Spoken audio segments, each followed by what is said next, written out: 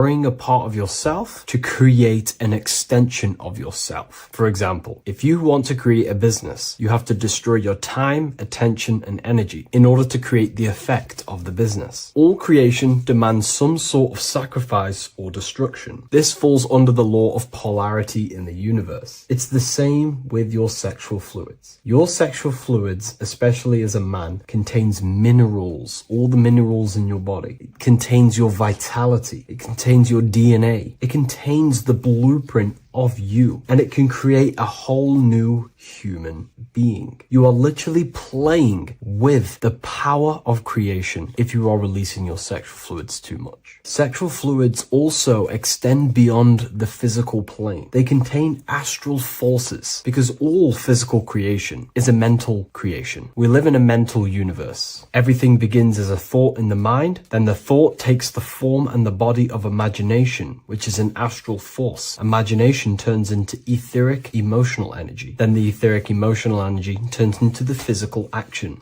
and the physical manifestation. We live in a mental universe. Therefore, these dimensions do not exist separately. They are permeating and mixing in with all. Your physical body has an astral body. Everything physical has astral forces behind it. Semen is known as the astral fluid of the soul. It feeds nerves, the channels of life force and consciousness within the body. And every time you release it, you're destroying a part of your vitality, your brain, your nerves, your energy levels, your creativity, and your DNA to create an extension of you. Therefore, it is a sacred fluid within your body and not something to be played with and to be released too much. Think about it. This is a very creative energy, your sexual fluids. It can create a whole new human being. This is how powerful it actually is. It is the power of creation, and the misuse of this power can destroy your own vitality and your life of your body, because that life you are giving in order to create an extension or a child is the same life you could keep inside of you and not waste to recycle and regenerate the body. Sexual energy has been for thousands of years associated with regenerating the body, longevity of life, and maintaining youth. Not only that, every time you release your sexual energy, it floods the brain with dopamine. Dopamine is the brain's reward system, created within the middle of the brain. It releases every time you've achieved something. However, sex or an orgasm is the most powerful feeling you can feel. It's the most amazing, intense feeling and release of dopamine you can possibly feel as a human. Therefore, if you flood your brain with this high amount of dopamine every single day, you are getting the epitome of human feelings every single day. Therefore, you will become numb to everything else in reality. You won't be able to enjoy the small things in life. And I know this firsthand because I experienced this myself. As soon as I stopped, this is when I started to enjoy the little things in life, seeing family, and I actually gained more energy, more ideas. We'll get into this a bit later. It is a creative energy. It creates a whole new human being. Therefore, if we maintain this energy, we can maintain our creative power within us, because that's what we are. We are all creative beings, moving energy from higher dimensions of consciousness, the mind, into lower dimensions of consciousness, the physical world. You hold the power to create. You are not in a world. The world is working through you. You do not possess a life. Life is working through you. You are not in a universe. You are the universe. It's moving through you. There is no past, present, and future. The present moment is you. When we release every single day or frequently throughout the week, like I said, we're triggering the brain's reward system, dopamine, which makes you feel as if you have already achieved something. And if your brain is telling you you have already achieved something by overusing your sexual fluids, then you will not have the motivation to achieve other things in your life. I know this firsthand. I became very lazy. I didn't want to work. I didn't want to do anything because subconsciously my brain felt as if I've already achieved. If we look at the symbol of the Baphomet, we notice the Baphomet has horns and a goat head. Now we look at the word horny. When you become sexually aroused, it's known as horny, which is the horns, representing the lower mind. The lower mind is the mind we use for our animal instincts. We have two parts of our mind. A higher mind, which is contained of higher thought, which chases spiritual things such as love, wisdom, knowledge, and God. Then we have a lower mind, which chases the things of the material world closely associated with the ego, chases validation, material gain, status, and physical sensation, physical pleasures. It is these physical pleasures that can keep you in an endless loop, making you feeling empty inside, because nothing material can ever satisfy our internal world. Nothing. You can achieve millions of dollars. You can achieve your dream house, your dream car, your dream watch. And if that is the only thing you are chasing, you will feel empty inside when you achieve it, because nothing of this material plane can satisfy you. Nothing of the lower mind can ever satisfy you. This is why we must sacrifice the lower mind and overcome the lower mind and the lower instincts. One thing I found amazing when I mastered my sexual urges and my lust is that my mind became a lot more clear. The thoughts and the time and the attention that I used in my mind to go towards lust, sex, and chasing these things was taking up a lot of mental space, time, and energy. But as soon as I removed it and mastered it, my mind became an open vessel for higher thoughts to be received from the higher mind. The mind is like a radio antenna. Whatever we attune it with, that's what we receive. If we're constantly thinking about lust and low-level pleasures, we're going to just receive low-level thoughts. But once we remove all of the lower mind and we conquer our physical body and physical urges, our mind becomes an open channel for divine thoughts and spiritual thoughts. This is what most people call today as downloads. You receive wisdom from your higher self. Not only do you receive more wisdom, you just receive more power to create. The male and the female come together to create a child. That's how you were created. Now, the law of correspondence teaches as above, so below. It refers to everything in the universe. Therefore, in order for you to create a reality, to give birth to something, you have to bring together the masculine and the feminine. Your masculine forces are willpower and actions. Your feminine forces are emotions and imagination. When you combine the willpower, action, emotions, and imagination and combine them together, you can give birth to reality. But it's important to only give birth to things that are spiritual, that are good, that are for the benefit of yourself and humanity, and not for the ego and the lower mind. Killing our lower mind is essential for spiritual ascension when we die. The thoughts that we give the most attention and energy to when we die are pretty much the same thoughts that we're going to think when we die. When you die, your physical body and external world is stripped and you're left with your internal world of consciousness, more than likely be resonating within the lower astral plane before you move on to any higher dimensions of the astral. It's important that we kill any addictions such as sex, food, attachments, emotional attachments to people, any desire for material things before we physically die. The Hindus taught this, Buddhism taught this, the ancient Egyptians taught this. We have to remove the desires in our heart for material and things before we physically die, because when we die, we cannot fulfill physical pleasure. Therefore, we will create our own suffering within the astral dimension. So sex is the biggest part of this. We have to remove the desire for sex or releasing any of our sexual fluids before we physically die to master ourselves. And not only that, it's going to benefit the way you feel, the way you think, the way you act towards people once you have mastered this. Porn psychologically damages you. You are quite literally the person in the corner of a room watching two other people give pleasure to each other. Psychologically, that is not good. And what happens in darkness is always revealed in light. What you do in your alone times will show in your confidence, in your eye contact, in your presence, in your aura, your energy. You cannot hide things that you do in the dark. because they always reveal themselves in a subconscious way, whether physically or through an energetic spiritual way. Sex can be known as sacred energy exchange. You are exchanging energy, bioelectrical energy. It's a scientific fact that when you hold hands with another person, your brain waves of each individual become synced, your emotions sync, and you exchange electromagnetic energy because you are an electromagnetic being. When you have sex with someone, you are literally exchanging emotional energy. Your aura is not just an electromagnetic field. It is literally a manifestation of your internal consciousness. Your consciousness contains your thoughts, your beliefs, your traumas, your emotional state.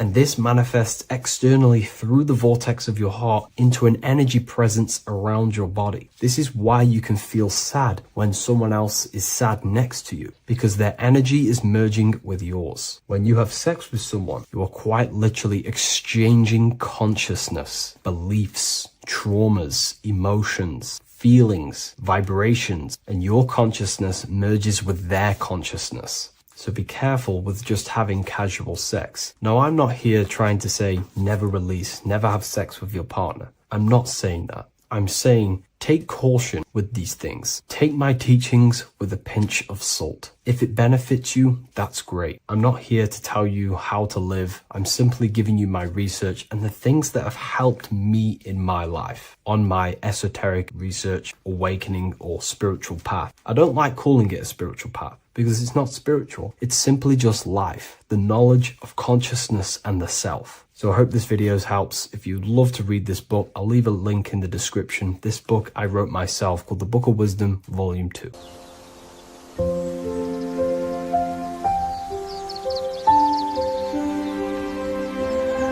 bookofwisdom.com. Visit today.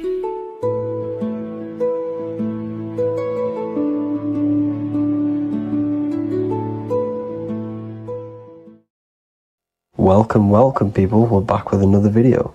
I will now be keeping track of my YouTube and trying to upload every week. In this video, we'll be talking about the chakras. The chakras are the 7 attributes of God, and they are the 7 planets. These are literally vortex portals within us that connect us to these vices and characteristics of God. Each one of these energy centers are a spinning wheel of energy which controls the cells and organs in that particular area of the body. For example, it's literally a mini brain for that area of the body. Each chakra has a vice which you need to turn to a virtue in order to climb up through the system.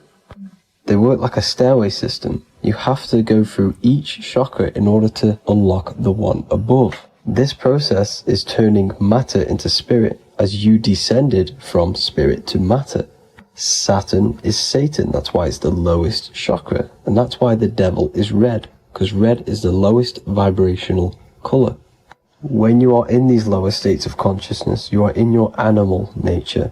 This is your physical side of your nature, and you are mainly being driven by your animal instincts, or your ego. Moving back to your higher self or your spirit self is not an easy process, it takes a while. However, with discipline, consistency, and motivation, you can achieve this, and this is what the ancients called Christ consciousness. Once you have achieved this, it is basically a state of mastery of the mind. You no longer lust for the lower animal nature things. Now, let's start with the root chakra. This is located at the base of your spine, and you can feel this chakra by tensing your anus. This energy center is in control of your survival needs, your vitality, stability and security. Now, if this chakra is unbalanced, you will feel insecure, fear, anxiety, unstable, low self-esteem, anemia, over or underweight, and constipation. In order to balance this chakra, you need to feel grounded, embodied, stable, calm, centered, a sense of safety and trust in yourself and the world around you. The next chakra is the sacral chakra, which is located around the belly button area. You can feel this chakra just by sucking in your belly.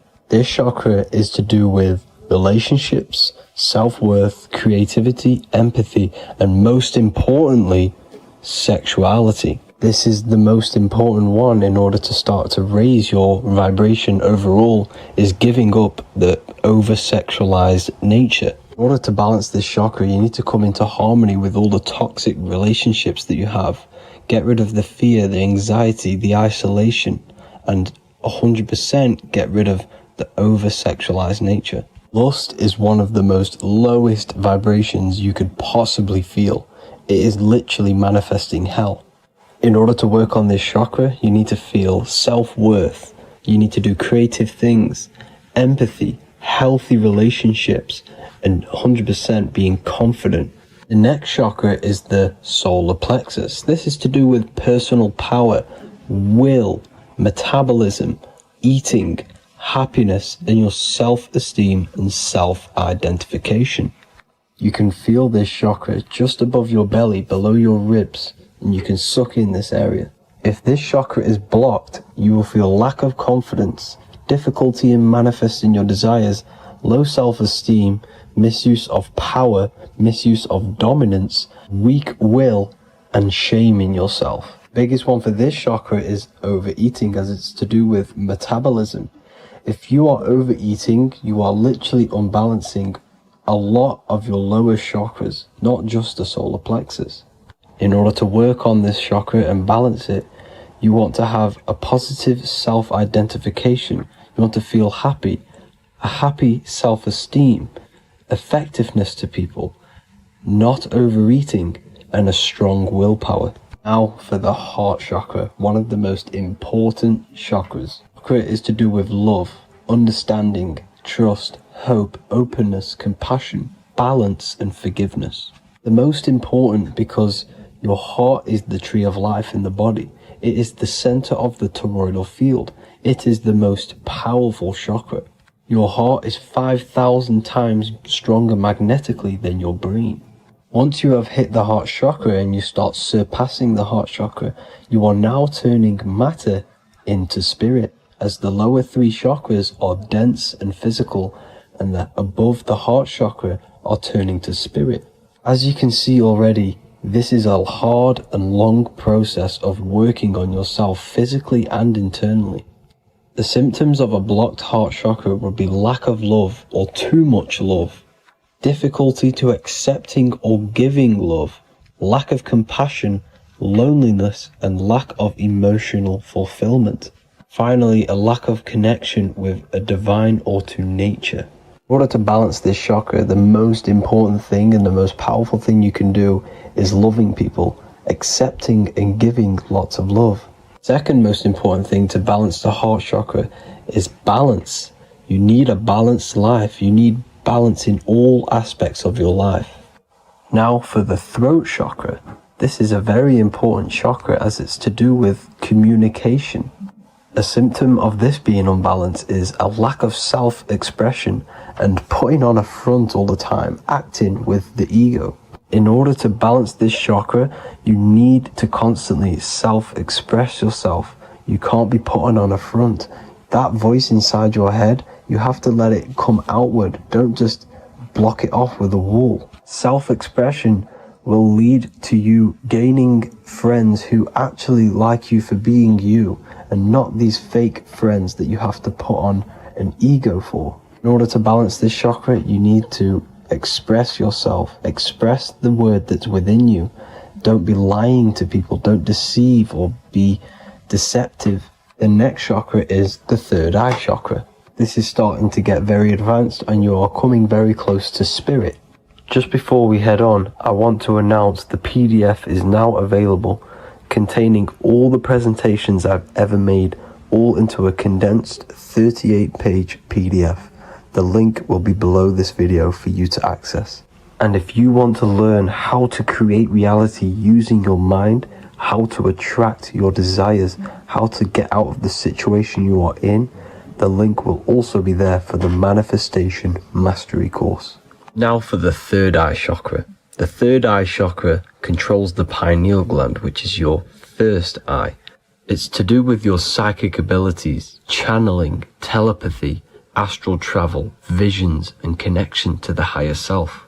You need all of the chakras aligned to get the full potential out of your third eye or pineal gland chakra. For example, if you're astral traveling and you fear something, you will be instantly shot back to your body. So you need to master all of the chakras before you go on and try and do these higher spiritual activities. Symptoms of the third eye chakra being blocked is lack of imagination, lack of vision, lack of concentration, blocked or clouded intuition, can't see the big picture, and especially overly reliant on logic and intellectual thinking. A good way to work on this chakra is imagining things, vision things, trust your intuition at all times, always follow that inner voice. Cut out the tap water which contains fluoride. Fluoride blocks the pineal gland. And cut out all junk food because all of this is affecting your pineal gland. When in meditation, you want to focus your eyes and your attention to the center of your head between the two eyebrows. This is where the pineal gland is located.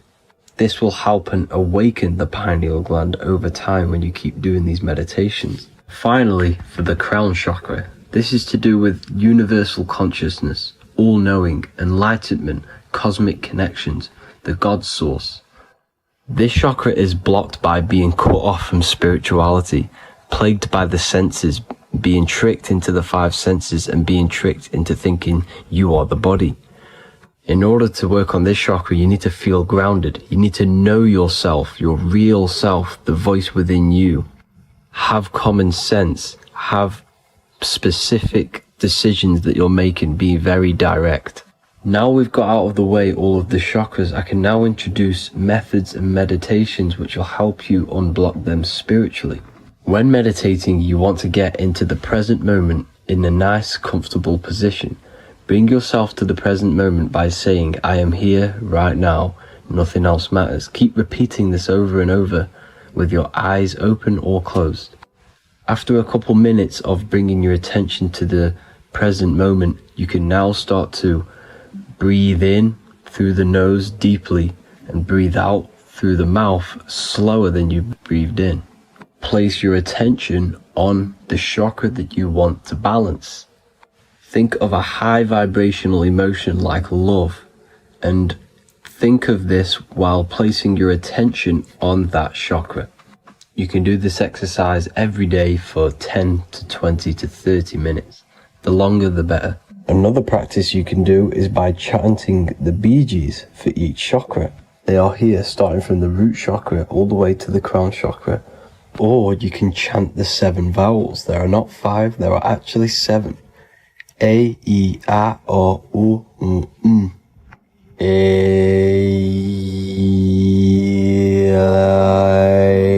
O. This is the proper way of pronouncing the 7 vowels. These are so powerful because these are the only things that exist.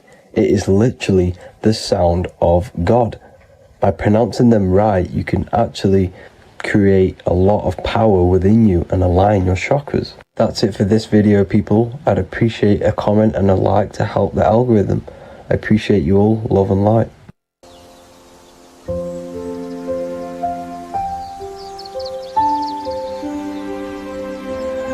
bookofwisdom.com. Visit today.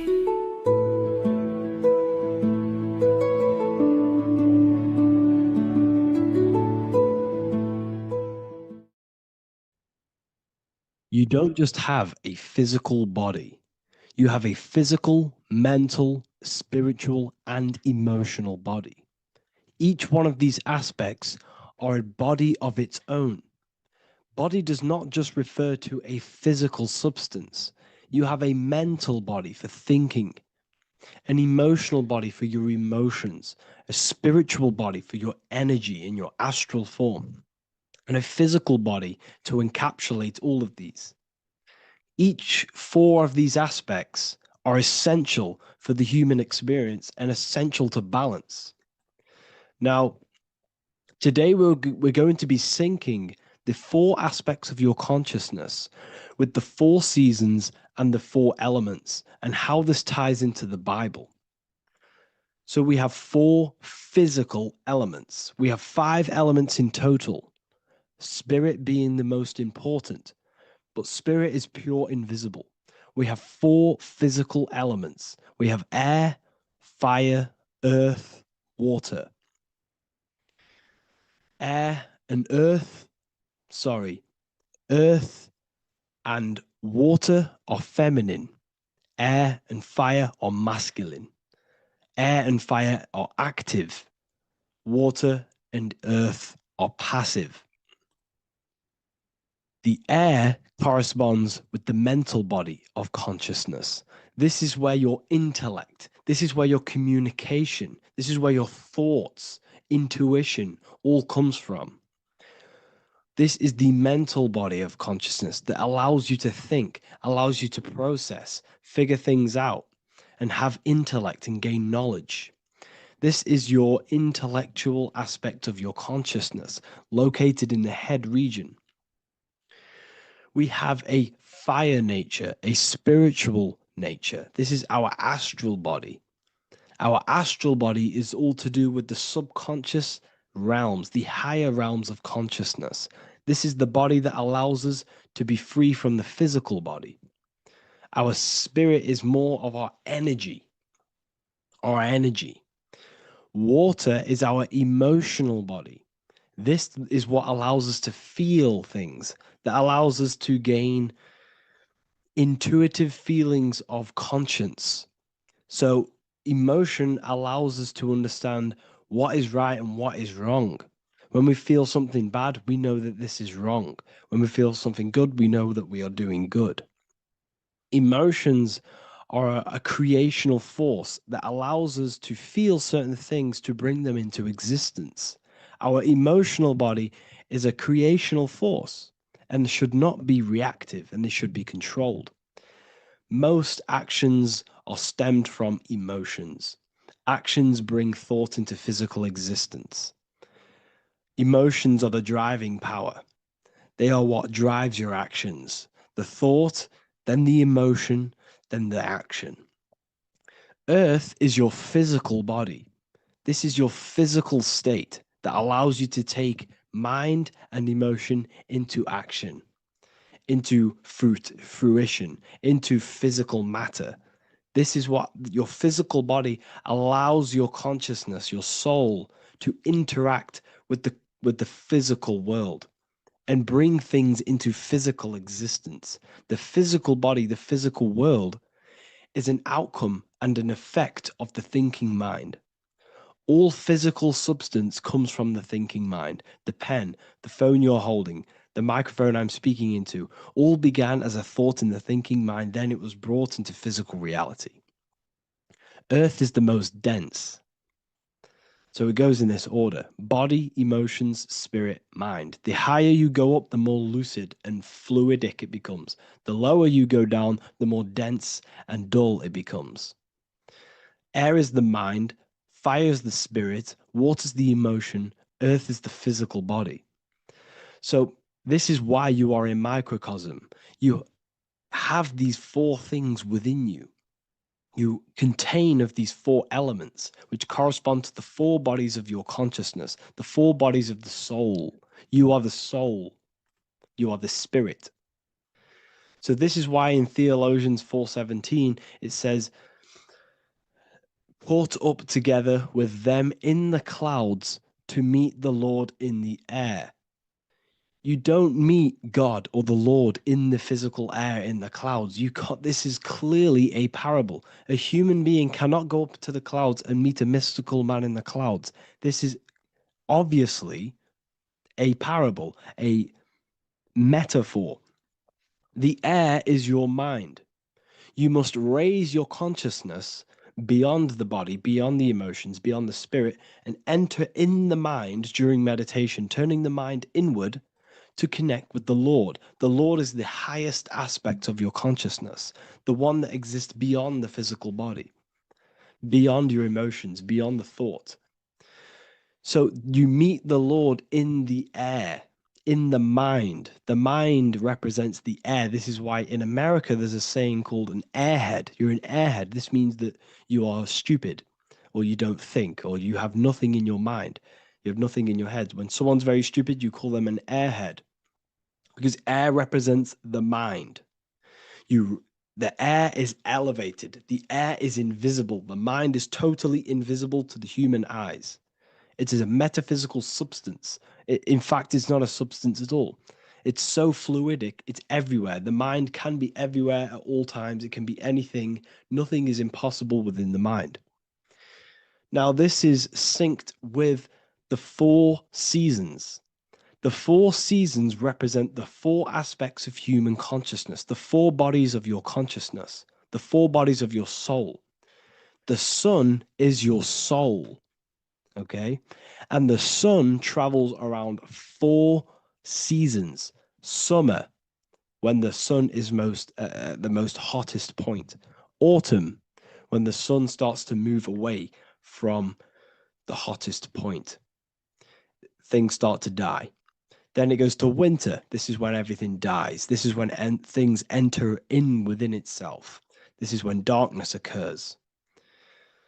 Then spring. This is the reignition of the sun. This is when the sun starts to bring back the warmth back to the summer. You have 4 seasons, which correspond to the 4 bodies of consciousness.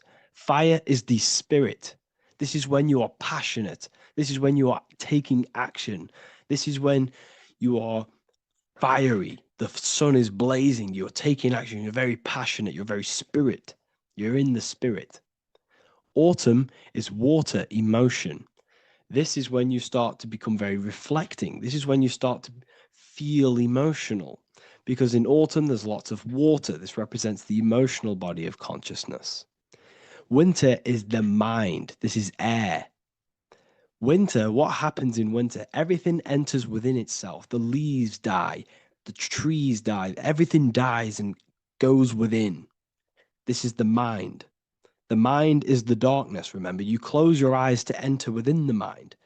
The winter represents meditation. In the winter, what do people do? They stay inside of their house. They research more. They read more books. They become more intellectual. They think more in the winter because we are so we're stuck inside. So we're more reflective. We're thinking more. We're more communicative. We're more intellectual. In the spring, this represents the earth, the body. This is when we start to come out of the mind and we awaken to the body. And things start to grow again. The plants start to grow. The earth is growing again and reborn again. This is the body. This is when you become more active in the spring. And then the summer, back to the summer, we then take action on these thoughts and these thoughts that we gained over the winter. Essentially, this is just a massive cycle. And this is a daily cycle also. The nighttime is the winter. The morning is the spring. The midday is the summer. And the evening time is the autumn. This is a microcosm. We have 4 bodies of consciousness. You are the sun, you are the soul, and the soul has 4 bodies: summer, autumn, winter, spring. Emotion, air, body, spirit. Sorry, emotion, mind, body, spirit. So you are the soul. You are the pure essence of consciousness. The sun is your soul in the heart. And the seasons are inside of you because you are a microcosm. Okay? You are a microcosm. The word sun is son. The Latin word for sun is sol, which is soul or solo, because the sun is solo. It's on its own. You are the soul, and the soul has the 4 different bodies of consciousness.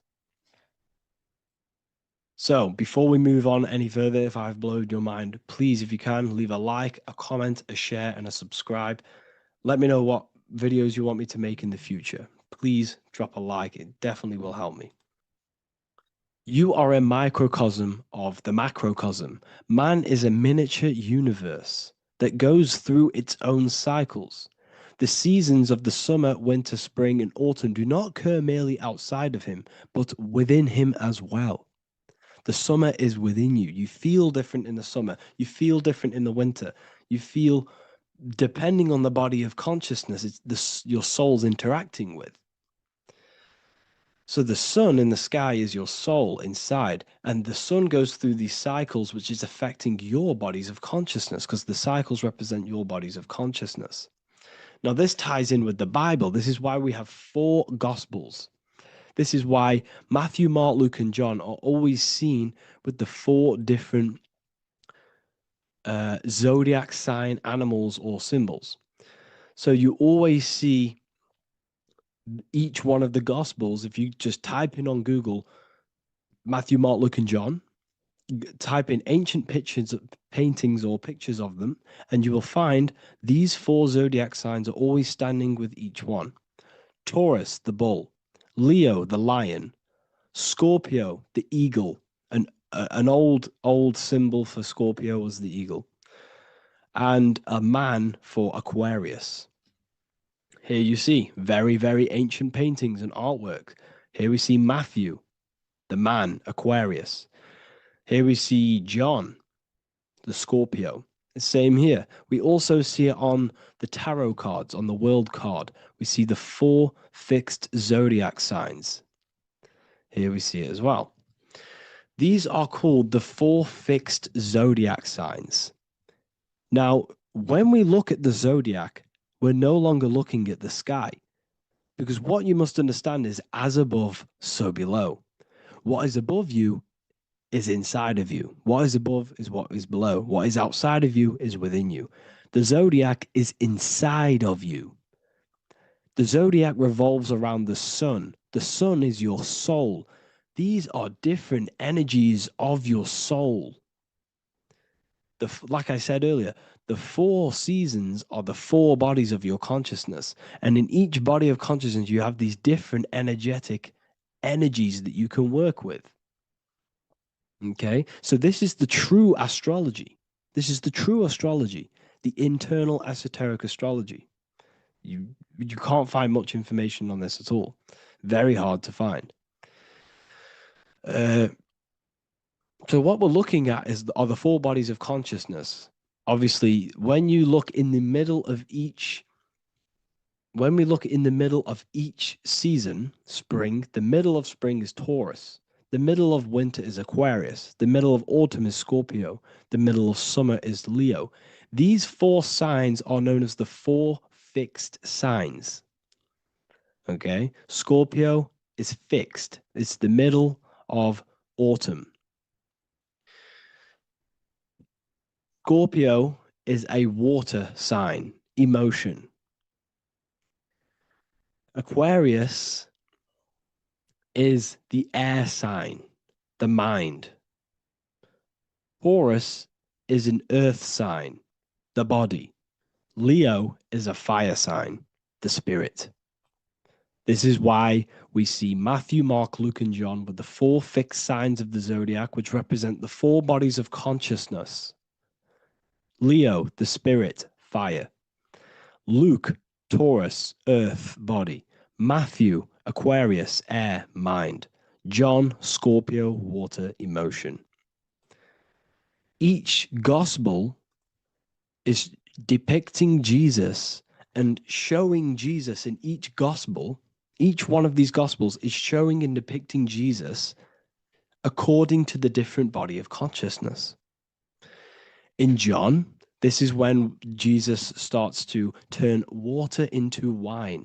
Water is emotion. Wine is transmuted emotion. This is when he does miracles with his emotions, water into wine. Aquarius, which is Matthew, air, the mind. Inside of the Gospel of Matthew, this depicts Jesus as an intellectual person, a person who's communicating and using his mind, his mental body a lot inside of the Gospel of Matthew. Go and read it, and you will see this.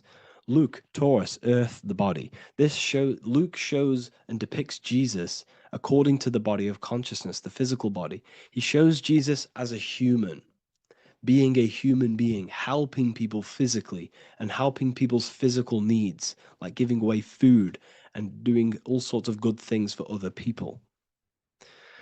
Leo, Mark, inside of the Gospel of Mark, This shows Jesus as a spiritual teacher, a passionate person who is taking action. Each gospel is showing Jesus according to the different body of consciousness. And Jesus represents you, the Son. That's why it's called the Son of God, the light of the world. Jesus represents your soul, and your soul has these four gospels, the four bodies of consciousness, the four fixed signs, the four elements, and the four seasons. These things all correspond to your consciousness. So this is Leonardo da Vinci showing you the exact same thing. Jesus is the I am, the Son, the soul, in the middle, on his own. Luke, spring, earth, body. There are three people in each group. There are four groups, and there are three people in each group. 1, 2, 3. 1, 2, 3, 1, 2, 3, 1, 2, 3. Fall, winter, summer, spring. These are according to the four bodies of consciousness. Here we see Aries, which rules the head region. He's on the head of the table. Gemini, he's holding up the two hands because Gemini rules the two hands, the two arms. Gemini is the two twins, which is the two arms and two hands, and the two lungs. Here we see the beginning of summer, which is Cancer. You see the big knife here. Cancer, him here, this gray-haired guy, holding a knife for the crab. Cancer, they pinch. You have a knife, symbolizing the crab. Leo, the middle of summer, showing dominance. The sun is very dominant. He's got his elbow on the table, showing dominance. Virgo has no Adam's apple. Cancer here is pointing at this woman's neck, saying there's no Adam's apple. This is Virgo, the virgin, the only woman. Jesus, the sun. This is Libra, the balancing. He's holding his arms out, balanced, showing the balancing of the sun. Because when the sun enters Libra, the sun is balanced between winter and summer. So it's balanced. This is all astrology, but this is internal. Okay. This is Ezekiel's vision. Ezekiel had a vision in the Bible, and he saw the face of a man, the face of a lion, the face of an ox, and the face of an eagle. The eagle, Scorpio, the ox is Taurus, the lion is Leo, and the man is Aquarius. He saw the throne of God, and he saw the different bodies of consciousness. This is all symbolic for the different bodies of your soul. So when we look at the zodiac, we are actually looking at a map and the energies of our soul, and the energies of our bodies, and the energies of our consciousness. This is what we are looking at. Each zodiac is an aspect of our consciousness and an energy that we can work with and that we must purify. Balance and purification is essential. Imagine playing a brand new video game. Let's say a brand new video game came out and you had to play it. What happens when you play that game? You don't know the controls. You cause chaos in that game. You can't really run properly. You can't do anything properly. You're getting destroyed by other people who are playing that game. It's the same with your physical body. When you are born, you must learn how to play the game. You must learn how to balance the mind, learn how to balance the spirit, the emotions, and the physical body. We must balance and purify each body of our consciousness. We must look after our physical body with our physical health by eating physical, electrical food like fruits and veg. We must look after our minds by being conscious of what enters our eyes, enters our ears, enters everything. Whatever enters our five senses is affecting our mind, our mental health, our environment, mental. We need to look after our thoughts. Control our thoughts by purifying our thoughts, only positive thoughts. Then we must purify our emotions, feeling only gratitude and love and not feeling these negative, dull emotions. Then we must look after our spiritual body through meditation and looking after our spirit. But remember, when we look after our mind, it all begins in the mind. Each body of consciousness is interlocked with the other. If you have an unhealthy body, you have an unhealthy mind, spirit, and emotions. If you have an unhealthy mind, you have an unhealthy body, spirit, and emotions. If you have an unhealthy emotions, you have an unhealthy spirit, mind, and physical body. They're all interlocked. You must balance each one of them. Look after your physical body, look after your thoughts, look after your emotions, look after your spirit. But remember, the mind is the most powerful one. It's mind over matter. Once we look after the mind, because once we start to control our minds and control every thought we think, this will then turn into discipline in our physical body. Because once we learn how to discipline the mind, we learn how to discipline what we eat, we learn how to discipline what we feel, we learn how to discipline our spirit. This is all interlocked, but work on the mind first. Work on the mind first. All of this knowledge is inside of the brand new Book of Wisdom, Volume 2. This is a revolution of human consciousness. If you've read it, please leave a review down below. If you've read Volume 1, leave a review down below. This is the next revolution.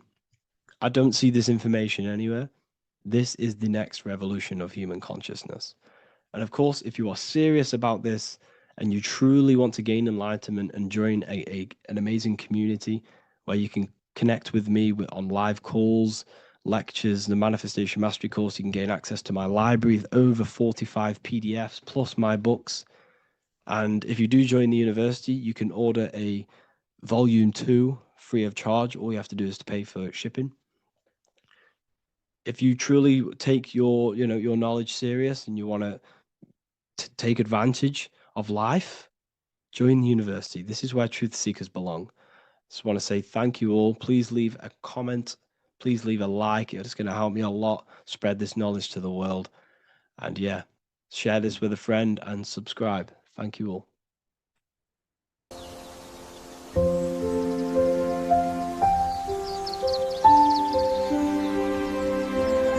bookofwisdom.com.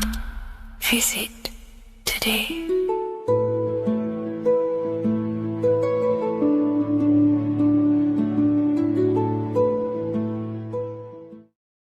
Neo is plugged in on the back of the neck, which is the reptilian brain stem.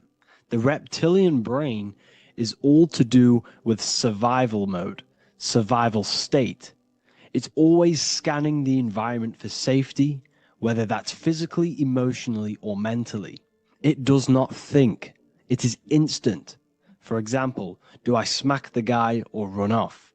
If something happens to you, like a car's coming really quick to you, you do not think about this. The reptilian brain is the animal instinct that will instantly move your body on the instant reactions. Hence why it's the closest brain to the rest of the body. It has instant access to the electrical nervous system to control the body at instant reactions. Now, Neo is plugged in on the back of the neck, which is the reptilian brain. Therefore, the matrix is the body itself. It is the lowest state of consciousness. This is what it represents. The word matrix means womb. It translates to womb because your body is a womb. Your body is a vessel for universal consciousness, for God consciousness. And the body is also a womb where you can be born again outside of this body by raising your consciousness, by awakening the neocortex. This is why Neo is called Neo, because it represents the neocortex. This is the higher aspect of our brain. This is all to do with new things, higher reasoning, higher thinking, new learning. You see, the brain is a receiver for universal consciousness. Now, what do I mean? It is a radio receiver. Think of it like this. You have a radio tower which emits frequencies. And each little frequency, 00.1, 00.2, 00.3, each 00 point is a different person.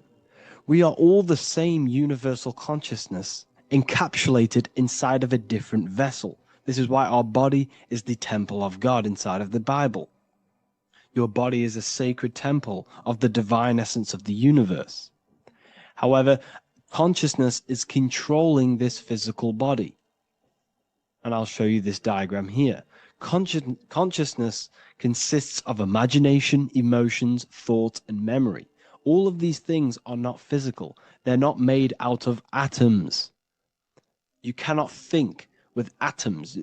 If I split open your brain while you are thinking of a cheesecake, I would not see a cheesecake. It's because these things exist metaphysically within consciousness. They are not physical. The body is physical. It's part of matter. It's part of time. You see the Leonardo da Vinci, the circle and the square. The square represents limitation, beginning and end, because when you draw a square, there is a beginning and end.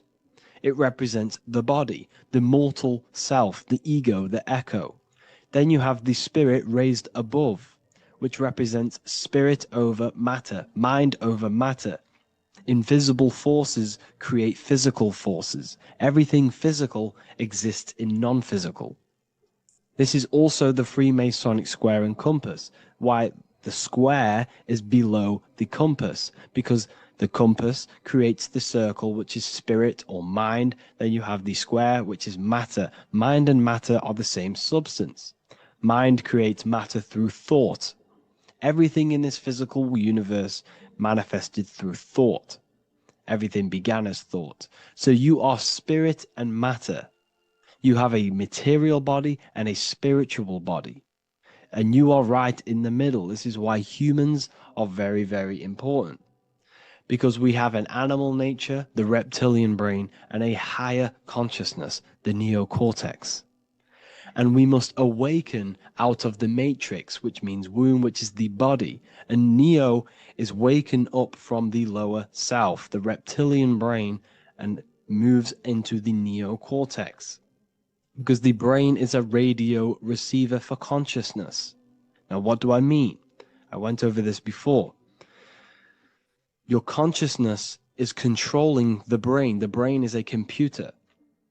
And when our consciousness, our imagination, our emotion, our thoughts, and our memories are all contributing towards just survival things, food, safety, fear, all of these things, and our consciousness is locked into a survival state, we are using the reptilian brain. We're no longer thinking. You don't think with the brain, but the consciousness is thinking, which activates the different parts of the brain. When we think for higher reasoning, we use the neocortex. It stimulates the neocortex. When we think about survival, we're using the reptilian brain. So therefore, when Neo wakes up, he wakes up to the higher aspects of consciousness, which is only utilized by the neocortex, by learning new things and expansion of the mind and expansions of consciousness. Okay?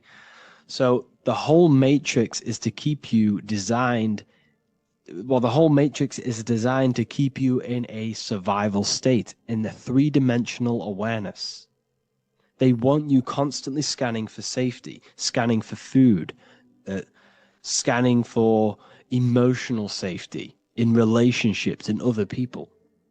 You see, they do not want you to think. They want you stuck in that reptile, that animal state, that beastly state that most people are in. Most people, all they do is eat, listen to music, consume, have sex, lust, desire. This is all the reptilian brain. So when we say the world's being ran by reptilians, it's symbolic. There is no physical reptilian humanoid beings controlling, manipulating human consciousness. We are all the same consciousness. However, there is a corrupted state of consciousness running this world. And this consciousness worships the physical plane. And they control the physical plane. So by doing that, they keep you stuck in a reptilian way of thinking, the animal state, to keep you stuck in the lowest state of consciousness. Now, this is the god Osiris, which represents the reptilian brain. None of the Egyptian gods ever existed. They are all symbolic for the brain and anatomy of the human body. Osiris represents the reptilian brain. As you can see, this anatomy compare to the brain stem and Osiris statue found in Egypt. And we also see an ancient artwork of Osiris with green skin and two reptile crocodile alligators next to him, which also symbolizes the reptilian survival state of human consciousness and the activation of the reptilian brain. This is what it symbolizes. Now, this is what the Matrix is all talking about. It's talking about the awakening, the expansion of consciousness. The word divine is dive in because you connect with the divine by diving inward. There is no man in the sky going to save you. You must connect with the self. Know thyself. Truth comes from within. All of these things I'm telling you comes from within you. I'm just pointing it out. All of this is self-realization. A lot of people say, well, what are my sources? My sources is knowing thyself, observing thyself, using the neocortex of critically thinking, sitting down and thinking about yourself and having deep realization of yourself. You can realize that your thoughts are not of this physical world. It's quite simple. The brain does not think. The brain does not imagine. The brain does not hold memory. All of these things exist in consciousness, the one consciousness, but we are all fractal, infinite parts of. This is the eye on the triangle, consciousness being given down to the rest. This is separate. Consciousness is separate from the rest of the pyramid. The pyramid is your body. Neo is the one consciousness. This is the Egyptians symbolizing the one consciousness giving Ankh, which is life, to all the different life forms.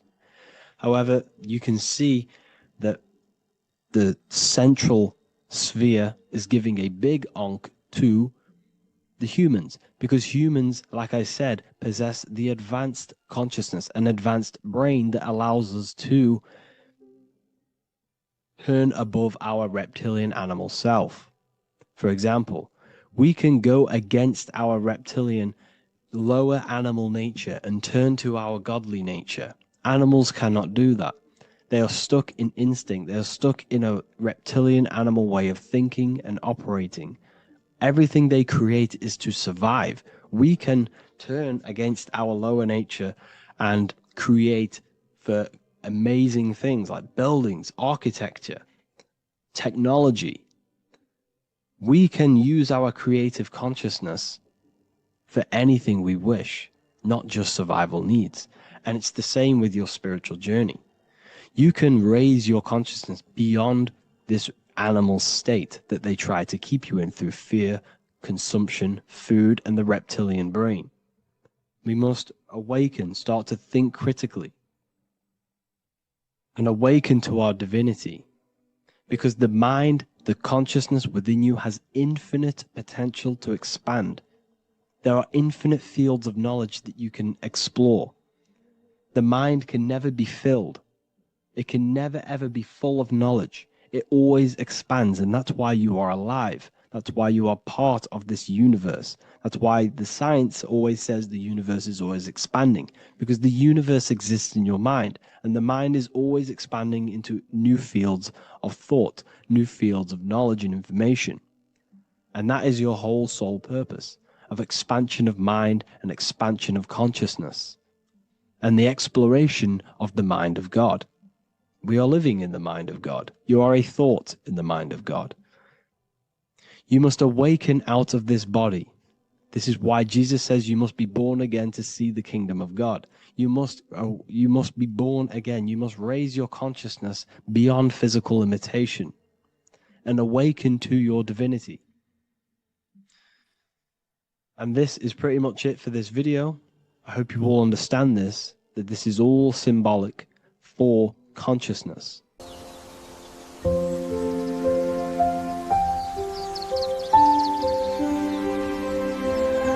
bookofwisdom.com. Visit today.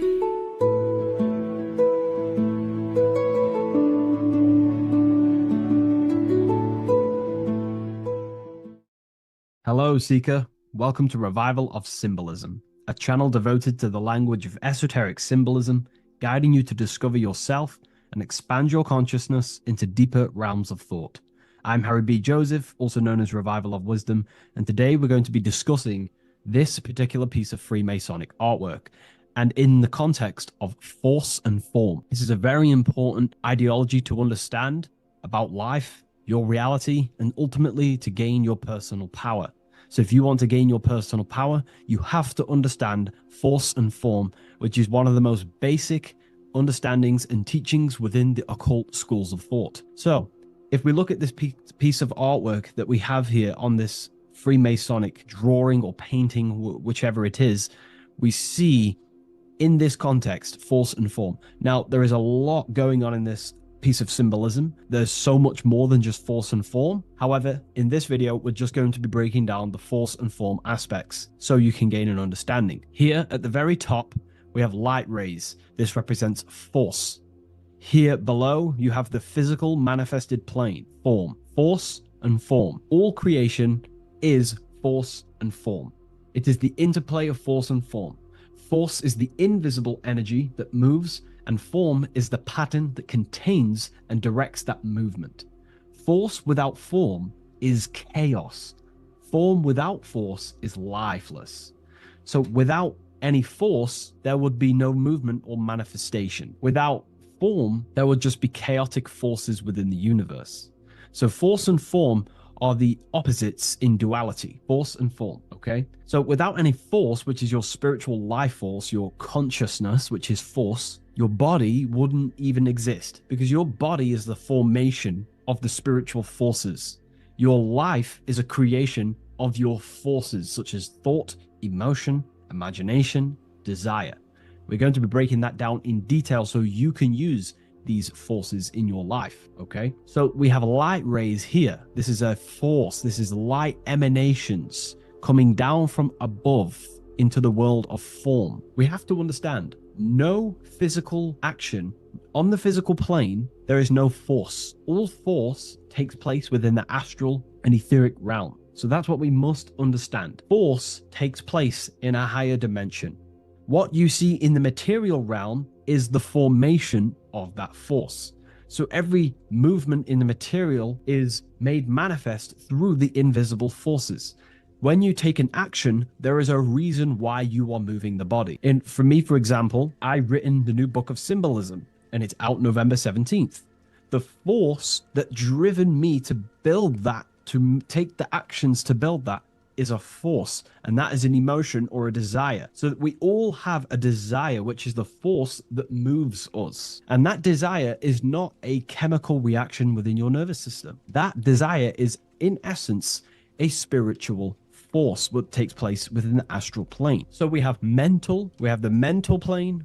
Below you have the astral plane. Below that you have the etheric plane. And then below that you have the physical plane. All creation begins in the mental plane, what we think about. But then if we have a desire about a specific thought, we have a specific emotion towards a specific thought, such as, I don't know, making money. We all have a desire to make money, right? That desire then focuses down the mind, because you can think any thoughts you wish, but if you do not have a desire or an emotion towards it, the mind will not be narrowed down to one specific thought. So then that thought has an emotion or desire behind it, which then manifests itself. The thought descends into an astral form. The thought takes the body of an astral desire or imagination. That imagination and desire feeds the human heart. That human heart feeds the force through the physical brain, through the nervous system, and then allows the body to take physical actions. So each one of us has forces. So it's very, very important that these forces, such as desires, are not random and they are controlled. Because if you desire many different things, you are uncontrolled, you will have many issues in your life. You will have, if you have uncontrolled desires of lust, uncontrolled desires of vanity, uncontrolled desires of low pleasurable things of the flesh, your desire will not be controlled. Therefore, your force is scattered. So in order to gain self-mastery and to get what you want out of your reality, you have to control your desires, your force. So you have force and form. This is why down here you have people taking physical actions. You have, people running around taking action. And up here you have the forces. So it is the astral forces that is in constant rotation and interplay with the physical material realm, force and form. Force originates in the higher planes of consciousness and descends through the mental, and astral into the physical. Within the mental plane, force takes the shape of thought. Thought is the first outline of form, the archetype that gives structure to creative currents. When one conceives an idea, the pure spiritual energy flowing through the consciousness becomes clothed in mental matter. This mental form is the mold through which all subsequent energies must pass. It defines the direction of movement and determines the quality of the outcome. Within the astral plane, the same force becomes emotion, desire, and vitality. Here, the mental pattern receives life. The astral body, being composed of the substance of feeling and magnetism, fills the thought form with motion and color. Force in the astral plane is dynamic, fluid, and responsive to rhythms of desire. If desire is pure and unified, it directs energy faithfully into the form conceived by the mind. If desire is scattered or conflicted, the astral force distorts the form, producing confused results in the physical world, confused actions, chaotic actions, if you do not have your desires and your heart under control and your emotions under control. Thus, the quality of one's emotional life determines how effectively forces passes through the pattern of thought. So the emotional quality of life, of your life, is determining your actions, because we all take action on what we care about, on the force that is driving us. So we must unify our heart with the higher mind, with higher thought, thoughts that are not selfish, thoughts that are not egotistical. In the mental plane, there are three subplanes. We have higher mental plane, lower, middle mental plane, and lower mental plane. Higher mental plane is higher thought. This is what people call the higher mind. A lot of people say the higher mind, but they don't know truly what it is. You know, a lot of spiritual people will just throw these words around. The higher mind is simply the mind that exists within the higher mental plane where higher thoughts take place. Thoughts that are guided with love, that are guided with selfishness, without being selfless, you know, thinking with, you know, without being egotistical. If you, for example, if you think, how can I make money? How can I gain? How can I do all this stuff? And you're thinking how to make money for yourself, for personal gain. That's a selfish thought, and that will manifest in the lower mental plane. If you want to become more of a powerful mind and gain your personal power, you want to think in a different way to penetrate the higher mental plane, because the lower mental plane, most minds in the collective consciousness operate in the lower mental plane, because that most people think unconsciously. Therefore, their minds are not trained to think in the higher mental plane. So most people dwell in the lower mental plane. This is where all the lower thoughts are. There's not very good ideas because the collective consciousness is there. Once you start to raise your mind, you then start to learn to think differently. Instead of thinking, how can I make money? How can I gain? How can I, get this? Think differently. Think on a collective scale to penetrate the higher mental plane. Think, how can I benefit the world? How can I do something that's going to benefit people? Because money will come as a side effect of that. That's just one example. So when you shift your mindset to use the higher mental plane and train your mind, you're gaining willpower. You're also penetrating the higher mental plane where better thoughts are. You receive better thoughts, better guidance through thought forms. That's a whole other lecture I can make. Thought forms, which are basically demons and spirit guides, what people call. They're just thought forms. So we truly do live in a mental world, and everything is force and form, symbolized by the light and the material reality. The individual who understands this relationship between force and form begins to work consciously with the descent of energy through the different planes of consciousness: mental, astral, etheric, physical. When you hold a clear mental image, you create the form. You fill that image with emotion and desire, you generate the force. When you act upon that energy, you complete the circuit of creation. The process is simple yet exact. Force always seeks form, and form always requires force to live. If the mind is undisciplined and the forms it creates are vague, force dissipates into confusion. Energy without direction creates turmoil in the astral body, manifesting as restlessness, anxiety, or inconsistency. If the emotions are intense but the form is weak, the force becomes misdirected, often leading to chaos in one's actions. Conversely, if the mind creates a strong form but the emotions are dull or lifeless, the form remains unanimated, a structure without vitality. True creation requires the balance and union of a defined mental pattern and vibrant astral current. So it's about aligning your mental and emotional states, symbolized by these two pillars here. Well, they are the extremes. So the moon would be your emotional state, the sun would represent your intellectual, or the masculine and feminine. However, they are the extremes. So this middle pillar represents the balancing of those. So when we balance our mental and emotional state, we become conscious co-creators using force and form. It's a very important lecture, and I know this is a quite complex and advanced lecture, but this is what this channel is about, Revival of Symbolism. It's about more advanced teachings. But hopefully you can get your head around this. There's a few books out there you can definitely read. I can't think off the top of my mind, but you can read this stuff up. It's great information. It will definitely help you in your life. Force and form. And if you haven't already, join the waiting list. I'll leave a link in the description for the Book of Symbolism, November 17th on revivalofwisdom.com. If you wish to be notified, I'll send you an email. I just want to say thank you for your support. Please like, comment, and subscribe, and share to a friend. I'll see you in the next one. Absolutely. Let's refine that into your signature deep and esoteric.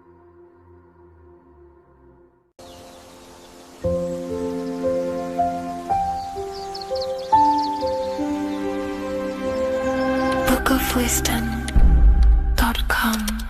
Visit today.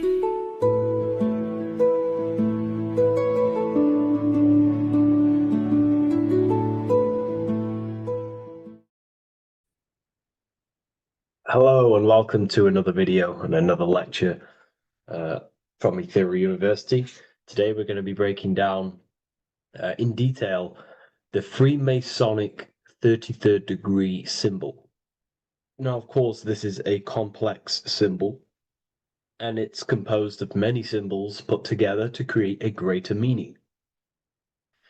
So, as you should know from my previous videos, a bit of context behind Freemasonry, what it particularly is, and I will give you a brief overview before we go into this. It's definitely important to know what Freemasonry is before we break down this symbol, okay? Because without the knowledge of Masonry and what it is, it's difficult to understand what the symbol truly means. So Freemasonry is all about building. The word Mason means to build.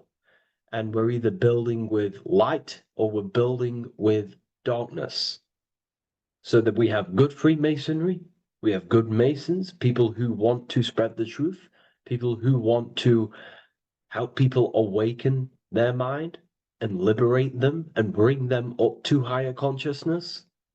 Or we have Masons who want to divide, keep the knowledge to themselves, create walls, build walls in people's minds, construct illusions in people's minds for their own personal gain. Okay, so we're either building with light or you're building with darkness. You're either building with light or bricks, spirit or matter. God and the devil, same thing. You're either uplifting people or dividing people. Each and every single one of you is a Freemason. Well, a Mason. Not a Freemason, but a Mason. You are a builder. And you're either constructing division in you and other people, or you're either creating oneness. Everyone is doing this. Everyone is building. Everyone is contributing towards the world and building our reality. So Masonry is a craft, and that craft is to craft a better mind and heart, a higher consciousness, a higher understanding of the self, building a higher perception of yourself, getting to know who you actually are, why you are here. Every action, behind every single action, behind every single cause is choice. You chose to be here. Whether you know why you are here or whether you do not know. You chose to be here in this time, in this period of life on the earth, on this physical dimension. You chose, the mind of yours chose to be here in this body at this specific time. You are playing a role, you are building in this world at this specific time. So Masonry is all about getting to know the self, to know what you actually are through gnosis. Gnosis is Direct knowledge obtained and extracted from direct experience. Knowledge extracted from direct experience. Knowingness. You know you have hands. You don't believe you have hands. You know you have hands. That's what knowing thyself truly means. To go within the self. To dwell in meditation for long periods of time. Not even meditation. To dwell, closing your eyes and thinking internally. Not thinking externally about anything outside you, but thinking and questioning internally, and you shall find answers. Seek and you shall find. If your heart is truly set on knowing, on getting to know true knowledge and knowing yourself, then you will find it.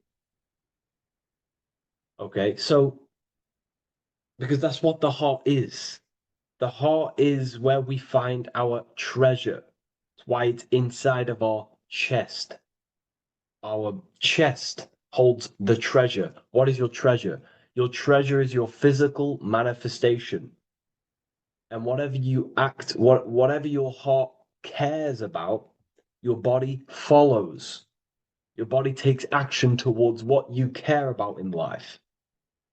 This is why we say follow your heart, because your body follows the heart, what you care about. If you do not care about something, you do not take actions towards it.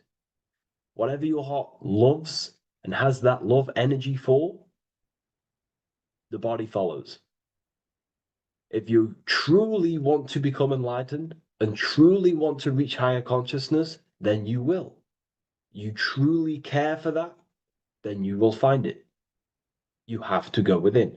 Okay, so this is what Masonry is about. It's about going within and finding out your true nature and constructing a higher consciousness by dissolving walls and blockages inside your mind and heart, purifying the self. Because you can care about sick and twisted things. Okay?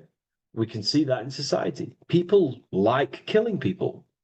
It's psychotic, but I know. So we can be corrupted. Okay, so going into this symbol, what does the symbol mean? What is it trying to portray? Okay? Before we go into this symbol, particularly, we're looking at the Scottish Rite Freemasonry. So we have the first degree all the way up to the third degree is Blue Lodge Masonry. Then from the fourth degree of Freemasonry to the 32nd degree is what we call Red Lodge Freemasonry, the Red Lodge degrees. So again, that is that symbolism of that red and blue, the left and right, masculine, feminine, water, fire. It's that symbolism again of the two polar opposites of reality, of masculine and feminine qualities, solar and lunar. The left and right hemispheres of the brain, the inner and out world, inner and outer world, the brain and the heart. These are all polarities, okay? Spirit and matter. We have to unify these. But we're looking at the 33rd degree. This is the end of the Scottish Rite of Freemasonry, and it's considered the illuminated degrees. Illuminated. This is when one gets to know the true self, the true knowledge, when one has gone within, mastered the self, got rid of mental blockages, blockages in the heart, purified the self, and they know who they are. They have higher consciousness. And in this breakdown today, I'm going to show you how they have higher consciousness through this symbolism. Okay, so I was going to say something, but I totally forgot what it was. But anyways, we'll move forward with this symbol. Oh, that's what it was. Water melts, well, ice melts at 33 degrees, symbolizing ice represents solid matter, ego, the physical body, left brain thinking, physical reality identification, identifying self with the ego, the name, the job, the reputation. That's the ice, that's solid, that's ego thinking, left brain thinking. When we identify ourselves with the body, our ego, our name, our job, our reputation, our family, that is ego. That is pure earthly survival base level consciousness. This is the degree, this is the level of state of mind that we need to rise out from and figure out what we are, what you actually are inside you. When you turn off your thoughts, what are you then? If you do not think, you are not your name, your job, your reputation, your family, your beliefs. Because when the mind is turned off, there is still something left. That is you. And that is the substance that we have to get to know through gnosis, through going within and thinking internally and dwelling within. Okay. So Freemasonry is all about learning about the psyche, the true nature of consciousness, how it functions, the mechanics of consciousness, how we can integrate universal law with consciousness. We're going to be going into that. Natural law. How we can become one with God's law. We can become one with the universe and integrate universal consciousness into yourself. Okay, so the first thing I'm going to say about this symbol, straight away, the first thing you probably notice about the symbol is the eagle. The eagle is a bird. Okay, what do birds do? They are high in the air. They are above the earth, which represents rising, rising consciousness, rising the mind out of the lower mind, earth-based survival, impulsive, reactive, egotistical mind. And we're pulling us up, we're rising from that. The earth represents that lower base survival consciousness, ego-driven thoughts. And we're rising up. The bird is free. It's free from the earth. Okay? It's free. It's elevated. It looks down upon the earth.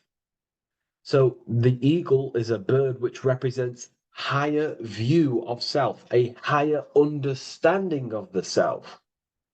It's elevated. We have a higher view of myself when I reach the 33rd degree. That is what it's showing you. That is what it's symbolizing.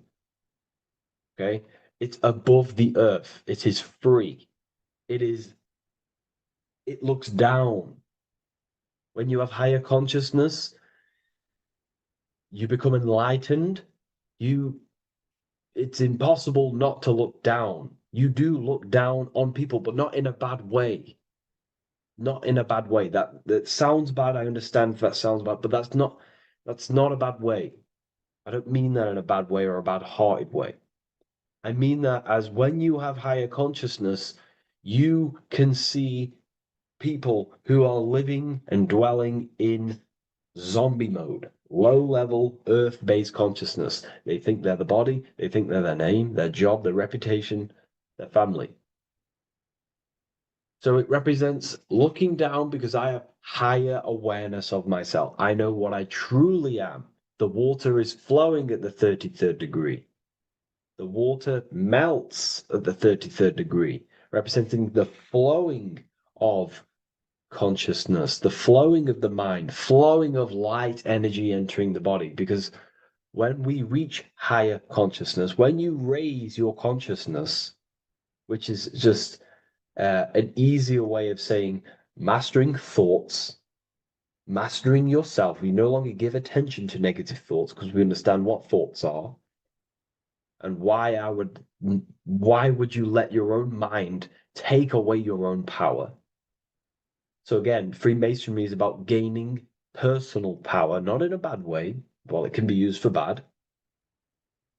Gaining mental power, a strong mind. Most people have very, very, very weak minds in this world.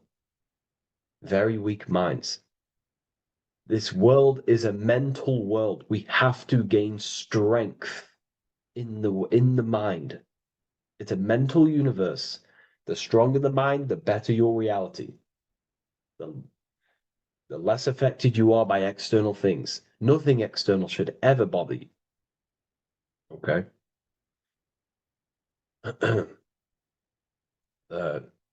So it's about gaining mental strength, mental clarity. So again, the bird is elevated, it looks down, it has a higher awareness, it sees things from above, it sees the world for what it truly is. That's the eagle. Okay? It's the higher view. This is the illuminated degrees. So we're looking at now the sword. The bird, the eagle, the double-headed eagle is standing on the sword. Very symbolic. The sword is not above the eagle. The sword is below the eagle. The sword moves through the air. On a basic breakdown of the sword, it represents power. Power. Because if I have a sword, I hold the power over you. That's what it symbolizes. In war, you have a weapon bigger than someone else and more destructive than someone else, you hold the power. So it's a power symbol. To go even deeper on this, on its true meaning, the sword, I've already broke this down plenty of times. It moves through the air. It cuts the air. It's the mind. Air represents the mind. Water is emotion. Fire is the spirit. Earth is the body. So we're looking at the mind, the power of the mind. And the eagle is standing on top of this, representing, I am conquering my own mind. I am conquering my mind. My mind does not conquer me. My mind is truly mine. I hold the power over it. I stand on top of my mind. The mind does not rule me. Thoughts do not enter my mind that take away my power. I think it, I feel it, I act towards it. It's unity. My mind is the monarch. It is the command center. It is mine. I'm above the mind. That's what it's showing here. I hold full control over this mind. I hold the power. Okay? And I have an elevated view of the mind. The eagle is elevated. It looks at the earth from above. It's the higher perception of the mind. The mind has a higher view of the self. It is conscious. Most people are not conscious. Okay? Most people walk around, they act unknowingly, they don't even know they exist. They don't realize they have consciousness. They think they grew from a monkey. They're born on a spinning ball in the middle of space, and they think they're the body. That is the level of earth-based consciousness. And it's saying, I hold the power. I hold my mind to what I want to direct the mind's forces to. I create with my mind. I carve reality. I shape my reality with my mind and thoughts and my intellect, my communication. Okay? That is what we're looking at here with the sword. It's on top, meaning I control it. When you stand on top of something, you are the top. You are on top of it. You hold the power. You rule over it. When you are the boss of your business, you rule the business. That's what we're looking at here. The sword needs sharpening. It always needs sharpening. You can't use a sword forever. You need to sharpen it. The mind will not stay powerful and strong and and aligned with what you actually want, unless you continuously refine the sword. The mind needs to be refined or reminded. If you stop doing affirmations, the mind will fall back to old ways of thinking. If you constantly meditate, you constantly implant the messages into your subconscious mind, you constantly visualize, you are keeping the mind sharpened with what you want in life, what you are trying to create. And the mind will continue to think with that power, with them words, with them visualizations. If you fall off, if you stop meditating, you will lose control of your own mind. Okay?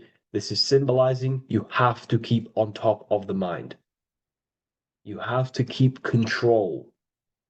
This is what the world is. The world is like Minecraft. You ever played Minecraft? You're a builder. Okay? What do? You control the man in the world. That's what you are. You need to control this body in the world. It's all about control. You are in a game. It's like Grand Theft Auto. You don't know how to use the buttons. You're going to create chaos, and you're not going to have that much fun in the world in GTA if you don't know how to work the buttons. Same with this world.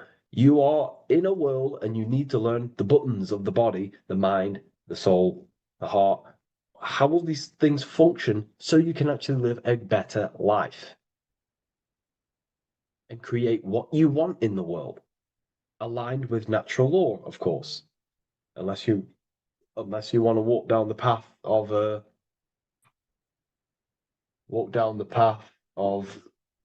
Satanism. So this is what we're looking at with the sword. Now, moving on, we're looking at this little banner here. This says "God and my right" in Latin. God and my right. What is your right? Natural law is your right. What is natural law? You already know the natural laws. We all intuitively know the natural law. What is natural law? Do good. We all subconsciously, on a soul level, we know to do good. We know to do right. It is wrong to hurt people. It is wrong to control people. What is your natural law? What are the forces that you hold power over, that you have full control over? You have full control over what you think, what you feel, what you act. Thought, emotion, action. If you start to try and control things outside of them three forces, that is now you breaking natural law. If I try to control and manipulate someone else, that is now breaking natural law. I'm going against my inner law. My soul tells me what is right and wrong through emotion. So it's about aligning the self, my actions, my thoughts with my emotion, my intuition, my natural law. These are your rights. Your rights is to think, feel, and act with the law, with good, with God, with love, with care for one another. Am I building with light to bring good things to the collective? You see, most people are stuck in their left brain, and the left brain only sees me, ego-driven thinking. That's why they trap us in our left brain. They train us to be left brain. They tell us to write with our right hand to strengthen the left brain. They call it writing. Everything in this matrix is to activate your your left brain. Why? They need you in ego consciousness so you can be controlled and manipulated. So you do not recognize patterns. That's the right brain. The right brain recognizes patterns, symbolism, metaphors. They don't want you reading between the lines. They want you logical. They want you divided, because the right brain sees the whole. The right brain sees the woods. The left brain sees the trees. And that tree is your ego. And the woods is the collective consciousness. They want you only thinking about you. Because that way you are divided from the collective consciousness. And we're all one consciousness family. We're all God. We're all God experiencing himself. And we are all building this world. So it's about aligning the self with my right, with God, with natural law. It's what Freemasonry is about. True Freemasonry, light Freemasonry, not dark Masonry or evil Freemasonry, whatever you want to call it. The crown, royalty. Royalty wear crowns. And what do the royalty have? Again, this is another power symbol. They hold control. Yes, royalty hold control. And that's why this crown is at the top of the image, not at the bottom of the image. It's at the top, representing I control the left, I control the right. I control my left brain and my right brain, the two eagle heads, the two views. The eagle has one eye on each side. It's looking, it's seeing. And that's symbolic of the left and right brain. We see, not physically see, but I mean perceive. We perceive reality with the left brain and we perceive reality with the right brain. And it's about unifying these two brains so we can see and perceive reality from a true lens. Because if we see reality only from the left brain, and a left brain dominated brain, we see everything as divided. But if we see everything from a right brain perspective, we see everything as whole. When everything is in the middle, you need to see reality from the middle. Yes, I have my own personal consciousness, and yes, there is a collective consciousness. So I need to balance between that. I need to see reality between the line, between the left and right brain, and align this worldview, and align my thoughts, align my actions with this. Because if you're left-brained dominated, you're only going to take action on ego. You're only going to take action on me. You're only going to think about me, me, me. But if you're right hemisphere brained, you're only going to take action for the collective, which is, yes, that's good, but you also need to think about yourself. Why did you come here? Your life has a meaning as well. It's not just about the collective, it's about you as well. But we need to balance this. You see? This is what we're looking at. The crown is in the middle, representing the balance, the power over the two. Okay? It's the balance, it's mastery, it's control. Royalty hold control over society, royal families. So it's about controlling the self. It's control over the eagle, control over the sword, over the mind. It's about personal power we're looking at here. Self-control. Now we're looking at a upright triangle, which represents the element of fire, which is masculine. Masculine is all to do with action. Action, the physical body. We're looking at fire, which represents spirit or transformation. Fire is a very transformative element. It transforms things. Okay, so we're looking at self-transformation through action. This is what we're looking at here. Fire is a very, very masculine force. A very penetrating and transformative force. So we're looking at transforming the self, not through knowledge, but through action. We have transformed the self, 33rd degree. I've reached the 33rd degree and I have now fully transformed. Now there are higher degrees than 33rd degree, but we're just breaking down the symbol. That's a whole of a lecture. But this represents full transformation. 3, another, if you watch my video on numerology, you know 3 is all about what? Transformation. Thoughts, emotions, actions. These are the transformative forces that turn and create reality. Jesus dies and dies and resurrects after 3 days. Transformation from dead to the awakened. Brahma, Vishnu, Shiva. God is threefold. 3, 3, 3, 3, 3, 3. Electricity, magnetism, dielectricity. The 3 forces that pretty much create physical matter. Transformation is 3. So we're looking at transformation through action. Action is a very transformative force. There's no point learning this knowledge if you're not going to act upon the knowledge. A lot of people join the university, they learn a lot, but they leave because they don't want to take the action. They don't want to do the hard part. They don't want to act towards higher consciousness. They want to dwell in their lower mind. That's fine. That's your path. That's their path. But if you truly want to raise your consciousness, you have to act upon it. You have to actively not take the action. It's about what you do and do not do, because not doing something is also an action.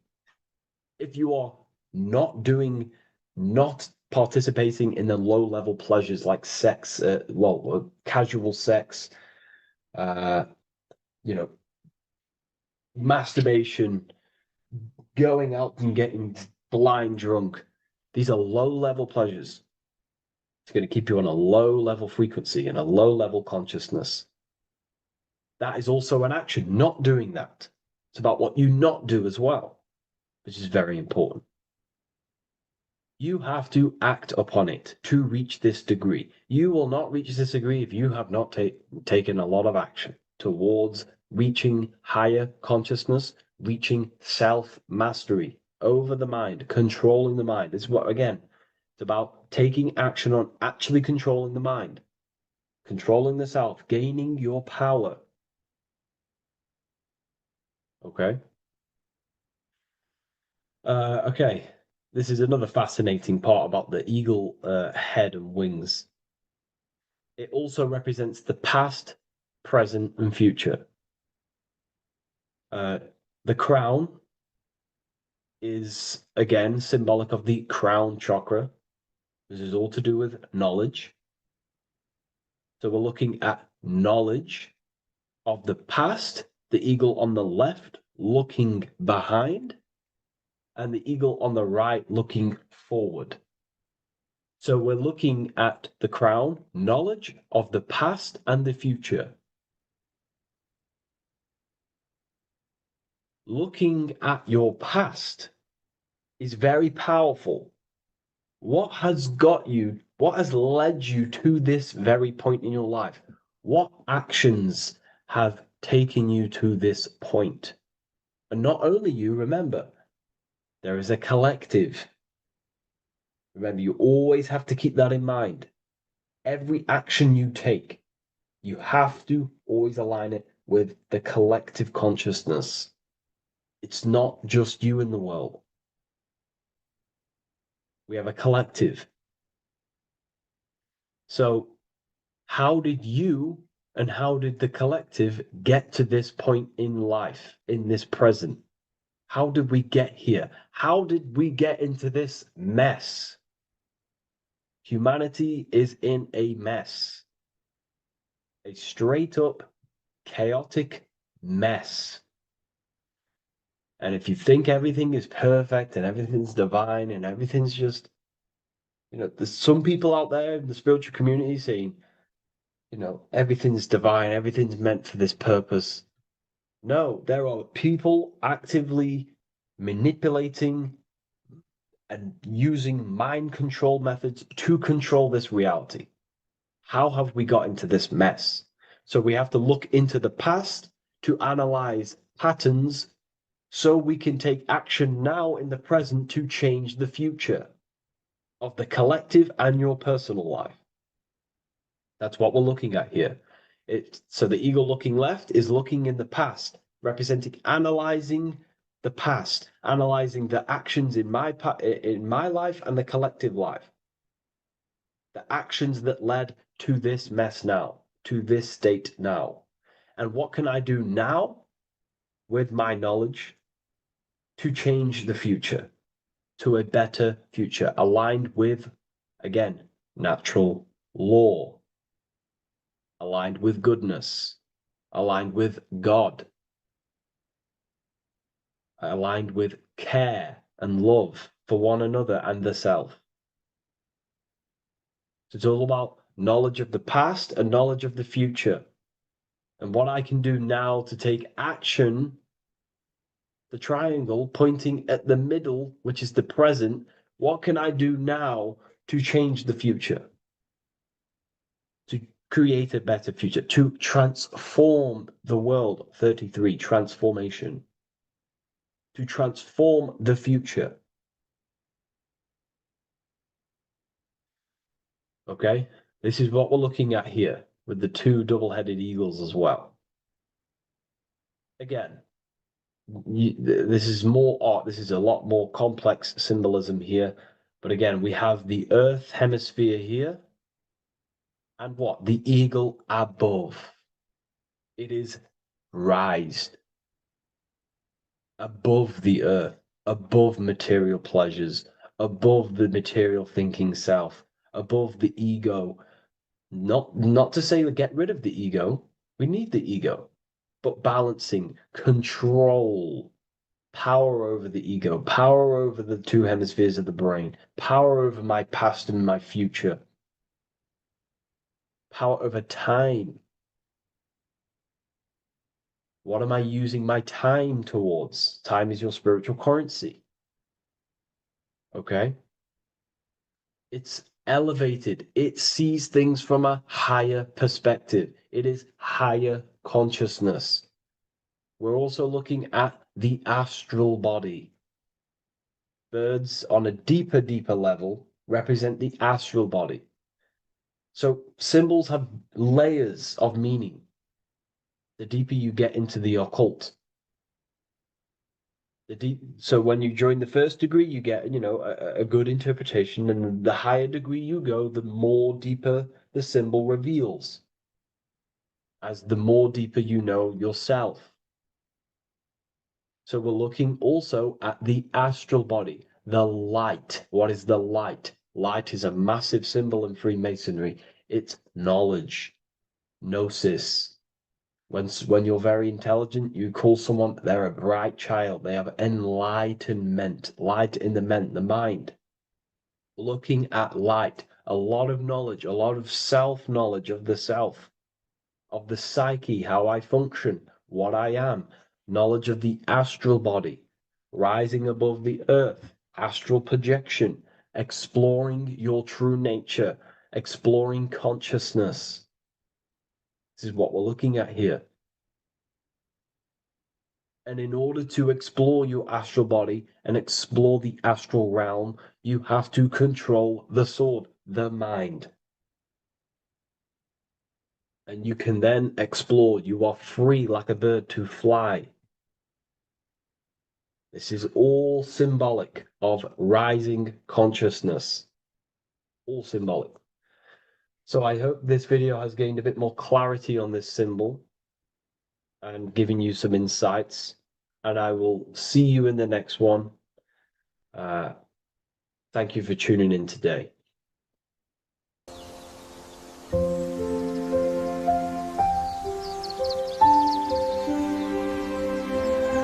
bookofwisdom.com. Visit today.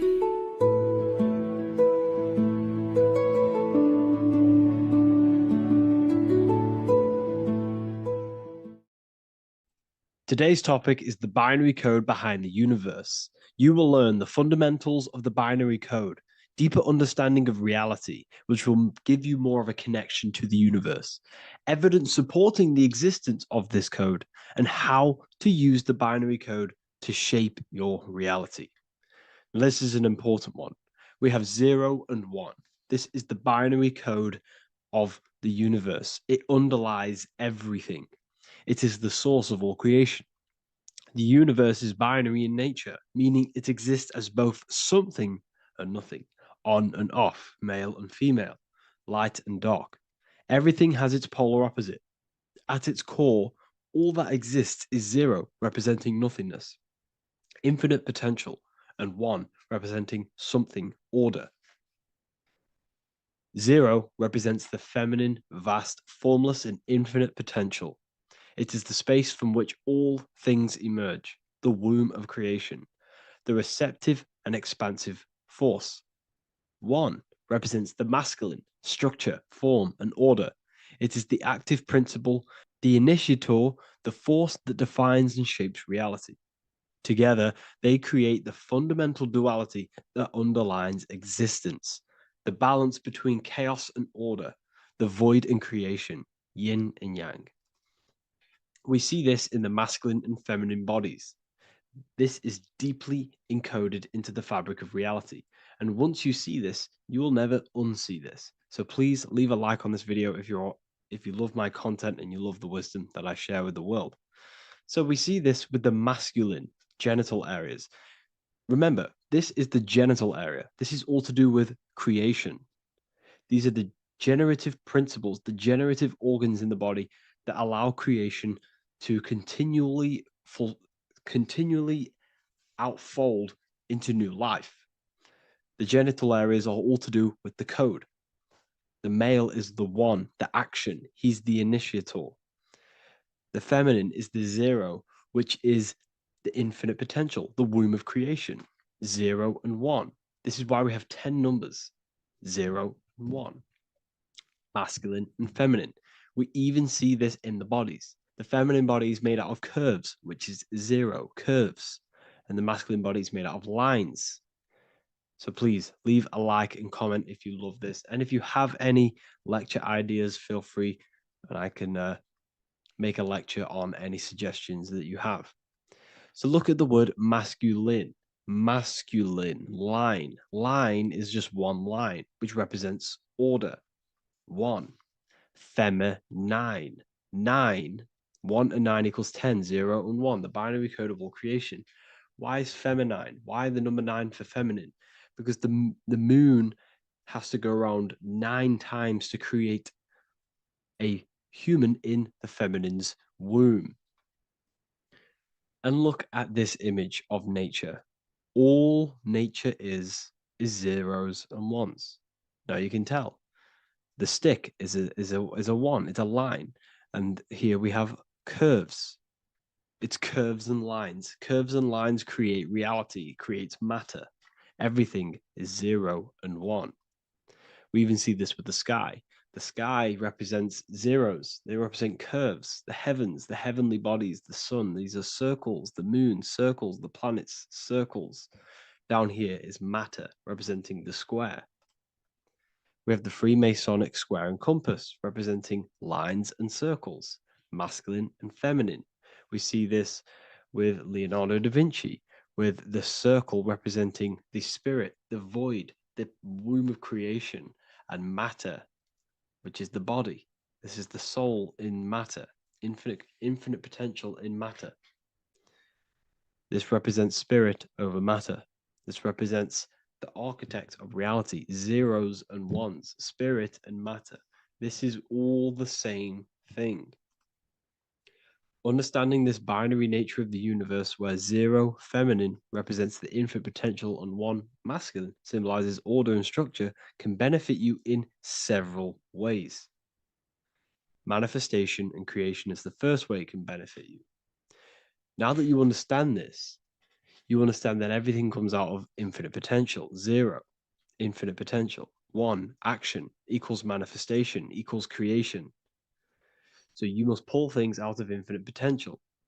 If you have ideas but don't take action, too much 0, nothing materializes. You'll never materialize if you sit there imagining all day, visualizing all day. You have to take action. They both come hand in hand. If you only take action without tapping into intuition and creativity, too much one, your actions may feel hollow and misdirected. Using both effectively leads to greater success in life, work, and relationships. This is the 33rd degree motto, or this is on the 33rd degree of Freemasonry Scottish Rite logo, and it's called Order ab Chaos, order out of chaos. Chaos is the zero, infinite potential. Chaos is the dimension of the imagination. This is where this all ties in now. Imagination is the dimension of infinite potential, pure potential, formless creativity, and the realm of infinite possibilities. It is the void, the unmanifested energy that contains all that could ever be. That is the imagination. The imagination is the dimension that you are connected to, and you can pull any idea out of and materialize it into a reality. Matter, on the other hand, is order brought out of the imagination, chaos. It is when raw potential is structured, defined, and crystallized into form. This is the fundamental principle of order out of chaos, the process of turning the unseen into the seen, the abstract into the concrete, the dream into reality. That's why we say dreams into reality. Dreams are in the imagination, infinite potential, and the human mind is connected to high dimensions of consciousness, which we can pull ideas, things out of, and materialize it into our lives. Whether that's good or bad, that's completely up to you. But we have access to higher dimensions beyond the physical plane. And this is the secret that the human mind is connected to, and that you are not just a physical body. Okay? The universe itself was born from chaos. Before form, there was only energy and potential. Our minds function the same way. The mind is a microcosm of the universe. Our thoughts exist in an infinite field of possibility, but they only become real when we take action and give them form.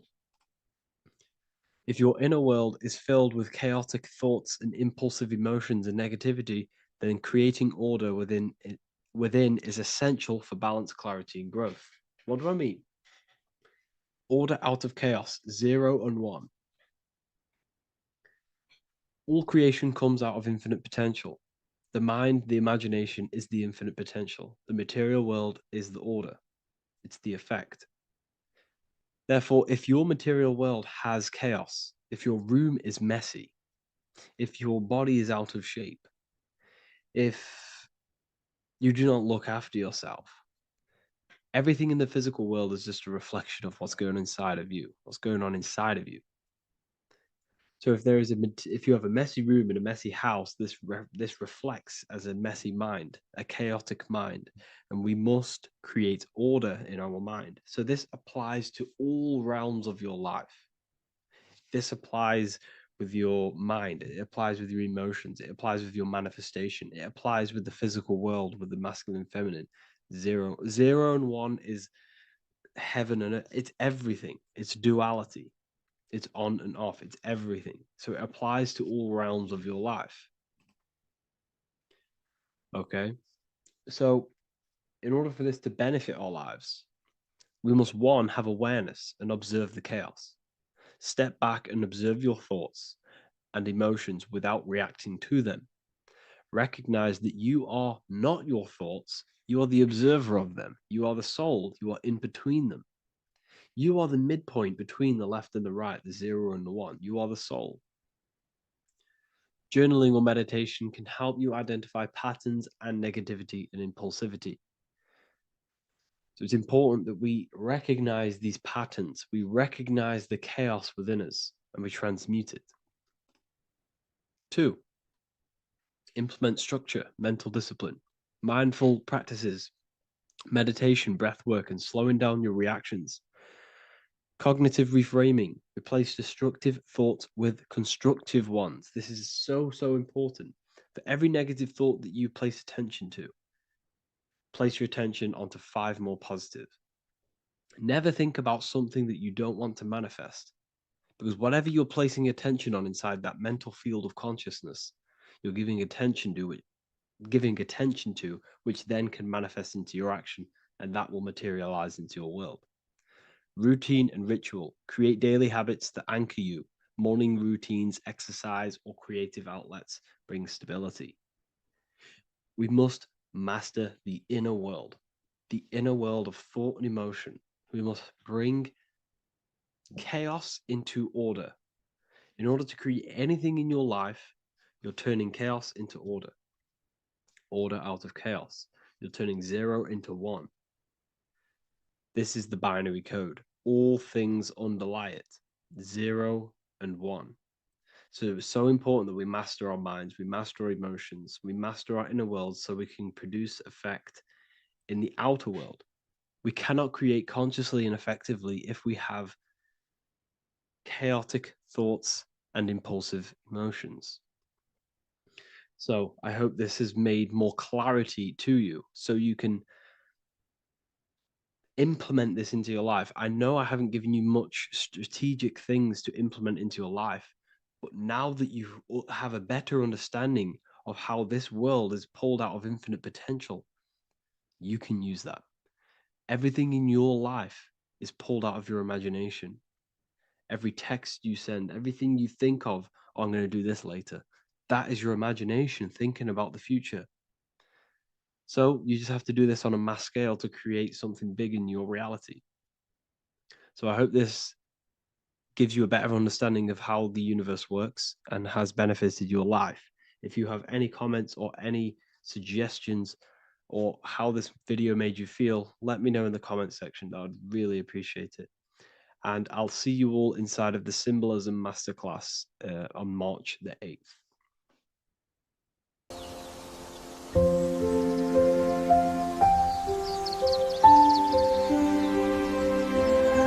bookofwisdom.com. Visit today.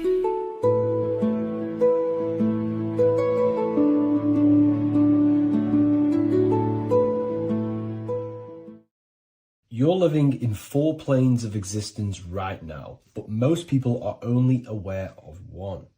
And that's why they feel lost, disconnected, and stuck in cycles they can't explain. If you don't understand the blueprint of reality, you'll keep trying to fix the physical, while the real causes lie in the unseen dimensions that you have direct access to. You must understand that the universe only exists in the mind. Everything is a projection of consciousness. Therefore, consciousness produces everything. Our internal world is consciousness. Our external world is this physical body, physical world. Everything is an externalization of consciousness. For example, this was a thought.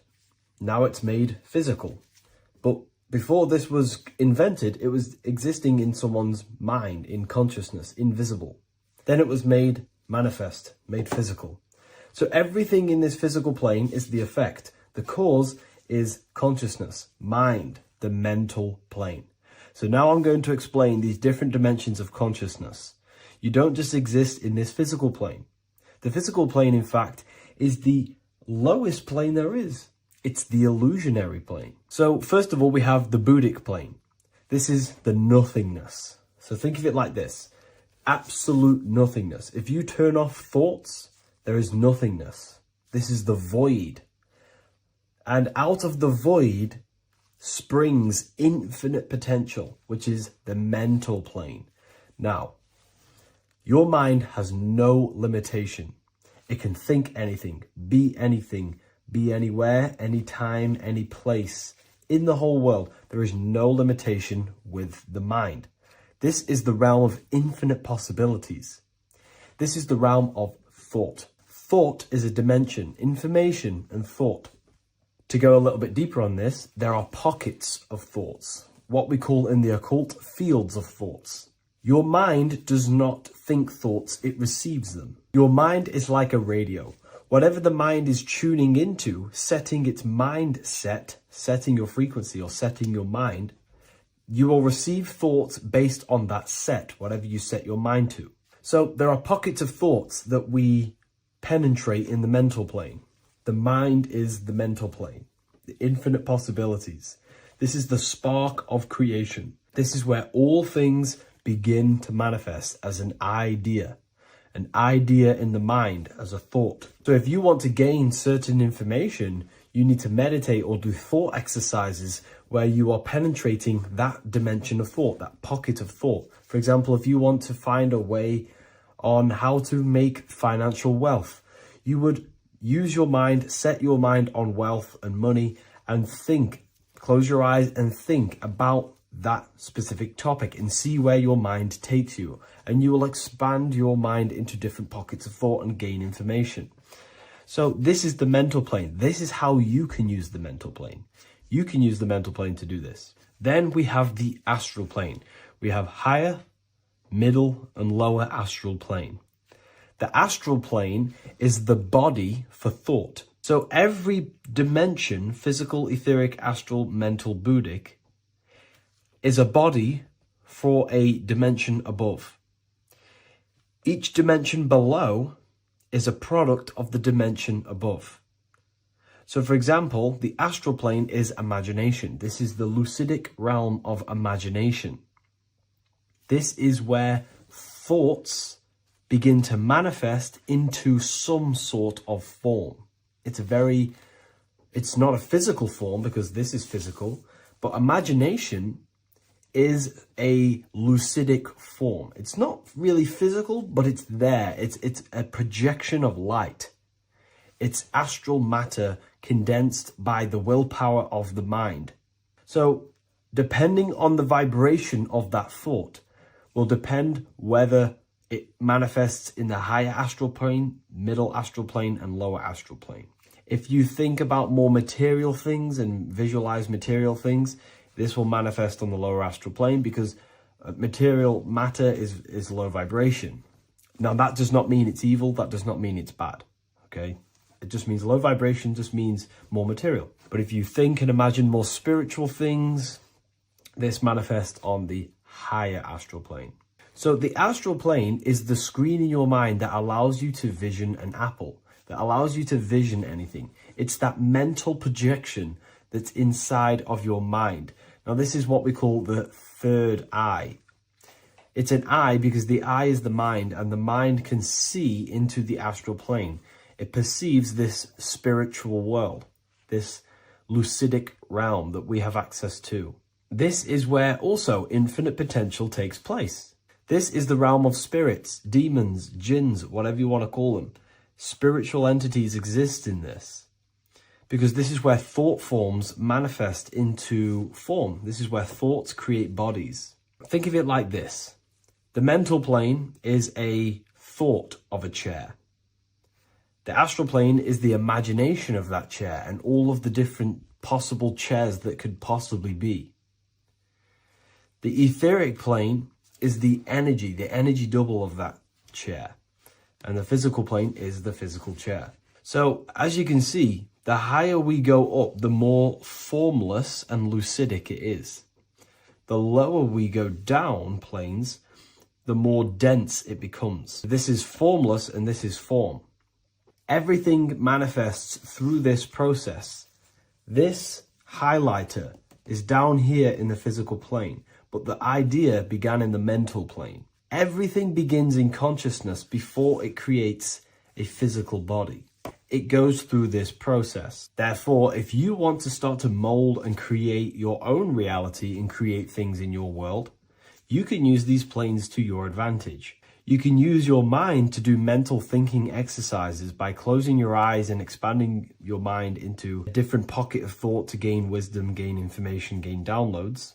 The way you do that is simply get into a meditative state, close your eyes, pick a topic that you want to think about, and see where your mind takes you, but always remain centered on that topic. And you can do this for maybe an hour or two or half an hour, and your mind will take you places where you will unlock information. You can even use this to make decisions in your life. Think of the topic and see where your mind takes you. You'll gain information. This is how you use the mental plane for ideas. The astral plane is imagination. You have to reconnect with your imagination very vividly. Your imagination, your consciousness is infinite. It's not a three-dimensional plane. It's an infinite plane. You can think and make form anything in your consciousness, in your imagination. You can think anything and you can imagine anything in the most vast details. You just have to reconnect with your imagination. I have a free book on my website. I'll leave the link in the description. It's an ebook. It's called Activating the Inner Eye. This is going to help you reconnect with your imagination. It's a practical guide on how to imagine. So once you know how to use the mental plane and astral plane, thought and imagination, you pretty much need to use the physical plane to take physical action with this physical body that you have and start to manifest these desires you have in the higher planes. Now, it's very important that we master the mind, because the mind is the very fabric of reality. We become what we think about. Your life is a product of every thought you thought in the past. It is the mind that directs the flow of consciousness. And wherever this consciousness is flowing is what you will create in your life. Consciousness is the most potent force in the universe, and the mind is pretty much the universe in a microcosm form. It is infinite potential, and your mind will continue to expand into new realms of thought forever and ever and ever. You are eternal. You are not this physical body down here. You are consciousness, literally dreaming that you are in this physical body. So everything begins with the mind. We need to be conscious of the thoughts that enter our mental field of consciousness. There is a level of self-awareness that you can reach where you can become conscious of pretty much every single thought that enters your mental field. Now, we have over 7,000 thoughts a day. You can gain such mastery over your mind where you can become conscious of every thought you think. And that is when you gain superior power. Because when the mind is fully under control of self, you can direct the mind's potent force into a specific goal. Most people's minds are dualistic. They want something, but their mind is thinking something else. They have limiting belief systems. They have the little voice that comes in and says, you can't do this, you're a failure. That is a fractaled mind. The mind needs to be singular. It needs to be on your team and not an enemy. Do not let your own mind take away your power. Your mind should be on your team, giving you power, giving you the best possible thoughts and the best possible beliefs. When the mind is in this condition and on your team and not taking away your power through the destructive thoughts, it becomes a potent, powerful force used for manifestation to create anything. And the way we get the mind on your team is through constant meditation to learn how to control the mind and turn it on and off. Subconscious reprogramming through visualization, affirmations, cultivating emotions associated with your goal. All these three ways we can reprogram the mind slowly over time so that it becomes powerful and becomes on your team and doesn't give you negative contradicting thoughts. When the mind is fully aligned on one thing, it can create massive empires and things in your physical reality. So I hope this video helps, and I'll see you in the next one. How are we all doing today, people? It's Revival of Wisdom, and today we're going to get real deep. This video is going to get real deep. A lot of people are not going to be ready for this sort of knowledge. Okay, you really have to do is to really deprogram the mind, because everything we've been taught is a complete lies to keep us trapped. Okay, this is really advanced knowledge. Now, let's get straight into this. All of the ancients depicted other worlds, and they called this place Midgard. Midgard is the mid-garden, the middle garden. This is why the Masonic symbolism on the floor is always a black and white checkered board, symbolizing the polarity here, the good and bad, because we're in the middle garden, the heart. Earth rearranged spells heart, because we're in the heart of this system, or whatever it is, a super quantum computer, whatever you want to call it, simulation.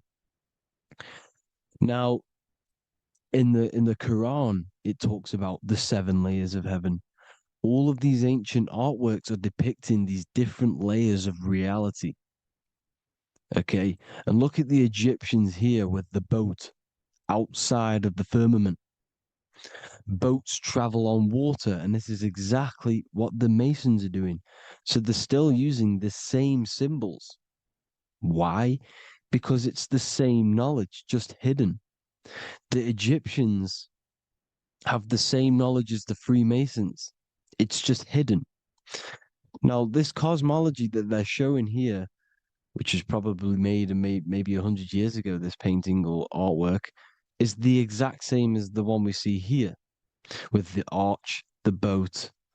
It's similar because the boat is symbolizing traveling these other worlds, because the ether is also symbolized as water. Because if you look up at the stars through a telescope, it looks like it's water. It's shining through water because this ether, whatever this substance is outside of this world, was symbolized as water. Okay. And look at all these ancient depictions showing these different layers of reality. Now, we are being trapped within this 3D dimensional world, which is the cube, the Saturn cube, because there are 6 sides to everything in this world: front, back, left, right, up, and down. 6, which is the cube, because we're in the Saturn's world. Okay. Now, always been depicted as a tree of life, the tree of the universe has always been depicted as this tree. Because let's get a bit deeper. Now, the cosmology of this reality is the sun, the moon, and Polaris, always in the Masonic art. The sun, the moon, and Polaris, the all-seeing eye. If you go inside of the temples, of the Masonic temples, they always have this star in the middle, shining light beams. Okay? Look here. The light beams coming from the big star in the middle, which is Polaris. This eye is God. It's God's light shining down from his abundance. Now, when you astral travel, you will see this big ball of light above you, and this big ball of light is God. But you cannot travel towards it until you are pure. It doesn't work like that. You have to become formless. You have to become pure before you can become one with the light. In all these Masonic artworks, it's all depicting the star in the center. This star is Polaris, because Polaris is the way out of this place. And this is why you see the stairway to heaven all the way up to the light beam, the light source. What does it say in the Bible? God is light, because everything is made out of one substance, and that substance is light. And it symbolizes the eye because God is an eye. All things that are alive have an eye. And we all say, I am. We all see these realities through eyes. God is an eye. He's the all-seeing eye. He sees all things at all times. And he is projecting this light. And this light comes down to create all the different levels of the worlds. And this is what the 2 pillars symbolize the number 11. 11, the number 1, is just a vertical line. It's the 1. It's a 1 point. 11 symbolizes the mirror nature of reality. Everything's mirrored, as above, so below. Now, the 11 also symbolizes openings, doorways. And as you can see here, an opening to the all-seeing eye. And you see here again, an opening to the stairway all the way up to the light. This light is the light of God in the astral worlds, beyond this world. Now, Polaris has also been symbolized as the UFO. They put the truth in plain sight. So, you know, in the films, how the UFOs suck people up. That's what Polaris is doing. If you ascend beyond this world, if you do not ascend beyond this world, you will be reincarnated in this world. The whole thing is to outgrow this consciousness to the plane above. And I'm not just making this up, I'm going to be bringing in scriptures after this.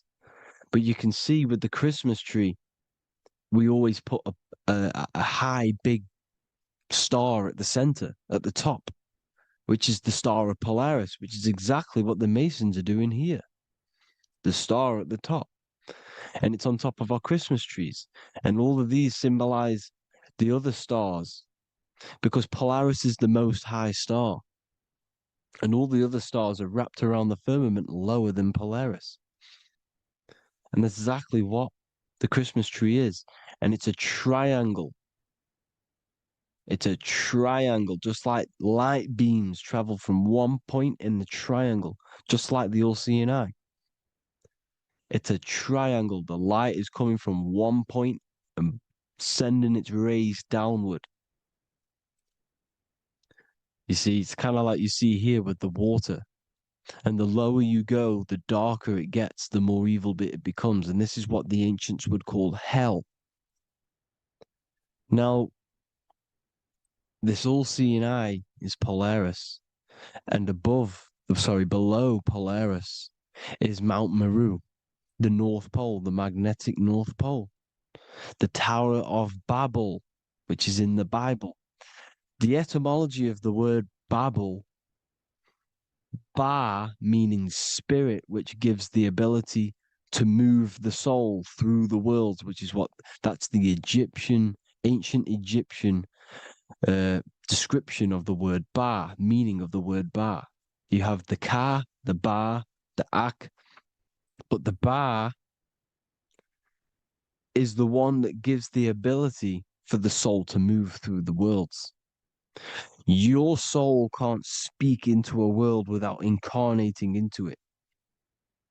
Now, the Tower of Babel symbolizes Mount Meru because it's the word Ba is the spirit which gives the ability for the soul to move through the worlds. The Tower of Babel is the magnetic North Pole, Mount Meru, which gives the ability to move through these different worlds. And you can see the ancient Tibetans always showing this depiction of these different worlds coming from the center. Because we have to ascend our consciousness. It's not about how good you are to reach heaven. It's about how you expand your consciousness, you expand your mind. So they teach now that you have to be good in order to reach to heaven. It's about expanding the mind, expanding your consciousness to these different planes, these different realms. So that's what it's about. And Jesus was known as the fisher of man. Now, Jesus is a massive part of this. He was known as the fisher of man because he was fishing. He could have been fishing. He could have been one of these deities that had come down from these different higher realities and pull people up.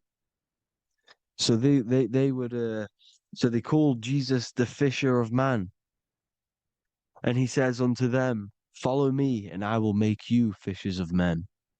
So these deities that we see in the past, like Buddha, Krishna, Hermes, Thoth, Jesus, could all be these entities who were coming down to pick up the minds that were worthy enough to see the higher planes of reality.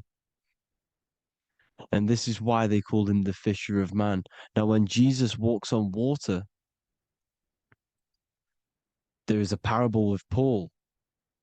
And he says, but Jesus immediately said unto them, take courage, it is I, don't be afraid. He's talking about astral travel here. He's talking about leaving the body. Because when you leave the body in astral travel to see these alternative realities, you can't be afraid because fear is a bondage, which is what the Emerald Tablets talks about. Lord, if it's you, Peter replied, tell me to come to you on the water. The water. Come, he said. And Peter got down from the boat, walked on the water, and came towards Jesus. But when he saw the wind, he was afraid and began to sink. When you become afraid in astral travel, you sink back into your body. Lord, save me. So this is talking about Jesus pulling people up into different realities. And you can see the fish is the symbol of Jesus, is another symbol of Jesus, a fish. Because fish symbolize deep occult knowledge, because fish travel the depths of the ocean. And they symbolize us because we are fish underneath the ethers. And Jesus was pulling people up. You see, so the Bible is a people today believe the Bible is a book telling you how to reach to heaven, how to become godly and reach heaven. But you've got to become the Jesus Christ to see these alternative realities. Now look at the Emerald Tablets is a massive part, and it speaks so much about these different realities. Look what it says here. This is in Emerald Tablet 3. Then in my heart grew a great longing to conquer the pathway that led to the stars, which is exactly what the Masons depict in all of their art. Look, the ladder to the stars. And then he goes on to say, years after years, I sought after wisdom, seeking new knowledge, following the way, until at last my soul, in great travail, broke from its bondage and bounded away, broke from the bondage of the body. Free was I from the bondage of earth men. Free from the body, I flashed through the night. The stars. The stars are a massive part in the astral world. Each star is a different reality. And the true astrology is the star that you came from. You came through a star to reach this, to reach here. There is a reason why you are here. There's a reason why you have the personality traits, because your soul came from a specific star. This is why we call them star gates, because they are gates in and out of this reality. And Polaris is the way out to the higher worlds. Now look, far into space, my soul traveled freely into the infinite circles of light. Beyond knowledge were some planets and great gigantic beyond dreams of men. Then he goes to say, lift up your flame from out of the darkness, fly from the night and ye shall be free. Lift up your flame. Your flame is your soul, because it has to be lifted up out of the darkness. This is the darkness, this world, this body is the darkness. Because it's a bondage. You need to break free. You need to learn how to astral travel, people. You have to learn this. If you want to get out of this world, you have to learn how to astral travel and see the other realities. Traveled I through space-time, knowing my soul at last was set free, knowing that now I must pursue wisdom until at last I pass to a plane hidden from knowledge, known not to wisdom, extension beyond all that we know. So he's talking about he went to a place where we cannot even comprehend here, a place that is not even known to Earthmen. He's telling you he's ascended out of this world to the planes that are beyond. And it says here in the Emerald Tablets, man is in process of changing to forms that are not of this world. Grows he in time to the formless, a plane on the cycle above. Know ye must be one, ye must become formless before ye are one with the light. The light, the same light that I was talking about, the Masonic light, with the triangle, God, the one source. Ye must become formless before ye are with the light. Formless, you have to leave the body. You have to leave the body. You have to gain the ability to leave this body and travel to these other worlds. Now, it says here, not as man am I, for free have I become of dimensions and planes. In each I take on a new body. In each I change my form. Know I now that the formless is all there is of form. You see, all things created come from the things that, all things that you see come from the things that you cannot see. All of us have the same spark of consciousness, the same I am. Every dog, every animal, every human has this same I, this same thing which sees through the eye. It's formless. It it takes this formless entity is the same entity of us. We are all the same entity in different bodies. And this entity it was represented as the flame, the cosmic flame, which is inside of all of us. And this is why the Masons depicted your spine as a candle or the Holy Grail. You would either see this or a candle with a flame on the top, because the Holy Grail is your consciousness, which is on top of your spine, which is the candle. Now, Jesus, Thoth, Buddha were all these deities which were coming down to lift people up because they were fishermen of men. And he would lift you up to the higher worlds, out of this world, to the ones above.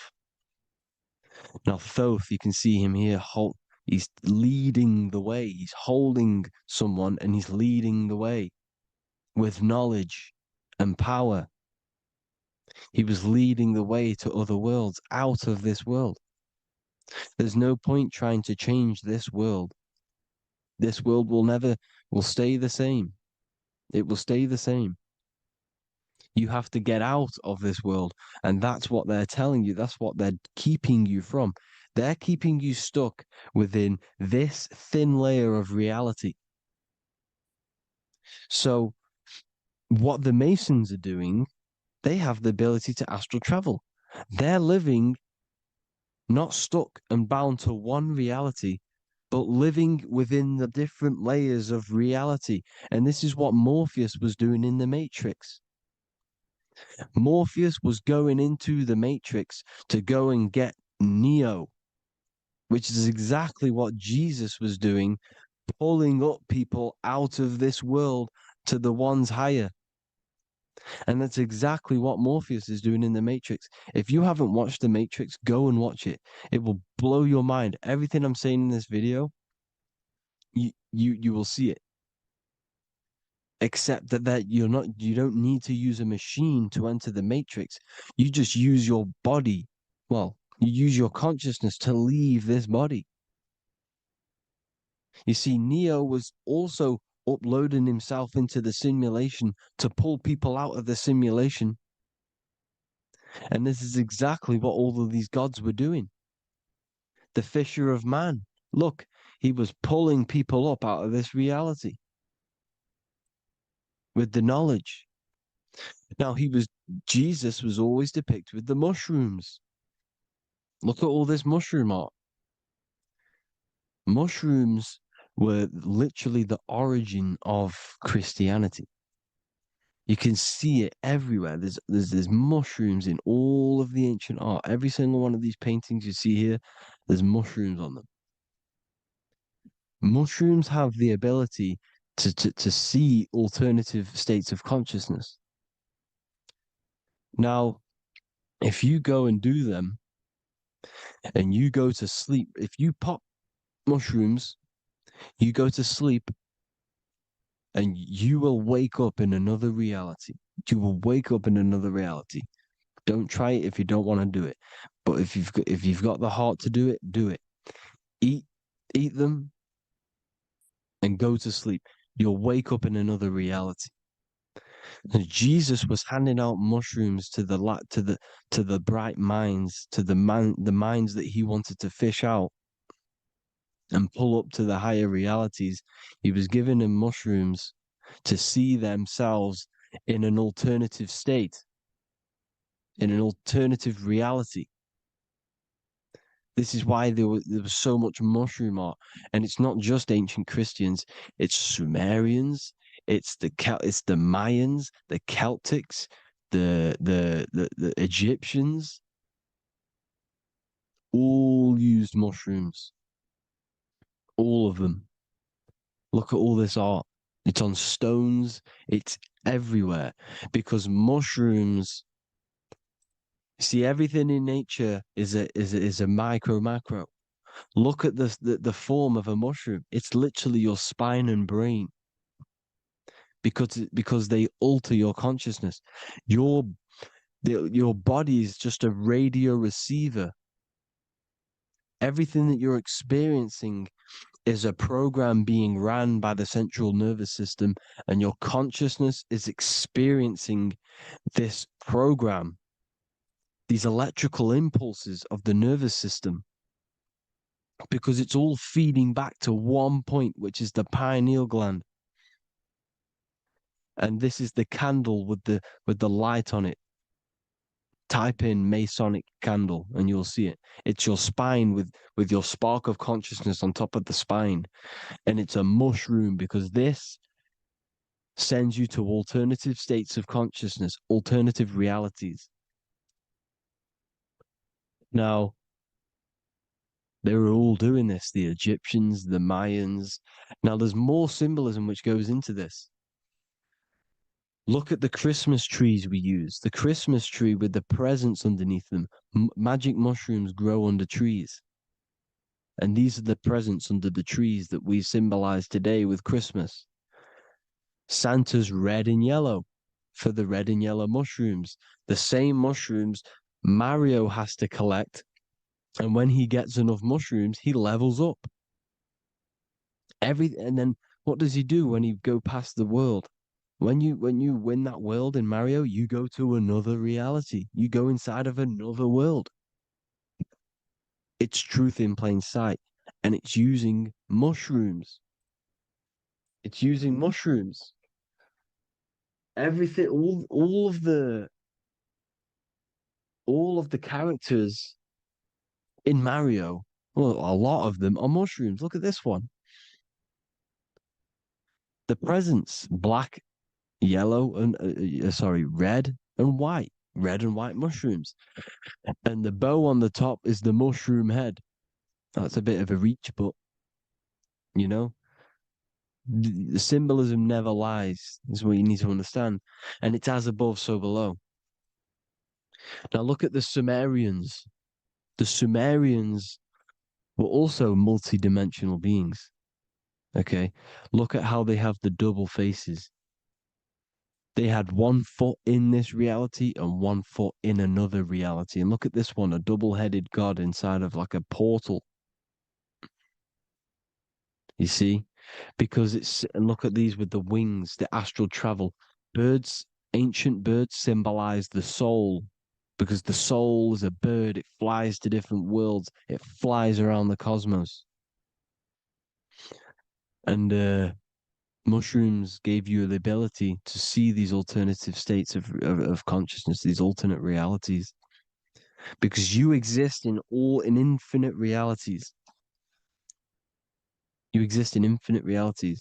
Now look at the 33rd degree Ordo Ab Chao badge. You get this badge when you become a 33rd degree Freemason, and it's a double-headed eagle. A double-headed eagle. And you can see this in Sumeria first. Sumeria have the same symbol, a double-headed, bird. You can see it here as well. And the Masons are still using this symbol today. And when you become a 33rd degree, 33 vertebrae on the back of your spine, above the vertebrae is your consciousness, and it's a double-headed eagle. One reality in one, You become a multi-dimensional being in the 33rd degree. And I've heard many interviews of Masons say it becomes Luciferian. You see, they speak in code. These Masons can't tell you about what they learn about, but they will speak in code. They said it becomes Luciferian. The word Luciferian is lucid. The root word of Luciferian is lucid, and lucid is lucid dreaming, alternative realities, dream worlds. You become a god. Luciferian means you're becoming your own god, pretty much. Because you are becoming a multi-dimensional being living in between the different layers of reality at the 33rd degree of Freemasonry. And look at the double-headed eagle, because the birds symbolize the soul. And they reach high, they fly high, just like the soul wants to fly high to the light, to become one with the light, like the Emerald Tablet says. Now look at Janus. Janus was another god, and he's known as the god of doorways. Janus always depicted with a double head. Janus is why we say janitor or January. And January is entering a new year. Janus is known as the god of doorways with keys, always got a key, because keys open doors. That's why the janitor holds all the keys. And Janus always has double heads, because he had one foot in this reality, one foot in another. He was a multi-dimensional being, a Luciferian, living between the different layers of reality, instead of being stuck in one like we are. Well, a lot of people. And that's the whole point. You see, all of this stuff is about like changing the world and stuff like that. This world will probably never ever change. It's probably been like this forever. Well, forever, for a long time. But it's about moving out of this reality to the higher states. And the Masons always depict the ladder to the luminaries, the stars, with a key, the same key of Janus. The Vatican is a key, and it's in charge of all the religions. Why is it a key? Because they're holding back the key. They're keeping you stuck within this reality, keeping you stuck as identifying yourself with the body, identifying yourself with this world. You are not in the world is within you. This is a program being ran by your central nervous system, and your consciousness is experiencing this reality. Now, this is going to be a mind-blowing video for some people. You have to have an open mind. You have to let go of all the programs. I'm repeating what the ancients are talking about and the ancient symbolism. Look at Janus with the double-headed god. He was just another god coming down, giving keys to people who had the worthy mind to be pulled up out of this reality, to be pulled up to heaven, just like Jesus was teaching how to reach heaven. But really, it's an encoded scripture. But anyways, hope you all gained some insight on this video. Have an amazing day. Please like, share, comment. All the links are in the bio for the PDF, for the Manifestation Mastery course, and all the other amazing stuff. And if you want to support the channel, I'd greatly appreciate if you became a Patreon member. Hope you all have an amazing day, people. God.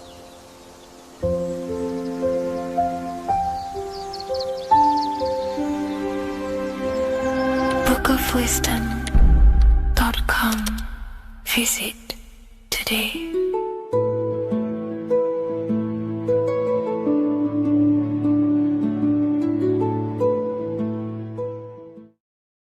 What's good, people? We're back with another video. This is going to just be a quick video. Manifestation, magic, bending reality. So let's jump straight into this. So you have a conscious and a subconscious part of your mind. The conscious is what you're conscious of, what you're actually doing, where you can choose or not. However, the subconscious is the part of your brain which is automatic. So all of the systems in your body, like the digestive system, your heartbeat, these are automatically being ran. And you do not have to tell these systems to do anything. You do not have to consciously tell your heart to beat. It's automatically doing it. And this is what the subconscious mind is controlling. It's like the dark aspect of your brain or your mind. It is the way bigger aspect of your mind. Okay, it controls all the systems in your body. Okay, and this is where all of your programs are. So when you're in it from your childhood, what you've learned in school, all of these things are being kept in your subconscious, maybe traumas and stuff like that. So the subconscious is the female aspect, and the conscious is the male aspect, because the male is all about action and doing, and the female is more about creation, creativity, intuition. So you have a right and a left hemisphere of your brain, and these are obviously male and female. The right side of your brain is your female. It's to do with creativity, imagination, intuition, insight. Okay. And this is one of the most important sides of the brain. This side of the brain is the most attacked by the elites, whatever you want to call them. This side is one of the most important, because obviously your intuition is a massive part of reality. And if you don't have intuition, then you lose track of the things around you. You can't consciously feel if things are wrong or right. They don't want you to have intuition or creativity or imagination. They want you in the left side of your brain, which is just reasoning, logic, and basic things. So they just want you to tell you what you want, tell you what to learn, and then that's it. They don't want you thinking for yourself, which is the right side of the brain. So whatever the conscious side of your mind impresses the subconscious side of your mind. So if you do affirmations, for example, if you consciously do affirmations every day, you're reprogramming your subconscious mind. You're impressing a vibration and a word into your subconscious mind, and therefore it will reprogram it. So the male and female aspect are symbolized by the Star of David as well. The male being the upside triangle, the female being the downside, connected all in one, because we both have male and female energy. So every thoughts are electric, which is the male aspect. Emotions are magnetic, which is the female. Each thought creates a wave of vibration in all directions. So think of it like a water drop in a pool, but it going out in every single direction. It's not just flat. And these thoughts have a certain frequency, has a certain vibration. That vibration has a certain frequency. And this affects your aura. Every thought, every emotion directly impacts your aura and the strength of your aura. So if you're angry all the time, your aura in the astral plane will look red. However, if you're happy, it'll be more like blue and green. So it's very important. Your electromagnetic field is created out of your emotions and thoughts, and that affects reality, because you're 60% water, and frequency and vibration create certain patterns and has a certain effect on water. We'll get into that after this slide. So each thought that people are thinking around you, you are actually subconsciously picking up these thoughts, because it's emitting this vibration in all directions. So this is why you can pick up thoughts of other people on the odd occasion. However, when you're more in tune with your intuition, your right side of your brain, you can start to pick up on vibrations, thoughts, and other people's auras. You can pick up on the energy once your third eye is open, and you know whether you should be in that environment or not. This is what we call an atmosphere. When we go into a room and you can feel the tension if someone's been arguing, for example. This is the atmosphere, this is the vibrations, these are people's auras emitting these certain frequencies and vibrations. Okay, so our aura is contained of multiple layers. Obviously, we have the physical body. This is the electromagnetic layer. However, you have the different planes of existence, the spirit, mental, astral, etheric, and then physical. The physical is the lowest plane of existence. And the physical plane is a product of all of the planes above. So the mental impresses on the astral impresses into the etheric, and then the etheric creates the physical object. So the mind is the root cause of reality. The mind is the cause of everything. Your consciousness is pure cause. There's no effect. Everything you see in this reality is the effect. Everything that you experience is the effect, because the root cause was the mind. The decisions you made you experience that certain experience. And that decision was created on the mental plane. And this is just pure thoughts. And thoughts are things. If it exists in your mind, it is a thing. It's a certain frequency. So if you have a certain level of thoughts, if you're thinking positive, for example, you're going to have a strong aura, you're going to have a higher vibration. And that attracts like. Like attracts like when it comes to thoughts and vibrations and electromagnetism. So if you're thinking positive all the time, speaking positive, doing positive, you're then creating a higher vibration, and that's going to attract people on that similar frequency to you. Everything is electromagnetism, frequency, and vibration. Everything. You see, so this is why, for example, if I put my hand to a TV screen, if my finger was the same vibration as the TV screen, it would go straight through it. However, the particles in my hand and the particles on the TV screen are two separate vibrations, and this is what causes the friction to stop and not my finger to go straight through it. So, like I said, when you don't feel the vibe of someone, when you don't feel right, you don't really get along with someone, this is a vibration. Your vibrations are not matching, they're not similar, they're two complete different vibrations, and they're not aligning properly. So music has a massive part on this. Music is a massive, massive tool for the elites because music is frequency. And in 1975, the musical instrument are all tuned to 440 hertz. So Spotify, Apple Music, most of the music on YouTube is all set to 440 hertz. And 440 hertz is not divisible by 3, 6, or 9. And when you can't divide a frequency by 3, 6, or 9, it's not a natural frequency. As you can see here, this is 432 hertz. This makes a nice geometric pattern. However, 440 hertz is a distorted pattern. So when you listen to this, this actually shuts off the whole right side of your brain. Like I said at the start, this is the most attacked side of your brain. It's to do with creativity, imagination, intuition. When you listen to 440 hertz, it shuts off the whole right side of your brain. And obviously shutting off all of these forms of your brain. Music is a very, very powerful tool for the elites because it's the only thing which can enter your soul or your ears without consent, your body without consent. Everything else has to be through consent. You choose whether to eat something, you choose whether to drink something, but frequency, you're going to hear it no matter what. This is why it's so powerful.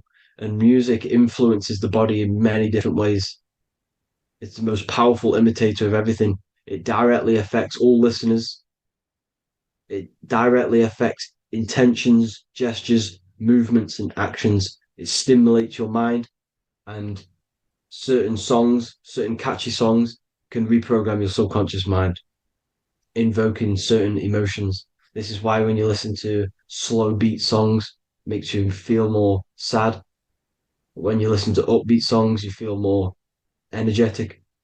This is because these frequencies have a profound influence on reality and on how you feel. Because, like I said, you are 60% water. And as you can see here, each frequency creates a different geometric pattern. And inside of you is 60% water. So, like I said, 440 hertz is going to make a distorted pattern in your water. And this is going to have a profound effect on your emotions and your reality. So, like I said, health is not just the body. It's you are made of body, mind, and spirit. You need to look after what you put in your body. You need to look after your spirit and look after your mind. It's very important to keep all these in balance because once one of these are unbalanced, it affects the other two. So if you're eating wrong, it's going to affect your spirit and mind. If you're thinking wrong, it's going to affect your body and spirit. These are all interlocked. Uh, you have to look after them all. So it's very important you understand music. Stop listening to low vibrational music. To be honest, you want to listen to music without any sort of speaking inside of it.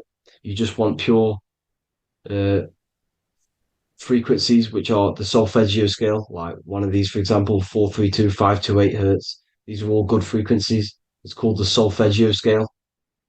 And these frequencies make you more in tune with nature. 528 hertz is what the earth vibrates at. So it's very important. And the Rockefellers are the one who changed this to 440 hertz. The Rockefellers, one of the elite families. So if you want to manipulate reality, it's very important to have your chakras aligned and having a high vibration because the higher your vibration, the more powerful your words and your intentions are on reality. So the lower your vibration, the harder it is to affect reality because you're on a lower state of consciousness. Like I said, you have the mental, astral, etheric, and physical.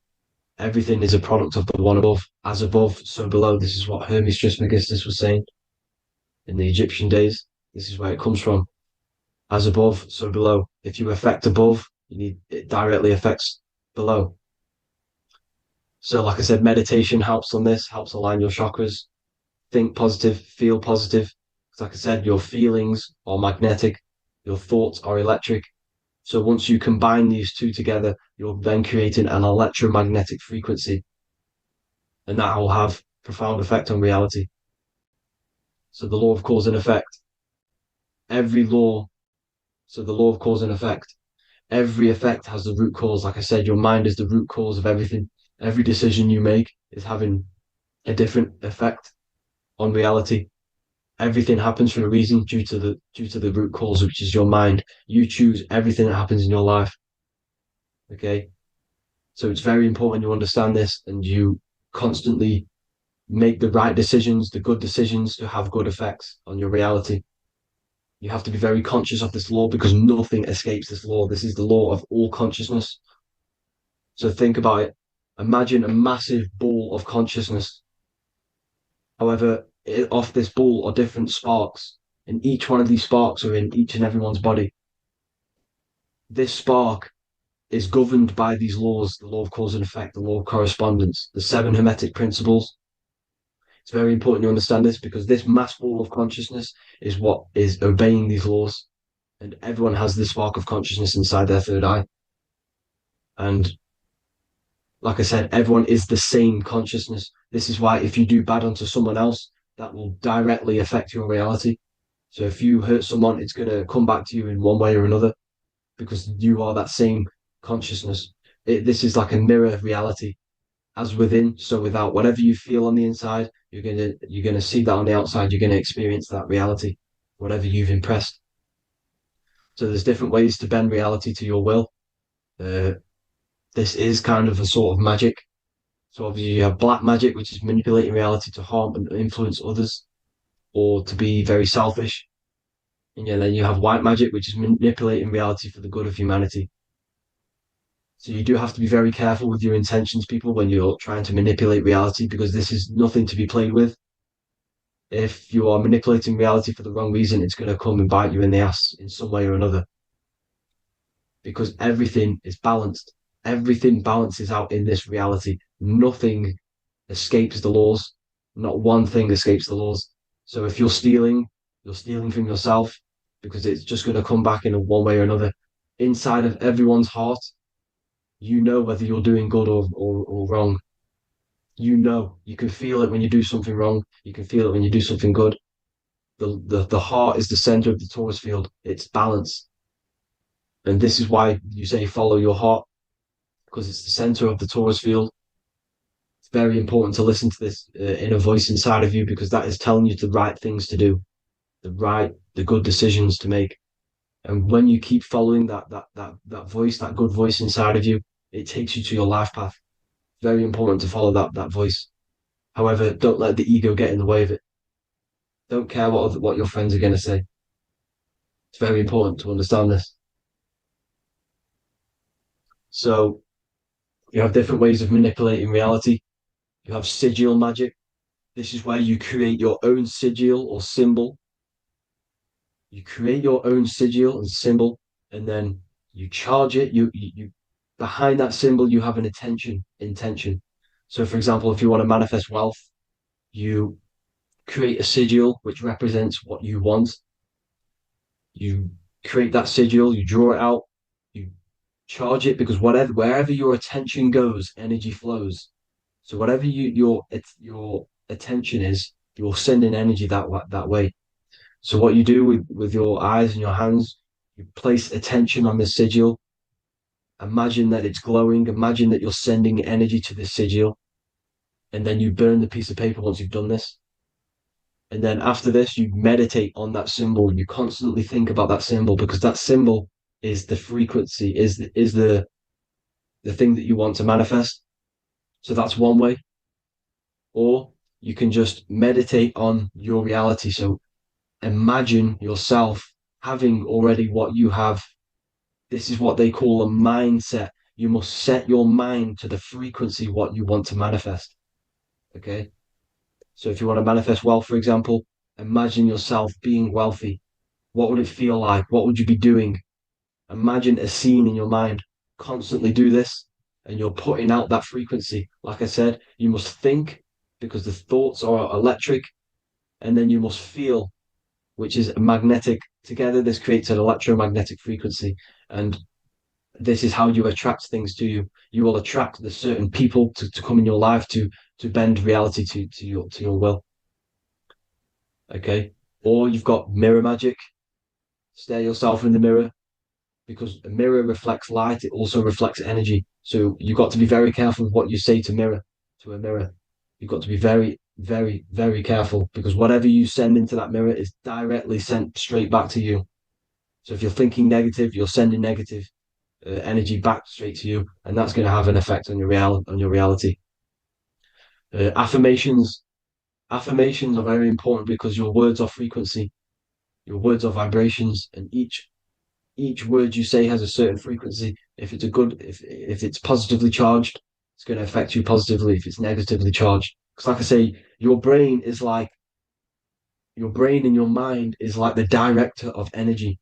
That's what your brain is, and it directs energy into certain things. You can either positively charge it or negatively charge it, and this brain is creating your reality constantly. It's manifesting your reality constantly in the present moment. So this is what the government knows. The government know your mind is the root cause of reality. This is why they call themselves a government. Government. The New World Order is not being manifested by them.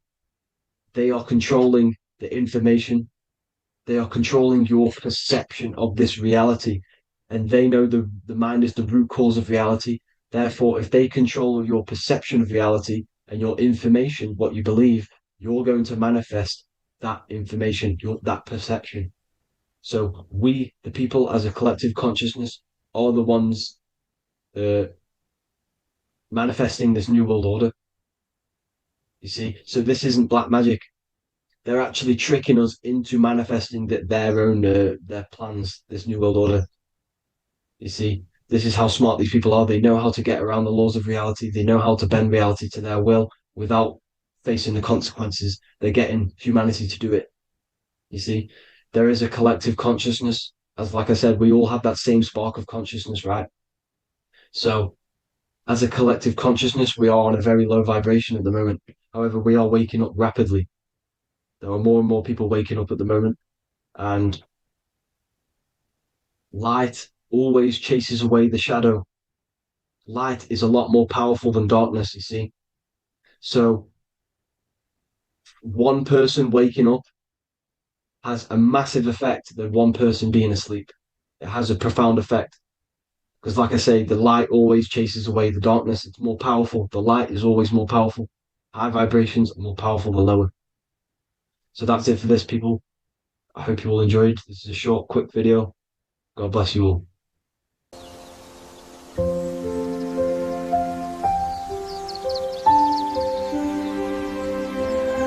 bookofwisdom.com. Visit today.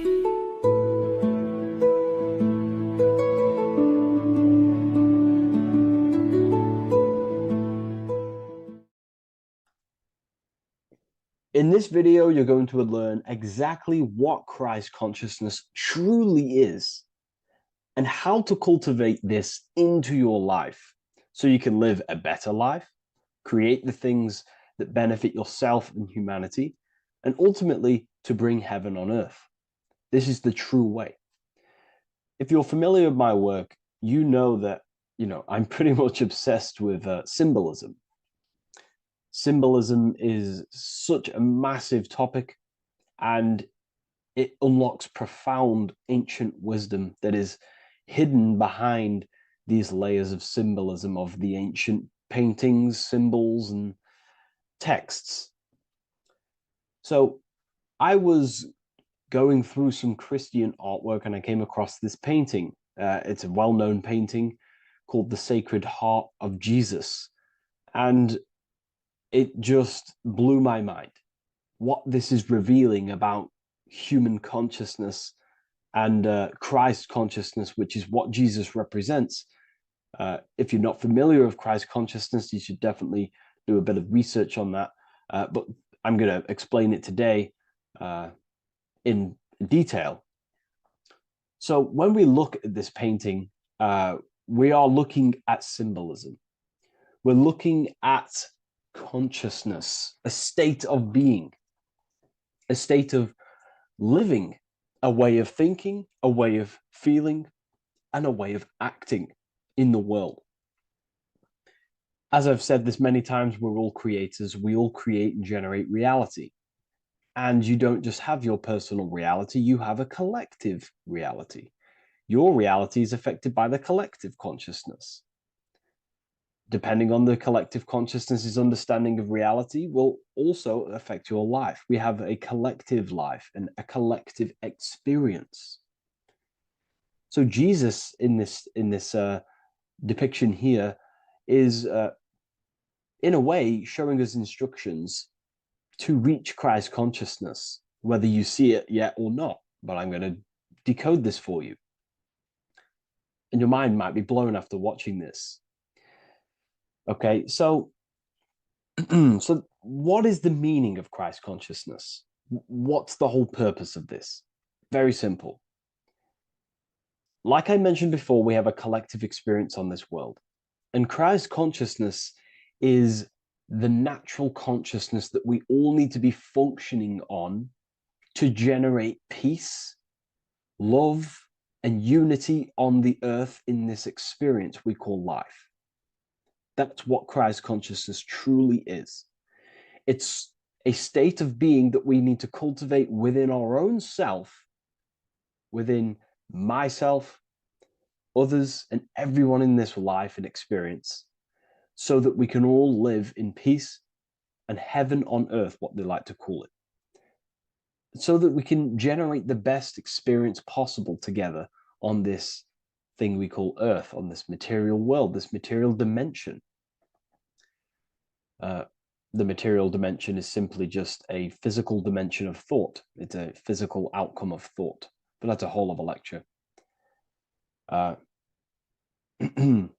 So please leave a like, leave a comment if you have any topics to talk about that you wish for me to cover, and definitely leave a subscribe if you like my content and channel. So to go deeper into this, right, we've explained what Christ consciousness is and what it actually, will do to the earth and what it will do to reality and our collective experience. And it's also representing a profound understanding of self, a deep understanding of the true nature of self, the true source of self, what the self is, pure consciousness, pure God. We are all Jesus. Jesus is you, a physical manifestation of the divine made manifested physically, a physical manifestation of consciousness, okay, of spirit descended into matter. However, Jesus is a symbol that should not be worshipped, but something that we need to cultivate, maybe look up to, and cultivate within our own mind and hearts and actions. So he is someone that we should embody into our own very own being. We need to reach a level of intellect, the mind, a level of emotional understanding, and ultimately this creates Christ consciousness. Okay, and now I know that was very, very vague what I just said, but I'm going to explain it a bit more. I don't want to give it fully away yet because you need some more information, more keys. So let's observe the top end of this painting. Jesus with this circular light emanating around his head is symbolic of the mind, of the our thinking aspects of consciousness, the way we generate thoughts, ideas. The mind is also good at also ruling communication. It also rules what we give attention to. Okay, so this is symbolizing the mind of every human being. The mind is a very powerful center of consciousness located in the head, of course. This is why Jesus is the head at the top with the circle around it, representing the mind. Now, to reach Christ consciousness, we need to purify our minds. Purification of the subconscious mind. The subconscious mind is the hidden aspect of our mind with all of our memories, belief systems, and everything we've ever experienced is stored within there. We have traumas there. We have bad belief systems that hold us back. So it's about reprogramming the subconscious and aligning the subconscious with higher consciousness, with higher understanding of self, removing any mental blockages from the mind. Because in today's world, most people's minds, including myself before I, purified myself, and I'm still continually purifying myself. That's not to say I'm perfect, because I'm definitely not. But what I was saying was purifying the mind so we can have a powerful mind. Because like I was saying, most people's minds are not their own friend. They let their mind control them. They let their thoughts create negative influence on them, negative emotions. They let their mind destroy their confidence, destroy themselves. We do not want a mind like this. We need a mind that is our best friend, that receives powerful thoughts, that gives someone power. We do not want our mind taking away our power.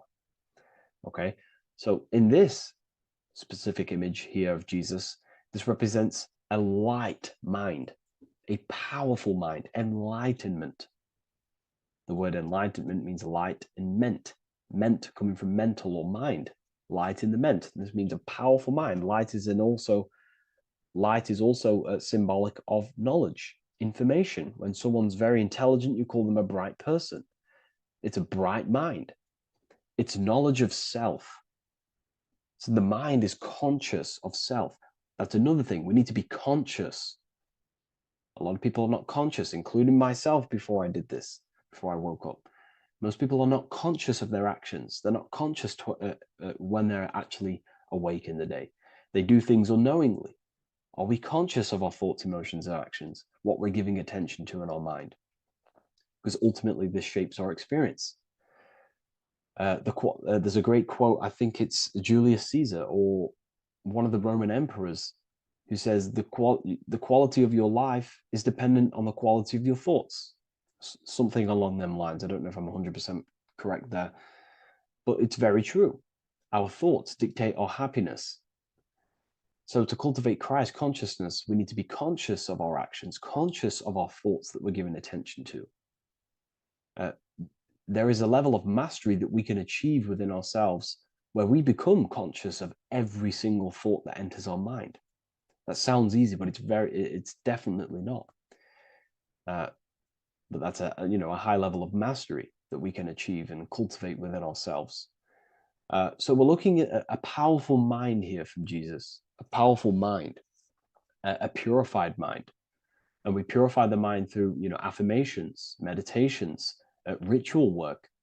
Rituals are things we do every single day with an intent in our mind and an emotion in our heart to impress that state of consciousness into our subconscious, so it can slowly rewrite our consciousness and align our consciousness and sync it with higher thoughts and higher emotions with love. We can sync our consciousness with love, which is ultimately what Christ consciousness truly is. Well, now we're going to go on to that now.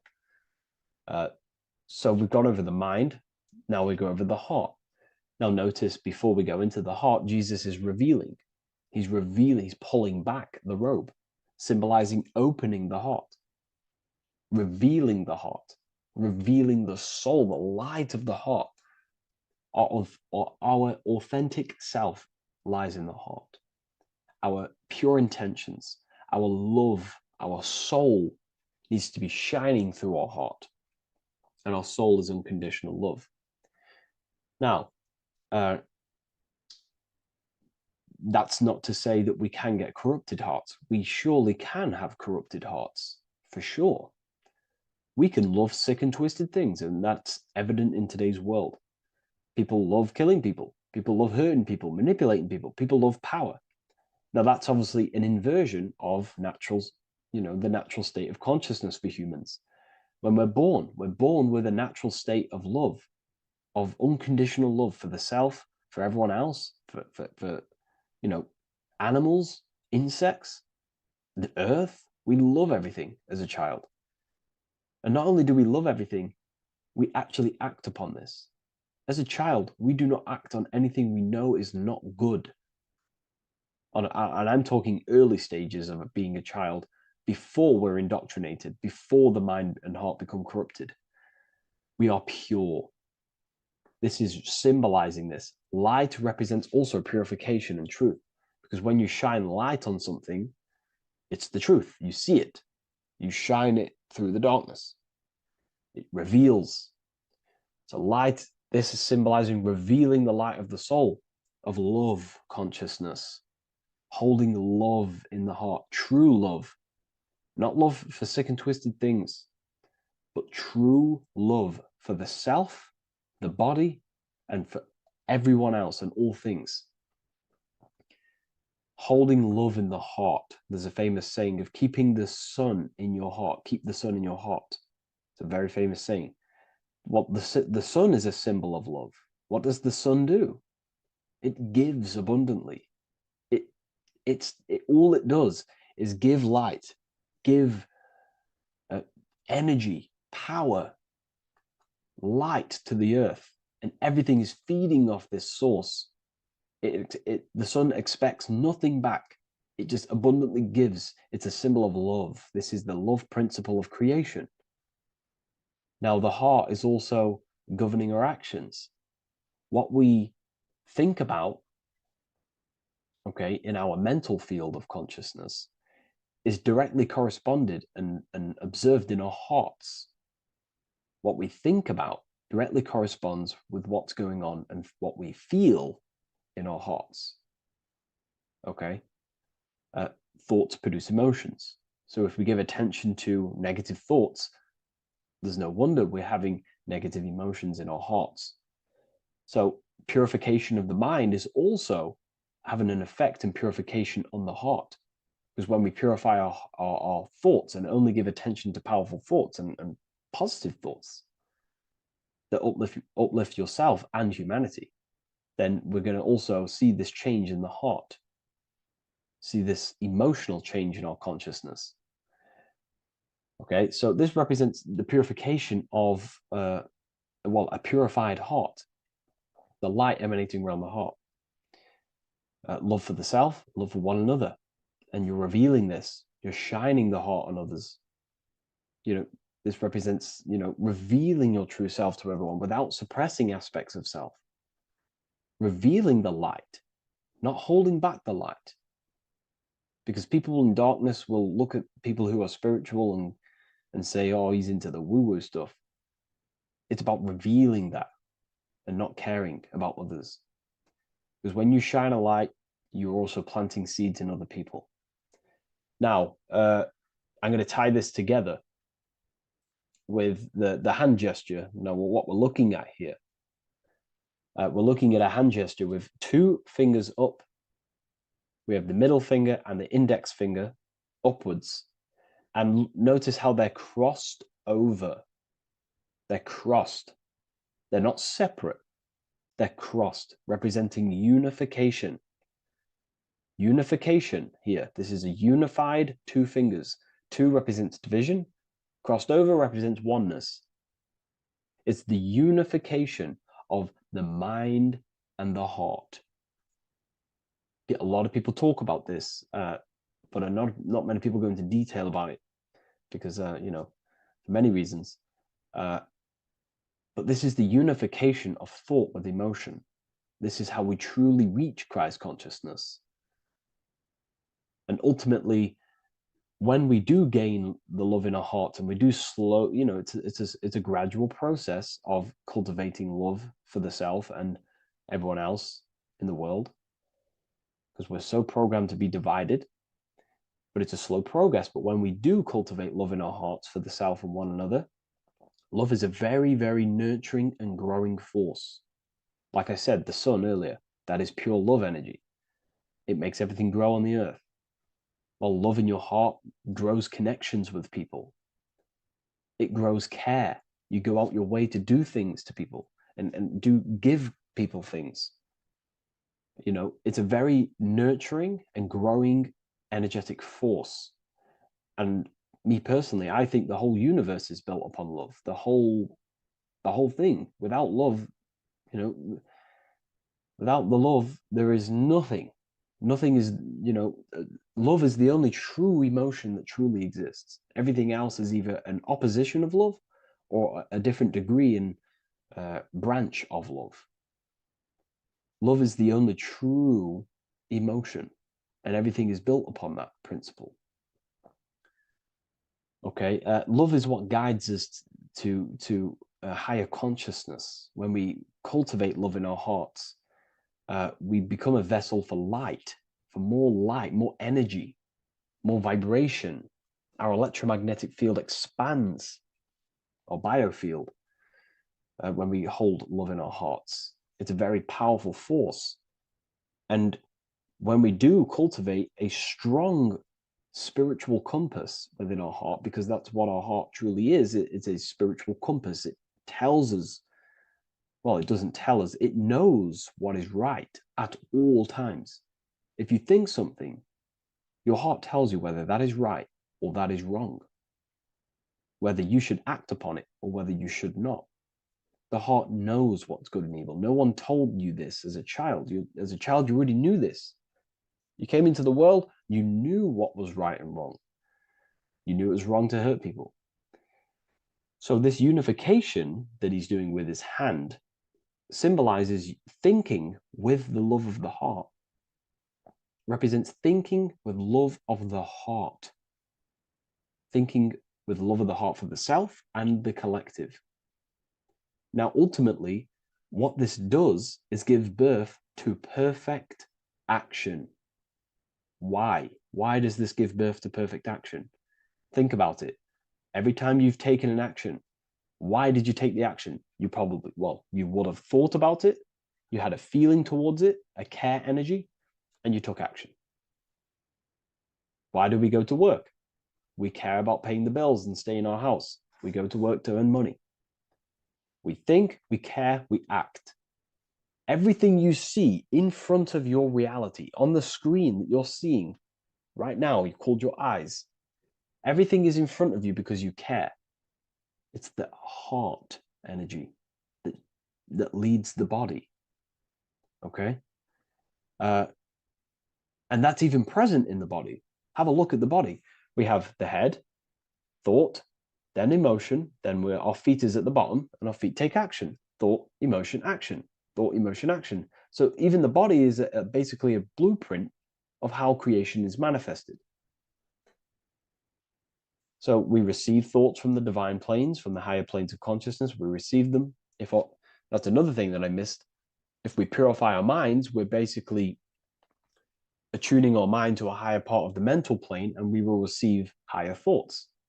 We will receive thoughts that are more genius, what we like to call today, or better quality thoughts. We receive good ideas when we attune our mind to a higher consciousness. Okay, so we are like a radio. We receive thoughts based on what our mind is set to. That's why we call it a mindset. So, like I was saying, we receive thoughts through the head. We feel the emotion, then our feet take action. Thought, emotion, action. So the body's a blueprint of creation. It's beautiful when you really notice this. So this unification is about thinking with the love of the heart, which gives birth to perfect action in the world.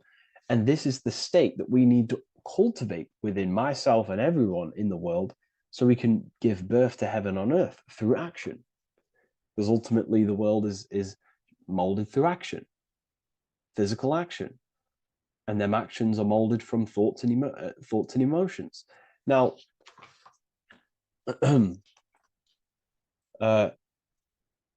just to have a little announcement, I am now opening 10 more spaces inside my symbolism masterclass. With 10 more spaces, you're going to learn about a lot more about symbolism. It's very affordable. I'll leave the link in the description if you wish, if you care about gaining more information and learning the ability to read symbols. So what is the inversion of this? What is the inversion of this consciousness? Well, that's what we call satanic consciousness. Satanism. Satanism on its true level is the opposite, the opposing the natural state of consciousness that we are born into. It's about thinking with no emotion, thinking and acting. This is what the Skull and Bones represents here. So the Skull and Bones Secret Society, this is their main logo.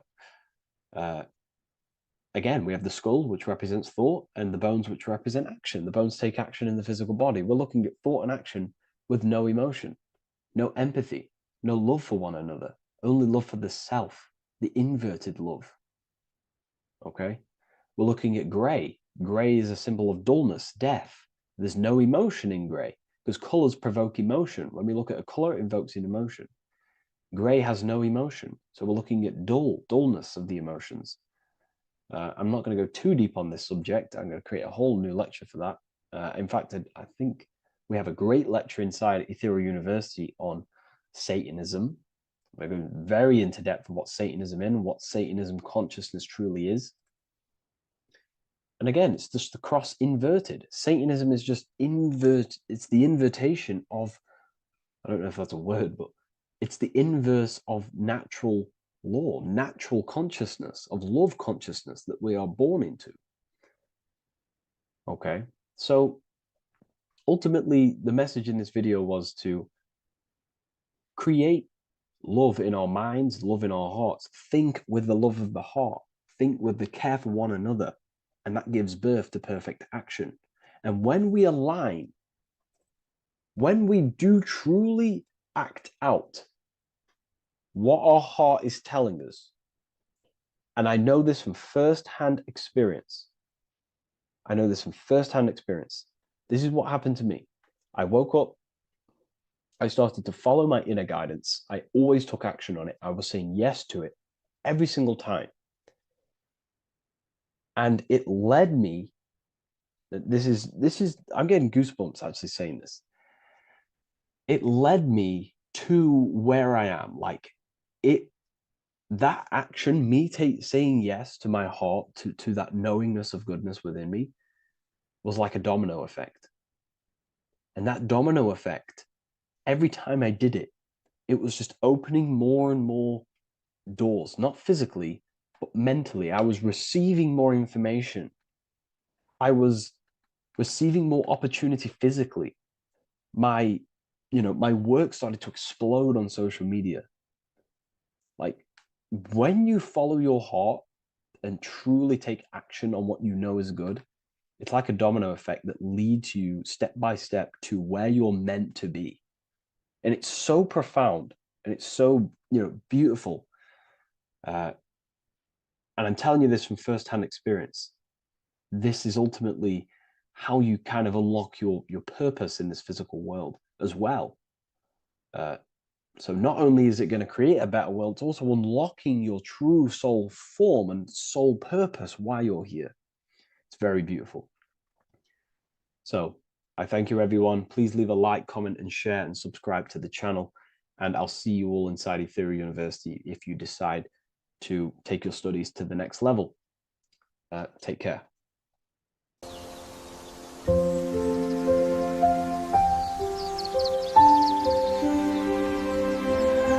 bookofwisdom.com. Visit today.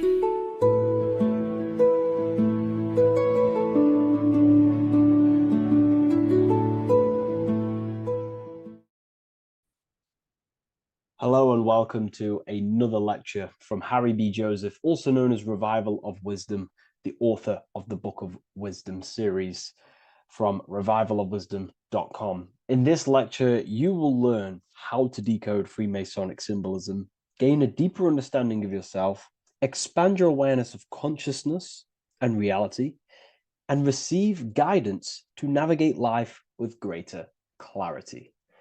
So today we're going to be breaking down this particular piece of artwork, this Freemasonic artwork, and how this relates to you and reaching a higher consciousness. Because ultimately, this is what it's about, okay? Freemasonry is considered a craft, and this craft is crafting a better brain and heart, crafting a higher consciousness, crafting a better self. Why? So we can operate in the world at a higher degree, operate in the world more efficiently, live a better experience in the world, and getting to know thyself. Okay? So we're going to start from bottom to top because this is important.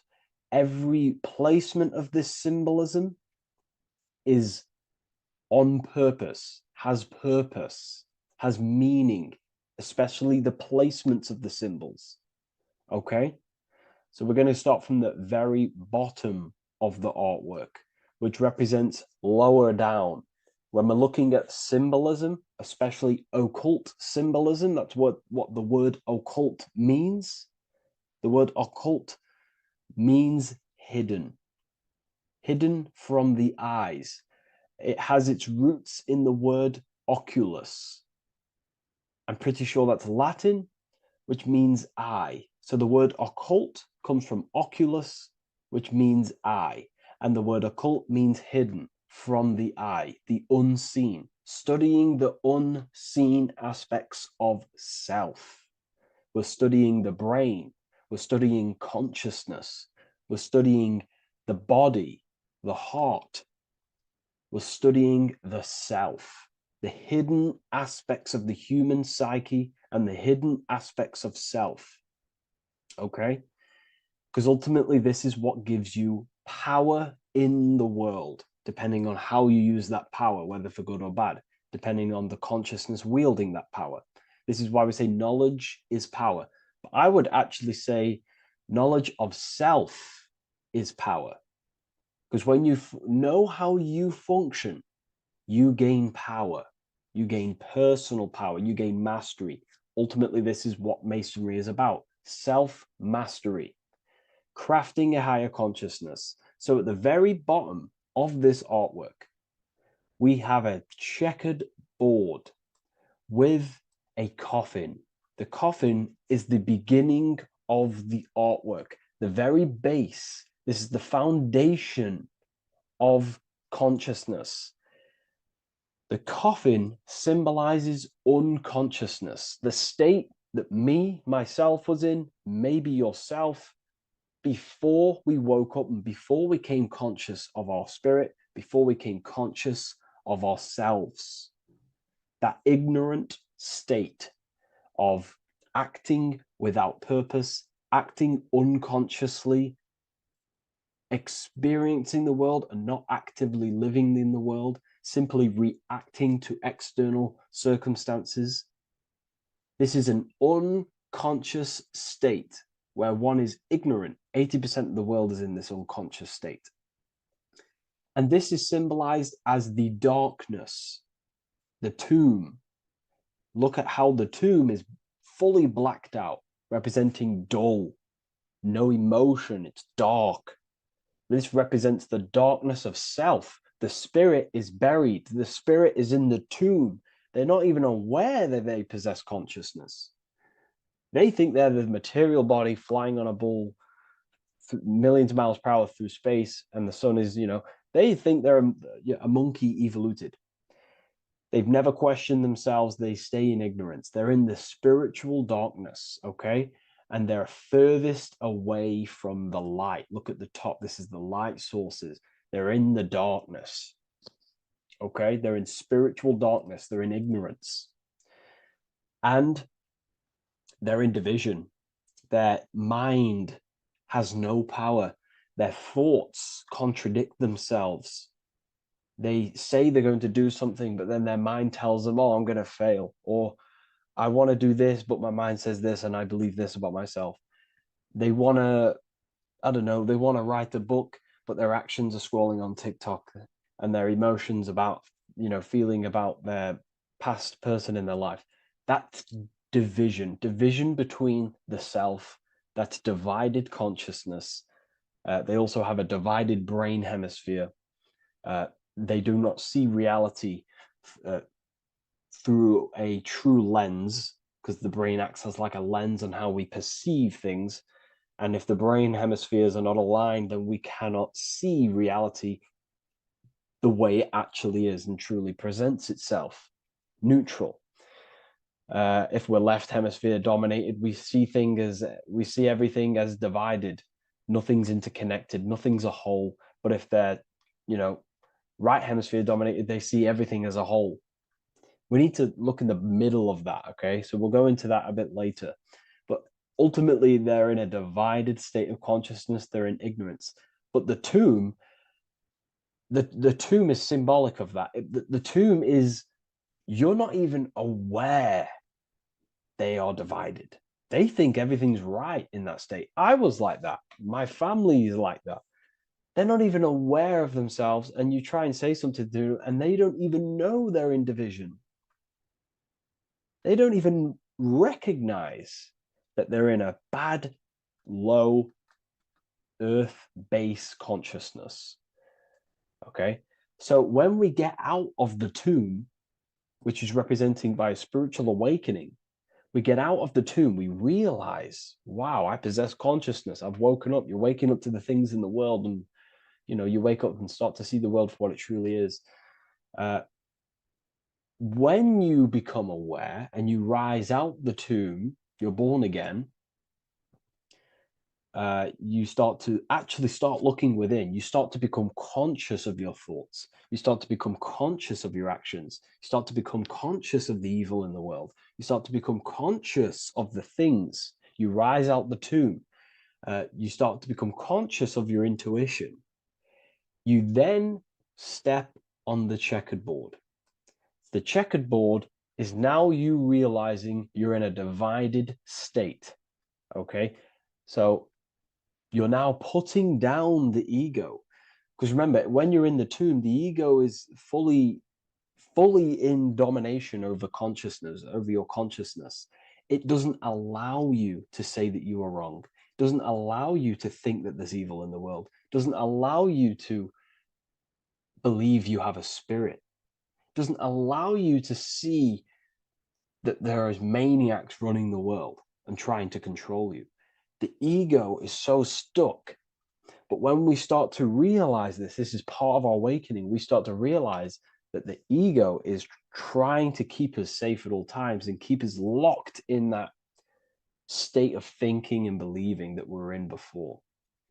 It's always seeking safety. Okay? So when we come out the tomb, we start to put down the ego and start to, how do I say this? We start to acknowledge that we were wrong about the world. And that is a lot about awakening. You have to acknowledge that you do not know everything. There are people with such higher knowledge. Okay? So when we come out the tomb, we put down the ego. We start to actually say, I was wrong about the world. I was a victim of mind control. I was in ignorance. I was in darkness. Spiritual, I'm divided. My thoughts, emotions, and actions are not aligned. My intuition and my action are not aligned. I'm not taking action on what I know is good. I'm taking actions against what I know is good. That's a sin. That's a sin against the spirit. Okay? So when you acknowledge this, you acknowledge you're in division, you then take the first 3 steps, which is the Freemasonic Blue Lodge degrees. These 3 steps. Okay? Ultimately, this checkerboard represents illusions as well. You're in an illusion. Okay, this is why we see it heavily used in the music industry.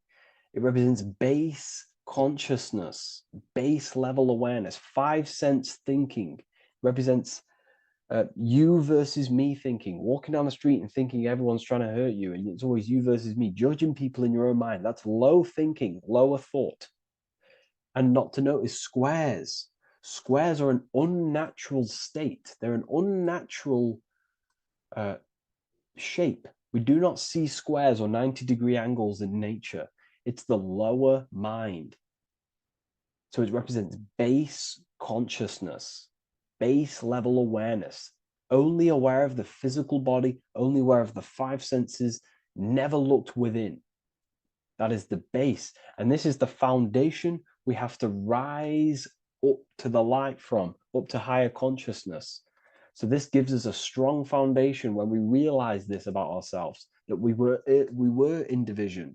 Our thoughts, emotions, actions were not aligned. Our brain hemisphere was not aligned. I'm not thinking with love of the heart. Okay? So that is the state we're in. Now, hopefully that's cleared things up about the chessboard. Before we move on, please leave a like, maybe a comment if you wish for me to discuss anything in the further lectures. Please smash the like button, and it would really help me out. And share this with a friend who is interested in the occult. Okay, so the steps are the first steps of the Freemasonic degree, the 3 Blue Lodge degrees. Now, this can be represented as the number 3, a very powerful number, a very symbolic number. Number 3 is the 3 expressions of consciousness. How do we express consciousness? How does consciousness express itself? Well, there are 3 ways. We think, consciousness thinks, consciousness feels, and consciousness acts. They are the 3 expressions that we express our awareness and consciousness. So we're looking at thought, emotion, action. We're also looking at the 3 brains. The reptilian brainstem, the mammal limbic brain, and the neocortex. The reptilian brain governs basic functions of the human body: breathing, surviving, scanning the environment for threats, automatic responses, eating, scanning for food. Base consciousness, that's the reptilian brain. That's what most people operate their lives in, including myself before I woke up. I'm not trying to sound big-headed, but this is the truth. Ignore my tone of voice, ignore my voice, focus on the words I'm saying. You know, if you're judging, that means you have divided thinking. It's always you versus me. So we need to get out of that thinking of you versus me all the time. That's lower consciousness. That's animal thinking. That's earth thinking. We're unified.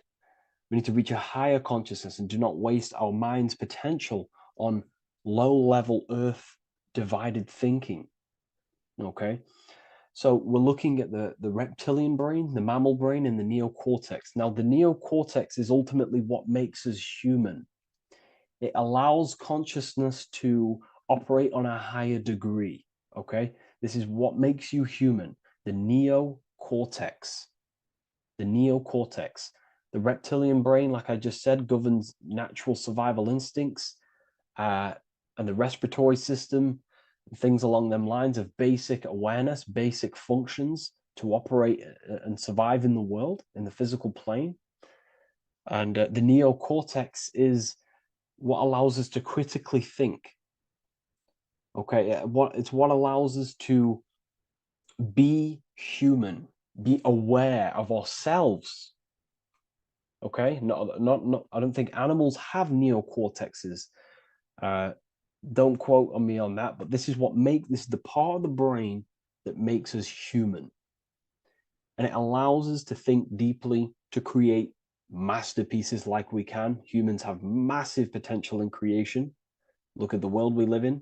This is because of the neocortex. It allows us to critically think and self-reflect. Now, when we start to operate from higher thought, we start to think with higher thoughts, the higher parts of the mental dimension, we ultimately start using this brain more. We start functioning from the higher brain. Now, this is why Neo from the Matrix is called Neo, because he uses he was in the reptilian brain.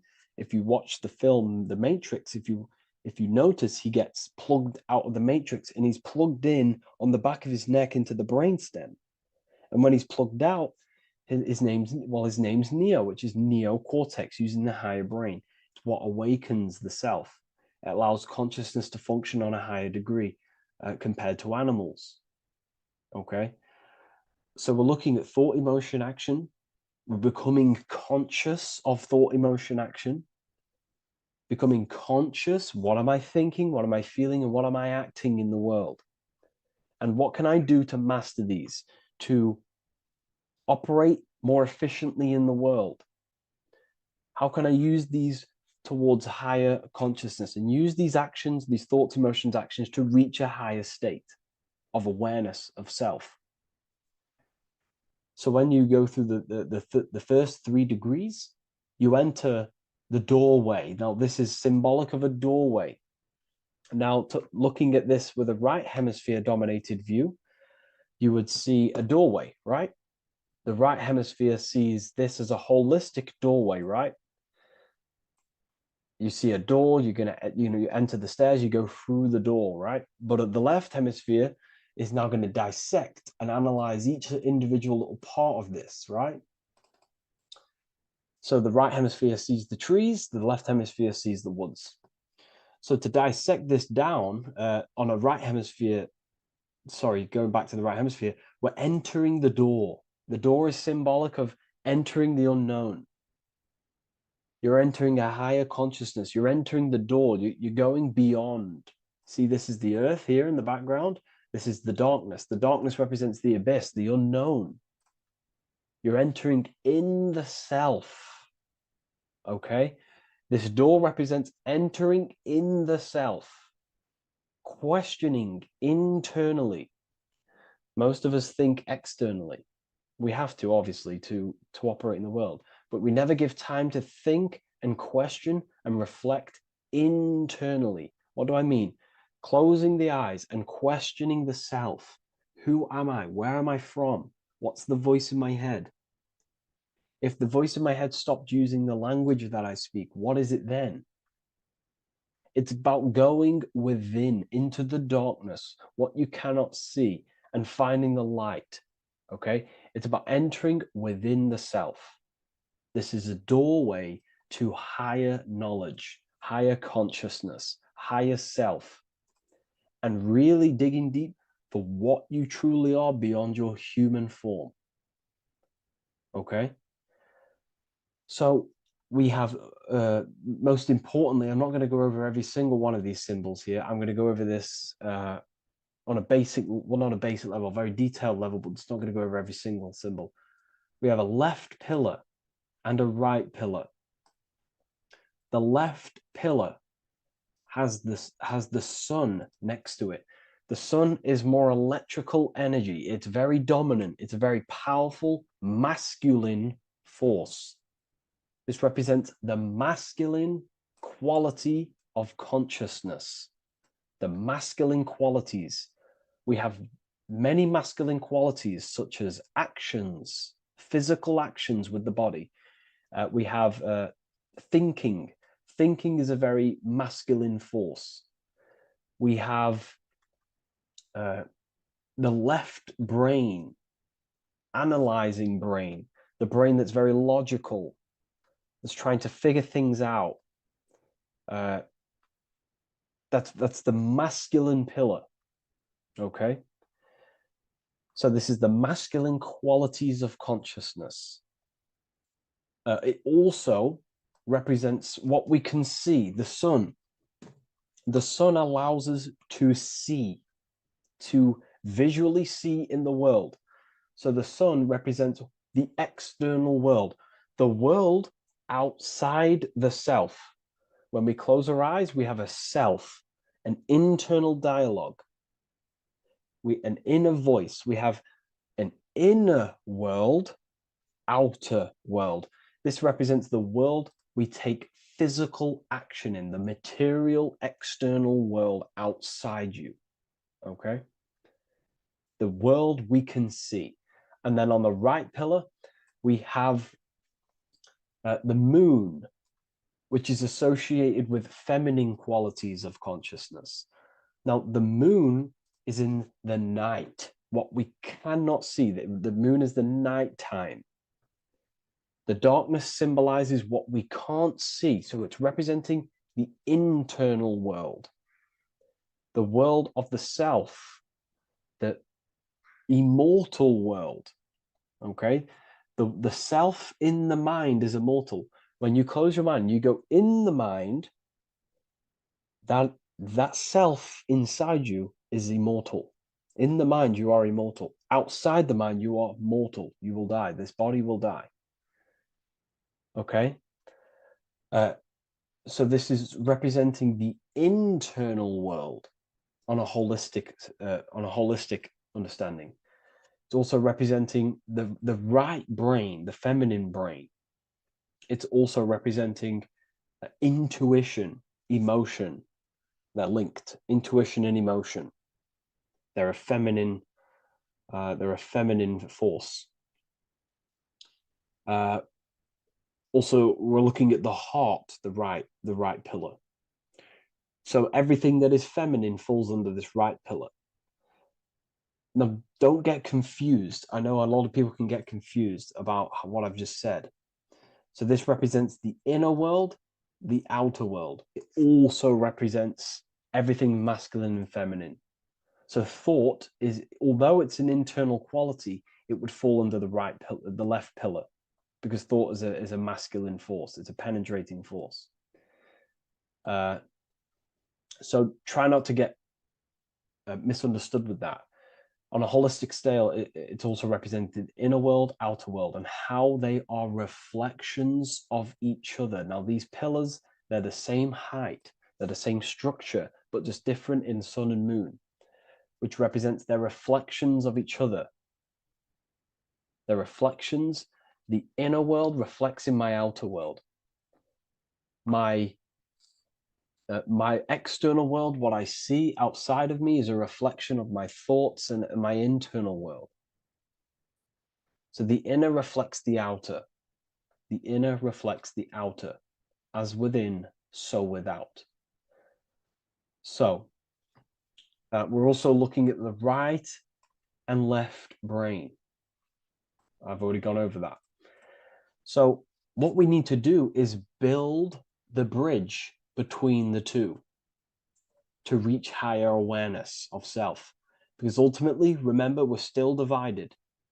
We came from the checkerboard, we entered up here, we've just entered within the self, started questioning the self. We're still divided. We need to build the bridge. And this is what they're crafting in Freemasonry. The bridge, the arc, the agreement, the great work. This is the crafting of aligning the left and right brain. We're also aligning intuition, feminine, with the actions. Because ultimately, the higher self is always guiding us. That's our true spirit guide. Our true spirit guide is our higher self. And the higher self ultimately exists in a higher dimension. This is going to sound crazy to some people, okay? But who you are is not your human body.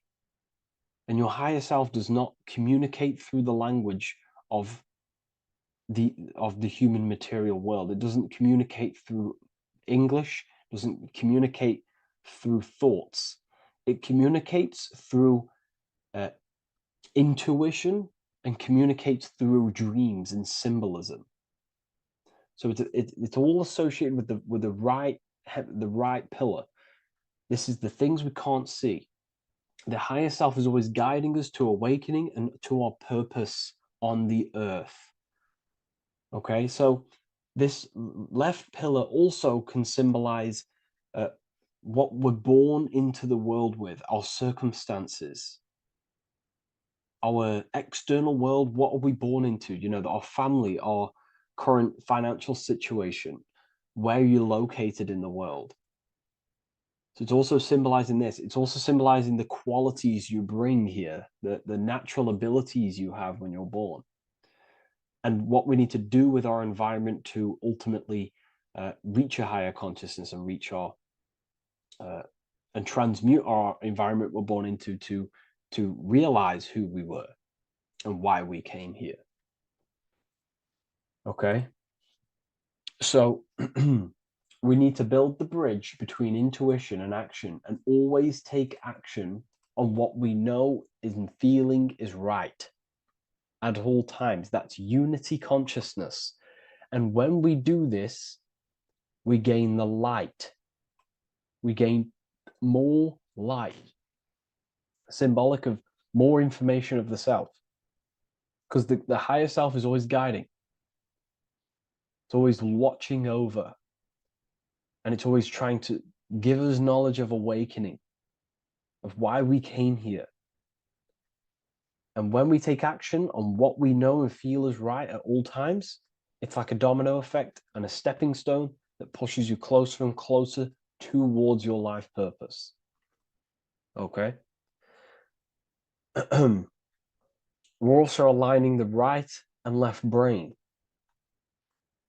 to perceive the world in truth, to see the world in its true form, to see the world in what it actually is, instead of any distorted left or right hemisphere dominated beliefs or thoughts. We ultimately do that by acknowledging that, yes, you have a self, you have, the left brain is more ego, this like divided thinking, everything's separate, and the right hemisphere is more holistic. So we need to see the world in the middle of this, in the middle, acknowledging the self and acknowledging the collective consciousness, and how my thoughts, emotions, actions contributing towards myself and the collective. We always need to keep the collective in mind. Why? Because we are experiencing this world together. It's not just you. And your actions also have a ripple effect on the collective. We're experiencing the world as a whole as well. Yes, there's yourself and there's the collective. We need to think, feel, and act towards the collective and the self. So aligning our brain hemispheres allows us to do this. It allows us to think holistically and individually. and see reality in this. And when we do align the left and right brain, what do? We gain higher insight, the eye. We build the bridge between the left and right pillars. We gain the eye. The eye is what? Insight.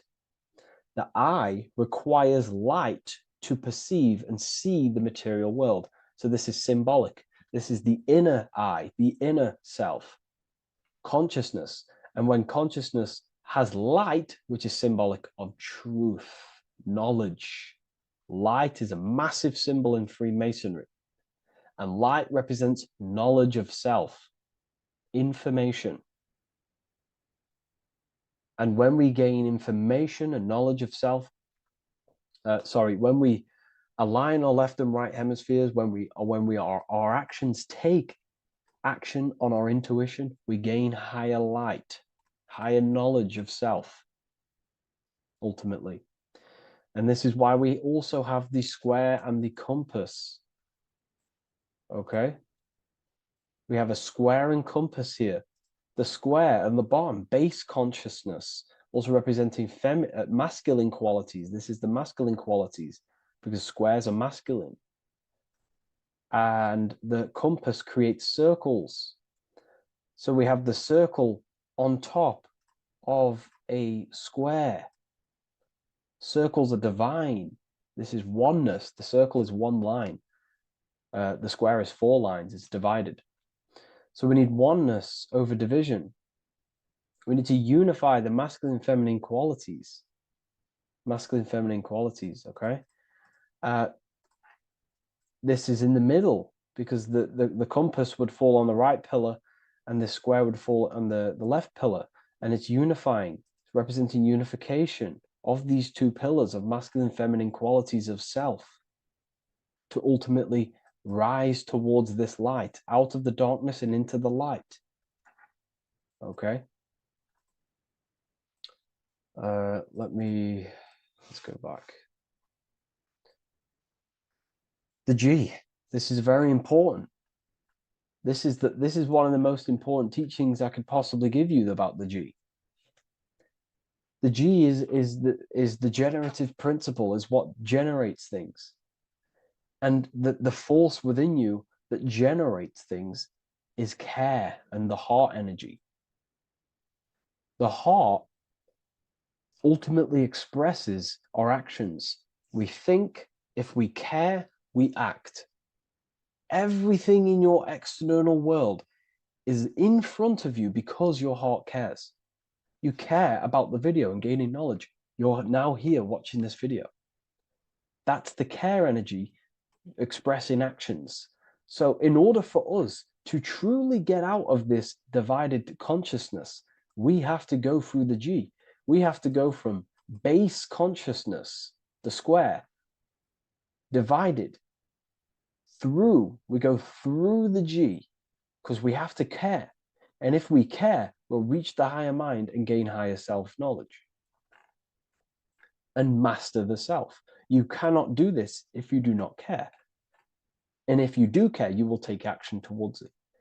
If you're watching this and you don't actually truly deeply care, you won't take the action. You'll just gain the knowledge, which is ultimately useless. You have to take action on this knowledge. And if you do not, there's no point watching the video. It's difficult. It's difficult. It's not easy. And things, throw us off our path sometimes. I understand. I'm not saying I'm perfect, but we ultimately have to give care towards reaching higher knowledge. Seek and you shall find. If you have the care about reaching higher knowledge of self, you will seek it and you will take actions towards it. Okay. We see this everywhere, and I mean everywhere. The Temple of Solomon has the 2 pillars, Jachin and Boaz pillars, feminine and masculine qualities. Sol, O, Mon. Sol is sun, Mon is moon. It's building the temple, which is, the temple is the inner self, ultimately. It's symbolic. The temple's not a real place. The temple of self, building the Temple of Solomon and reconstructing the Temple of Solomon, is about reconstructing the self through masculine and feminine qualities. We see it everywhere. And this is very symbolic, you know, like very symbolic. We have the two pillars, we have building the bridge, and we have a stairway that goes to what you can't see because it's going to the unknown. You have to have faith. Okay? What I'm about to say is very important. You don't know what higher consciousness is, okay, until you get a little bit higher. This is hard to explain, but I didn't know what everyone talks about what higher consciousness is. I can't give you my higher consciousness. It doesn't work like that. You have to enter in and go within and have faith, going into the unknown, because you're ultimately going into something you do not understand. Higher consciousness, I cannot give it you. You have to enter the door and take action and think, feel, and act towards it, and you will go to the place, and then you will understand what higher consciousness is. Ultimately, what higher consciousness is higher knowledge and understanding of self, what you actually are. Okay, that is what's being symbolized here. It's again in the Masonic art. We have the darkness. We have to have faith to leap into the darkness, into the unknown. We see this everywhere. Like, you know, you'll see when I say this everywhere, and I mean everywhere, you'll see this. Every doorway has this symbolism in the ancient world, because ultimately this is what it's about, people. The door represents going within into a new light, a new room, a new level of understanding of self. Okay. Here we have Astro World. Now, this is obviously a darker aspect of this, but again, we have the two pillars. See you on the other side. That's the doorway. The other side. And I'm not going to break down, you know, this ritual, but you can guess what I'm on about here. That's for the university, of course. I can't break that down on YouTube. It's way too deep. But there's knowledge out there that is so deep you couldn't even comprehend it with the current mind, even for myself. And this is the power of symbolism. The more you learn about yourself, the more these symbols reveal to you. It is a journey of self. And I can't give you these understandings. You have to go within and question and meditate on these symbols yourself, and have thinking exercises of meditating on a symbol and seeing what your mind does with the symbol, what it lets you think about that symbol, and you'll unlock deeper meanings. I'm going to go over one more symbol before we end this. This is the hourglass, which represents time, a very overlooked thing in today's world. We do not have unlimited time in this body. You have limited time. You will die. You will die. You have limited time in the external world. This is why it's on the left pillar, located on the left side, the external world. You are limited. The scythe represents you will be harvested. Your body will die. It'll be harvested. You will die, and you need to fulfill your mission here. You came with a purpose. You have to find that purpose by going within the self and questioning and taking action on what you know and feel is right. Unity consciousness, aligning thought, emotion, action. So if you wish to learn deeper insights, gain exclusive lectures, astral projection, self-mastery, I've just started a new section on mind control methods and how people are using this in society and becoming conscious of it. I've now opened 5 spots at a limited special price for Ethereal University. Use the code MIND, all capital letters, mind, all capital letters at the checkout. And there's only 5 of these codes. Whoever uses them gets them. It's ultimately going to give you 20% off the university for as long as you're subscribed to the university. We go so much deeper in the university. Remember, social media is just the tip of the iceberg. Tip of the iceberg information. There are certain things I can't talk about, but I'll see you inside, and I hope you enjoyed this video. Please leave a like, comment, and a subscribe.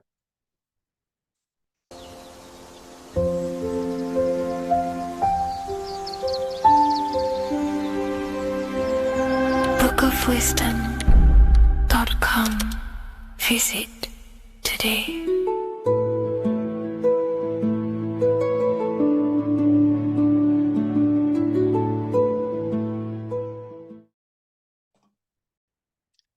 So this is known as the bag of the gods. This symbolism is widely known, but no one knows what it truly symbolizes. We see this in ancient Sumerian artwork. We see this in the Mayans' artwork. We always see this bag with the gods. What does this actually represent? Okay, so the bag itself represents carrying. Carrying what? It represents information, it represents knowledge. Your mind is the carrier of the information. So this is why in his left hand, he carries the bag, and the right hand has the pine cone. This represents carrying of information. Why is it a bag? A bag can be passed on to someone else. The information can be taught to someone else. This is the information of activation of the pineal gland or higher consciousness of humans. Because as humans, we all possess an animal nature, the nature that tells us to eat, to steal, to gain material wealth, to survive, to hate. This is our animal self. This is our animal behavior. But we also have a divine nature of consciousness, which we have access to, the higher planes of consciousness, the planes that manipulate this material world and create all things in this material world. The human mind has access to. The animal does not. The animal has no idea he exists. The animal has no inner dialogue, but humans have the inner dialogue. Humans can create infinitely. We can expand our minds infinitely into new realms of thought. So we have this higher divine nature and a lower nature. This bag of the gods is basically just representing the knowledge they possess of higher consciousness, of the higher aspect of life. Okay? Which is the activation of the pineal. The pine cone. The pine cone is in his right hand. The right represents wisdom. The left represents intellect, knowledge. Knowledge and wisdom are two separate things. Wisdom is applied knowledge. It's a feminine aspect. Knowledge is just gained information that you know, which is masculine. So in his right hand, he holds the pine cone. The pine cone can be opened and shut. The shut pine cone represents the asleep human being, the human being that exists in his lower nature, that just basically survives, lives on eating, consumption, material lust, living in chaos with his emotions, living in a place of hell. This is the animal nature. Then we have the awakened human, the one who has consciousness of himself, the one who looks within himself, the one who knows there is more to him when he looks in the mirror. He is far more than just the physical body. He is a divine spiritual being, a divine being who has limitless potential of creation into the material plane. So this represents the awakened. This represents the asleep. This is why he carries the pine cone in his right hand. It represents applied knowledge. This is the information. This is the intellect he possesses. And this is the applied knowledge of the awakening, of activation of the pineal gland. Because remember, the pineal gland is not your consciousness. The pineals, the same root word. Pine cones were always symbolizing the state of consciousness one was living in, whether he was asleep or awake. We see this at the Vatican. We see the pine cone over the two pillars. This is the two pillars of Freemasonry, and the dome. This is the Royal Arch of Freemasonry. This represents your head. This is the two pillars, the two hemispheres, and the pine cone in the middle, which is the pineal gland. What is the pineal gland? The pineal gland is not your consciousness. It is not the third eye, and it is not the mind. It's not the mind's eye. The pineal gland is a radio receiver. This is your body. Your body is an antenna. Most people think they are this body. This body is nothing but a receiver and a downloader of consciousness. Your brain does not produce consciousness. You are not this brain in your head. This brain is a downloader of consciousness. Consciousness comes from a way higher divine plane, which is what this image is showing here with the clouds. The mind is light. Consciousness is light. And this light is coming down into the material plane, and your body is basically a crystal antenna which is receiving and downloading this consciousness. So you can experience a three-dimensional reality. So God can experience himself in a divided, separate state. This is what this represents. Now, the pineal gland can be activated, okay, and stimulated, because the pineal gland has phytoluminescent crystallized jagged-shaped cells on it. And obviously, these are crystals. Crystals are on your pineal gland. And what do crystals do? Radios use crystals. Your phone uses crystals. They tell you that crystals are woo-woo and pseudoscience because they don't want you to know the power of crystals. Your body is basically a giant crystal. Your pineal gland is a radio receiver for your consciousness. So if they can ruin your pineal gland and damage it, this will damage your connection to the divine, to your true self, to consciousness, to God, whatever you want to call it, the source. There is all one source consciousness, and we're all collectively connected to it. And this is our connection. This is our antenna. So what a radio does, a radio has an antenna, and the frequencies are all around us because all the radios are playing in your ear right now. But what the antenna of a radio does is tune into a specific frequency to pick up that frequency and play that frequency. It's the same with your consciousness. You're all a fraction of God's consciousness. So that is essentially what we are looking at here. We're seeing knowledge, intellect in the left hand, and applied knowledge, activation of waking up to higher consciousness, to the higher human form. Because we can reach beyond our physical form. We can turn our animal self into a divine being, into one of these so-called gods. These gods are nothing but human beings. The Anunnaki were not gods. They didn't come from the sky. These are normal, regular human beings who activated their higher consciousness. This is what we have here. This represents spirit. Birds represent spirit. So do we have any questions? I'll take some questions now. That was just a short lecture on what that symbol truly means. Okay, so if we have any questions, feel free to go ahead and ask some questions. Anything that you don't understand, anything that you want to know. Okay.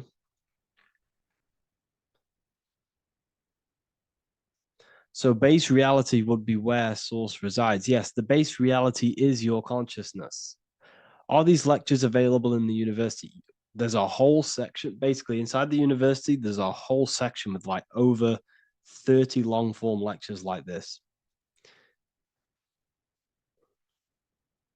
So the base reality is where the source resides. Yes, the base reality is your inner world, your consciousness. That is the only thing that exists. Your outer world is just an effect of your consciousness. Your consciousness, everything that has gone on within the mind and emotion, is pushed outwards into your reality. You have thought and felt your way into your external circumstances. Your life is a direct correlation of every thought you thought in the past. Therefore, your inner world of consciousness is creating and molding your outer world.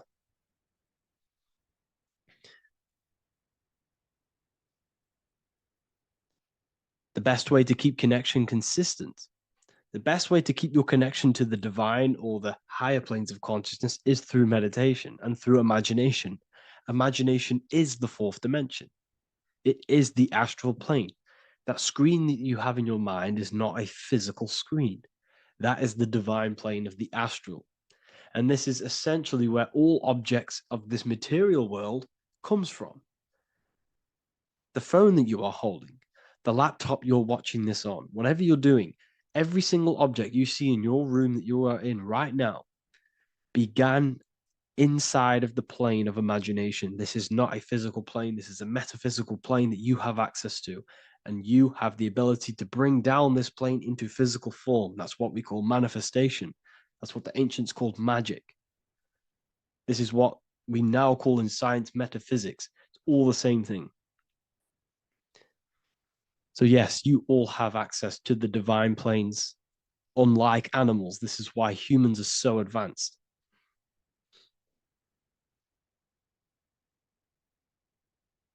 Okay.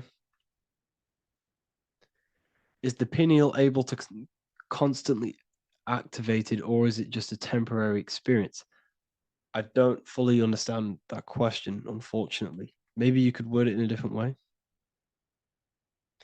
The real meditations on the university, legit, y'all, yes. In order to connect to consciousness, you need to sit in meditation and turn off your feelings, and the feeling of unity will come. Do I understand correctly? Yes, that is correct. So when you sit in silence and in stillness, I highlight the word stillness because stillness, when you are still, no information from your nervous system is being decoded by the brain. So when your body is still and does not move, your nervous system starts to relax and comes to a balanced state. Your brain starts to relax, it comes to a balanced state. The left and the right brain stop working, the nervous system stops working. Then, once the body, the material body is shut down, you then have access to consciousness. You can't access consciousness if the body's in such a busy state. If electricity is being fired every 2 seconds, your whole body's electrical. When you move your foot, that's electricity being fired from the brain to the foot instantly through the nervous system. Your brain, your whole body is a technological machine. So you must shut down the technological machine to access the divine that exists beyond the technological machine. Do you understand that? Did we create ourselves from the higher plane? When you say yes, you created yourself, you manifested yourself in this material form for a reason in this specific time and place. Wisdom books, are these available inside the university? Yes, they are. So anyone who joins the university, they all gain 50% off the store. So you can get anything off, anything you want inside the store for 50% off. Plus, you get the Book of Wisdom Volume 1 PDF for free. You get the Human Health Guide. Plus, you get all of the library books. There's a load of different books on occultism, symbolism, esotericism. Do you need to place your attention somewhere specific during meditation? You can do. Okay, you can do. So if you struggle, when you first start to meditate and you struggle to turn off the thoughts, think of the back of the brain, the back of your head. Don't think of it, place your attention on it.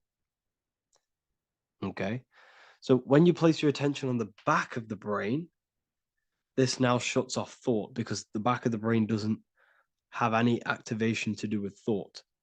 The front brain does, the neocortex. That's all to do with activation of thinking. So place your attention on either the back of the brain or your breath. What's more important, creating yourself or finding yourself? It's balance of both. So in order for you to create fully, you must have awareness of self and awareness of thought and control over the mental dialogue, the inner voice inside of you. Okay. When you control that inner voice, that is when you gain power. That inner voice is what brings commands into physical reality. Before you kick a football, there is a change in consciousness. There's a decision made in consciousness before the body takes the action. Therefore, every physical manifestation is a change of inner consciousness before it's a physical reality. You can have the reality you want through consciousness before physically having it. That's the secret to creating.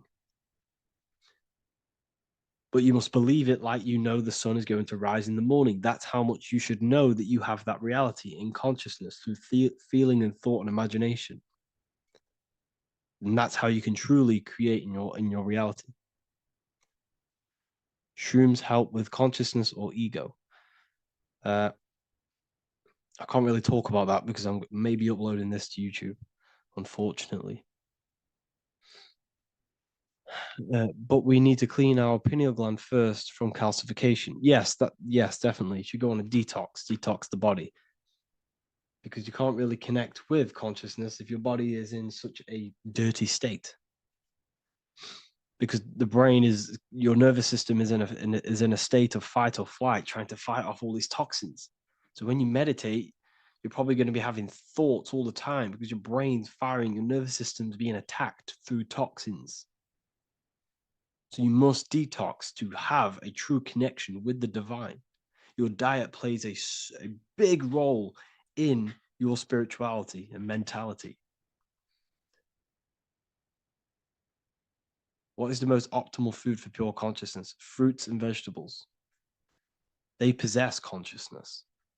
So when you place them inside of you, they're syncing with your consciousness.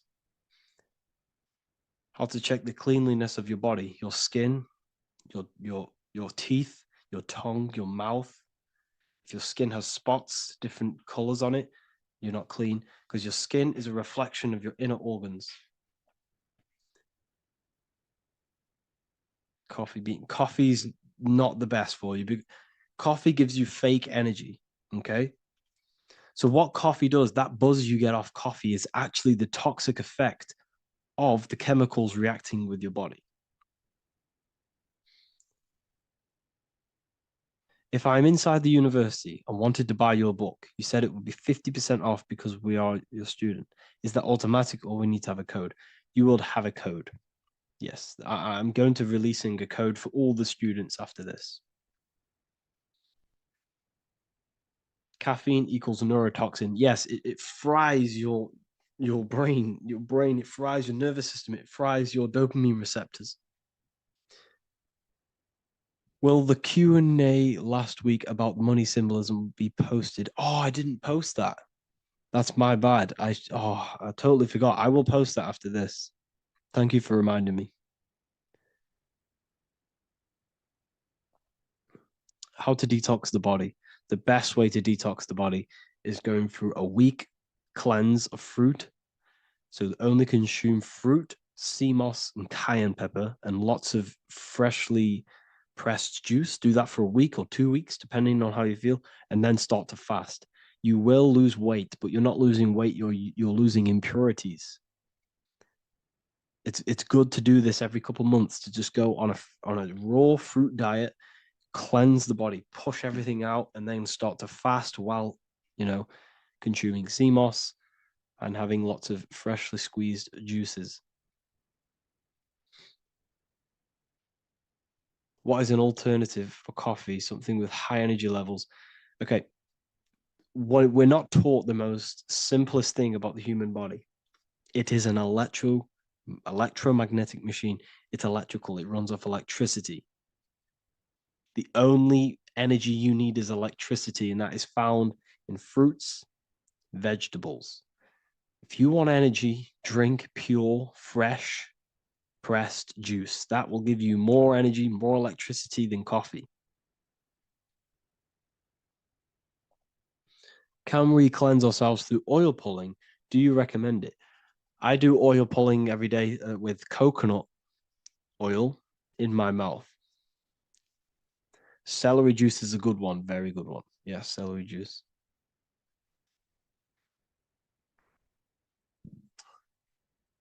Any more questions?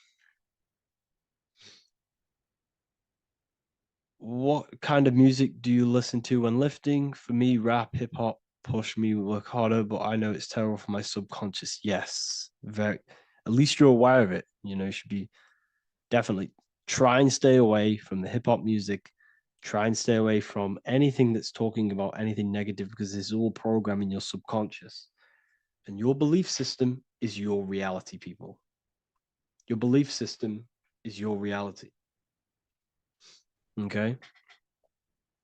So look after your subconscious. That's what's controlling your actions. 90% of your actions on a daily basis are controlled through your subconscious beliefs. Okay. I listen to a lot of Pastel Ghost. I listen to a lot of let me get my playlist up.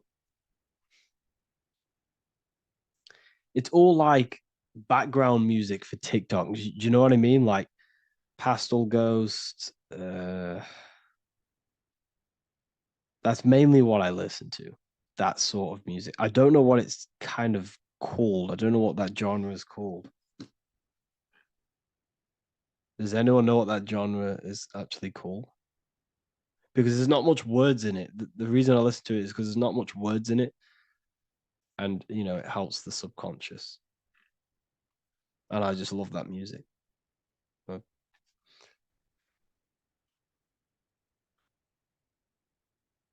Like Lofi, yeah, a bit of Lofi.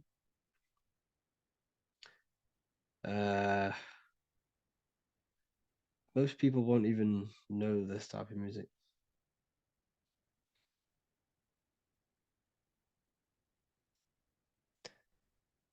Can you tell us how you use cayenne pepper?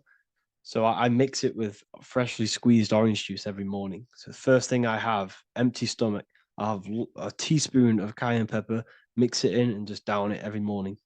And sometimes at night. The feeling you get in your stomach after putting cayenne pepper on an empty stomach is absolutely amazing.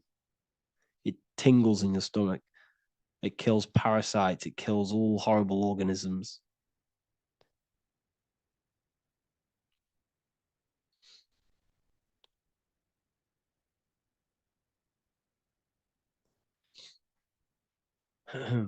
Mix it with hot water. Yes, hot water and key lime water. That I bet that's powerful.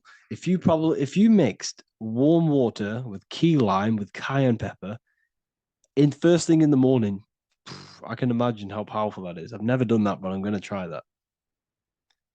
Do you use sea salt?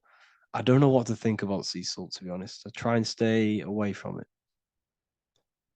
I don't know whether it's good, don't know whether it's bad. I'm kind of mixed on it, mixed information.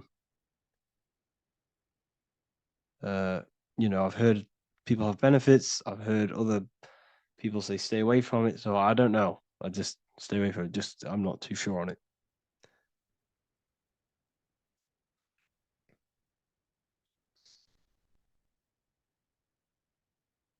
I drink fresh pressed celery juice every morning. Yeah, definitely. Uh, is there any chance we could like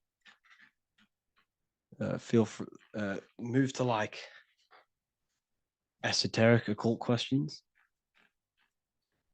The only reason I say that is because I might be posting this to YouTube, so it's like I don't want them. I don't want them thinking I'm giving health advice because I'm not. This is what I do. I'm not giving anyone medical advice. This is what I would do to myself because I can probably get in trouble for that. So the subconscious is the all knowing. It is the all-seeing eye. The subconscious knows everything. Your conscious mind does not. Your subconscious knows every single cell in your body. Your subconscious is making your heart beat. It's talking to your heart. It's talking to every organ, every cell in your body is being connected and spoken to by your subconscious mind. It is the all-knowing. The subconscious has access to the astral plane, imagination, the fourth dimension. It has access to the mental plane, thoughts. It has access to the ethereal plane, energy. And has access to your physical body. It's the door. It's the portal. The subconscious is the portal to the divine. You must go through the subconscious in order to access the divine. Any coupon codes for book 2? Yes, inside the university, there will be a 50% off coupon code. Speaking of ancient civilizations, why did they use symbols to give us true knowledge? This is a very, very good question. Very good question indeed. The reason they use symbols is because symbols are their keys. They hide meanings. They hide things. For example, if it was written down, if all of this sacred knowledge that I'm speaking now was written down, it can be easily taken. It can be easily misused. Someone can take it, read it, and steal it and misuse it and abuse the world and create horrible things. The reason they use symbols is because they're hidden. They hide the teachings. Only the ones who possess the key, that possess the knowledge, can read the symbol. So the symbols act as a guard towards this higher wisdom, this higher knowledge, which gives you power.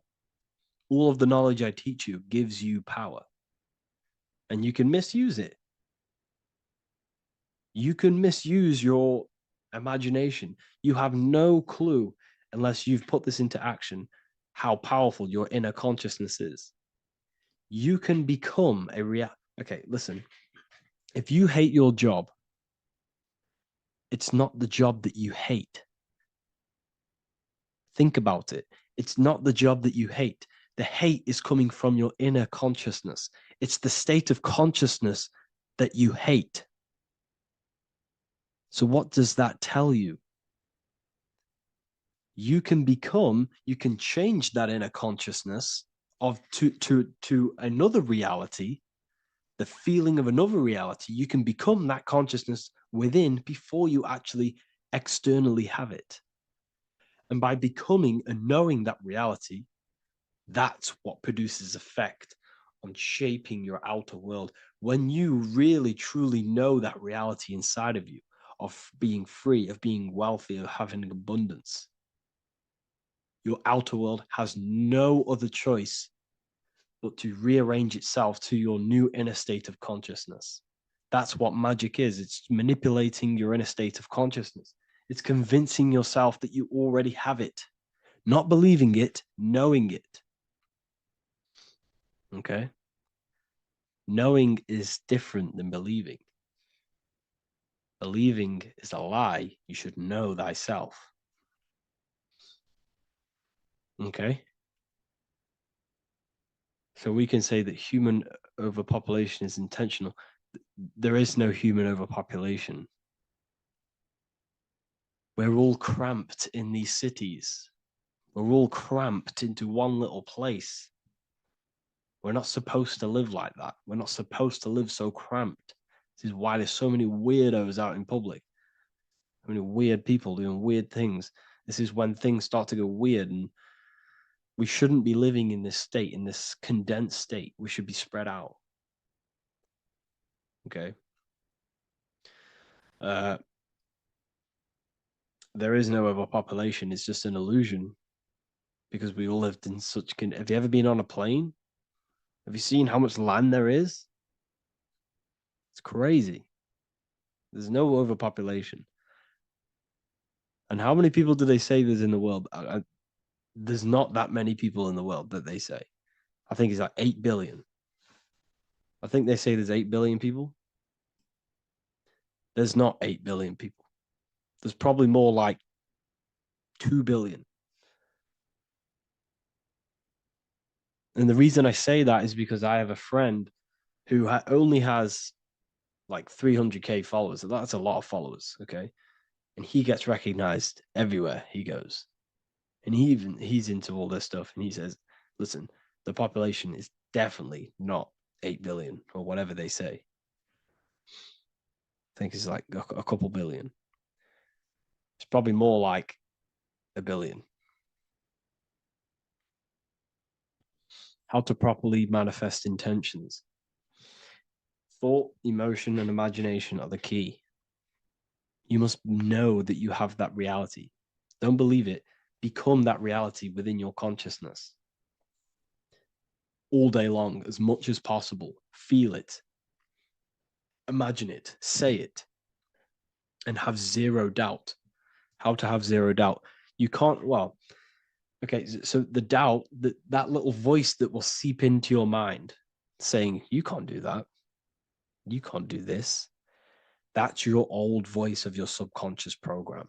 Listen, the reason why most people fail in life is because they have trained their subconscious that they will fail. They have told and believed that they will fail. The reason I will succeed for the rest of my life is because I have trained my subconscious to say, I will win, I will succeed, I will solve any problem. That's my belief system. And if my belief system is that, then my external reality, my conscious mind will seek a way to fulfill that belief. It will seek to control and create that belief in my external world. It will seek to solve any problem. I've trained my subconscious mind to know that I already have the reality, to know that I'm abundant, to know that I have everything that I already need.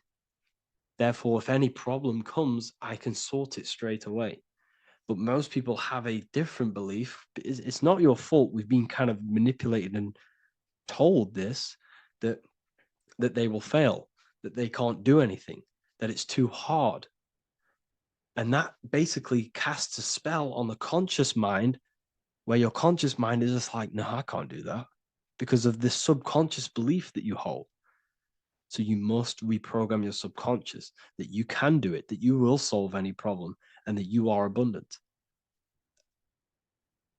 That's the reason why successful people succeed. It's because they have a complete different mind state, a complete different belief system in their subconscious.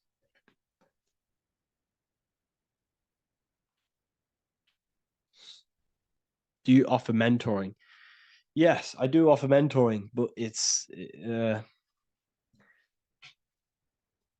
mainly for people who want to grow their online presence,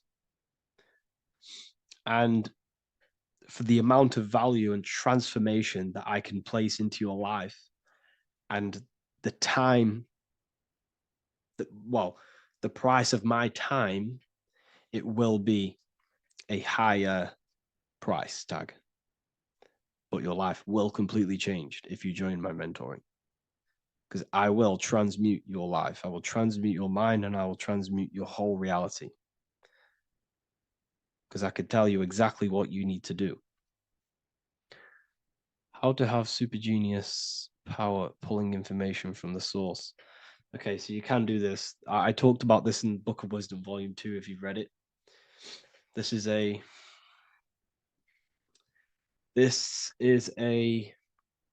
technique that Albert Einstein used. This is a technique that Thomas Edison used. This is a technique that all of the ancient geniuses have used. So you get on a chair, you place metal below you or plates, and you hold a metal ball in your hand, and you fall asleep. And every time you fall asleep on the chair, you're going to drop the ball because your body will become unconscious, and you will basically drop the ball, and it will wake you up because it's going to hit and make a loud bang on the plate. And every time you go to sleep, basically what this is actually doing is shifting your consciousness from conscious into the subconscious. So from physical into the astral, your consciousness is shifting between these two planes. And as you do this, you can bring down great ideas from these higher planes. So when you fall asleep, have an intention. And when you fall asleep, you'll drop the ball. And when you wake back up, you'll have an idea and you just got to write it down.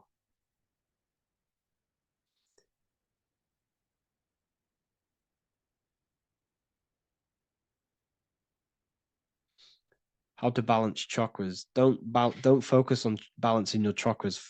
Focus on the mind. The mind is the cause of the chakras being blocked. If you have a blocked throat chakra, this is a problem in your mind, not the chakra. You see, the chakras are a result of the mind. You transmute the mind, you can transmute the chakras and cleanse them.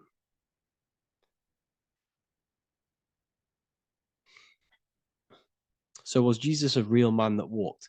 Okay, so I'm going to tell you something. Like, some of the things that I say in my reels, they are to catch attention. So if I say the first thing on the reel, Jesus never existed, straight away, you see that, it's going to trigger you. It's going to trigger Christians. It's going to trigger people.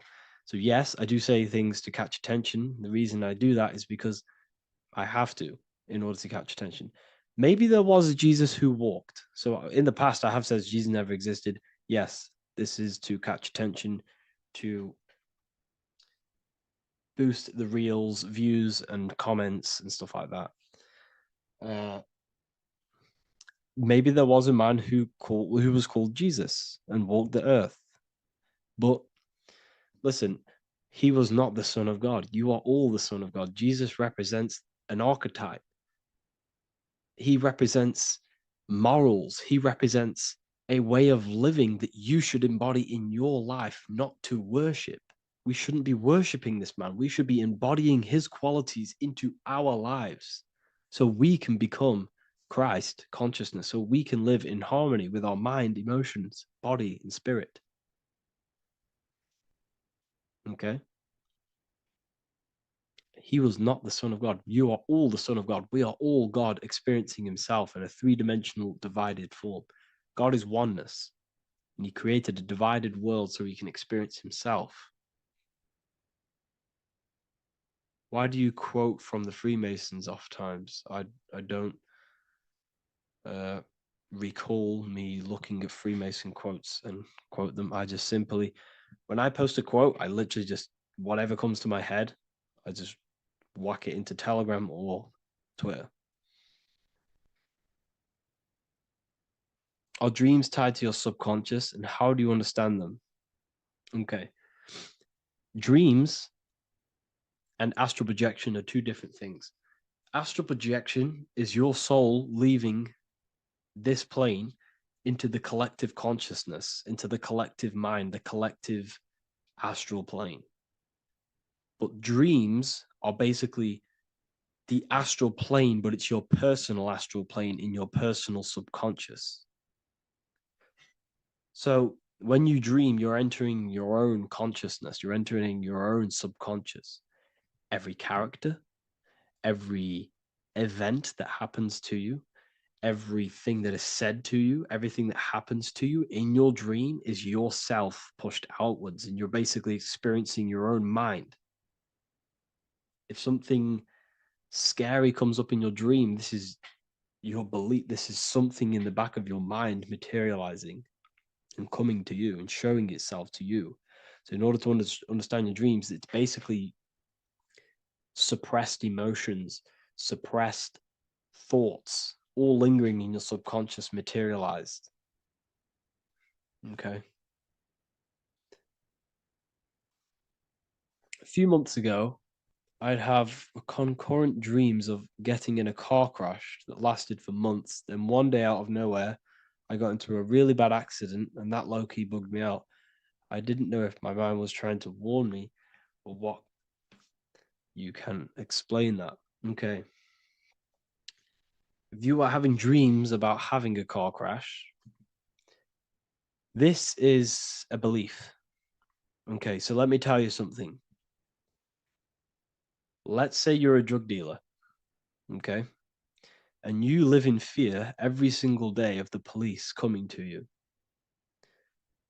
This dealer every day is worried, he's scared, and he lives in fear of the police getting him. He was believing it.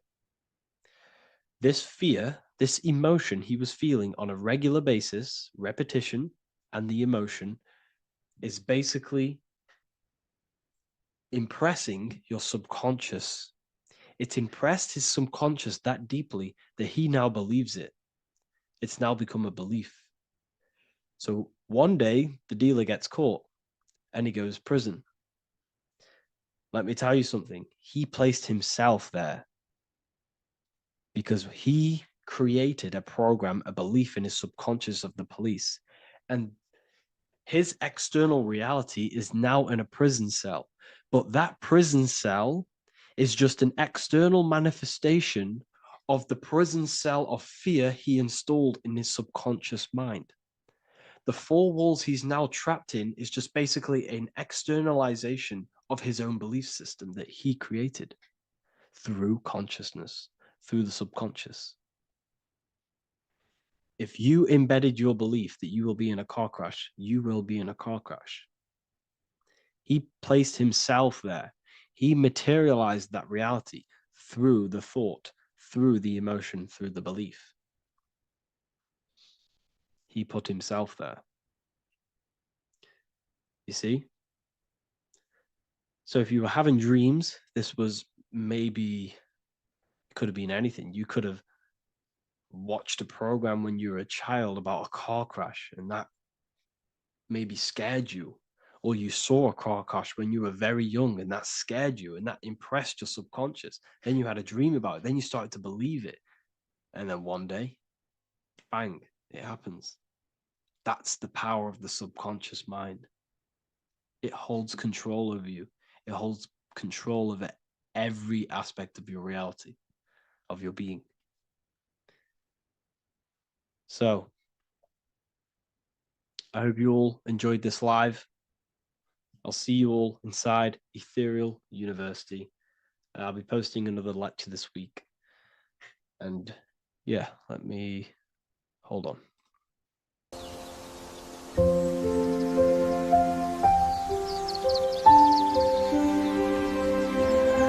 bookofwisdom.com.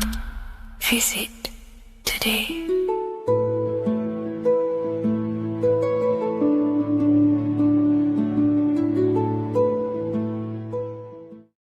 Welcome back, people, to another occult lecture by Revival of Wisdom. Today, we're going to be talking about magic and how it's being used on us for the New World Order. Magic has the word mag within it, which is magnetism. Magnetism is the force. Magic is influencing forces, natural or supernatural forces, and using it for a certain agenda to gain something out of it. Now, magic is not what everyone's being thought. It's not some sort of fantasy thing. It's actually very common, and we all do it, whether you believe it or not. Magic is all to do with the mind. As I said, always say in my lectures, your mind is what creates matter. Your mind is what creates your external world. So it's all about manipulating and planting seeds within the mind, because your mind is a garden and thoughts and words are seeds which are being planted in that garden. Your life, your physical life, the people you have in your life, your friends, your car you own, the job you have, is all a reflection of the thoughts that you've been thinking in the past. You are where you are in life because of the thoughts that you've been thinking. Therefore, your life is a direct reflection and manifestation of your mind, the Garden of Eden. Okay? The mind is what they are targeting. What you see, say, and hear has a direct effect on your mind. Me talking to you is influencing you. The words I'm saying is planting seeds within your mind. Now it's up to you to consciously act on these thoughts or these words, or to maintain these words. As above, so below. As within, so without. What's inside of me is outside of me. What comes into the storehouse comes out of the storehouse. You have the left, you have the right, you have the up, and you have the down. As above, so below. Whatever is in your mind will be expressed in some sort of way, consciously or subconsciously, spiritually or physically. The mind is what manifests everything. And this is what we need to understand. We need to understand is that the mind is not physical. All things spiritual manifest physical. All things seen come from the unseen. The words you're thinking, that everything you have is coming from the unseen. The actions that you do come from the unseen mind. Another expression for as above, so below is you are the universe itself. You are a universe, a mini universe. But just because you are mini does not mean you are the whole thing. If I take a little piece of infinite, let's say there's an infinite light source. Let's say I take a little chunk of that infinite light source. That little chunk I took is still infinite because it's been taken from infinite. You are the universe. Your awareness, your mind is the universe. It's information. You are the universe experiencing itself. This is why we say we are all God. As above, so below. What is in me is outside of me. The sun, the physical manifestation of the sun is your soul. The 12 constellations are manifested in the physical body. The 5 elements are manifested in the physical body. They're manifested in the 5 fingers you have. As above, so below. This is manifested, well, this is a symbolized in Freemasonry and secret societies as the 2 pillars. The mirroring reflection, the reflection of reality, the mirror, as above, so below. What happens in the mind, what happens in the astral, happens in the physical. This is Aleister Crowley. This is all symbolism. This is the 2 pillars with the all-seeing eye and the triangle at the top. Aleister Crowley was a master magician, very powerful dark magician, black magician. There's 2 types of magic. You have white and black, just like the checkered board, the Masonic checkered board. You have white and black. You have good and evil. White magic is influencing natural forces to gain something that will help the collective consciousness, help the collective, help the earth, help other people. Black magic is something you manipulate something so you can get something personal out of it. Doesn't matter if it's good or bad. It's still considered as black magic because you're being selfish. Everything you do should be contributing towards the collective consciousness and helping others. And this is why the ancients lived in a system where everything was in unity.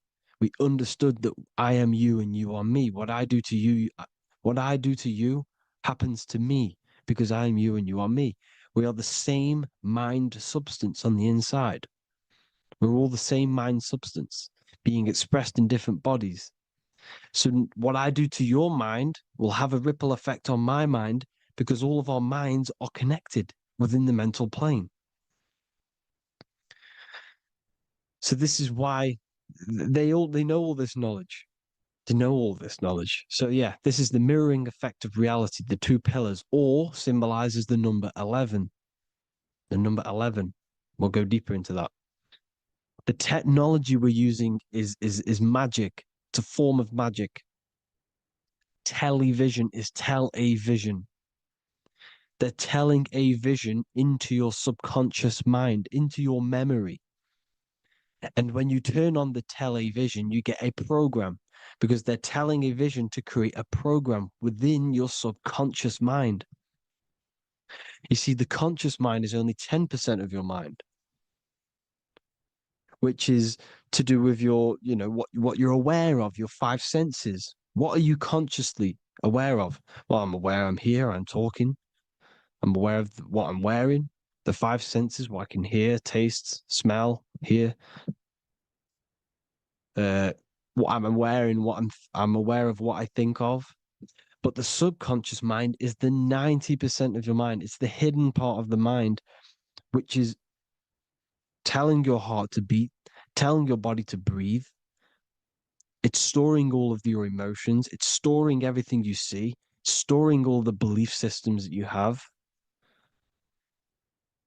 It has everything. It stores all of the habits you have, the values. It stores everyone's name that you know. All the words that I'm speaking right now is all coming out of the subconscious. Everything is subconscious. And it literally manipulates 90% of your daily basis behavior. Most people don't know this. What you did yesterday is what you will do today because of these beliefs and mental programs within the subconscious, stored within the subconscious. So the subconscious is what they're aiming at. They're trying to create programs within the subconscious because the subconscious manifests 90% of your thought patterns, 90% of your actions and words. They know all this stuff. So the subconscious mind is the most powerful part of the mind. Another way the subconscious manifests and influences your life is, let's say you were in a car crash years and years ago, 10 years ago. Let's say you're in this car crash, right?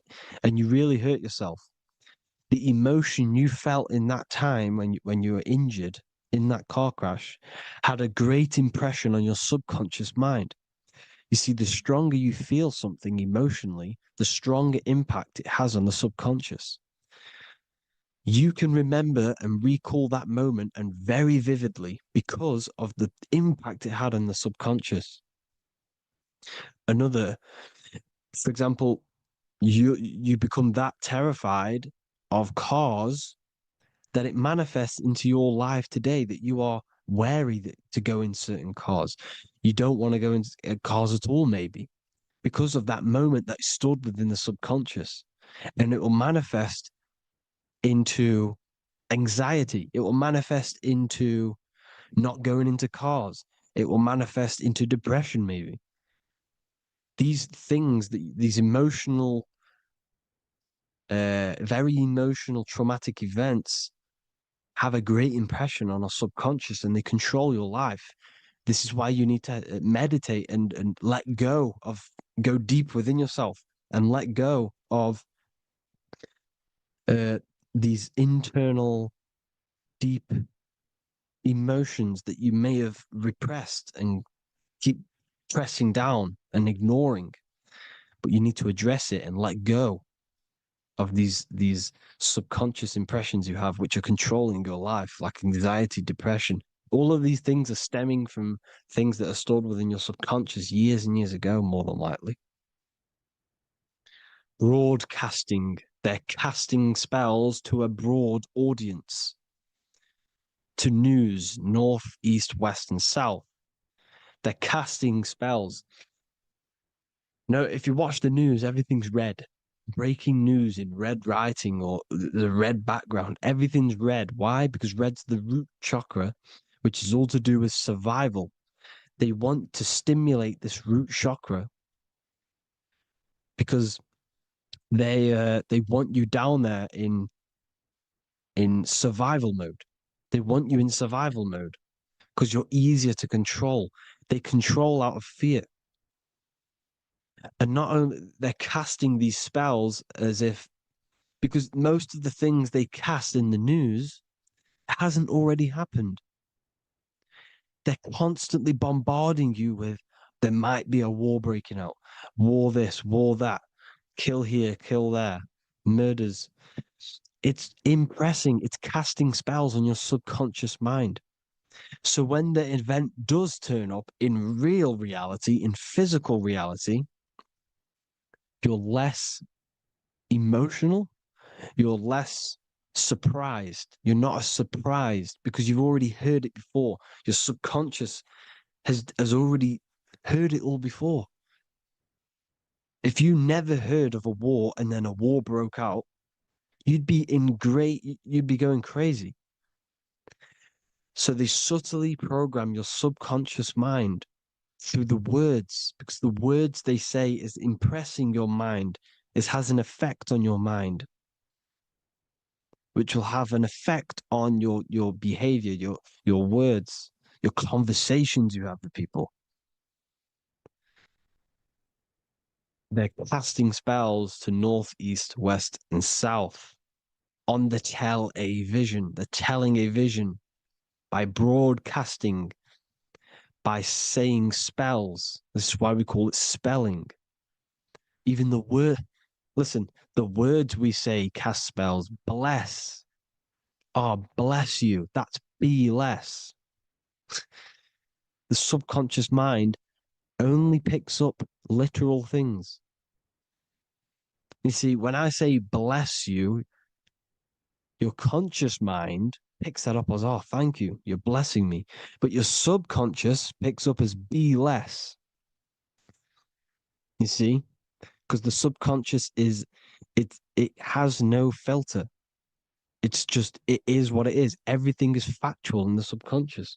Therefore, if I call you an idiot, your subconscious, my subconscious will think I'm talking to myself and calling myself an idiot, and it will take that as true. That is truth. Everything is truth within the subconscious. And the subconscious manifests your behavior. The devices this is the biggest one. Black scrying mirrors, device, the devil's vice, the device. Okay? Black scrying mirrors, black screen is scrying. Black scrying mirrors were used to communicate with spirits within the astral plane in the medieval times. They're still being used now by black obsidian mirrors. And look at your phone, it's a black mirror. And there's some sort of, I'm not saying this is facts, but personally, I believe these are portals for spirits and ethereal entities to come into your life, to come into your surroundings. So this is the next big thing: the TVs, your iPhone, your iPod, all black mirrors. And mirrors are very, very powerful. Even just a normal mirror. Mirrors have an effect. Whatever you say into a mirror, what you say is energy. And when you say something into a mirror, you're saying it into yourself. It's an infinite cycle of words of energy because it's being reflected infinite times. When you say something into a mirror, it has a massive effect. You're saying it directly into your eyes, into your mind. So what you say in a mirror should be said with precaution. Never say anything negative into a mirror, because mirrors are very, very powerful ways for you to reprogram your subconscious mind for the good. You can say very positive things into mirrors and it will reprogram your subconscious mind. Okay? Manifesting is all magic. It's all magic. Everything is magic. But consciously doing it is what they're doing. They hid this knowledge. Your phone is magic. It manipulates your mind. The iPhone. Okay. See, magic isn't all of this with wands. See, Harry Potter, okay, that was created to give you this perception of a mystical and amazing form of magic with magic wands and all sorts of stuff like that. Yes, that stuff was true, when the collective conscious minds were on a higher level and our belief systems believed in these things, because the universal mind, all of our minds contribute to reality. If the masses don't believe in magic, if the masses don't believe in a certain thing, it's going to have an effect on physical reality. So when the collective minds are higher and have more open minds, things like Harry Potter can come true. See, it's all in the mind. The iPhone, the I is the symbol for the mind, the invisible intelligence. The triangle is the ethereal plane. Okay. So the eye in the triangle is the eye that sees into the beyond the ethereal planes. The square is the physical plane. So the iPhone, your phone, is a black box, just like the Saturn black cube. It's a black mirror. It's taking photos of you every 2 seconds. And it's your mind. Your mind is in that phone. Everything you like, everything you text, everything you type in Google, everything you say to someone, every conversation is all recorded on the phone. Therefore, it is a direct reflection of your mind. Your mind is imprinted into your phone because your mind, everything you think in your mind, you're manifesting into typing, saying, taking pictures into the phone, and it's collecting it and storing it. And what they're doing, and this is for all forms of magic, it's manipulating the mind. It's all manipulating the mind. Reels, Instagram, TikTok, this is all dopamine. It's all controlling the mind. Every like you get, every follow you get, every share that you get is dopamine within your brain. They're literally targeting your brain and mind. It's all manipulating, because what they're pushing through the phones, through the media, through the news, through the televisions is visions and programs. You are the one manifesting the New World Order. They're not manifesting the New World Order. They're giving you the information so you can manifest the New World Order. Everything they say is contributing to your mind. For example, digital money and all the information they put out for you to see is contributing to your enslavement. Your mind is manifesting the New World Order. They know this. They don't manifest it. There's billions of us. We could easily run over them physically. But on a mental level, these people have the knowledge and they hide it from us and they let us manifest reality because we are the collective. They give us the information which manifests their agenda. It's all magic through the phones, the media, the television. So your phone is a manifestation of your mind. It's a record of your mind.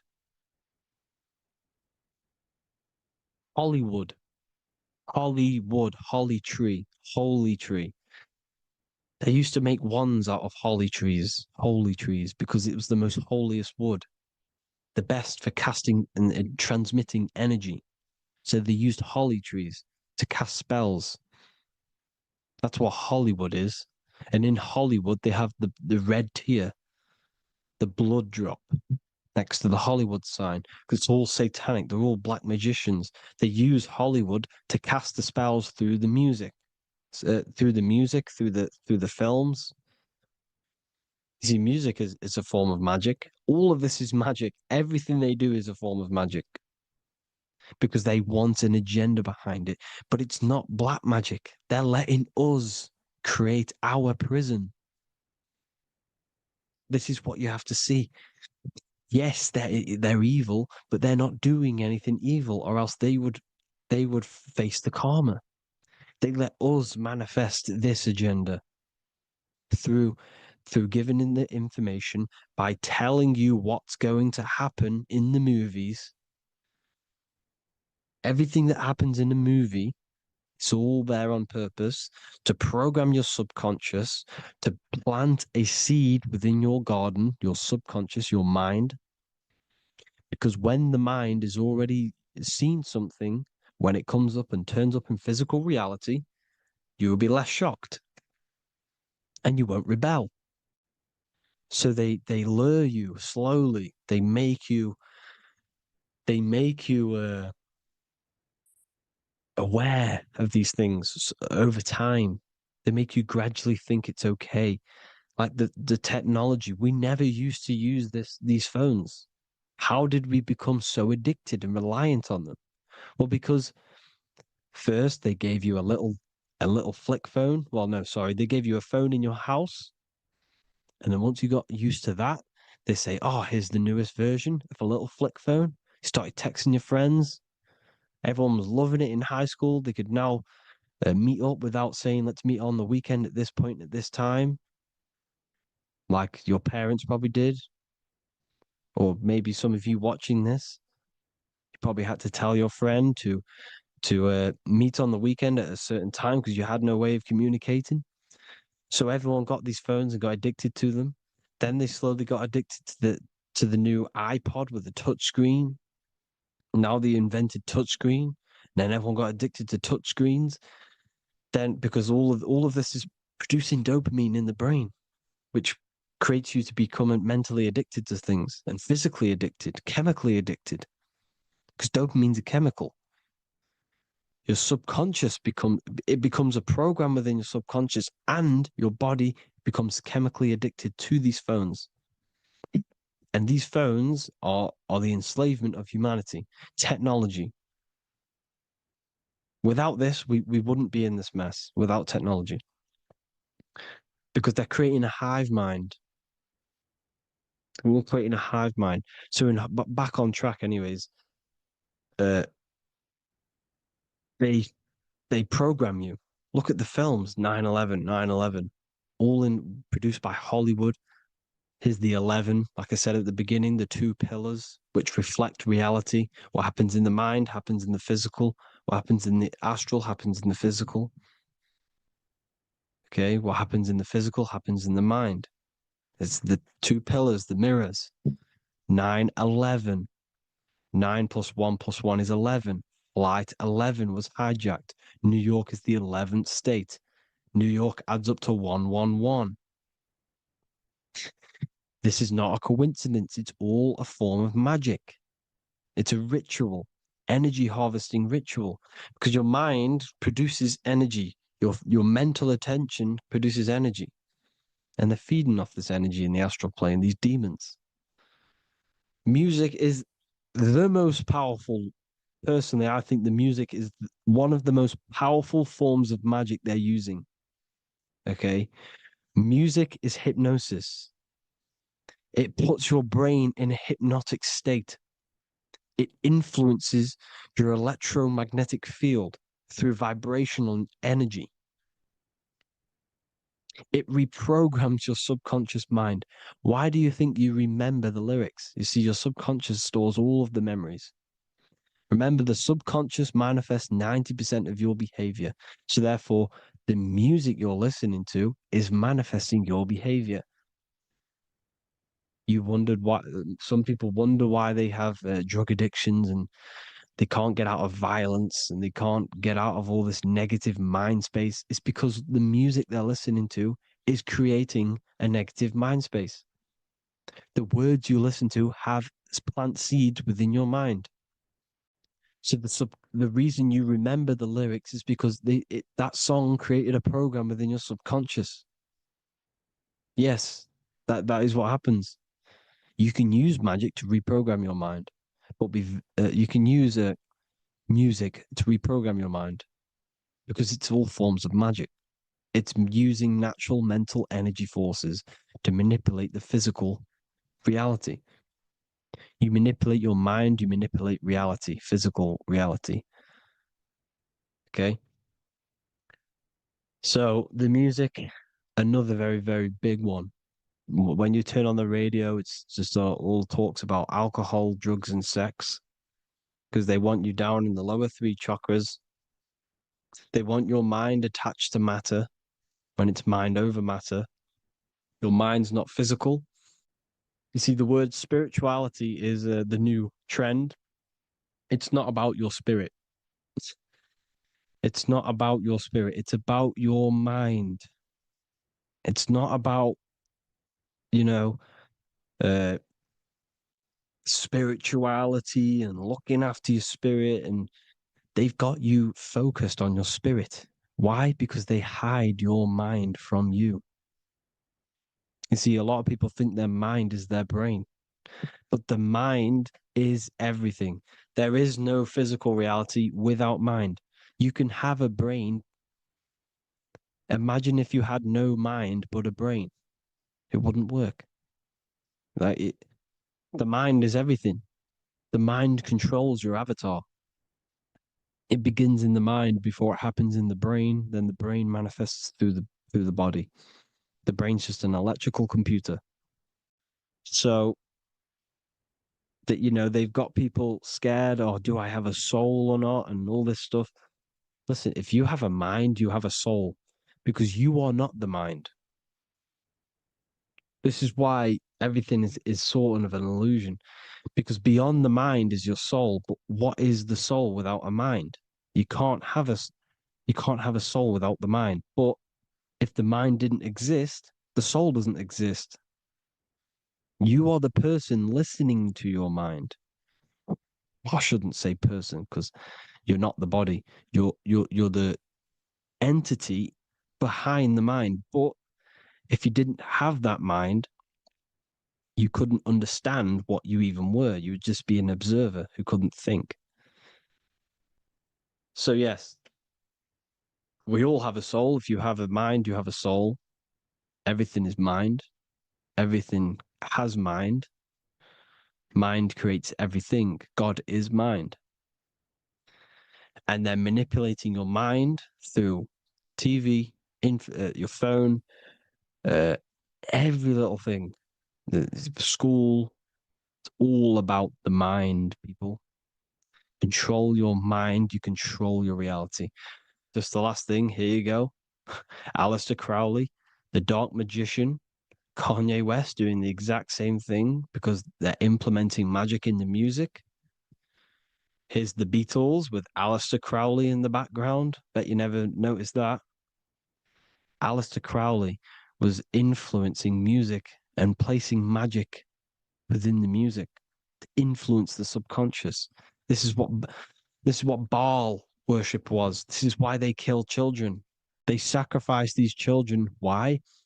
Well, because in order to ascend, in order to raise your consciousness internally, godly, by being good, God, or being in order to be good and raise your consciousness and to get something in the physical world, you have to sacrifice yourself.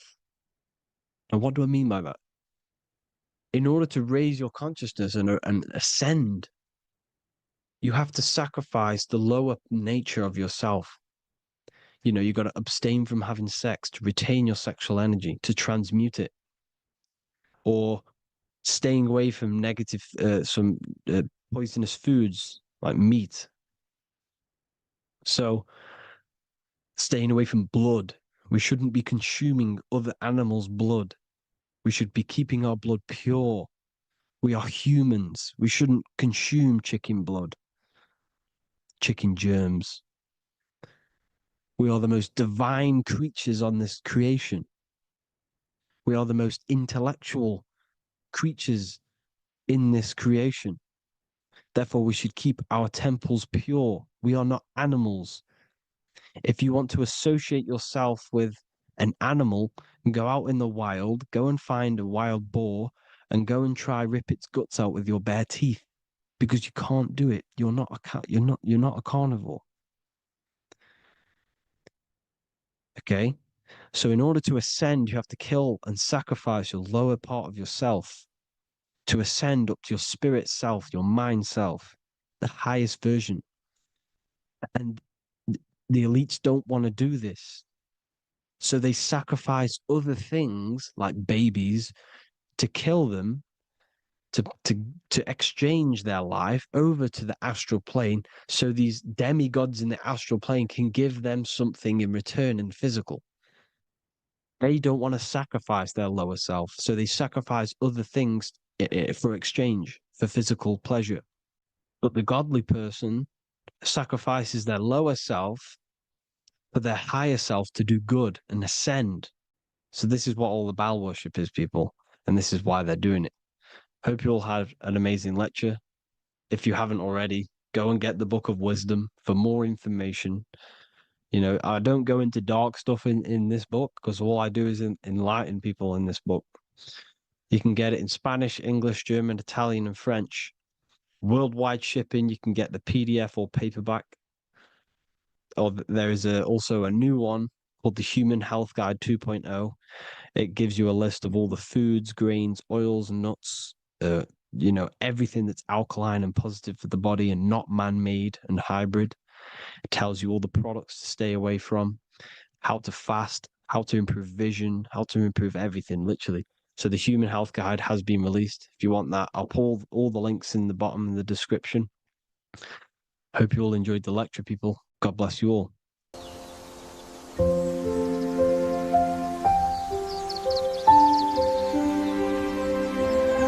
bookofwisdom.com. Visit today.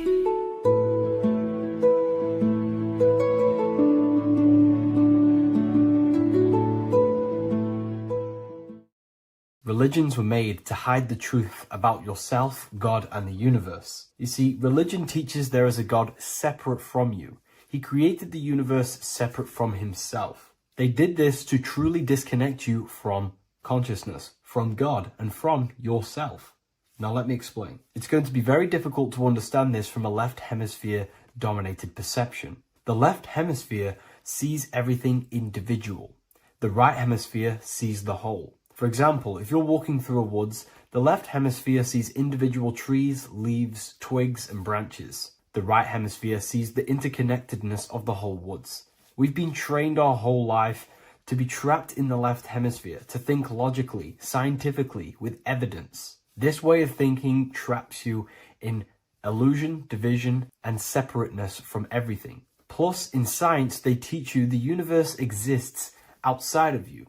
You exist in a universe, and the universe exists whether you exist or not. This is completely false. You are the universe experiencing itself. There is only one person in the universe. There is only one awareness in the universe, and that is God. That is your consciousness. Not your name, your job, your reputation, your thoughts, your beliefs. That is not God. God is the infinite awareness that you are, the alertness, the essence of life. You are an individual. You have a dual nature, an inner world, consciousness, and an outer world, this physical body.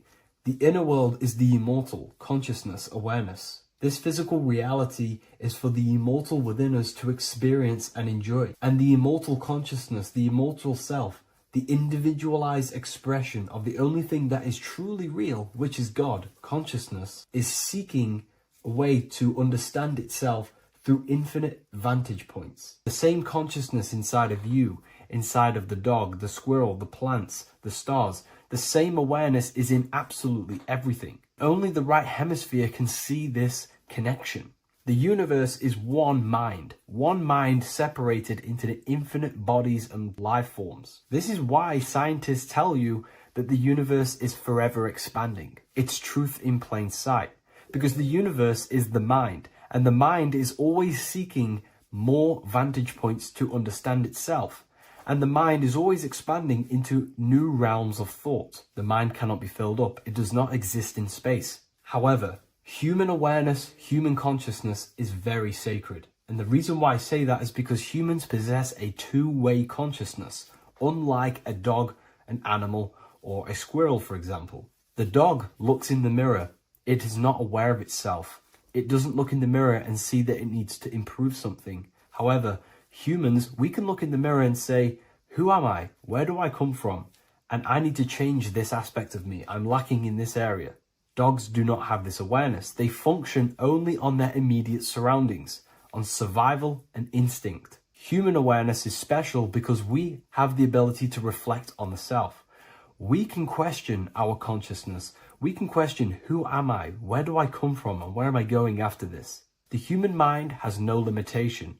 We can surpass our animal nature and rise to a godly nature. This is the whole purpose of reaching Christ consciousness, which is just an ideal consciousness where we have control over self and we know who we truly are. Humans have been given the tools to awaken. Our five senses are locked only to perceive the physical world, but the mind holds the gateway to understand the unseen aspects of reality. The mind holds the secrets to the universe and consciousness. We just have to study ourselves to understand God. We are all individualized aspects of consciousness. There is only one pure consciousness in the universe, but we're fractaled into infinite life forms, experiencing this consciousness in a different form, molding this consciousness into individual egos and individualized consciousness. Me and you are made of the same fabric.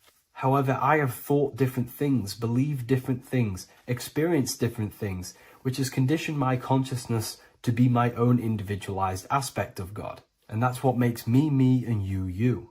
God is the creative power within us to turn thoughts into physical reality, to create things.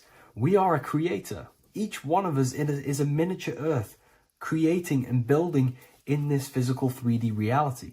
Our consciousness holds power over the 3D reality. We can mold it and create anything we wish. However, we have been conditioned to live like an animal, living in our animal nature, eating, surviving, lusting, and these low-level desires keep us trapped from figuring out our creative power. This is why the ancients always depicted God inside of the brain. Even in ancient Christian artwork, William Blake, Anton Raphael, all depict God inside of the brain. Why is this? Because God is our creative power. The spinal column acts as a type of ladder of consciousness. If you just think about sex and act on sex, eating, consuming, and living in a survival animalistic state, then your consciousness is functioning on the lower end of the spinal column, where your reproductive organs are and your gut organs are to consume food. In order to activate the God within us and to us to truly know God, we have to be aligned with the God consciousness. We have to unlock the God within us so we can truly actually experience God and understand it. However, God exists beyond our personal consciousness, beyond our human identity. In secret societies, satanic rituals and satanic societies, they are seeking a way to escape the human identity through ritual work, meditation, and trance-like states. A trance-like state is like the state that you enter just before you fall asleep, where there is no thought present in your mind, because you are not the mind, you are the observer, you experience the thoughts. And when we escape the human identity through rituals, meditation, or trance-like states, we can actually experience beyond the veil of this material world. However, satanic rituals do this in a negative way. Satanic rituals include ways to make the human mind tap out by pushing the human minds to the limit through pain, suffering, and even torture, to allow the mind to pass out so you can temporarily pass on the veil of the physical world and escape the limitations of the human identity and the human thinking mind. Now, you do not have to do it this way.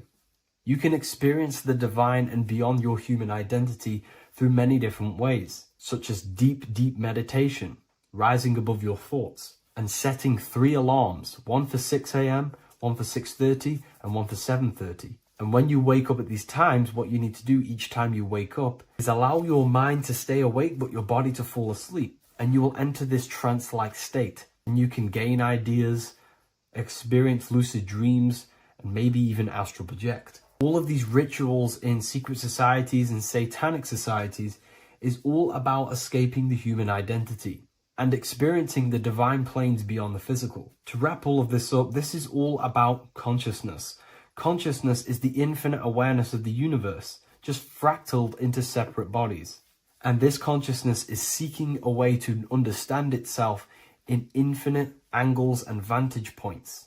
And religion was made to cut off your connection to the divine planes beyond this world and beyond your self-identity. Therefore, if you want to know God, you have to study the attributes and qualities of God, such as geometry, numbers, consciousness, the mind, the subconscious, human anatomy. All of these things are aspects of God. We have to study ourselves and study nature so we can see God. God is the infinite awareness of the universe. If you love this video, please leave a like and share it with a friend. I'll leave a link in the description for the Book of Wisdom, Volume 2.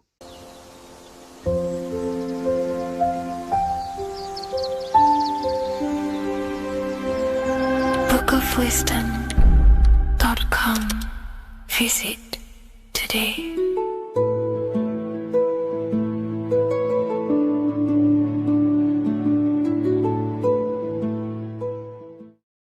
There is a massive mystery around the Freemasonic G, and in this video we're going to be discussing it. Some people call it geometry, God, gnosis, genesis, generation, but in fact it's all of these things, and all of these things relate back to one concept that links them all. And in this video, you will be discovering this secret force, which pretty much creates everything in your reality, in your life, and has done unconsciously, whether you are aware of it or not. The Freemasonic G is the 7th letter in the English alphabet. This is important because the number 7 has many mysteries inside the esoteric and occult traditions. Some people say the number 7 represents the 7 colors of light, the 7 major planets, or the 7 musical tones, 7 days of creation. The number 7 is a massive mystery. But what we have to understand is that in the context of Masonry, Freemasonry is all about building the self. Every day we wake up, we are either building our prison of our mind or freedom of our mind. Everything inside of esoteric Freemasonry is about building the self and reconstructing our consciousness, our inner dialogue, the inner voice. We're transforming the mind from low awareness to high awareness. This is why Freemasonry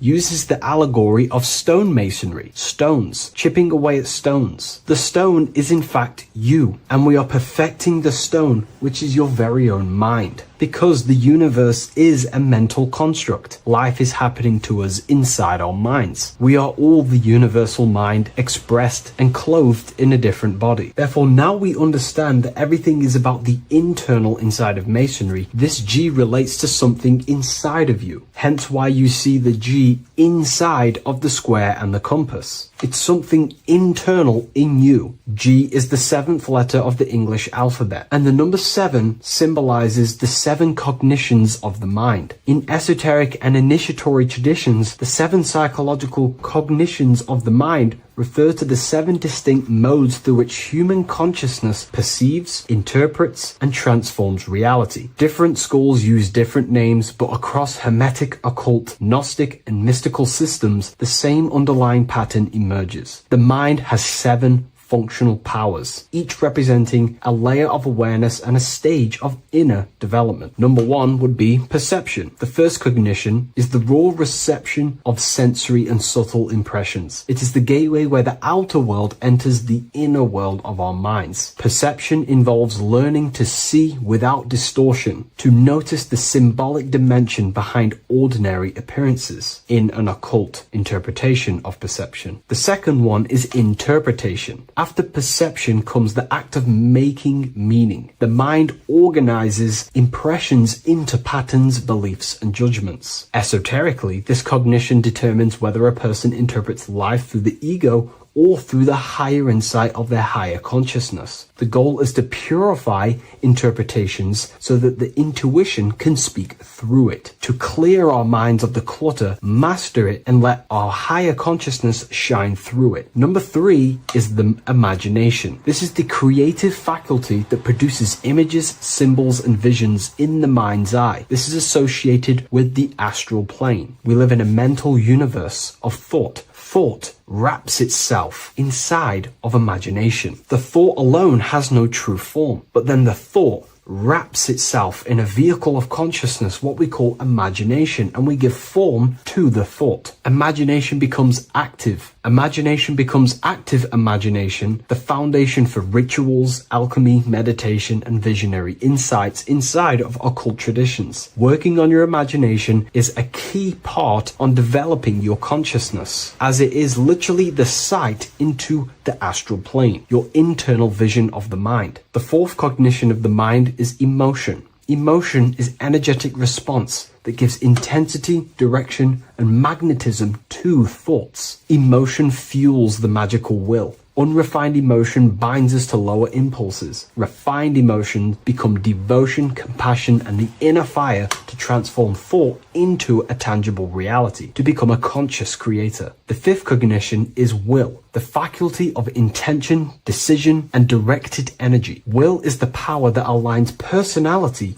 with the higher self. It is the driver of discipline, transformation, and the capacity to act consciously rather than react unconsciously. Most people walk through life as an unconscious zombie, living day to day, running off subconscious programmings, never actually using their conscious mind. We develop our will and try to align our will with the highest will possible so we can align our will with our higher mind. So the higher mind can manifest through us in the material plane. The sixth cognition of the mind is memory, the storehouse of experience, impressions, and archetypes. It shapes identity, determines how one repeats and transcends past patterns. Memory includes not only personal memory, but also a deep strata of the subconscious and the collective subconscious field, what we call the Akashic records. Memory is a massive quality that you must work on inside the Masonic system. You are required to remember certain rituals and certain things so that you can regurgitate them to pass on along the degrees. Based off my research, I myself personally am not a Mason. The seventh cognition of the mind is intuition, the highest cognition possible. It's direct knowing. It bypasses the linear reasoning and reveals truth as the inner illumination. Intuition is the voice of the soul. It is the guiding force, guiding our physical vehicle of consciousness through this physical experience, providing revelations, insights, and even sometimes gnosis and higher understandings.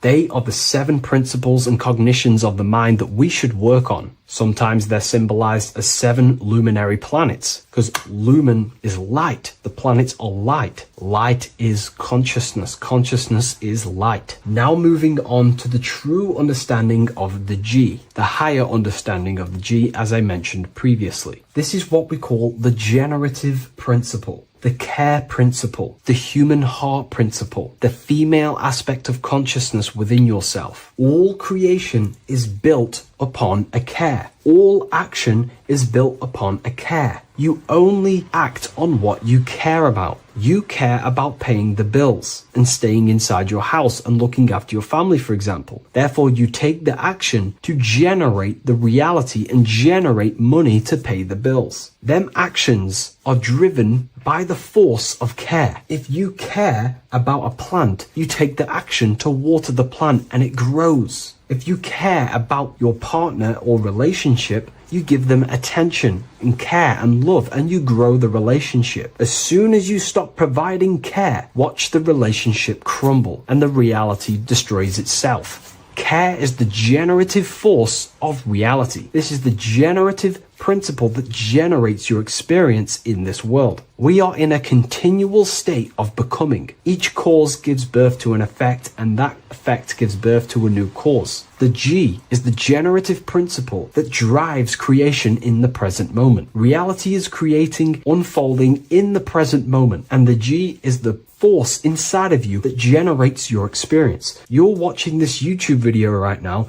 because you have a care in your heart for the information I have provided in the past, and you have a care about watching this video. As soon as you don't care, you take action to do something else with your time that you actually care about. The G is the generative force of the heart. It is the love energy. You only take action on what you love or care about. The whole world is built upon this principle. This is why we say money makes the world go round, because the whole world has a G or a care for money, and it's making everyone wake up in the morning, take actions, and make the world go round. It is the G, the care for that principle or money object to generate that reality. It is the force that drives you, hence why the G is sometimes surrounding with light rays, because it represents a force, emanation, something that is invisible but driving the physical body. The G is the internal force that focuses thought into an action. We can think many thoughts, but the thoughts you don't care about, you don't take action on. But the thought you care about, that you have a G for, intensifies that thought, focuses and directs it into an action to generate that experience and reality. The whole world is built upon this principle. The sun is a perfect example of the generative principle. The sun gives all of its life, light, never asking for anything back, making everything grow and generate on the earth. Everything in your life is built upon this principle, and gaining control over your care gives you control over your actions and your reality and what you generate. Once you see this, it is truly beautiful that the world is actually built upon love. This is why they say love is the force of God. It is. Truly. This is the reason why God begins with a G. It's about Genesis. Genesis means creation. G, generation. Anything that generates and creates is all to do with a care or a love energy. But don't get me wrong, people can love sick and twisted things, and they act upon them sick and twisted things. This is why purification of ourself is important by understanding this principle, as it is a very powerful principle to understand. This is the reason why the word gift begins with a G. You're giving something. I care. I'm going to give you something, a gift. Or guidance. This is what guides you into becoming something,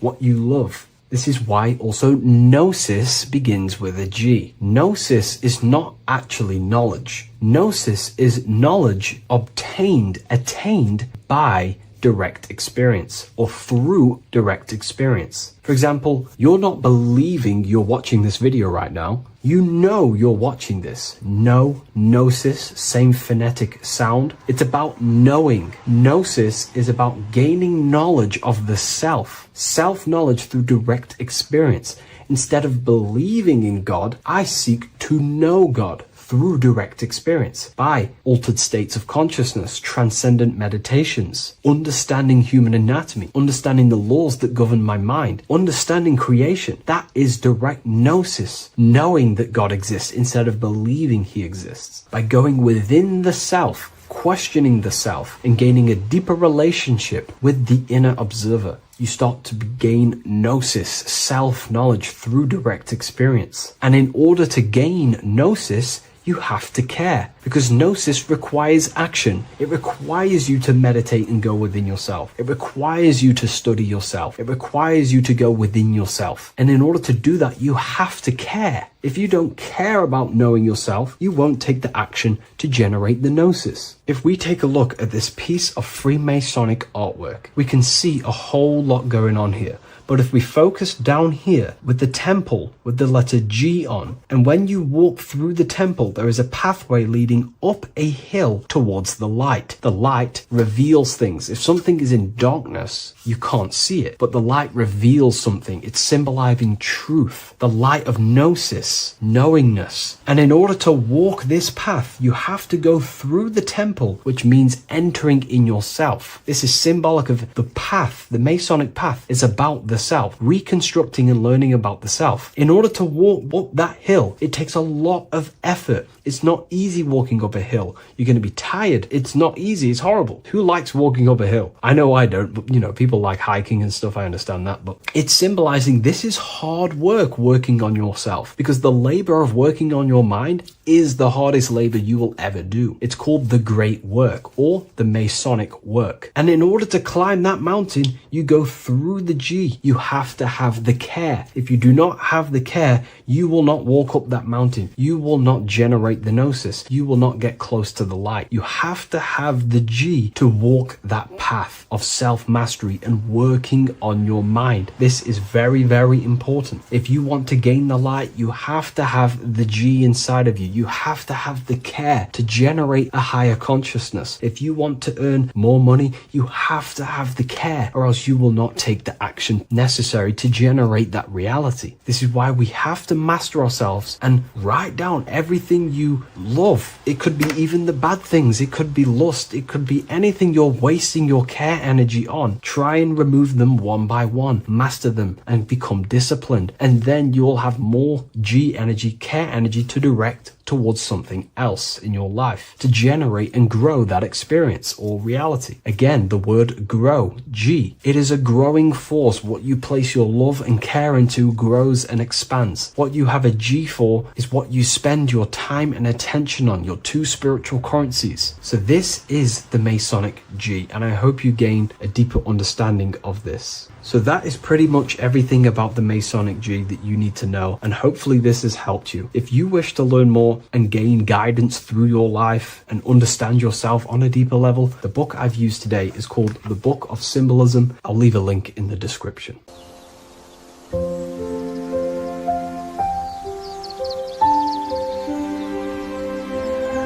bookofwisdom.com. Visit today.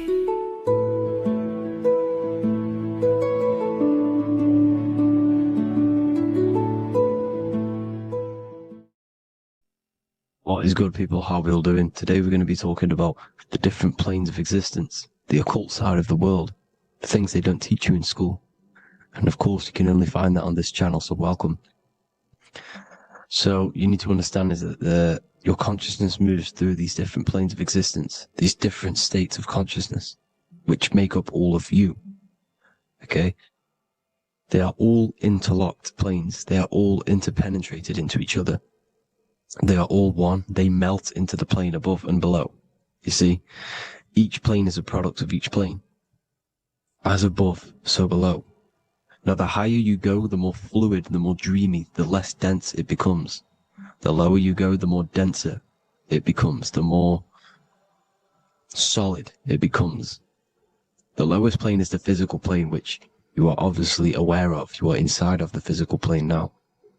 But while you are in this inside of this physical plane, you are indeed inside of all these other bodies which you have not awakened yet. You have to awaken these different bodies. You have these bodies. Okay? It's like a ripple effect. And the center is the most dense, the most solid. This is earth, heart, the heart of the ripple. And the lower you, the further you go out from the center, the more dreamy, the less fluid, the more fluid, the more less dense it gets until you're one with the all. You see? And this is what it's like. This is what this system is. It's like a ripple effect. Now, let's jump straight into the planes. First, you have the physical plane, made out of 4 elements. 5 elements. The ether is the mother of the elements. It's the womb of the elements. It's the 5th element. And it gives birth to the 4 other elements. 4 is stability. Tables have 4 legs, and this is why the ether gives birth to 4, because it's the foundation of the physical world. Fire, earth, water, air. They are not pure. Each one of the elements melts into the other one. For example, earth and water both share cold. Water and air both share wet. You see? They compose of each other. They melt, they mold into each other based off the vibrational state of the ether. That's what it is. The 4 elements are the vibrational states of the ether. Okay?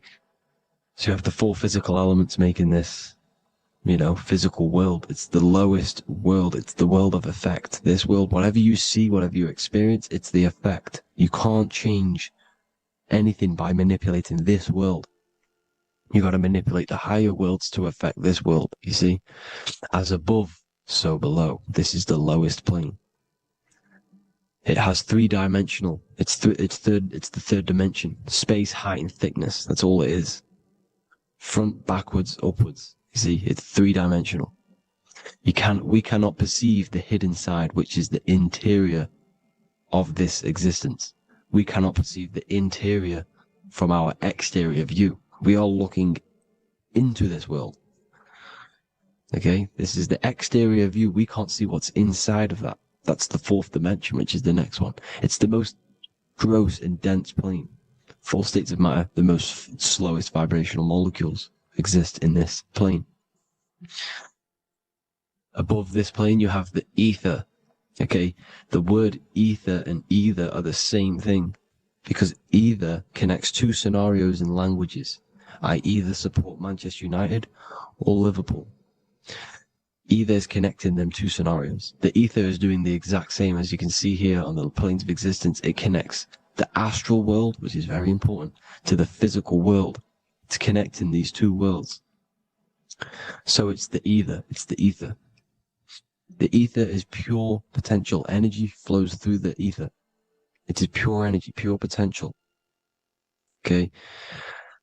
The physical body is an exact copy of the etheric counterpart body. So every physical object has an etheric energy double. It's like a blueprint of that object. Every single object has an energy double, and that's the etheric double. Okay? The etheric body determines the shape of our physical body through its lines of force. All through life, it rebuilds and restores the physical body. Physical problems show up first in the etheric body, because as above, so below. You manipulate the higher planes, it will manipulate this plane. And this is why sorcery works. You know, contact with astral plane entities. We'll get into that a bit later.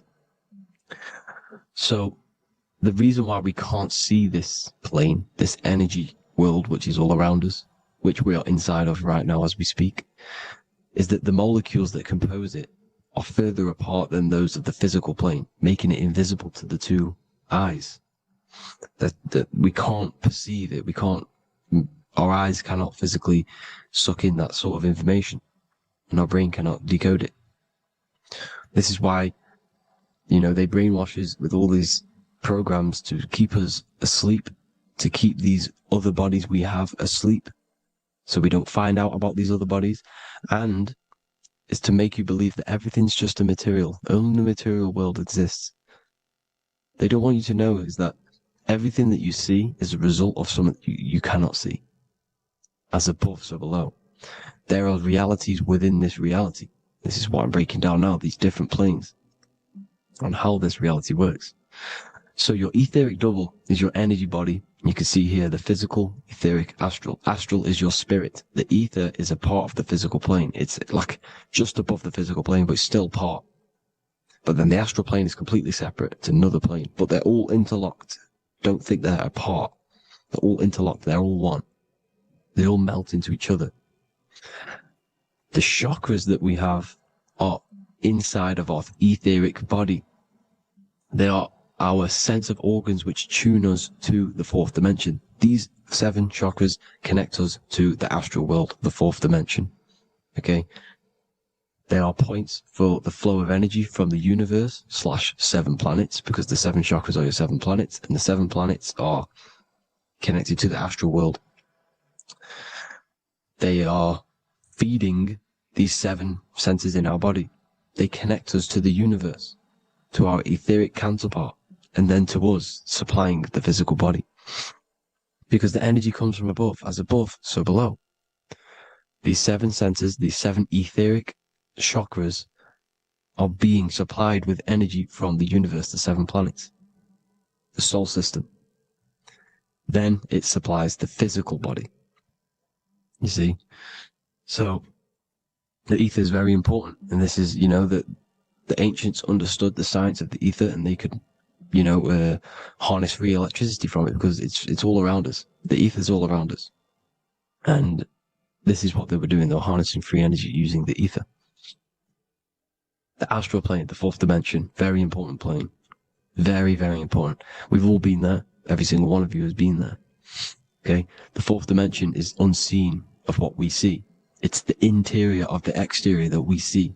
We see the 3rd dimension, but we cannot see beyond what's making this 3rd dimension. This is the 4th dimension. Okay? It's the dream world. This is where you go when you dream. Okay? This is where you go when you dream. It's the place of disembodied spirits or ghosts, entities, whatever you want to call them. When you hear ringing in your ears, that is not tinnitus. That is an entity around you. Okay? That is an entity around you. The 4th dimension is where thought forms exist.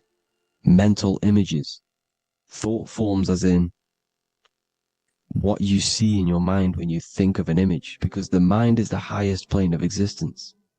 Mind is the highest plane of existence, and it manipulates all of the planes below. So it goes the mental plane, then the astral plane. So the thought is in the mind, the mental plane. That just the thought alone, no image, but then the form depiction, the thought form exists, it manifests in the astral plane as a sort of image, an entity, a living conscious being. So this is why thoughts are things. You see, thought forms exist within the fourth dimension. So when you imagine something, when you are, for example, right now, look into your hand and imagine there's an apple in your hand. If you can see that, you are seeing into this fourth dimension. You can only see into this fourth dimension using the mind's eye, not the two eyes, the mind's eye. When you shut off the two eyes into darkness, the third eye opens. The mind's eye is open, and you can see, this is astral travel. You got to work on astral travel, and you will see this astral plane, this fourth dimension. And there are 3 different sections to this astral plane: higher, middle, or lower. So yes, there is a kind of a heaven and hell, and a mid-God. Heaven being the higher vibrational entities manifesting higher vibrational thought forms existing there, the lower vibrational thought forms existing in the astral plane. But these thought forms are beings. You can create these beings. They're called elementals. Okay? If you entertain specific thoughts for long enough, this will plant a seed and it will grow. If you keep, so for example, you have a bad feeling or whatever, what's a good example? Unforgiving someone. You keep that energy inside of you for long enough, it will manifest in the fourth dimension. You entertain that thought long enough, it will manifest. And it will create an etheric body, and it will be an entity which will harm you. It will feed off you, this low vibrational energy. Your mind is so powerful. It creates thought forms, and these thought forms can take consciousness, can take bodies, etheric bodies. Now, that's why it's very important that you master your mind, master your thought patterns. So this fourth dimension is the astral world. So when you have a nightmare, this is the lower astral plane. You're in the lower astral plane. Whilst this physical body rests at night, your consciousness, you awaken this other body, your consciousness goes inside of this other body, whilst the physical body lays asleep. You see? So it's all inside of you. This is what you need to understand. You just haven't awakened these bodies yet. You can awaken them.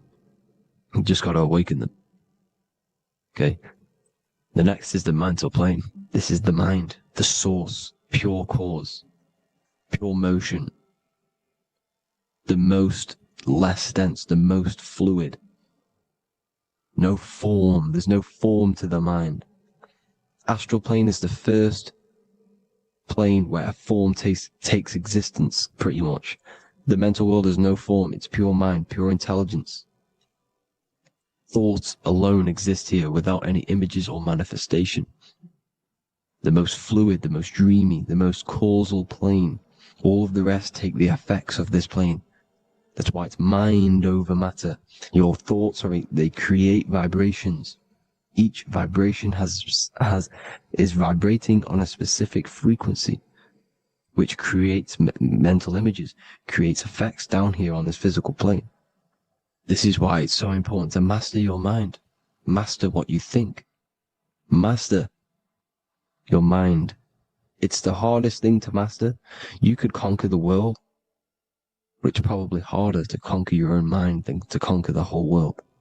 I can promise you that, because the mind can play tricks on you. You got to listen to that inner guide within you that will constantly manifest the good things. So anyways, people, hope you learned a lot from this. Please work on trying to activate these other bodies. I will maybe do another video on trying to activate these bodies if you wish.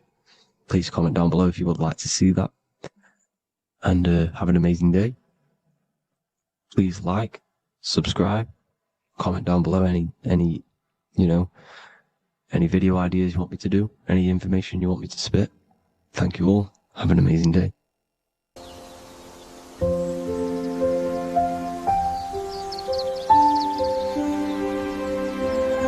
bookofwisdom.com. Visit today.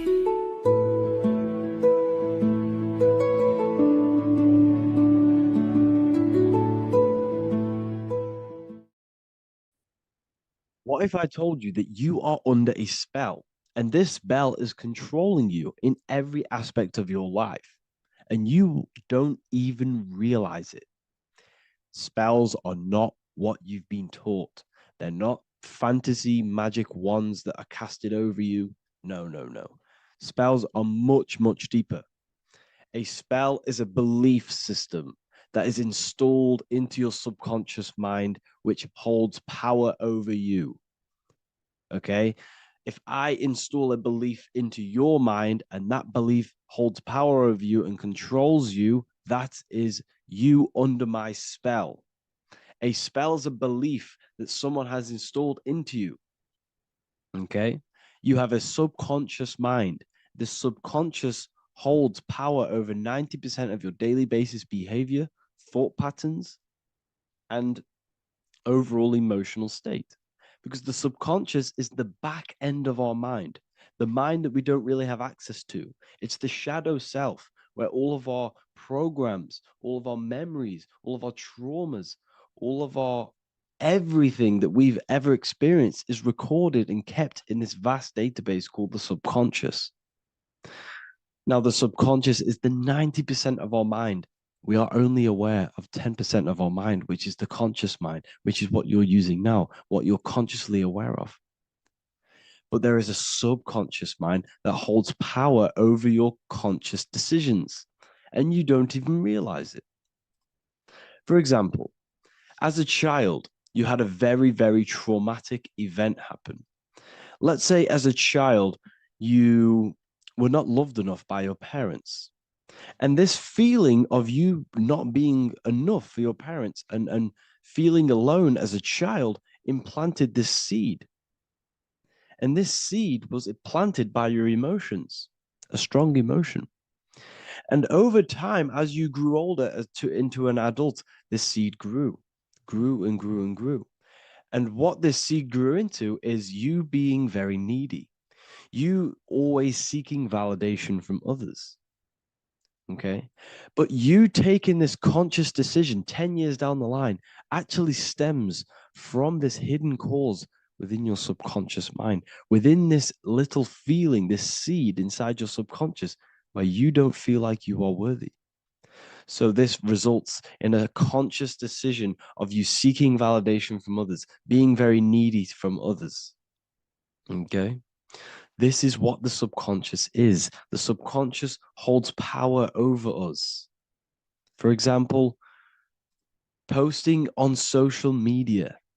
Why are you actually posting on social media? If you take a selfie with your new watch, new car, and you go and post that onto your social media, why are you actually doing that?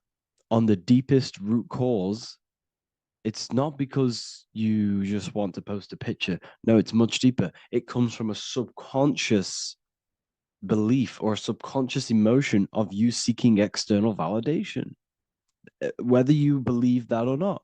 But that's what it is. If you're posting on social media, you're seeking attention, you're seeking validation from others on a deep level, on a subconscious level. You may not even realize this because it's subconscious. Now, this is what a spell is. Money is a type of spell. Remember, money doesn't actually exist. Money does not exist. Money is a physical object inside of the material plane. But the physical object has a belief in the mental plane. See, the mind is the highest plane. This is the root cause of reality, the mental plane. Okay? So our belief in our mind has given this piece of paper value and a meaning. But in reality, it's just a piece of paper with a belief behind it. But this subconscious belief behind this piece of paper is controlling your daily basis behavior, is controlling your emotional state, and controlling your life without you even realizing it. Without you even realizing that it's all an illusion. Money does not exist. It's the belief that gives the piece of paper a power.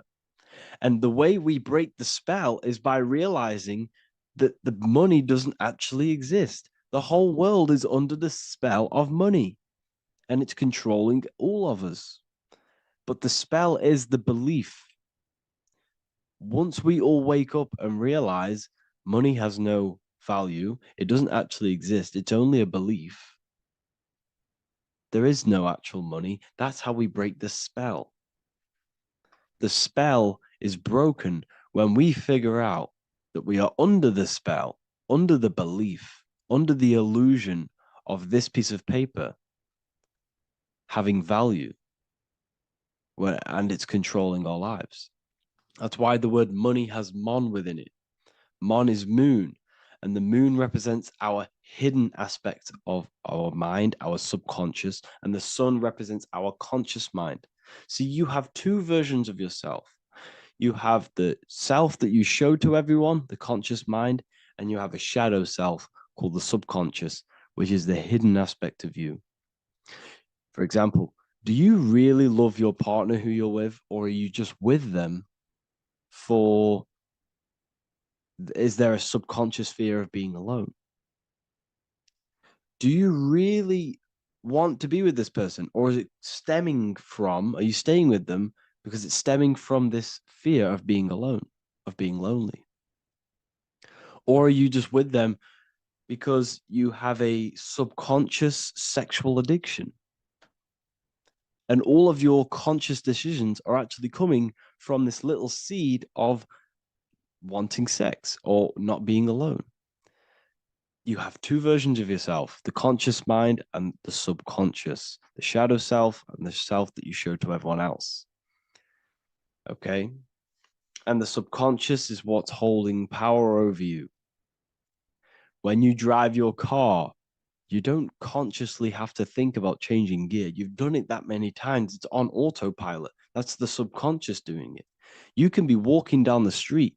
Your conscious mind can be thinking about what you're going to cook for tea later, but your subconscious mind is controlling your body and walking your body. You don't have to think about moving the body. You just do it because you've done it that many times. It's a program. It's a belief in the subconscious that's giving this movement power. You see, the subconscious holds a lot of power over you. Our beliefs hold power over our daily basis behaviors and actions. Okay, like I said, posting on social media, this is seeking external validation. There's a subconscious stem, there's a subconscious urge bringing this desire into conscious reality. So we must break the spell of our emotions controlling us, our traumas from a child controlling us. For example, another example of this, let's say you were in a car crash years ago, and this car crash led you to having a very traumatic event, very traumatic emotion you felt in that car crash. You felt a lot of pain. That was impressed into your subconscious. And even to this day, you're probably scared of going into trains, going onto cars, going inside of vehicles. And you might not even be aware that it's actually stemming from this event that happened 10 years ago. That's the spell. That's the spell that's holding power over you. And you don't even realize it. You realize the spell when you realize you're being controlled by this old belief, this old trauma. That's what a spell is. A spell is not something I cast over you with a wand like Harry Potter. Spell's much deeper. It's the hidden aspects of our mind that hold power over us, that control us. Okay? So how do we get rid of the spell? How do we break the spell? by installing new belief systems, by installing new programs into our subconscious. The subconscious is impressed by repetition and emotion. Everything you do on repeat, for example, tying your shoelaces, you can be looking up into the sky, closing your eyes, thinking about what you're going to create for tea while doing your shoelaces. You've done it that many times, you don't have to think about it. That's the subconscious taking over. Okay. That's the repetition aspect of the subconscious. For example, you could probably run down your stairs. You know exactly how to run down the stairs. If I tried to run down your stairs, every staircase is different. I'd probably fall over. But you've done it that many times, you know exactly how to do it. It's what we call ritual. When you have an evening ritual, when you tidy the house, you do your skincare routine, you wash your teeth, that's a ritual. This is what the ancients called ritual. When we do rituals, we're trying to implant something into our subconscious to either remove an old program, an old seed that is controlling us, for a new one that's going to grow into new light, into a new reality. So you can implant messages, implant new programs into our subconscious, which will then grow into a new reality. Okay? Because if I tell you something over and over and over again every single day, for example, if I say, you do what I say every single day I repeat this statement into your ears, about a month or 2 months in, you're going to start to believe in that statement and you're going to start to be under my spell. You're going to start to do everything that I say. So this is what spells are. Spells are subconscious beliefs that hold power over you, and you don't even realize it. So we need to remove these old programs we have that are controlling us for new programs. And we do that through ritual, affirmation, and imagination. Repetition and emotion is key to impressing the subconscious.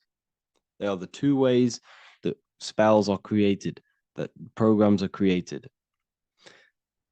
The subconscious only knows the now, and it only knows you. So every word you say is a spell. So when you call someone else a name, you're calling yourself a name, because your subconscious takes everything you say as truth, because it only knows you. It doesn't know anyone else. So every night we can do affirmation. We affirm the reality we want. This is what we call a ritual. We sit down or we stand up, whatever it is, you affirm the reality you are, I am statements, and then you imagine that reality. And you do this over and over again, every day, twice a day, 3 times a day, however many times. And this will cause repetition. This will install a new belief system into your subconscious, which will then start to show in your external reality. It will start to put you under a spell of the new program. For example, if I install into my subconscious that I believe that I am rich, every single night I affirmate that I am rich, I am wealthy, I am free. And then I do a ritual. I start to imagine this reality. Every single night, I do these two things on repetition, and I start to feel the reality and imagine the reality. Over time, I'm going to start to believe that I am rich, that I am free, and I am wealthy without having the physical reality. And what this will do is that it'll implant a message deep within your subconscious mind. It will plant the seed of this belief.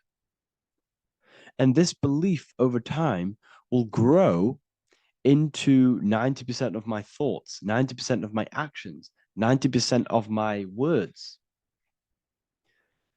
My words, my thinking will change due to this new belief. I may not even realize it, but I'm looking for more opportunities to make money. I'm speaking to more people because of this belief that I've installed. This belief has triggered new ways of thinking. My mind, my conscious mind, is now only operating to fulfill this belief. And my conscious mind might not even be aware of it. you won't even realize that you're manifesting this belief of being rich. And that's how it happens. You implant the belief within your subconscious. You implant the spell into your subconscious, which will then gain control over you. So we need to make sure we're removing the negative spells, the negative programs that are controlling us, for new regenerated ones, for new ones that are going to create new realities, a better life. Okay? You don't want negative traumas, negative seeds controlling you and growing into your life. If you don't cut them off, they will continue to grow and grow and grow. Your anxiety will get bigger and bigger and bigger. Your depression will get bigger and bigger and bigger. But it's all actually stemming from one belief system or one trauma. Okay? So this is important. Everything in this physical plane is an effect of the higher planes. It's a shadow of the mind. Everything we think, all physical objects, began as a thought, then an imagination, then energy, then a physical reality. So we must change the mental plane. We must plant seeds into our mind to change down into our physical material life. It's about manipulating this higher plane so we can create change and effect in the physical external material plane. That's what magic is. This is what spellcasting is. This is all what it is. It's not fantasy. This is the manipulation of the higher planes of consciousness, which your mind has access to. You have access to these higher planes. Okay? This is exactly what I teach in my university. I teach different rituals. I teach specific rituals to get rid of certain things, certain belief systems. I teach all different rituals, all different ways for you to create your own reality and live the best reality you want. We also have all of these different courses. We have Activating the Inner Eye. This will teach you exactly how to lucid dream and activate your inner vision of imagination. We have the Sexual Alchemy course. This will give you the power of transmuting your sexual energy into creativity. We have electromagnetism studies. We have esoteric exchange, an exclusive live call that we do every single week, and I connect with all of the students. They can ask me questions, can speak with me one-on-one inside of these live calls. We have the real numerology section. We have the health section. We have a lecture section. Look at all of these lectures we have on occultism, symbolism. All of these lectures are designed to gain you power, to give your personal power back to you, to make you realize things about you. We have a meditation section. We have a library section where you can download all of our library, all of our books, different books on occultism, symbolism, Freemasonry, astral projection. And of course, we have the Manifestation Mastery course, which teaches you exactly how to create reality so you can live that desired reality that you want. This is the last chance to lock in the price of $55 a month. This is less than $2 a day. You can really level up your life because the price is going to increase as the value of the university increases, because there's a new symbolism course coming out. And if you join now, you'll get this course for free, because obviously when this course releases, the price will go up. The symbolism course will teach you the language of esoteric and occult symbolism. I'll leave the links in the description. Make sure to leave a like, comment, subscribe to the channel if you want to see more content. Thank you all, people. Have an amazing day.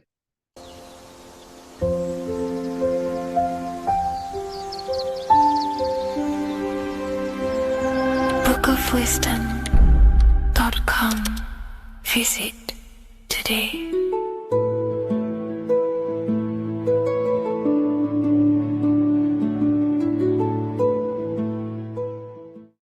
Neo is plugged into the matrix on the back of his neck. And if we look at the human brain, the back of the neck is the reptilian brain stem. And when one operates their life out of the reptilian brain stem, they are unaware, unconscious. They are consciously dead, because the reptilian brain does not really critically think. It acts on instinct, fight or flight mode. This is considered in the occult spiritually dead. when one is taking actions without intention, simply very reactive to life. They're not living, they're simply experiencing. When you're walking down the street and you see someone, and in your mind you think me versus them versus me, that is an animalistic way of thinking. I used to be trapped in this way of thinking, always thinking of fight or flight, always judging people, always reacting to the world, never consciously creating and commanding with intention in the world. This could be considered the matrix, when one lives unconsciously, simply surviving in the world. Another symptom of living in the reptilian brain could be obsession, a constant need to assert your power over others to feel safe or superior. Views relationships as power hierarchies, not as mutual connections. It could be a conquest for sex, lust, seeking validation through sexual activity. Sex becomes a tool for dominance, escape, and self-worth. Intimacy is avoided. Pleasure is pursued without emotional depth. Seeking pleasure all the time. This is all to do with the reptilian brain. Seeking safety. It could be compulsive eating or food hoarding, driven by craving and not actual hunger. Eats to soothe fear or emotional discomfort, often unconsciously. This is the unconscious. Fear-based decision making. Every choice is shaped by perceived threat or insecurity or fear within the subconscious mind. Long-term vision is sacrificed for immediate safety and gratification. All the reptilian brain. Territorial behavior overacts when personal space, possessions, or status is threatened. Acts as though survival depends on ownership or status. Addiction repeats patterns to feel safe, even if they are harmful. Avoids anything unfamiliar or unpredictable. Low empathy. No empathy or emotional care for one another and for fellow beings in the world. Sees people as threats, tools, or competitors. This is all to do with the reptilian brain. Intense jealousy or possessiveness. Sees others as rivals or objects to control. Cannot tolerate perceived threats to loyalty or status. Quick to be angry. Slow to reflect. Reacts with rage, withdrawal when challenged. Lacks emotional regulation or deep self-awareness. So this brain could be considered the matrix, hence why Neo is plugged into this brain. He's operating the life out of this brain, unconscious, simply navigating life like an animal. I was in this state, and you can only really realize this when you come out of this brain and you start to function from the higher regions of the brain, which we will discuss very soon. And my life was chaos, because there was chaos operating internally. I was never thinking about the future. I was always operating life out of fear, out of lack. Never had care for another person. When you operate life out of this brain, the matrix, things outside you, can easily control you. This is why they keep us in a constant state of fear. So we operate life out of this. So we never gain full control over our reality, over our actions, over our thoughts. So Neo is called Neo, and he works at a place called meta cortex, very symbolic of the neocortex, the higher region of the brain. Now, this brain makes you human. It ultimately allows you to hold control over the animal urges, okay? The neocortex is the brain that allows you to have self-mastery, that allows you to control your urges, your instinctual survival urges. So humans can overcome their reptilian animalistic state and start to operate their life in a conscious mastery state. And Neo is plugged out of the reptilian brain, and he starts to use his neocortex, the human brain. This allows one to learn to have self-control, allows one to create, allows one to think about others. It allows one to critically think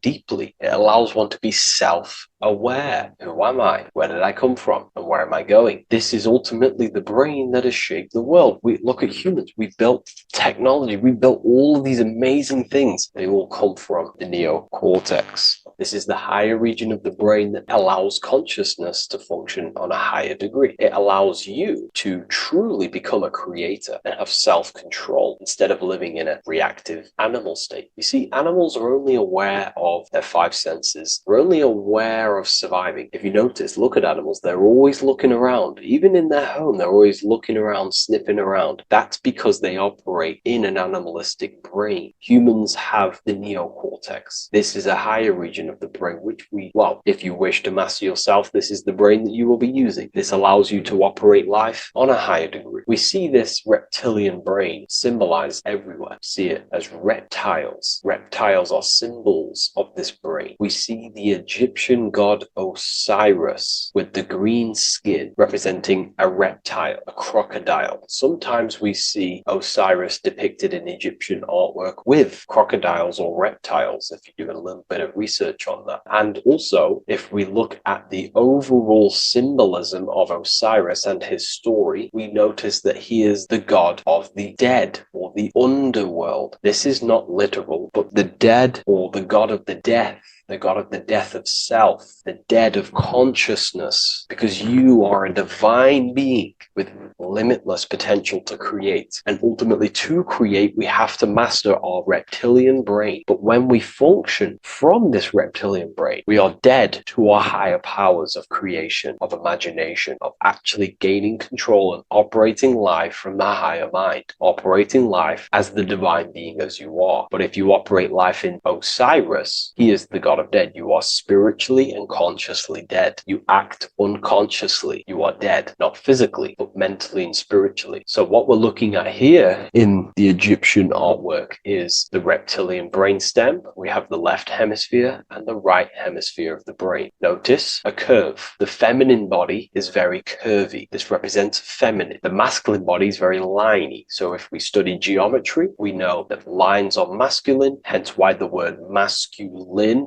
line, and the feminine body is, in geometry, feminine is represented as curves. So this is the left masculine brain on the left side, and this is the right feminine brain on the right side, with Osiris, the reptilian brainstem, in the middle. So we're going to go deeper into some Mesopotamian artwork now. Now let's have a look at this. We're looking at the reptile on the very bottom. We see the left brain and the right brain, the Eye of Ra and the Eye of Horus on the left and right. In Freemasonry, we still see the symbolism of the two pillars. Yakin and Boaz in Freemasonry, with the two pillars symbolizing masculine, feminine forces of consciousness, also representing the masculine left brain and the feminine right brain, with the reptile down here. But if we have a little look here, right, we have a little look at these reptiles. This person is standing on top of the reptiles. When you are on top of something, you have power over the below. You are standing atop of something. You have mastery over it. You have control over it, symbolizing gaining control over the reptilian brain, the reactive actions, the sexual urges, the addictions, the territorial behavior, the fear-based decisions, constant internal tension, never being able to focus. It's symbolizing gaining control over these internal qualities that happen within us, in our mind, because the universe is mental. And if we do not gain control over this brain, it will dominate our mind, which will ultimately dominate our actions and destroy our life and live in an unconscious state. So this is basically instructions in this ancient Mesopotamian artwork of becoming self-mastery, to operate on a God consciousness level. So we have a person symbolizing your awareness, the internal you, having mastery over the reptilian urges, the reptilian brain, the reptile thinking. We have a person, a face in between, and it's standing in between these pillars, symbolizing balance of the brain hemispheres. Because the face, we see the eyes in the middle, we see the person is you, your consciousness, standing in the middle pillar. So representing seeing reality as neutral. Everything in the world is neutral. It's the mind's perception that gives it a positive or negative charge. When we adapt this mindset, this view of reality, this knowingness of reality, we see the world for what it truly is. And if you see things as neutral, it allows one to transform the situations in your life accordingly instead of simply choosing a side. This is a major problem in society, and this was a problem within myself also. We like to choose sides, and choosing sides can keep your consciousness locked in a certain mindset, in a certain belief. And belief is what is ultimately destroying humanity. It's about knowingness, and knowingness is in the middle. We want to seek to know things. Knowing things allows you to go out there, directly experience it, and know it for yourself. For example, I know I'm not on a spinning global ball flying through space. Why? Because my senses tell me I'm not doing that. My senses tell me I'm not going 1,000 miles per hour and 360,000 miles per hour through space while spinning around the sun. I know that because I know myself. I know I'm not my body because I've had direct mystical experiences beyond the physical body. So we should seek to know things, and that's what we call gnosis, direct knowledge obtained through direct experience, knowingness. And that is a middle pillar quality. So in Freemasonry, we see the middle pillar. The matrix is designed to give you two wings all the time. Democrats, Republicans, feminism, and then there's another side. There's always two sides that they're giving you because they want you locked in either way, which is seek the middle pillar, seeing things as neutral, seeing things as the middle pillar, seeking direct experience, gnosis. And this aligns with the brain because the brain gives us these two perceptions also. The right brain sees the woods, the whole woods, but the left brain sees the individual trees and branches and leaves. If we're too left hemisphered, we're going to see everything as divided. If you're too left hemisphered, you're only going to see yourself. You're only going to think about me, myself, my ego, my consciousness, my life. And I'm only going to operate in the world, take actions only towards me without considering the collective, which is the right hemisphere quality. The right hemisphere allows you to see the bigger picture, how we're all connected. We're all one family of consciousness. We're all one being separated in different bodies, one consciousness operating in different bodies. So it's about aligning these perceptions of the brain and standing in the middle, and also conquering the reptilian brain. This allows us to operate in the world and see the world for what it truly is and operate from a place of balance. We also see some more symbolism in Egypt of the Ram Sphinx in Egypt. Ram Sphinx. Please leave a comment and please leave a like and a subscribe onto the YouTube if you like my content. Smash that like button and we'll get straight to this. So this is the Ram Sphinx in Egypt, also symbolizing the brain. This is my research. These are my conclusions. You can take this with a pinch of salt and go out and do your own research. This is what makes sense to me based off my information I've gained, my symbolism that I can read. So take what you can from it. I'm not here to obstruct anything. I'm not here to place anything in your mind. I'm simply here expressing my research. Never take anything off anyone as solid truth. I've never have said everything I say is solid truth. This is my research. If the research aligns with you, that's great. Maybe it doesn't with some people, that's fine. Simply take things with a pinch of salt, go out and collect as much research and information from many different sources and place together your own understanding of symbolism and your own perspective on reality. But like I say, seek to know and not believe. So this is the Ram Sphinx in Egypt. This is a more powerful symbolism of the brain. We have Osiris here, the god of the dead, which is the reptilian brain, and an Aries symbol here symbolizing the hippocampus in the brain. So this is the reptilian brain stem, heavily aligned with the reptilian brain stem here. We can see the connections if we look closely. So this represents the dead of consciousness. This is the dead of self, living in impulsive animalistic state, the symptoms that I listed earlier. I'm not going to go over the symptoms again. And Aries symbolizes the hippocampus in the middle of the brain. This is the hippocampus. And Aries is a symbol of a state of being. Why? You see, ancients and the ancient Egyptians, according to my research, Freemasons still use this symbolism today. So what they do is they use the path of the sun to symbolize a state of consciousness or a journey in consciousness. So what do I mean? So Aries here is the transition from the winter arc. So this is the winter arc from Libra, Scorpio, Sagittarius, Capricorn, Aquarius, Pisces. This is when the sun is dead. This is when the electromagnetic waves of the sun are not very present. This is the winter. This is when there's more darkness in the world. However, from Aries, Taurus, Gemini, Cancer, Leo, Virgo, and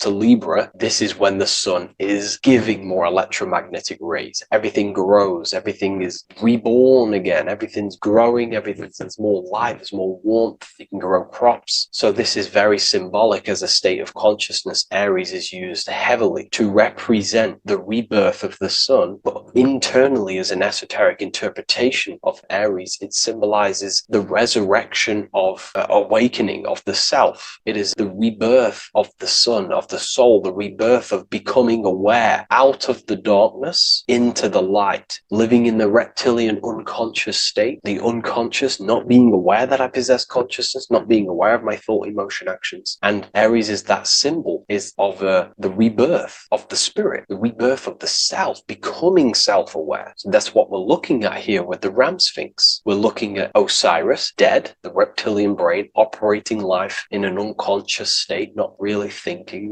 not self-aware of thought, emotion, actions, not aware of the soul, not aware of good and evil, not aware of the laws that are in the heart of love, not aware that there's always an intelligence in the heart telling us what's the right thing to do at all times, not aware of anything, just simply reacting to the world. But then we have a symbol of Aries above, which is the resurrection of self. So again, this is symbolizing by the Egyptians, to me and my research, going from darkness to light. This is the resurrection of consciousness when we start to deepen our self-awareness, which is ultimately what I'm doing to you in these videos. Hopefully I can awaken some people's minds and make people think deeper. And that process of internally what's happening within you, that's what Aries represents when you're starting to say, wow, my mind's going deeper and deeper into the self, and I'm realizing more. That is what Aries symbolizes. When the sun returns, it's also a symbol of a sacrifice, because obviously when the sun returns back to Aries, we're sacrificing the winter, when we're transitioning, and all transitions require sacrifice. So in Aries, the Jews celebrate the Passover. It's the Passover of the sun, and what do? They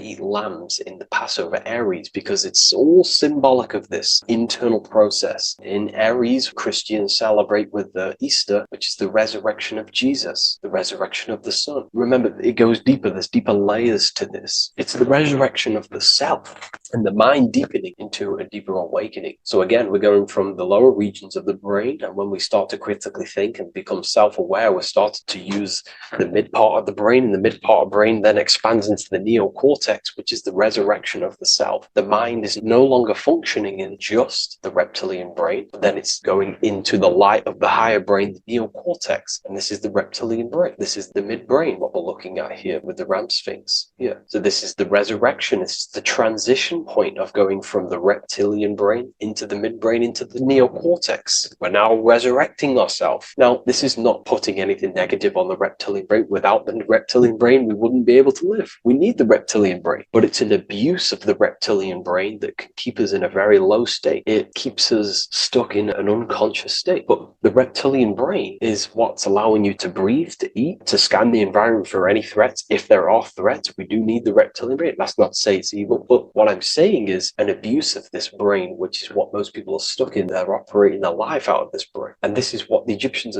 I think, are symbolizing, trying to tell us, to resurrect ourselves, to become self-mastered, to become the highest version of yourself, to actively create in the world. Because when we are only operating from this brain, we're unconscious, well, then other people can use you as a vessel to create their reality. This is how the world is at the moment. The ones who know how to use the mind are controlling the other ones who do not know how to control the mind. So I hope this makes sense to you. Let me know if you have any video recommendations, and I'll see you inside Ethereal University. If you wish to take your research to the next level, I have things inside of there that are very powerful. We happily invite you. I'll see you inside of Join. If not, I'll see you in the next YouTube video.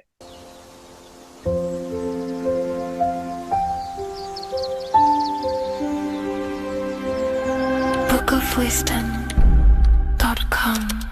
Visit today.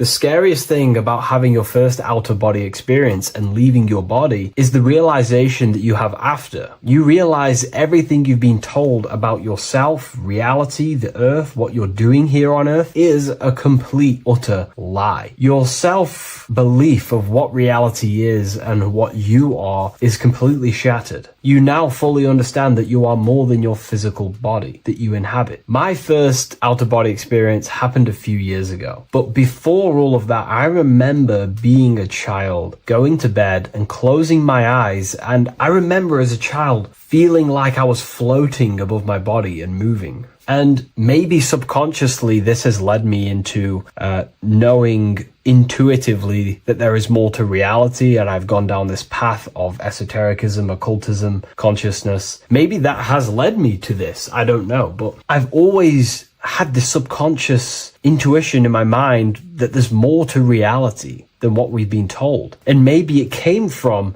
having these experiences as a child. And I'm pretty sure some people in the comments will also have that experience, feeling like you're floating when you close your eyes in bed as a child. I remember this very vividly. But a few years ago, I had my first out-of-body experience, and it completely shattered everything. And it confirmed to me that I am eternal, and there is so much more to the self, to consciousness. I then realized after my first out-of-body experience that our self is not just here in the physical dimension, it's existing in every dimension there is in the universe. However, our mind is focused primarily on this physical time space. When your mind is totally giving its attention and time to this particular time space, it locks in the mind or consciousness into that particular body of consciousness, such as the physical body, right? But for example, let's say you have a daydream and your full focus isn't in the present moment and your environment that you're in physically. Your mind kind of wanders off into a daydream, what we like to call it. That again is shifting time space. Your consciousness is 40% here in the physical plane because your body's there, but then the other 60% is in this daydream, this imagination. So you're shifting time space, and what an out-of-body experience does is allow your mind to reduce that attention to the physical body and access attention to this altered body or dimension of consciousness. So I'm going to give you the story of my first out-of-body experience, because I know when I was researching this, I was always looking for personal stories about someone's out-of-body experience, and there's not many out there, to be honest with you. Well, based off my research, I couldn't find many. You know, you find a few, but I'm going to give you my experience of my first out-of-body experience that happened a few years ago. It was early in the morning. I kept on waking up and falling asleep to my alarms. I went back to sleep after waking up for like the third time in the morning. When I fell back to sleep, that is when I had my out-of-body experience. It's also good to mention that I have been listening before that about podcasts, books about our out-of-body experiences, astral projection, and things along them lines. So this was stored in my subconscious, you know, this topic. And I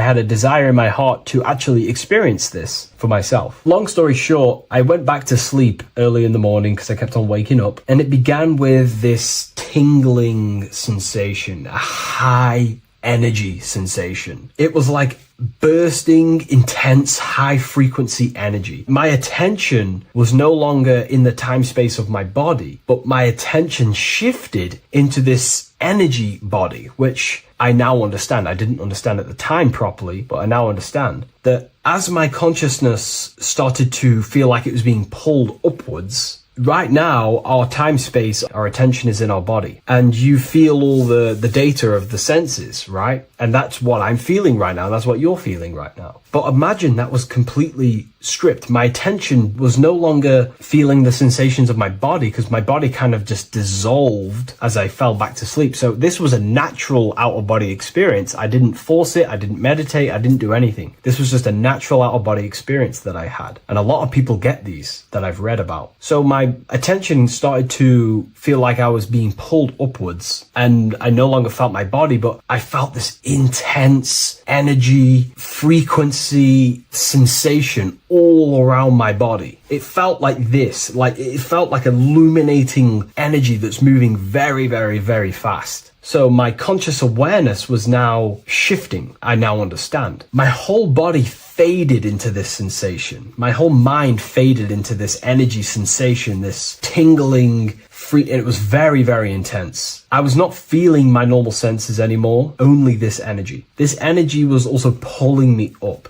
The more I was lifted up, the more intense the frequency became. So think of it like just a frequency resonator, how it just goes up and down, up and down. But then imagine the frequency resonator just going higher and higher and higher frequencies, and it would just get more and more and more intense. The energy was moving faster. This tingling was faster and faster and faster as I was being pulled up. Part of my mind began to fear this. My arms and legs grew very tense. I started to tense up because at this moment in time of the experience, I was very vaguely conscious. I was half there, half not. And as I was being pulled up, my physical body started to tense. And this is again when I started to feel my body again. But then I remembered what I heard out of body experiences is that you have to submit to the process. If you try and force an out-of-body experience, it will never happen, because an out-of-body experience is not truly out of body. What we're trying to do is trying to find a needle in a haystack. If you're trying to find a needle in a haystack, you don't go rummaging through the haystack to find the needle. What you do is you burn the haystack and then the needle reveals itself. It's the same with an out-of-body experience. We dissolve the senses of the body, so the body falls asleep, but the mind stays awake. As soon as I let go of this fear and I let go of the tensations in my body,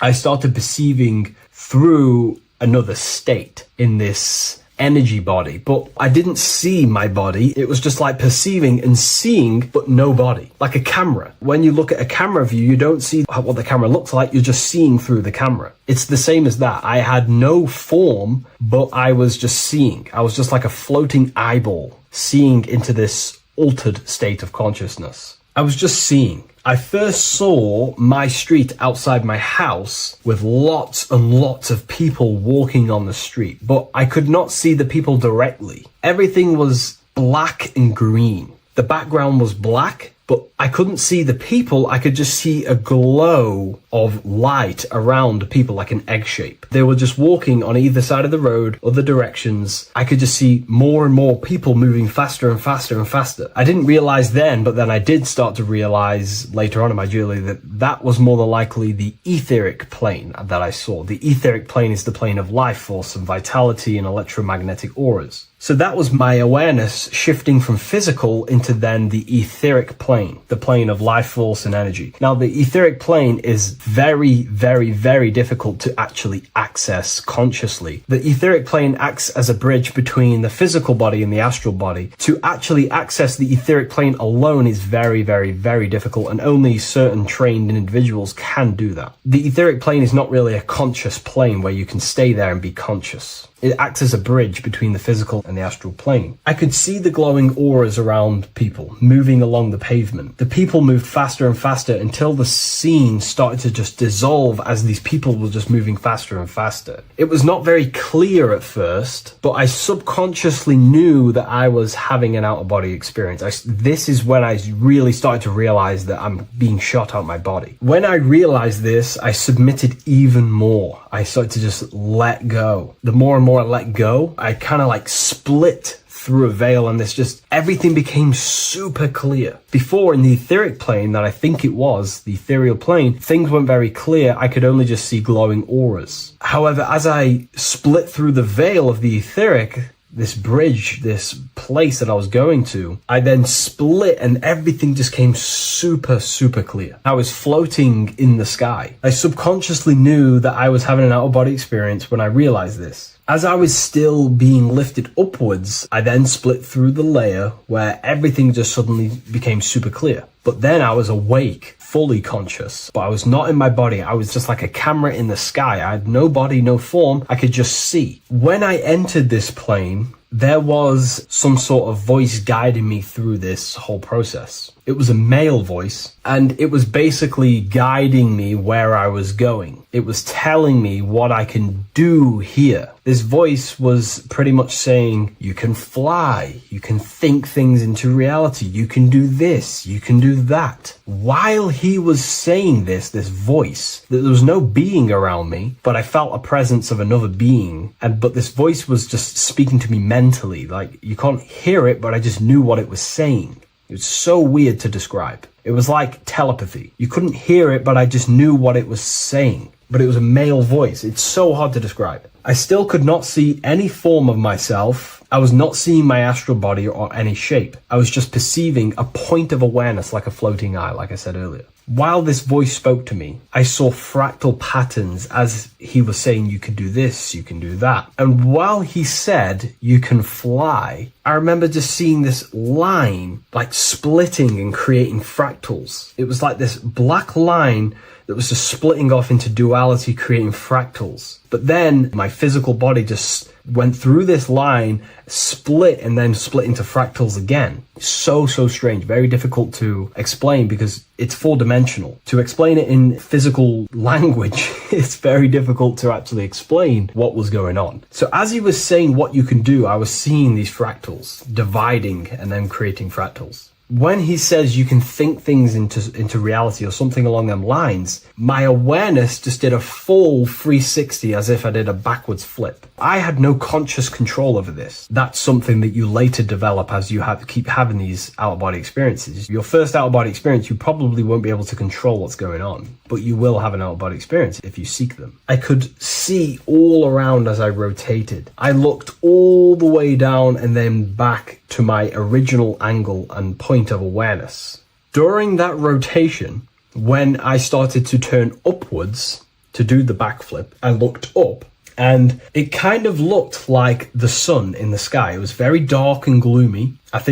Now I know that was more than likely the lower astral plane because very dark and gloomy. And it was very kind of dense there. I looked up and I could see this. It was like the sun, but it was white, pure white light. And it was shining down over the astral plane. And that was the only light in that place. That's why it was so dark and gloomy there. And I then realized in that particular state, at that time, I thought that was God. I don't know what it was. Maybe it was, maybe it wasn't. Maybe it's the light of the higher mental plane shining through into the astral. But I looked up at it and I realized that was God. That was the source. That was the higher dimension beyond the astral plane, which is the mental plane, the higher astral planes and then the mental planes, the planes of thought. Then once I saw that, I was in complete shock. As I rotated backwards even more, I then get the view of seeing down, completely down, like a bird's eye view. And I could see like an old medieval gloomy town. It was dark, almost night, with very little light. The only light present was the light from above. The town was old-fashioned, gloomy, misty. I looked over it from above. Then the experience began to fade. I don't remember anything after that process. But I'll be honest with you, the process of leaving my body for the first time was extremely intense. The frequency, the energy were overwhelming but powerful. Letting go and choosing to have no fear was the key to that experience. Just to give you a little bit more wisdom on what I actually experienced now, what I realized what was happening, I now understand that the voice that I was hearing was not an external being guiding me. It was actually a higher aspect of myself, a part of my own consciousness that is not focused in the time space of the physical world. My physical mind is focused here in this timeline, but once I exited this timeline and focused elsewhere, the higher part of myself guided me towards that experience. This higher version of ourselves that we call the higher self is a higher dimensional being, but we're just unconscious of it. This being exists beyond our ordinary thinking mind. Our self exists everywhere in the universe, and we can unlock higher versions of ourselves as we progress on our journey of awakening and self-realization. Because let's say right now, only 10% of your awareness is actually in the physical plane. Science tells you that 90% of you is actually in your subconscious mind. 10% of your awareness is your conscious mind. So there's 90% of you that your conscious mind is not aware of. But our conscious mind becomes so addicted with the physical world and distracted with the physical world, it just gets totally locked in with the physical.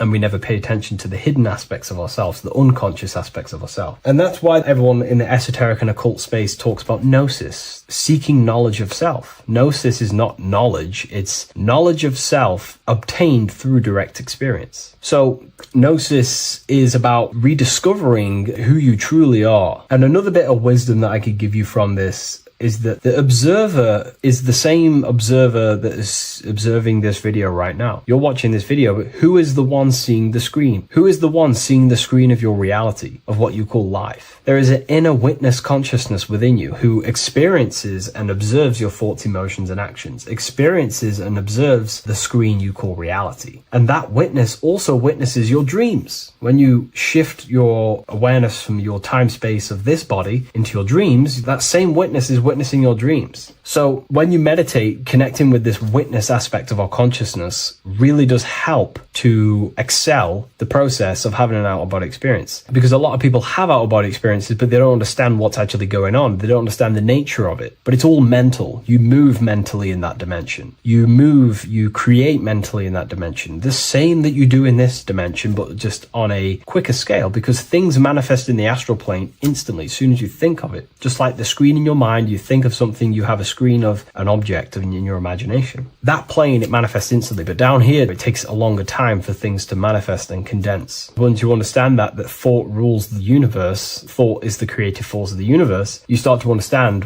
these different dimensions and these experiences that you have. But really connecting with that witness consciousness, that part of yourself that observes everything, really does help with excelling the process of having an out-of-body experience, or mystical experiences, or lucid dreams. Because connecting with that witness consciousness just makes you more conscious. Even in your physical life, staying conscious. Most people aren't conscious. They think, feel, and act unconsciously throughout their day, and they unknowingly create their reality. Connecting with that witness consciousness allows you to actually stay conscious over your thoughts, emotions, and actions, because they are giving birth to realities. That's pretty much my experience, my first out-of-body experience. What that did for me was make me so much more confident and powerful. Most of my fears just disappeared overnight. The fears of death, the fears of unknown, the fears of that I had of things shattered, disintegrated, because I understood that I am eternal. No one can use death against me to control me, because I know I am eternal. I now take riskier actions because I know I am eternal. I know that I will never truly disappear or die. So it really, really does help you, and it gives you a lot of internal power, because no one can make you scared of anything. You should not fear someone who can hurt you physically. You should fear someone who can corrupt your soul. That is the worst thing. Who can corrupt your internal world, because that is what truly matters. So I hope this helps you understand out-of-body experiences. Hopefully this can help you move along in your journey. It's good to hear other stories, because this is exactly what I was seeking when I was researching this stuff. Maybe in the future I can share some more stories about my out-of-body experiences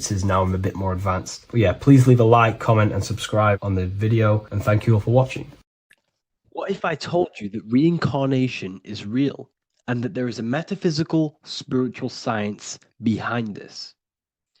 Most people leave this world just as lost when they entered it. That they carry their fears, attachments, and addictions with them, only to be born again, trapped in the same cycle, repeating the patterns of lifetime after lifetime. This lecture is not just about preparing for death. It's about mastering yourself before death, so you don't take them burdens with you. Because the truth is, whatever addictions, fears, and unresolved emotions you cling to in this life, you carry with you into the next. Unless you break free now. You must master yourself before death. Death is not the end. It is the great passage. But how we transition depends on our mastery of the self. This was symbolized by the Ouroboros, the snake biting its tail. Every ending is a new beginning. It's an infinite cycle of consciousness. Now, your human body is basically an antenna tapped in to a stream of consciousness. Just like a radio is tapped into a specific frequency to play that radio.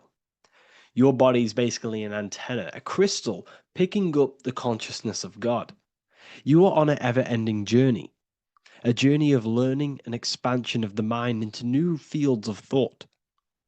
This was symbolized as the Ouroboros. When you die, it is a new beginning. It's a transitioning, not an ending. Everything is eternal in this universe, as consciousness is formless and constantly transforms into new forms of life. Let's break down the word death. Death contains the word ether.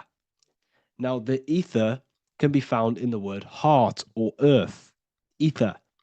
Everything in this plane comes from the etheric plane. The etheric plane is the barrier between the physical plane and the spiritual plane, the astral plane.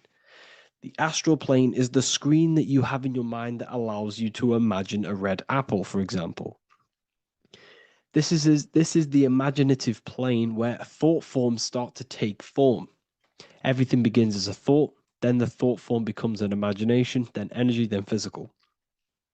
Everything in the physical plane is a shadow of thought, all objects manifested as thought. You came from the astral. You came from the stars. This is why we say reach for the stars. Or this is why you say you are a star. Cis star, miss star, fraud star, stir is star. And when you become famous, you become a superstar and you gain a star on the Hollywood floor. You are a star. The ether. The ether is the infinite energy source which all things come out of and return back to. This is the cycle of life and death, summer and winter, day and night, sleep and awake. The ether is the infinite energy source which all things come from and will return back to. Okay, sorry about that little error. The ether is the boundless source of energy from which all things emerge, to which all things return to. We can see this in the cycle of the sun. The sun does this wave of creation. It rises and it falls. We have the day and the night. The daytime represents our conscious mind when we are alert. The nighttime represents our subconscious mind when we are inside the spiritual realms. The nighttime is spirit, the daytime is matter, spirit and matter. Awake and asleep, conscious and subconscious. We see this in the yearly cycle. Summer is life, winter is death. Spring is the morning, summer is midday, autumn is evening, winter is the night. Everything is a macro and a micro cycle of being born out of the ether and returning back from life and death. Life and death is manifested within the cycles of the sun and everything outside of you, as within, so without. This is why we say sleep is the cousin of death. The macrocosm is death, the microcosm is sleep.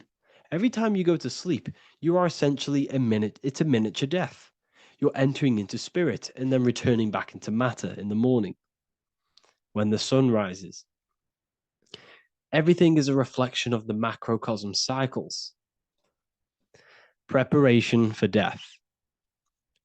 The first thing we must do in order to prepare for death, for life after death, in order to stop being reincarnated in this cycle of materialism, in order to progress as a soul, because remember, you are a soul in a body.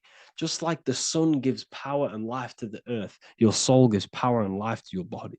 When you say I, you're referring to the soul. And your soul can be stuck underneath layers of false identifications. Who you believe yourself to be is merely a collection of subconscious programs running within your mind. Now that's very deep. That is very, very deep. Who you think you are is a part of your thinking mind. Your name, your job, your reputation, your family, your friends. These things are not you. They're all aspects of the thinking mind. What happens if you meditate and you turn off the mind? Then all these things do not exist.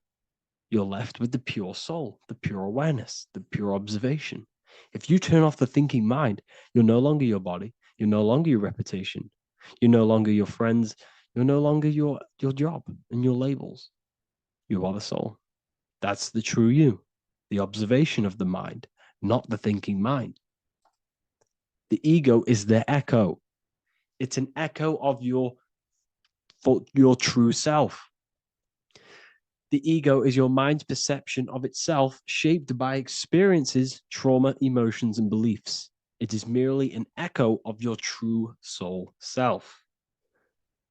The ego is not you. Your mind is not you.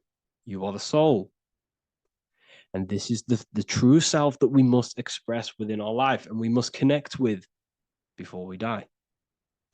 Because when we die under the echo, under these false layers of the emotions, the traumas, the experiences, the addictions, the emotional attachments, when we die underneath all of this, when we don't know our true self, the soul is still hidden. The true you is hidden underneath these layers of false identification. We must remove these layers of false identifications. We must remove them. We must destroy the echo. Remember, the ego, you never had an ego when you were a child. When you were a child, you were pure. You didn't, you didn't show off things. When you were a child, you were pure. You expressed yourself freely with you didn't hide anything. You didn't hide any aspect of yourself. You didn't suppress any aspect of yourself to fit in as a child, as a baby.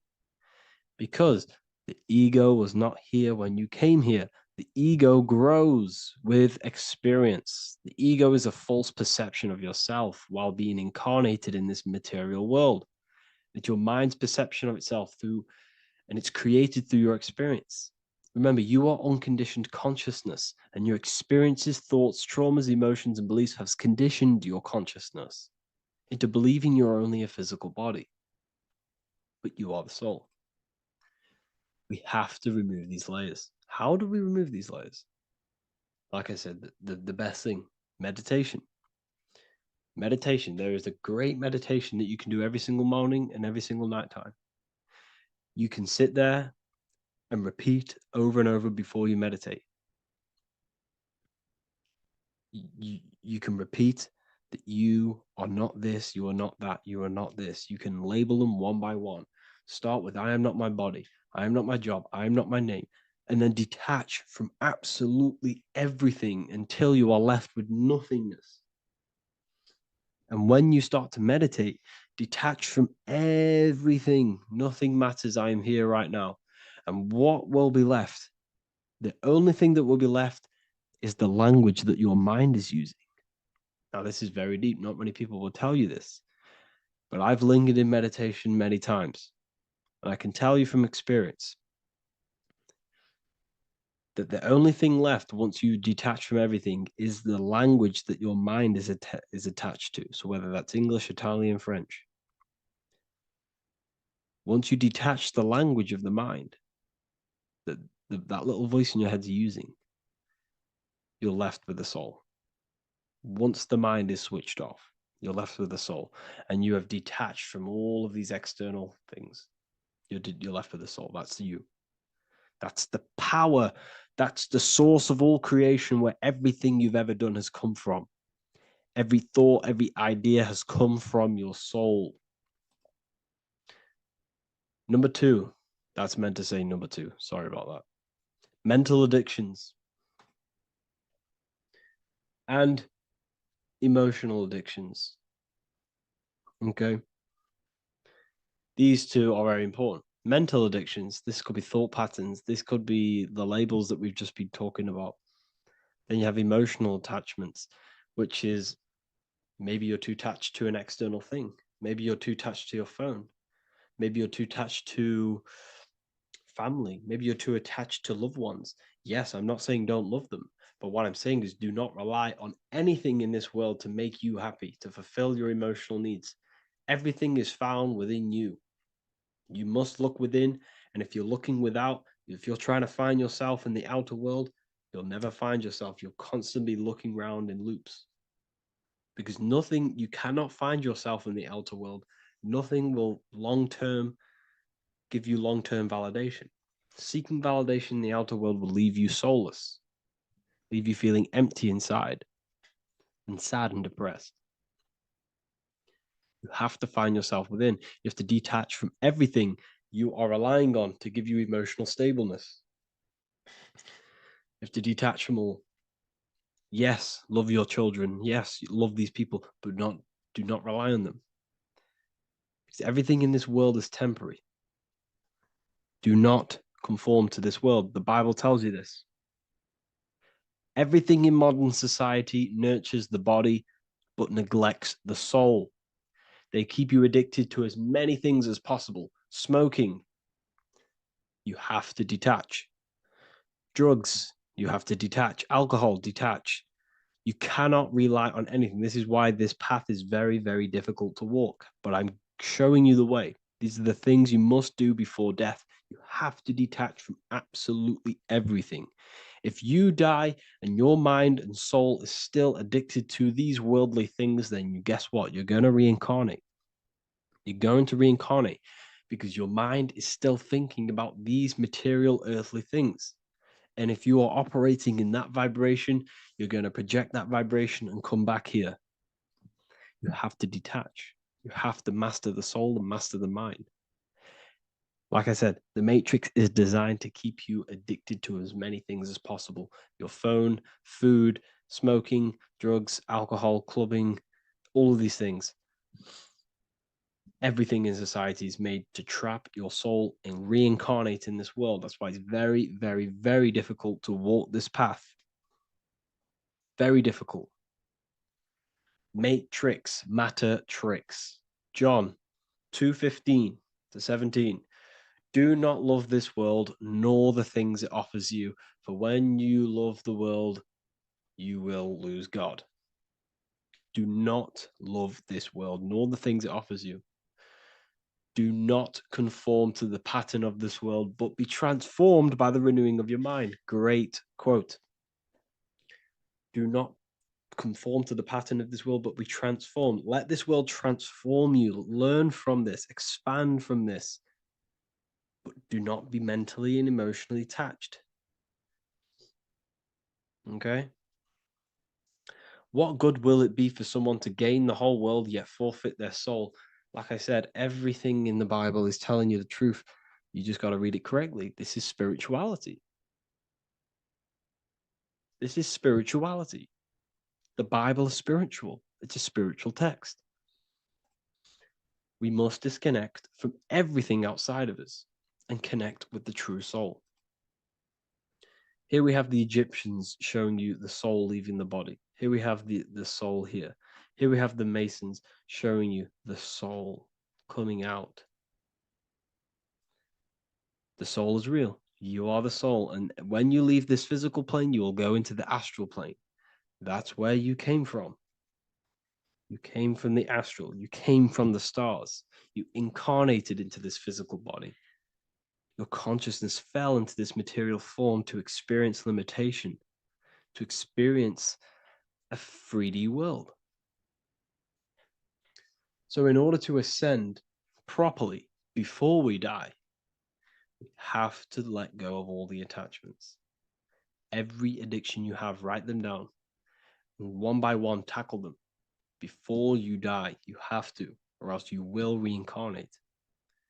This is the teachings of Egyptians. This is the teachings of Masonry. All of these addictions contribute towards life after death. Everything must be controlled. And we must be attached to the soul. I'm not saying I'm perfect. I'm not saying I'm perfect, people. We're all not perfect. We're all under psychological operation by the government.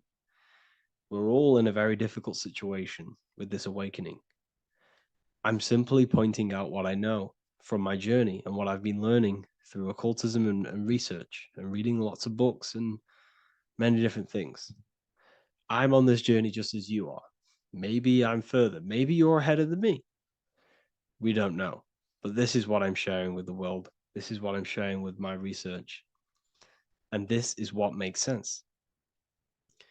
It's common sense. Look at everything around you. Everything's made to to feed the body, not the soul. So, my beautiful watchers and fans and supporters, I appreciate every single one of you, and I hope this video has supported your journey.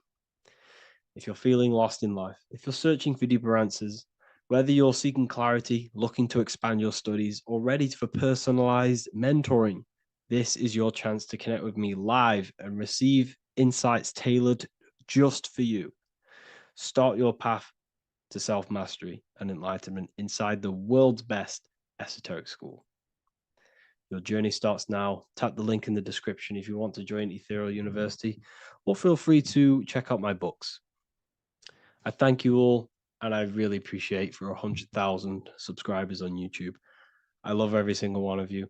Make sure to drop a like, a comment, and subscribe to the channel if you're new. Let me know some ideas for, lectures, anything that you want to know. I can make lectures on them. Just drop it in the comments. I appreciate every single one of you. Take care.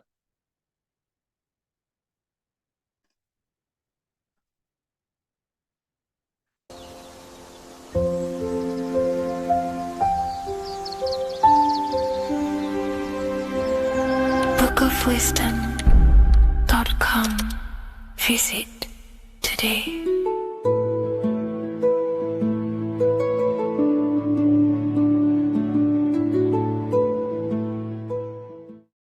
What if dreams aren't random at all, but messages from a deeper part of yourself, trying to show you things? In this video, you're going to learn exactly what dreams are from an esoteric view, how to control dreams, and how to dream more frequently. Dreams are not nonsense. They are expressions of the subconscious mind. In the daytime, we're using our conscious mind, what we are aware of. This represents the daytime, the sun, the external world. We're operating in the external, outside the body in the day. But when we go to sleep, we return inward. Everything does this breath. We breathe in through the nose and out through the nose. Everything does this in and out process in the universe. We live, we die every single day. We wake up, we express things in the external. Then at nighttime, we return back to darkness, back to the internal. This is the breath of the universe. We have summer, we have winter. This is the breath of the sun and the seasons with the earth. You have an internal world and an external world. External is physical, the internal is spiritual. Like I said, when we go to sleep, we are returning back to the internal world of your own consciousness and subconscious mind. Your subconscious mind holds everything about you, your memories, your traumas, everything you've ever learnt, your language, your name, your job, everything you identify with is stored within this vast network of the subconscious mind. It is your own personal consciousness. Therefore, when we dream, we return back to the subconscious mind, and we are in fact thinking, but in a subconscious way. The subconscious does not speak the same language as the conscious mind. The conscious mind uses language, thoughts, and all things that are very logical and very easy to understand.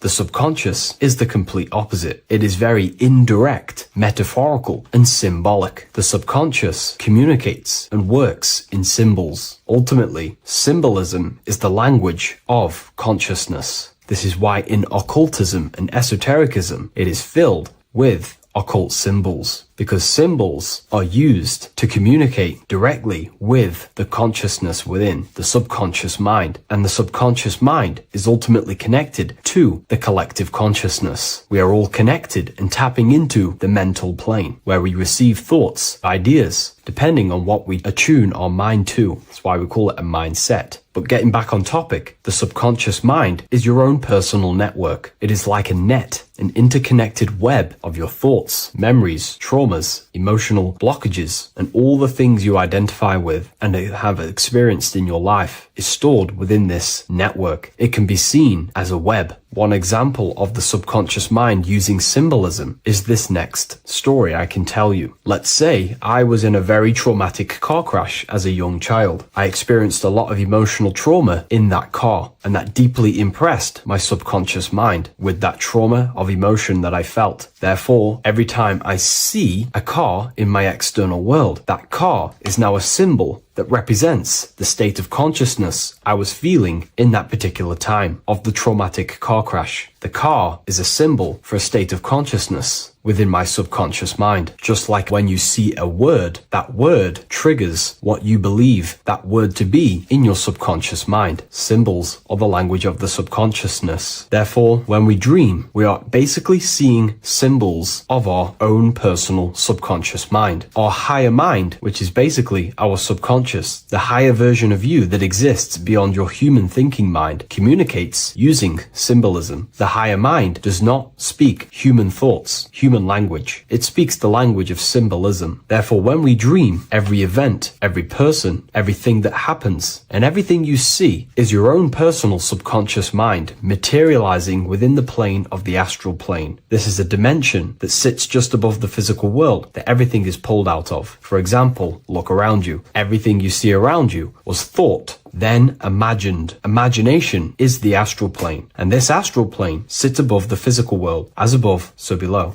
These objects were thought, imagined within someone's mind, and then pulled into a physical reality. Therefore, the imagination is what you're experiencing within a dream. It is your subconscious mind thinking and materializing within the imaginative plane. For example, let's say you are a Christian, you believe in Jesus your whole life, you have lots of emotion towards Jesus. This deeply impresses your subconscious mind. You believe in him so much, you go to sleep, you have a dream that you meet Jesus. You did not meet directly with Jesus, you met with your own belief. It was your own belief materializing within the imaginative plane and revealing itself to you. Dreams are materializations of your memories, your subconscious beliefs, traumas, and anything that could be inside the subconscious mind. It is your subconsciousness revealing itself to you in a material form. Let's say you have a nightmare. There is a big dark figure chasing you and you are running away in fear, away from this dark figure chasing you. That dark figure is not an external entity. It is not a spirit or a jinn or a demon. It is in fact an aspect of your own mind. It is a symbol that represents maybe a fear, a trauma, or something you are running away from internally, inside your subconscious mind. Something that you are not addressing, but something that is fearful, something that can be controlling you on a subconscious level. Let's say you have a fear to address something in your personal life. You want to address someone who is getting on your nerves at work. You continuously put this off and you fear doing that situation. Over a long period of time, this can slowly control you subconsciously. You start to avoid the person, avoid any contact. It is subconsciously controlling you. This is not the best example, but you can see what I mean. Hidden fears and traumas in the subconscious mind can subconsciously control your actions and ultimately lead you to low states of consciousness, keep you from reaching your higher potential, and ultimately create blockages within your own consciousness. That figure in the dream is a materialization of something that you are fearing and running away from and not addressing. This is why people always have dreams of traumas that they have experienced as a child or when they were younger, or maybe from a year ago or two. It's because that emotion is deeply impressed in the subconscious, and the subconscious is always trying to reveal things to you, communicate to you that you need to change, purify, and maybe heal within your own consciousness. This is how the higher self communicates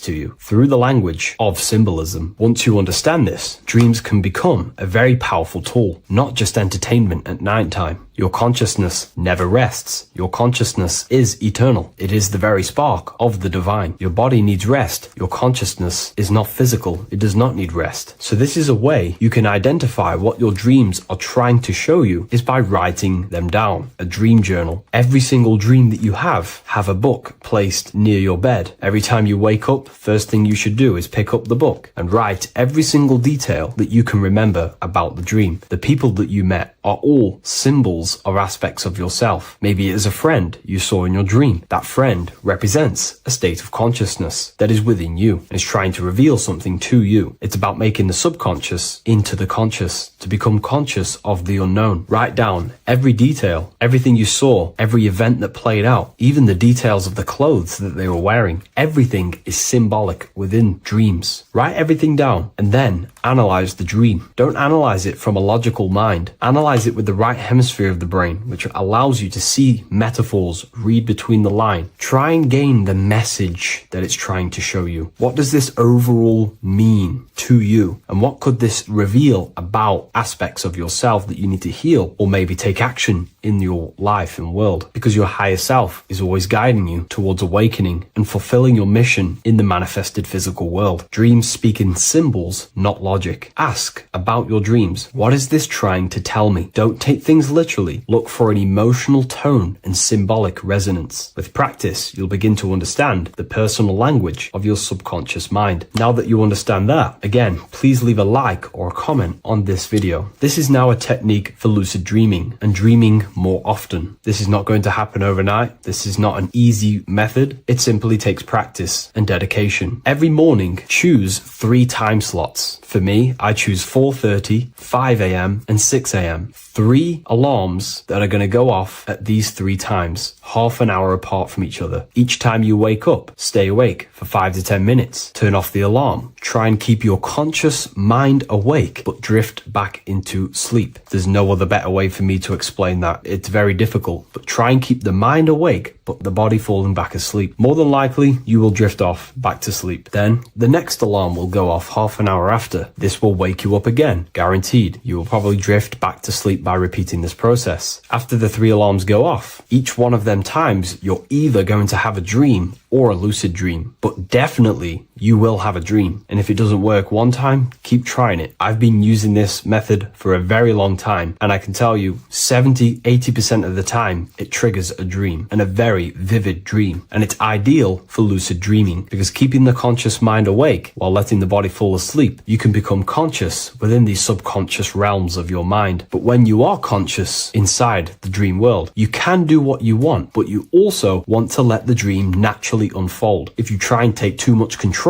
then you will wake back up. If you feel any fear in your dream, you will wake back up into the material world. Another tip to dream more often is to meditate before bed. Simply close your eyes and think about nothing for 5 to 30 minutes. Detach from everything outside you, your name, your job, work, thoughts. Mentally detach from the world and the physical pleasures and become pure awareness before you try and go to sleep. This will help you become conscious while being within the self. If you wish to learn more about consciousness yourself, the Book of Wisdom Volume 2 can definitely help you. I'll leave a link in the description. Thank you for watching this video, and I'll see you in the next one.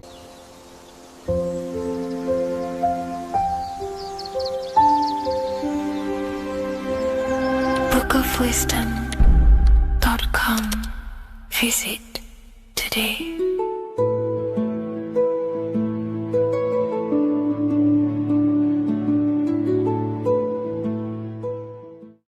Your ultimate goal is to be famous, then you're gonna do a lot to get there, like sign your name in blood in a contract with the devil. That's how I got introduced to the music industry. I swear I wanted to be like the Amy Grant of music. Yeah. But it didn't work out, and so I sold my soul to the devil. Well, needless to say, sold my soul. Hey y'all, I'm finna sell my soul. I'ma hit y'all when I'm through. I'm gonna be rich as hell, alright?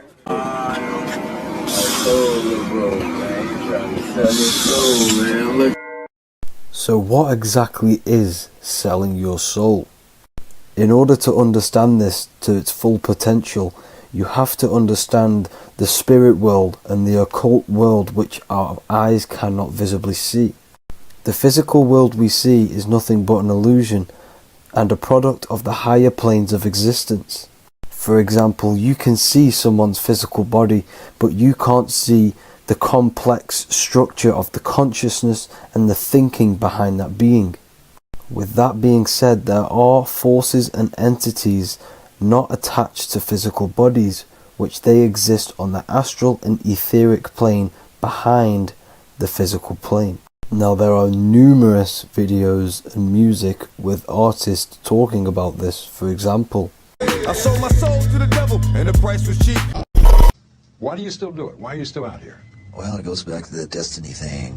I mean, I made a bargain with it, a long time ago, and I'm holding up my hand.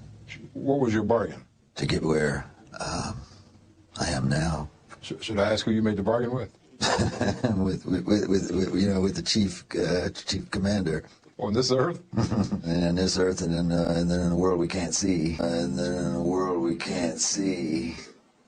So selling your soul is cutting a deal with an astral plane entity in exchange for wealth and fame on this physical plane. This is classed as black magic because you are bending reality against your intuition. Now, making deals with entities beyond the physical plane, you always have to give something in exchange. When it comes with demonic entities, it always involves some sort of sacrifice, bloodshed, or humiliation. Now, there are countless of rappers who someone close to them have died just before their career takes off to the next level.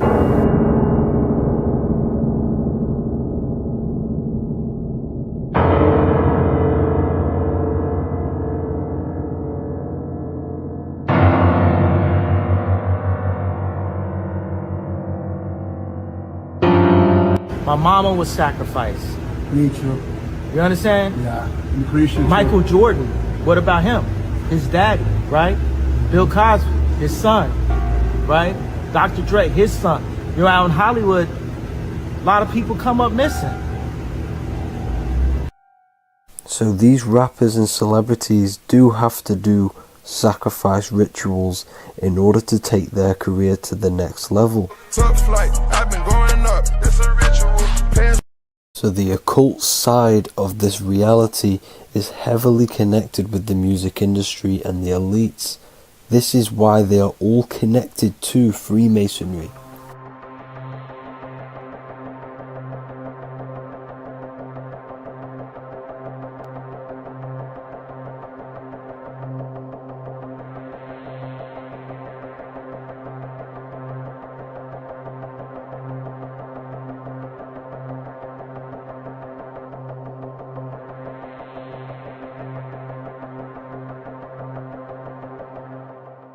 Now, this is why the music industry is one of the most important industries for the elites to stay in control and keeping the masses on low states of consciousness. Frequency is one of the most powerful things in reality because it's the only thing which can enter your soul and body without consent.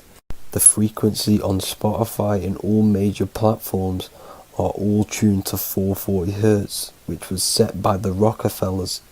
440 Hz turns off the whole right side of your brain, and the right side of your brain is to do with critical thinking, imagination, and your intuition. Music has the ability to influence your intent, your emotions, your thoughts, and your actions just by frequency itself.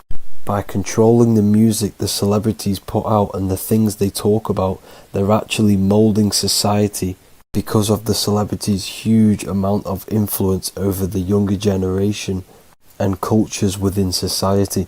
This is why the music industry is mainly talking about sex, guns, violence, and hating other people. These are all very low vibrational acts and things to do which destroys humanity and societies, keeping us all conquered and divided in order for them to stay in power. Music can actually reprogram your subconscious mind, and it is a form of MK Ultra, which is mind control. It's in my brain. Do you know that? It's living rent free. I can't get it out. You did that. Yeah, it's hypnosis. Yeah, it's hypnosis. You're so awesome and dope. You do need to be very careful with what you're listening to and what frequency it's playing at, because all of this has an effect on your electromagnetic field and your state of consciousness. Now let's go back to selling your soul. When these rappers and celebrities sell their soul, they now gain eternal life on this physical plane. When you do sell your soul, you are allowed to live forever. And these people that are called youngins, rookies, new booties, like I was, had no idea that these people still live. They will pray, haunt, kidnap anything to stay on top. This is their world. They have nothing but time, is what they believe. Now this explains why there's so much Saturn worship, because Saturn is the father time. He's the god of time and crystallization in the physical realm. If you want more information on that, go to my previous video. Now here is ASAP Rocky standing inside of a pentagram, but notice the way he's standing, it's an inverted pentagram. The pentagram is associated with magic, however, the upright pentagram is the 5 elements with spirit on the top. It's either called spirit or ether. It's at the top because it rules the other 4 elements, because it's the baseline of reality, which is spirit and matter. Spirit is behind the physical reality.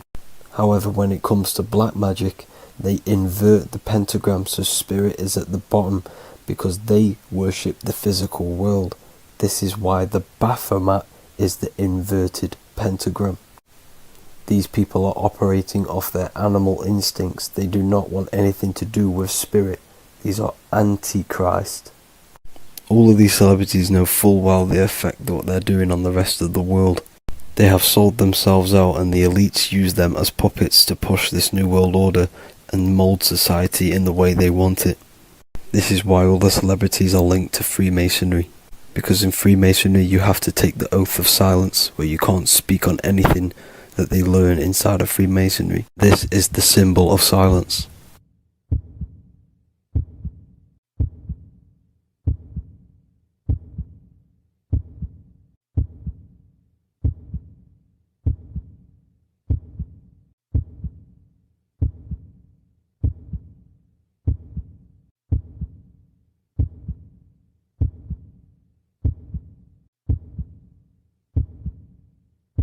The elites need them under this oath, so they do not talk about certain topics and certain things to the public because of the amount of influence they have on society. Now, even the name Hollywood is an occult term, because back in the ancient days when they used to create wands, they used to create them out of holly wood, out of the holly tree, because each wood has certain attributes and virtues when it comes to magic. And the holly tree was known as the holy wood, and they used to create the wands out of it to cast spells. And Hollywood are still casting magic to this day through the films and through the music to the masses. That's it for this video, people. Hope you enjoyed. Please like and comment and subscribe. Peace and much love.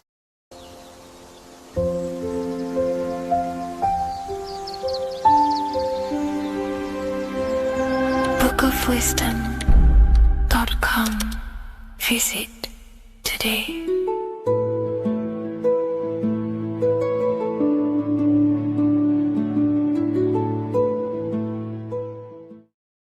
Before you call the Baphomet evil, make sure that you watch this video until the end so you gain a full understanding on what the Baphomet truly is. No, I am not a Satanist. I am simply an esoteric and occult researcher. I've been looking into symbolism for a very long time, and I can reassure you that this symbol does not represent the devil, does not represent any negative figure. It's a very deep, occult, esoteric symbol. What we first need to understand about the Baphomet, it is indeed a symbol. Every symbol we see around us is neutral. The pentagram, the Baphomet, is neutral. It depends how you use it, whether it is used in a good or bad way. Everything is neutral. It's your mind's perception that gives it a positive or a negative charge. First of all, let's break down the Baphomet symbol. Let's look very closely at the Baphomet. We have clearly the 4 physical elements corresponding to the Baphomet. Here we clearly have the fire element. The wings represents the air, the flapping in the air. The fish scales, which is the water, and this dome figure representing the earth. The soul is incarnated into 4 bodies. We have a mental body of consciousness, intellect. We have an emotional body of consciousness, which is all to do with intuition and energy. We have a spiritual body of consciousness, our astral body, and a physical body of consciousness for the physical earth. Earth corresponds with your body, Air corresponds with your mind, fire corresponds with your spirit, water corresponds with your emotions. So the Baphomet is showing you the 4 elements of the soul, the 4 bodies of the soul that we are incarnated in. Now, let's look at this moon figure. We have the moon. The moon represents the internal world. It represents what we cannot see. The sun represents our conscious mind, what we can see, what we're aware of, the physical world. The moon represents what we are not aware of. It represents our internal world. Remember, we have 2 worlds. You're an individual. You have a dual nature. Individual. You have an internal world. When you close your eyes, you have an internal voice, an internal world of thought and emotion, and an external world of this material body. The moon represents the internal. The moon on top represents the moon controlling the mind, represents the inner world controlling you. Now, this is very symbolic in the occult world. If the inner world is controlling you, then you have no control over reality. This is the devil horns. You know the devil horns? The moon crescent? This represents you are the devil. You're being controlled by your thoughts, by your emotions, by your psyche. Then we have the moon below, which represents control over the inner world. We have control over our thoughts, our emotions, our impulses. So you're either being controlled by thought and emotions, or you're controlling them and having self-mastery. In alchemy, we always see this symbol of the man or woman on top of the moon, representing emotional control and self-mastery of the internal world. The journey of the occultist is to gain full mastery over their consciousness. They want to be conscious of every single thought that enters their mental field of consciousness. We get over 7,000 thoughts a day. It is possible to achieve a certain level of mastery where you are conscious of every single thought that enters your mind. This is one of the end goals of self-mastery and occultism, as this gains your personal power. When one achieves this, they are then able to direct the mind in one place and one place only, becoming more effective in manifestation and creation, because we are microcosms of the divine. We are creators. This is the gesture of as above, so below. The inner world and the outer world are mirrors of each other. The inner produces the outer. Your physical life circumstances are a result of every thought you thought in the past. The inner projects the outer. If you want to produce a change in the outside world, you got to produce change in the inner world of consciousness first. As above, so below. As within, so without. This corresponds with absolutely everything in the universe. Now we have the goat head, which represents the animal self. This represents the lower carnal mind. Lower carnal mind, which is earthbound, because a goat is on the ground. It's not a bird, it's on the ground. It represents the lower self, the beastie nature, the one that tells us to hate, to steal, to eat all the time, to consume. It's the beast within us, the beastie side of our consciousness. It has a human body resembling this, the human in the beastie nature, or we have the spiritual nature, the higher self. In essence, this symbol of the Baphomet represents the higher and the lower self of human consciousness. It represents the higher and the lower. To conclude all of this, the Baphomet is a symbol that represents the 2 paths that one can take. We can take the beastie path and become an instinctual animal, our body, or we can take the divine path of reaching our higher self. It is a symbol that represents the higher and lower self and the 4 different bodies of consciousness. In essence, this does not represent Satan or the devil. The devil represents the lower aspect of our human psyche. The war between Jesus and Satan is symbolic and allegorical for the war that happens within our mental field of consciousness. The internal war between good thoughts and bad thoughts, positive emotions and negative emotions. It is the constant war inside the battlefield of your own mind. Jesus, Satan are symbols, characters that are symbolic of aspects of your own consciousness, because the universe is mental. The only thing that truly exists is your mind. Therefore, all of these ancient spiritual texts like the Bible, the Bhagavad Gita, the Quran are all symbolic of what's happening inside of our mental body. It is the inner chaos that can destroy our life, or when we create structure and restructure our inner world, we can live a peaceful life If you are struggling from the internal world and you want to gain mastery of yourself while learning the occult secrets, join Ethereal University, a community of like-minded individuals who are all striving for the best versions of themselves. We host live calls and we have an abundance of lectures that you can watch. Or check out the Book of Wisdom. This is volume 2. I'll leave all the links in the description. Have an amazing day.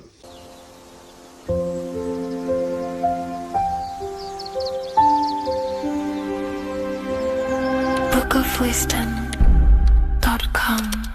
Visit today.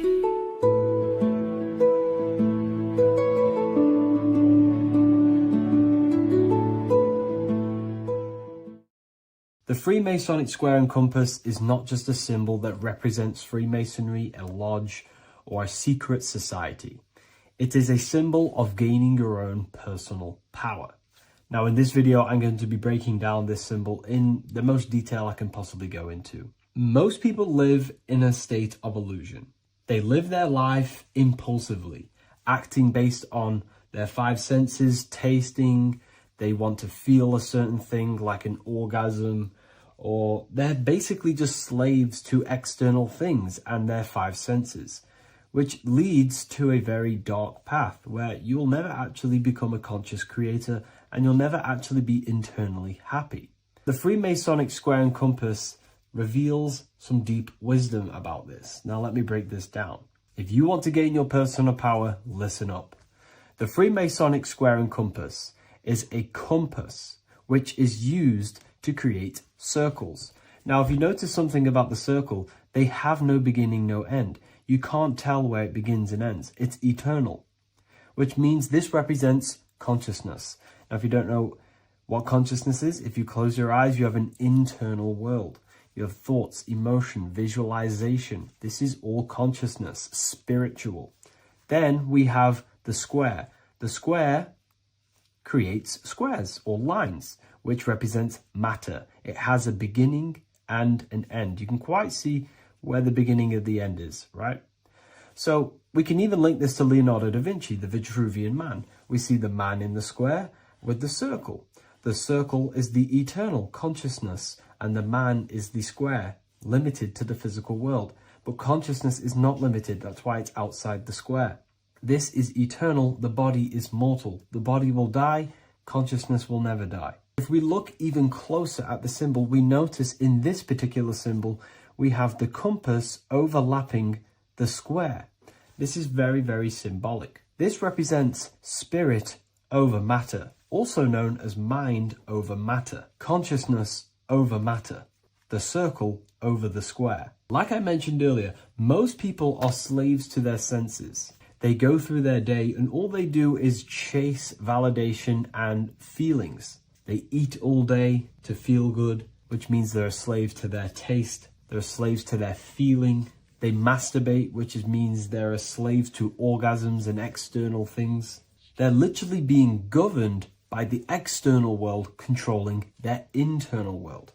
They're literally living life on autopilot. And don't get me wrong, I was guilty of this too. We're all guilty of this when we join this world because we're not taught this sacred knowledge.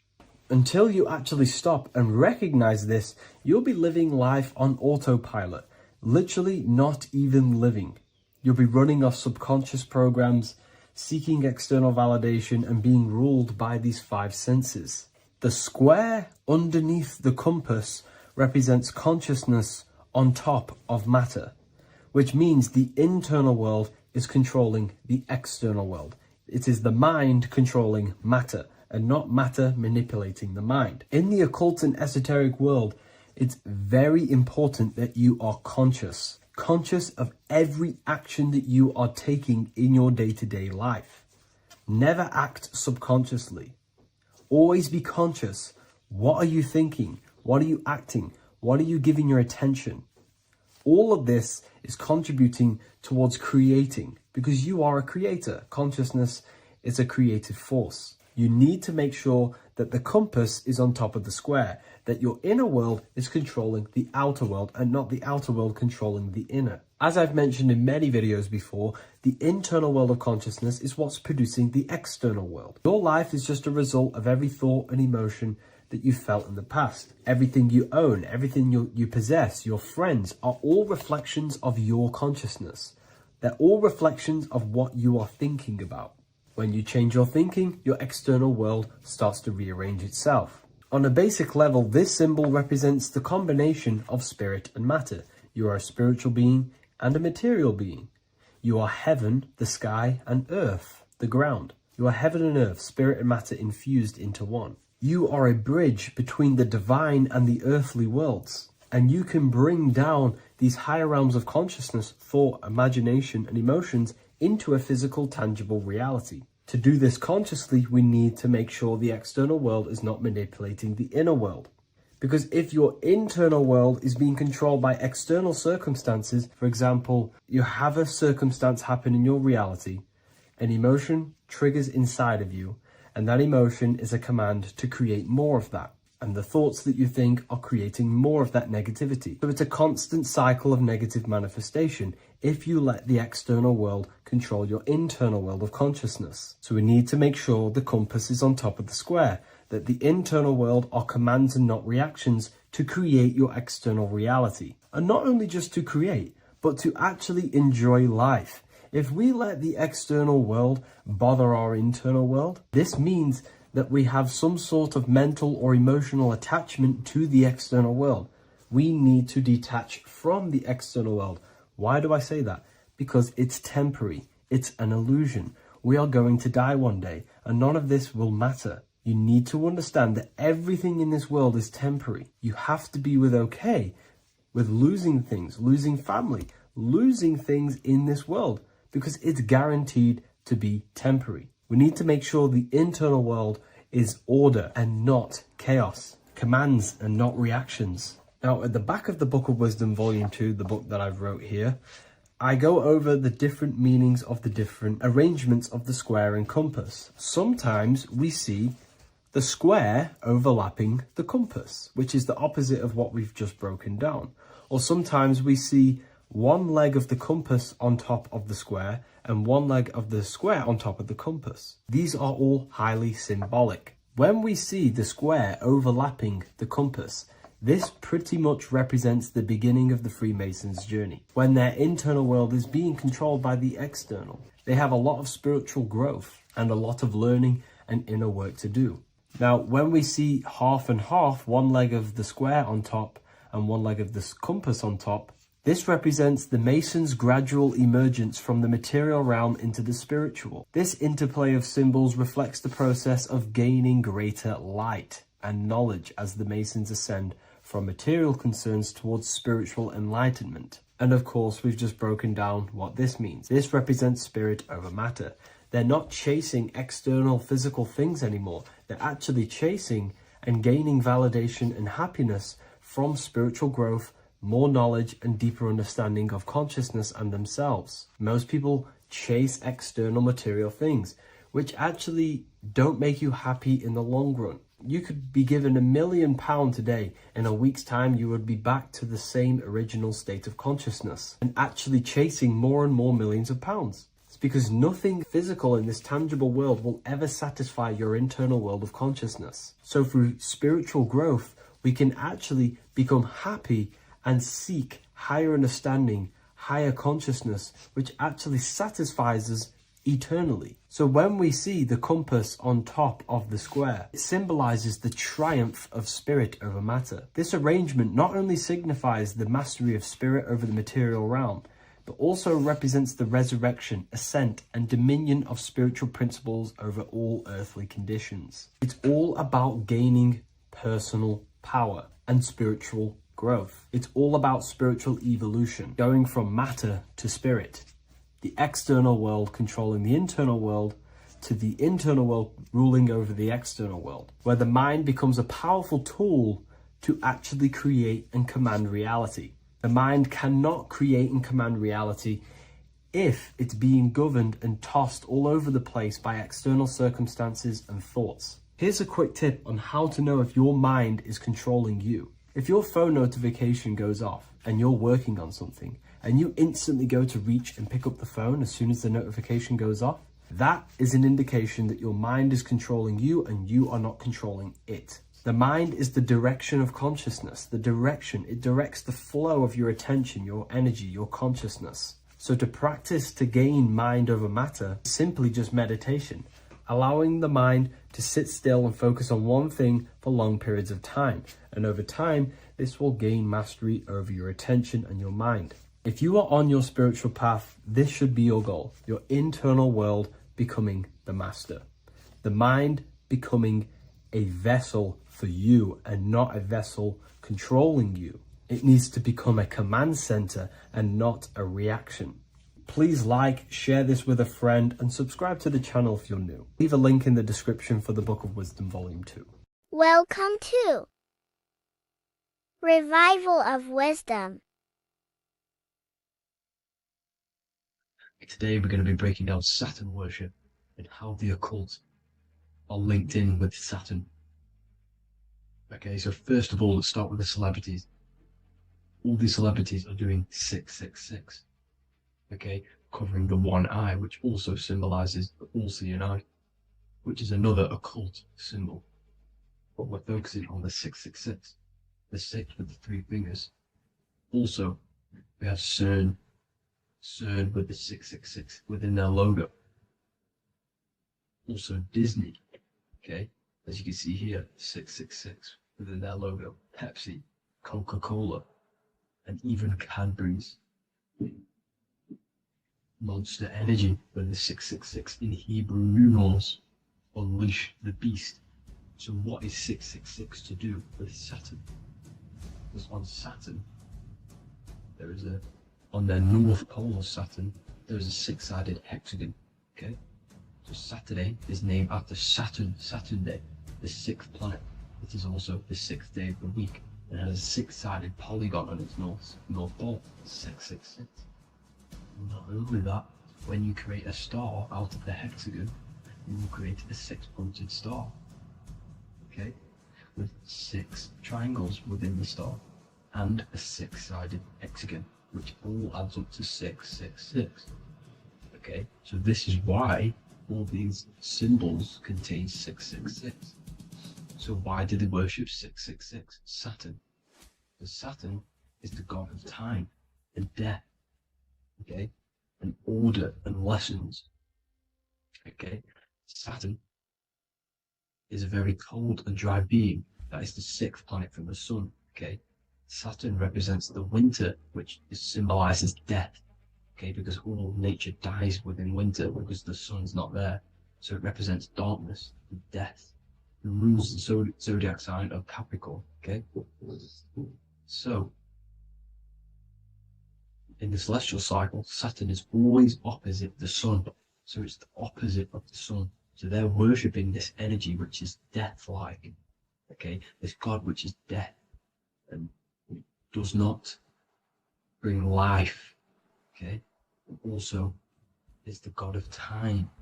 Okay, also in the Roman and in Greek it's called Chronos. Okay, which is just a translation for time. It's also known as the Father Time, aka the Grim Reaper. Okay, the Grim Reaper, keep that in mind. We'll come back to this. Here are some more logos with Saturn. Okay, Nike, Internet, Wi-Fi. Okay, all these occult logos all worship Saturn. They are a satanic occult. They worship this death god, this evil god. Okay, this is where the cube now comes in. Okay, because what color is associated with Saturn? It's black, because it's the absence of light. It's opposite the sun. So black is the color associated with Saturn. Each planet has its own color associated with it. Okay, so when you make the cube, okay, as you can see here, the cube out of the polygon, it creates what? A black cube. Okay, and the Kabbalah, okay, Kabbalah means cube, Allah means the god, the cube god. These religions are secretly worshipping this cube god, the god of death, Saturn, Satan. It's the same entity behind it all. Okay, so Also, we have these black cubes in Australia, Denmark, all around the world, these black cubes. Because this occult is worldwide. Saturn, Satan taking over this realm. Okay. Also, with this black cube, they walk around it like the rings of Saturn. It's around the black cube of Saturn with the rings, they walk around in circles. What are circles? Cycles. What is a cycle? Time. The time god.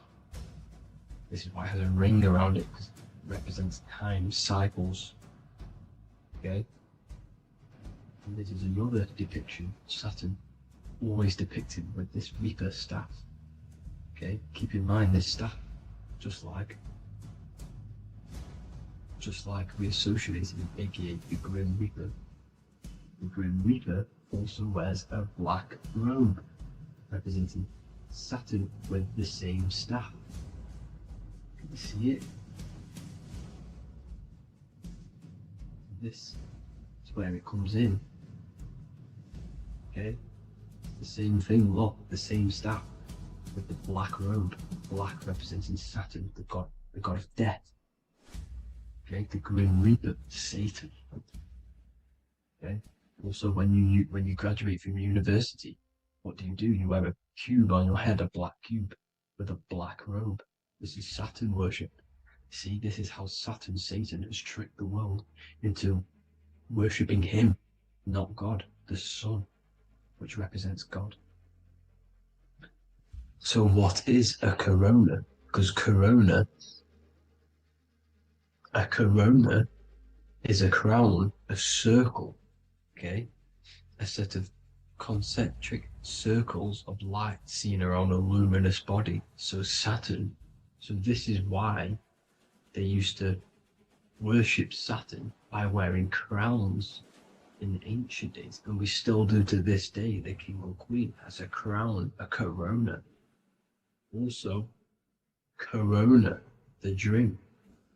Corona adds up to 666, just like Saturn is 666.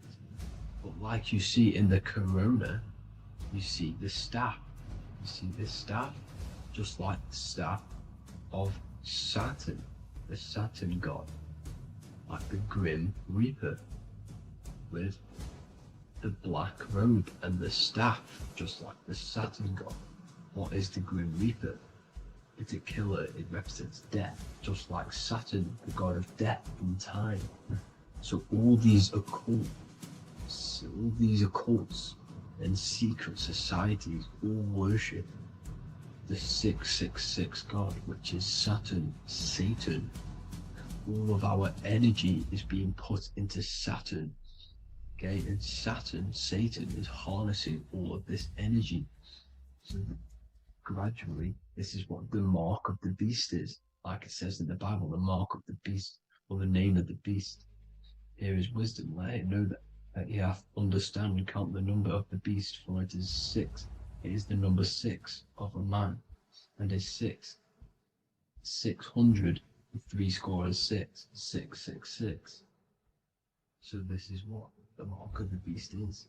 They are going to eventually put green chips, just like Neuralink, which is what Elon Musk is pushing. Okay, so this chip is the mark of the beast, and it's going to be implanted to our hands or brains. Okay, and they will manipulate our consciousness, and it will manipulate our DNA, and it will directly connect us to AI, and AI is linked in with Saturn, Satan, as the demons and the people who rule this world are in love with AI. They want to connect humans to AI. And this will control our consciousness completely and give all of our energy back to Saturn, Satan, this deity that they worship. Just like when you get married, you wear a wedding ring, the rings of Saturn, over the finger, which represents the sun. So you're basically seeing Saturn over the sun. The sun is the son of God. It represents the sun, represents God. So you are putting Saturn over the sun. So thank you guys all for tuning in. I'm going to leave you guys here. Please leave a like, comment some topics that you want me to talk about. And please subscribe for more amazing content. God bless.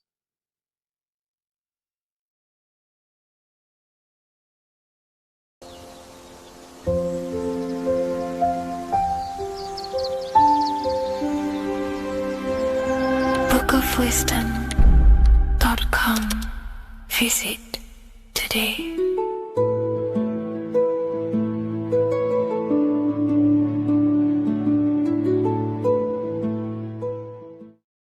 What if I told you that the Egyptians were trying to give you instructions on how to not reincarnate and come back to this material world and ascend your consciousness, your soul, to a higher plane that exists in the various dimensions of consciousness? This is Anubis, and this is his scales. You can find this image in the famous Book of the Dead, which is a famous Egyptian book and text talking about death, reincarnation, and the different things that go into death and how to prepare our mind, our souls for death. The Egyptians saw this as a massive thing in life. We must prepare our consciousness for the transition from a physical reality to a non-physical, tangible reality. The first thing we must understand in order to understand death is the term as above, so below. We die every single night. Consciousness goes to sleep, which is the withdrawal of consciousness from the material body into the inner realms of the mind. At nighttime becomes the darkness, and consciousness goes within itself. When the daytime comes around and the sun becomes more powerful, the rays of the sun increase the brain waves, and the body becomes active again, and consciousness manifests things externally. So the nighttime is the internal world, death or sleep, and the daytime is life, the external world. When we die, it's just a bigger version of sleep. We enter into our inner realms of consciousness. However, this transition needs some preparation. In order to understand the universe, understand what happens after we die, we have to understand that life is mental and the mind is not the brain. The brain is just a physical computer for the mind to operate the physical technology of the physical body. What you are seeing right now in your eyes is a simulation produced by your brain. Light waves entering in your eyes and the visual cortex at the back of the brain producing an image of what you call reality. Therefore, reality is not outside of you, it's a simulation produced by the body. The five senses are just electrical threads of light, all sending information back to your brain, and your brain is interpreting these electrical signals as senses: touch, taste, smell, and hear, and see. So everything you're experiencing right now is a simulation produced by the brain and the nervous system, but you are the observer of that reality, of that simulation produced by the technology of the body. So when you die, the technology,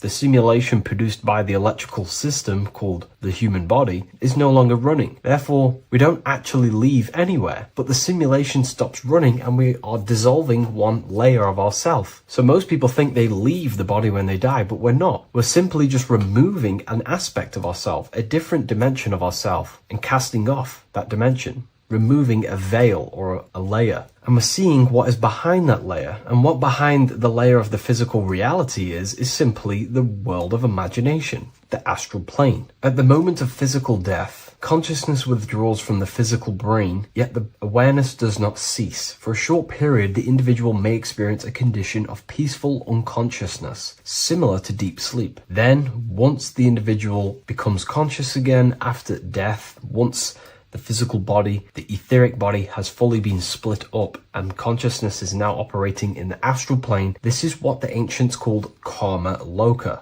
Arthur E. Powell mentions this. C.W. Ledbetter mentions this place as well. Karma loka is a place in the astral plane. The astral plane is the realm of imagination. It is where the forces of the mind manifest desires as imagination. All of your desires, your desired realities, the screen that you have in your mind, that screen you manifest a visualization on, exists in the dimension of the astral plane. It is a realm made of thoughts. It is an object made of thoughts. If you think of a chair, for example, and imagine that chair in your mind's eye, that screen you are seeing in your mind's eye is a thought animated. That thought is an animated desire, and that exists in the realm of the astral plane, a realm of subtle thought forms. Therefore, the physical world has an exact copy of this world, however in the astral plane. Just like how if you remember the house that you grew up in as a child, if you could sit down right now wherever you are and you can imagine, walk around that house in your mind. You can imagine the layout of the street of the house. So in our minds, we have our own layout and map of our house, but then now connect all of the collective consciousness's minds and memories of places on the earth, come together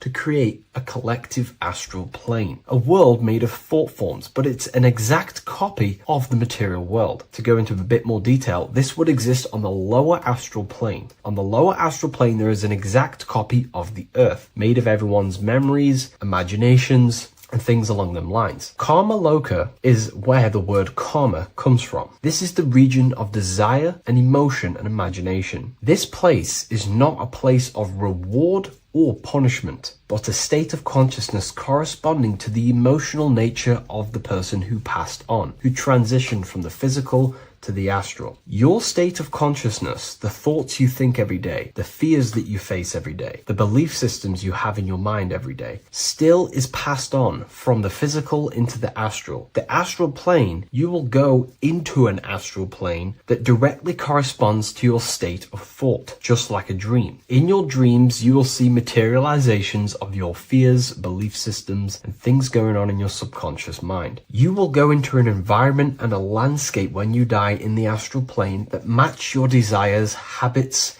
and your state of mind. If you believe in Jesus, you will go to a place where then thought forms manifest in the astral plane. If you believe in Buddha, you will go to a place where then thought forms manifest. That is the environment. It's mental. Reality is your level of realization. You are seeing through the lens of your mind, of your beliefs, and you see the world tinged with your belief systems. Karma Loka is a place where you balance out your desires, sensual cravings, ambitions, jealousies, fears, emotional fixations continue to assert themselves in your mind when you die. Yet because there is no physical instrument through which they may be gratified, they gradually burn themselves out. These desires start to be balanced out again, and your mind becomes more balanced. The more refined the individual in physical life, the shorter and gentler this stage becomes. The more desires you have in material things, sex, whatever it is, the longer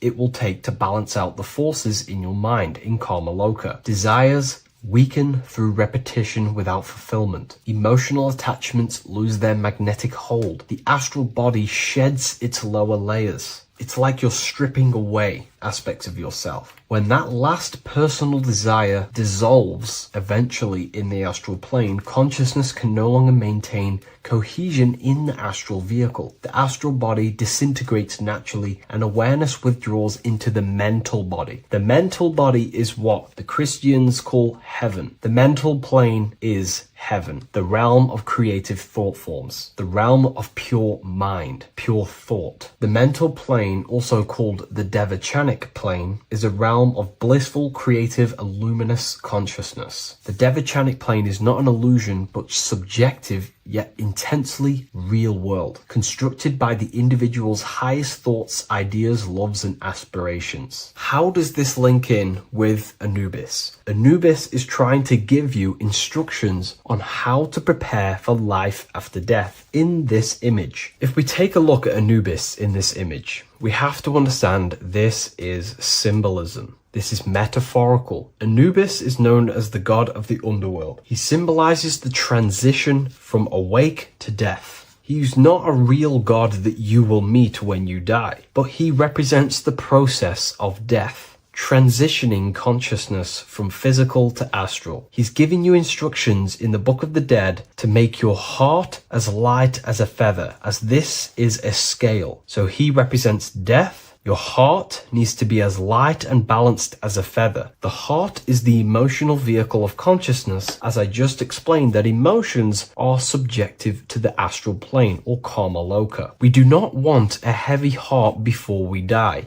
We do not want addictions to smoking, addictions to pornography, addictions to status, the ego, material gain. If we die with these things, this means we have a heavy heart, and this will manifest in the astral plane when you die. and take longer to balance out them emotions and desires. So this is telling you to remove any addictions, any emotional attachments, mental attachments you have to the material plane. This does not mean go full monk mode and don't have anything physical, don't chase after anything material. We should definitely have material things as we are spiritual and material. However, do not place your heart on it. We should all aspire to have the best possible life, have the most possible resources as possible in our lives, have an abundance in everything. That's completely fine. But placing our soul on it, your desires on the material world, will only pull you down in life after death, take you longer to balance out them forces and desires. This is why transformation during physical life is essential. We need to release attachments to master our thoughts and emotions and align with truth. We don't want to die with false identifications, that thinking and believing that we are the physical body.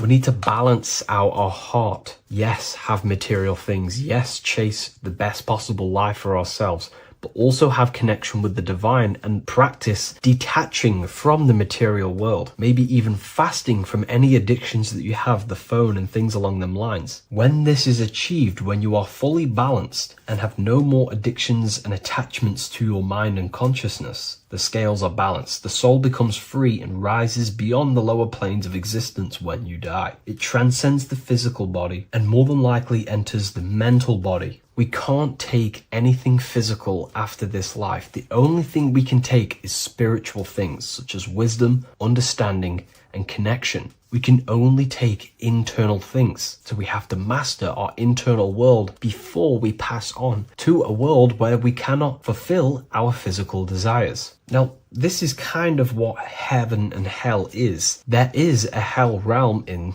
the astral plane. If you desire horrible things, you desire to kill people, or you desire to do horrible things, then you will manifest in a place where that is taking place, with people, with entities that assimilate with that vibration. You might have to watch this video a few times to get a full understanding of this, but Anubis is trying to teach you, make your desires as light as a feather, purify your heart, purify your soul, and place your heart on the spiritual things, knowledge, information, connection, thought. Because if you desire material things, then you will more than likely desire to manifest yourself back into the material world and reincarnate. If you've read the Book of Symbolism, you already know this information. You can now find this book in the description of this video. Please leave a like, comment, and subscribe to the channel if you like this information. And we also have the Book of Symbolism available on Amazon.com now. Take care, everyone. I'll see you in the next video.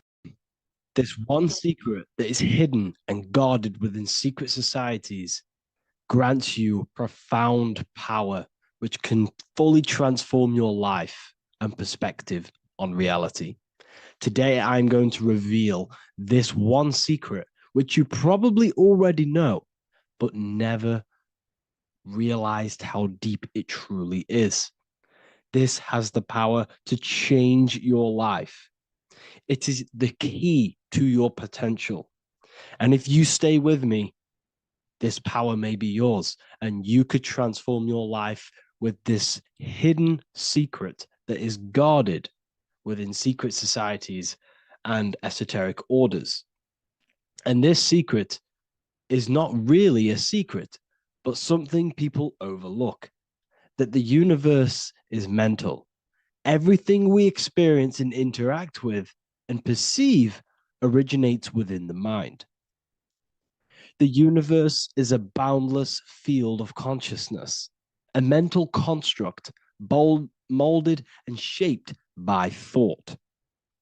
We do not just live in a physical world, as they want you to believe. There are hidden forces that mold the material world. They want you to believe that you are only a physical being inside of a physical universe. But this is completely wrong. You are the architecture of the universe. Your consciousness is the very fabric of reality, and you create your own universe. The universe is an infinite field of consciousness, a vast and limitless mental construct, intricately woven and shaped by the power of thought. It is a dynamic and ever-evolving field where the interplay of awareness and attention gives form to existence. Within the boundless realm, every idea, perception, and belief contributes to the creation and transformation of reality itself. Each thought holds the power to transform reality. Your consciousness is the very fabric of reality. And this is shown in the symbol of the flower of life. The flower of life is a symbol. It symbolizes the interconnectedness of all existence, illustrating how every thought is not merely a fleeting moment, but a ripple that reverberates across every layer of reality. Each action, like the intricate overlapping circles of this pattern in the symbol, extends its influence far beyond its origin, weaving a web of interdependence where every choice impacts the whole. It serves as a profound reminder that everything is connected, bound by an unseen field of consciousness. This symbol represents how one action, one thought is a ripple in the whole vastness of the ether of consciousness. To master your mind is to master the universe, because your mind is a miniature universe. The mind is the very fabric of reality. So if we gain the hook, if we gain the power and the mastery over our minds, we have now gained the power to create reality to your will and intent. You see, most people live in a cycle, and this cycle is the outer world manipulating how they feel on the inner world. People's external circumstances are creating their thoughts and emotion in the inner world of consciousness, which is producing a constant cycle of negative manifestation. For example, let's say something negative happens to me in my external world. Then I start to think negative and feel negative.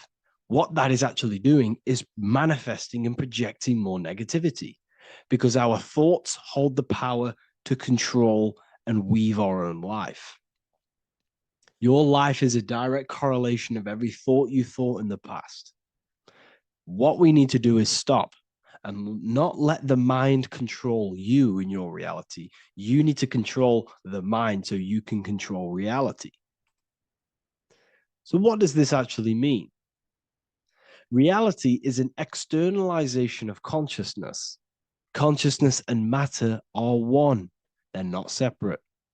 They are inseparable and interconnected.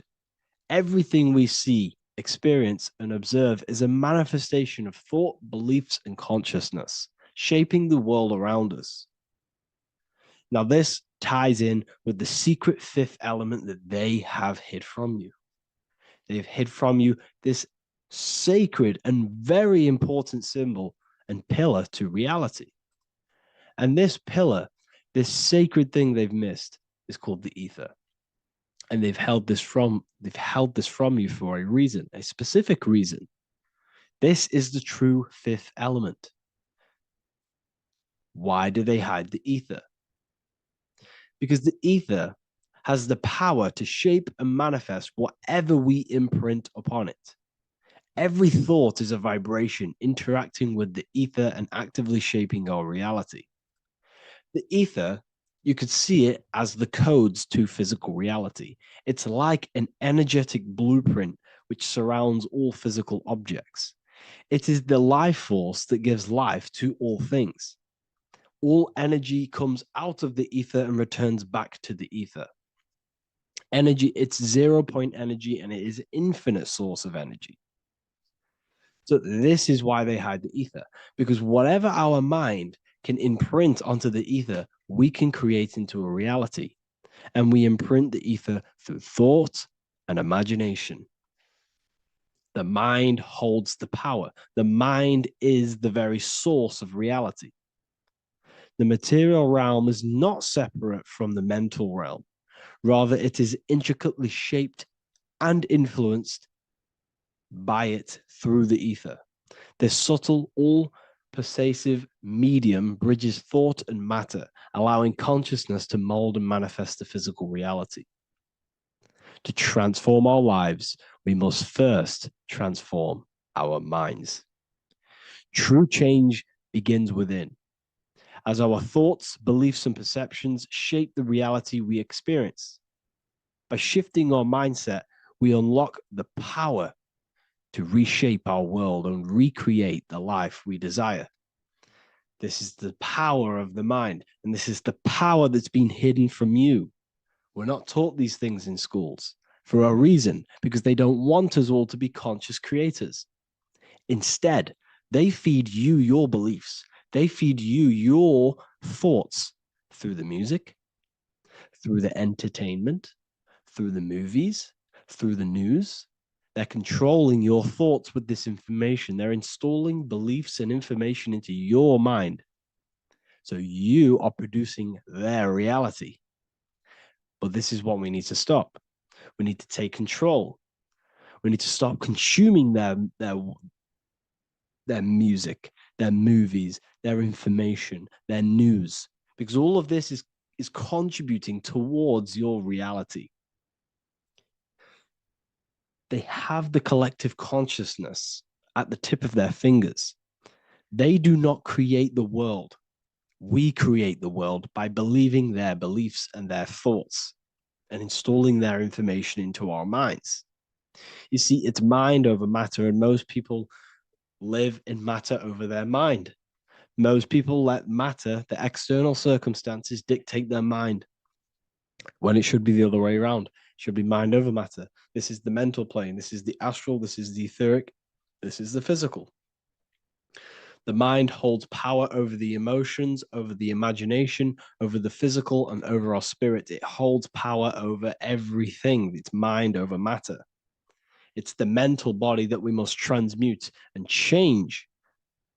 Most of us live in a chaotic state of mind, and this is what we must change. Turn chaos into order. So we need to be mind over matter. We need to install this belief into our subconscious. I, Harry B. Joseph, have created the ultimate esoteric school on the earth. As a member, you'll gain access to live mentoring calls twice a week, along with new lectures, books, and exclusive content released every week. Additionally, you'll have a full access to all my life-changing programs. If you're ready to transform your life and start your journey today with me, join Ethereal University. These are the campuses. We have the real lecture sections filled with lectures that you can watch.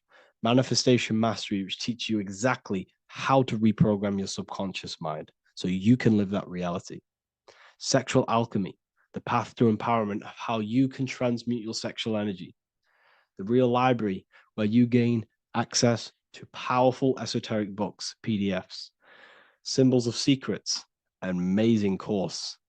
The course that allows you to see beyond the veil that has been pulled over your eyes, the language of symbolism that secretly rules the world. I teach you how to read symbolism. Esoteric Exchange, live calls. You get to rewatch all of the old live calls. Mindwave Hub, this is a place of binaural beats where you can listen to infinite amounts of binaural beats. So you can meditate to them. Meditation section, numerology, health section, and electromagnetism. This is a life-changing place. And if you are serious, we only accept serious about changing your life and studying the occult and esoteric, this is the place for you. I've been there. I've been on YouTube looking around for valuable information, trying to find good accounts, good channels. It's very hard. I had to go through years of trying to find good information on YouTube. But what I've done is, instead of you searching around everywhere for bits of information and connecting the dots, I've put it all into one big place. You get your binaural beats, you get all the programs you need to walk the path of enlightenment to transform your life. I will connect with you on the inside, and I hope this lesson, this lecture, you gained some information, you gained some power from it. Please like and comment, or don't. It's up to you. If you have any reviews, If you have any ideas of lectures that if you don't understand certain things, make sure to leave a comment and I can make a lecture about it. I can make a video about it for sure. I don't mind taking recommendations for videos. So I thank you all, people. Have an amazing day.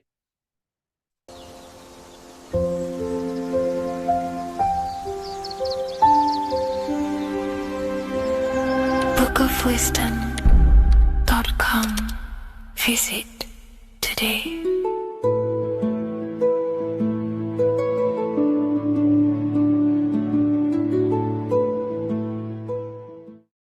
Welcome to Revival of Wisdom. What is good, people? Is Revival of Wisdom.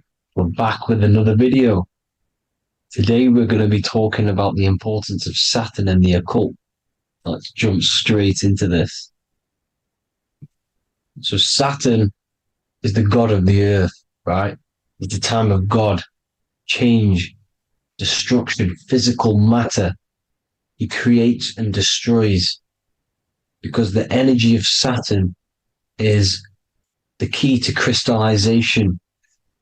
It wraps things in physical matter, right? He creates everything, all life forms, and he takes things back because the day that you're born, that's the day that your expiry date is coming. The time is ticking until Saturn takes your life. This is why he's known as the Reaper.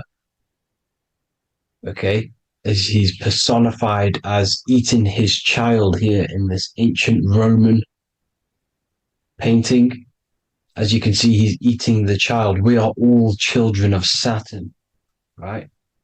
He creates physical matter, our physical bodies, right? He's the god of time because he's the slowest moving celestial body. He's the Lord of the Rings, as you can see here. He's the last one on the ring. He's the slowest one moving, okay? So he is the Lord of time, destruction and creation, okay? This is why his name is Saturn, Satan. He's the devil, okay? But I'm not saying Saturn's evil, guys. It's a part of life. Everything lives and dies, right? He's the key to crystallization. Now, as we have the clock here, our god Saturn, or Chronos in Greek, just means time. He's also the god of time, as I've already said. 60 seconds in a minute, 60 minutes in an hour, 24 hours in a day. Add 2 plus 4 equals 6. 60 seconds, 60 minutes, 2 plus 4 equals 6. That's 666. Okay?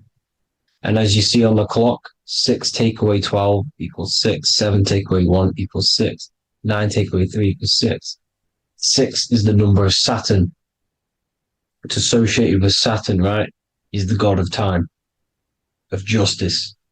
Everything goes back to the Reaper in the end. Everything lives and dies.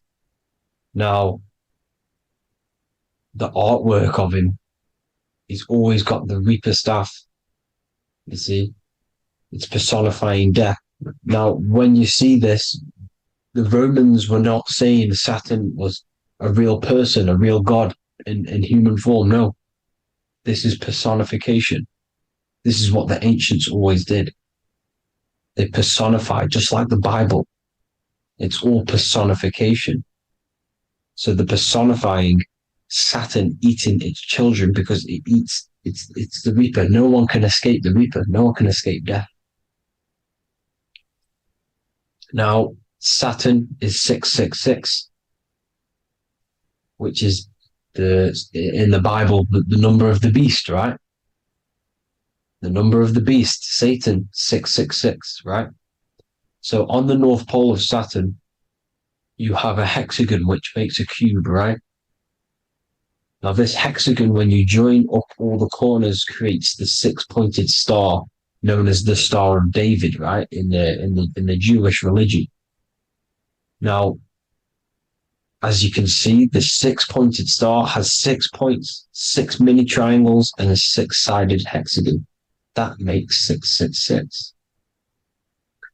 And also, your Saturday is named after Saturn, the sixth planet, the sixth day of the week, and has a six-sided polygon in its north pole. That's also 666. Now, this Star of David, this symbol goes back thousands of years, and it originates from Saturn. It's not the Star of David, right? It originates from Saturn. It symbolizes the physical and spiritual aspect combined into one, which makes us humans, right? Also symbolizes the male and female combined into one. These two sacred energies create the human. We consist of both male and female energy, also known as the Seal of Solomon. And we all know if Solomon was a real person, he talks about communicating with 72 demons. He could apparently, in the text, he could communicate with 72 demons, and this is sorcery. This is black magic. Now, this symbol is associated with hexing people. When you place a hex on someone, that is a form of witchcraft, which a hex is just a curse. When you're cursing someone, this is black magic. Now, the black magician would stand in the middle of the symbol and cast his spells onto other people. Now, this symbol is obviously on the $1 bill, twice on the $1 bill. And it's very, very ancient symbol. And it originates from Saturn. And let's keep going. So the cube. So I've just said how you see the cube on the North Pole of Saturn, right? The cube is limited. It's a 3D shape. It symbolizes limitations to the physical 3D dimension, the third dimension, the physical realm which we are in. Now, as you can see, the color associated with Saturn is black, right? Black is infinite potential. Black is the creation of all things before there was light. Light is born out of blackness, darkness, okay? Now, black is physical matter. And as you can see, the black cube, black symbolizing physical matter, the cube being limited, as the physical realm that we are in is limited. It's not like the fourth dimension where everything can exist in a thought. The third dimension is limited, right? And this is what Saturn is. It limits you to the 3D 666. Your body limits you to your physical body. Now, these black cubes are placed everywhere. As you can see, Australia, Denmark, Manhattan. There's one in New York. As you can see, the Apple have a cube. The Nintendo GameCube. Trump Tower is a black cube. This is worshipping the energy of Saturn, the god Saturn. Okay, it's not a god, it's a celestial energy. However, it rules over Earth because it pretty much created the physical realm. Now, as you see, when you go to a funeral, you wear black, a black suit symbolizing Saturn, which is the color associated, black. And as you see in Mecca, they walk around the black cube in rings. As you can see here, they're stood around in rings, like the Saturn, the rings of Saturn. The Mercedes symbol. You probably wouldn't notice that, but yes, it's Saturn. And when you graduate from university, you wear a black cube on your head. This is all symbolizing Saturn. Okay. Now, as you can see, the Jews here have a black cube on their third eye whilst they pray. Notice how he's shutting his eyes into blackness, darkness, and he's wrapped around a black strap around his arm. This is symbolizing the wrapping of physical matter, of how physical matter wraps things into existence. And as we all know, the Star of David is a Jewish symbol. So he has the black cube and the Star of David, right? So all of these religions are secretly worshipping Saturn. Okay, this is all Saturn worship, Kronos, the god of time and destruction, the physical reality. Now, as you can see, it's symbolized everywhere in all major corporations. Pepsi, internet, that's obvious. NASA, of course, NASA. NASA means to deceive in Hebrew. Universal, Walkers, that one's so obvious. Nike, Toyota. So many different ways they symbolize it. You either see the rings of Saturn or the black cube, as I just showed you here, the Nintendo and the Mercedes, right? It's absolutely everywhere. Now, they also use 666 to symbolize it, as I've just broken it down to you. 666, the World Economic Forum. We all know how they're trying to enslave us into this new world agenda. Google Chrome, CERN, Disney, Coca-Cola, Cadbury's, all of these have 666. Now, every UPS barcode has 666. And even www is Hebrew for 666, as you can see here. Monster. It's the same Hebrew letter that means 666. Drake, 6 God. That's his God, Saturn.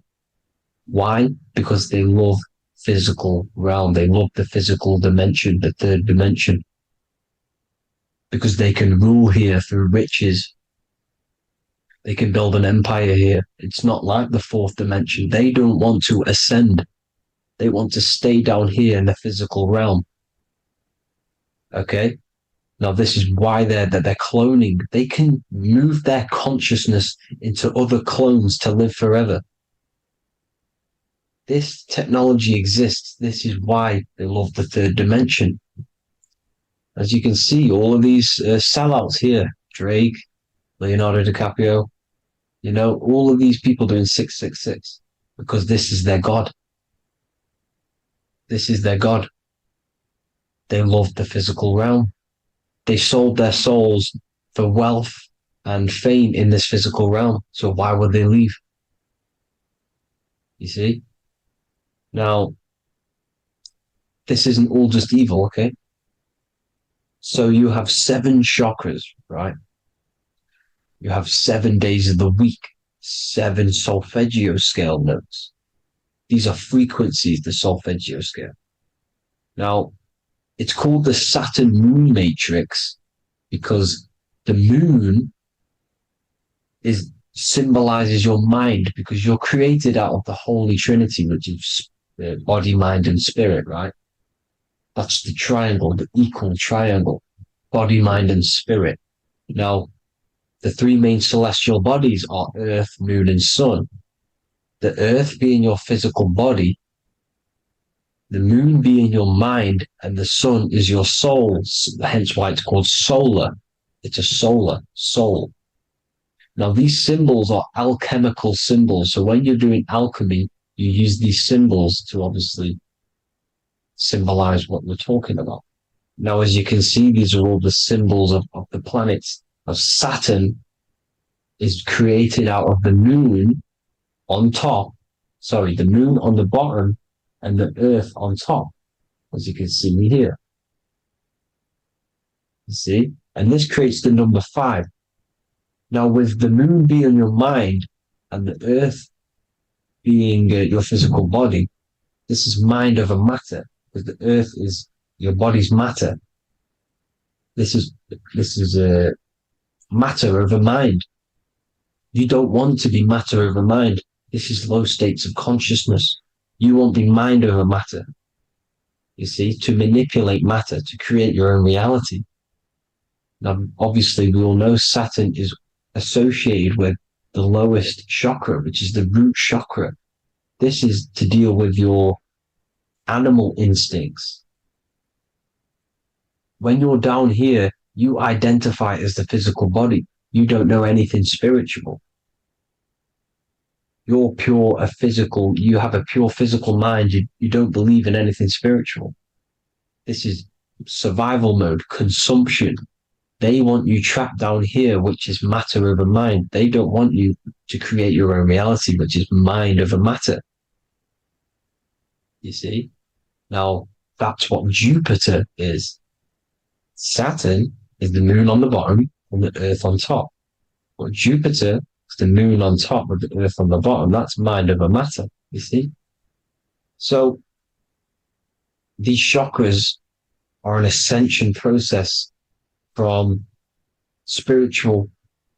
matter, physical matter to spiritual. This is the ascension. This is the stairway to heaven. This is Jacob's ladder. You see?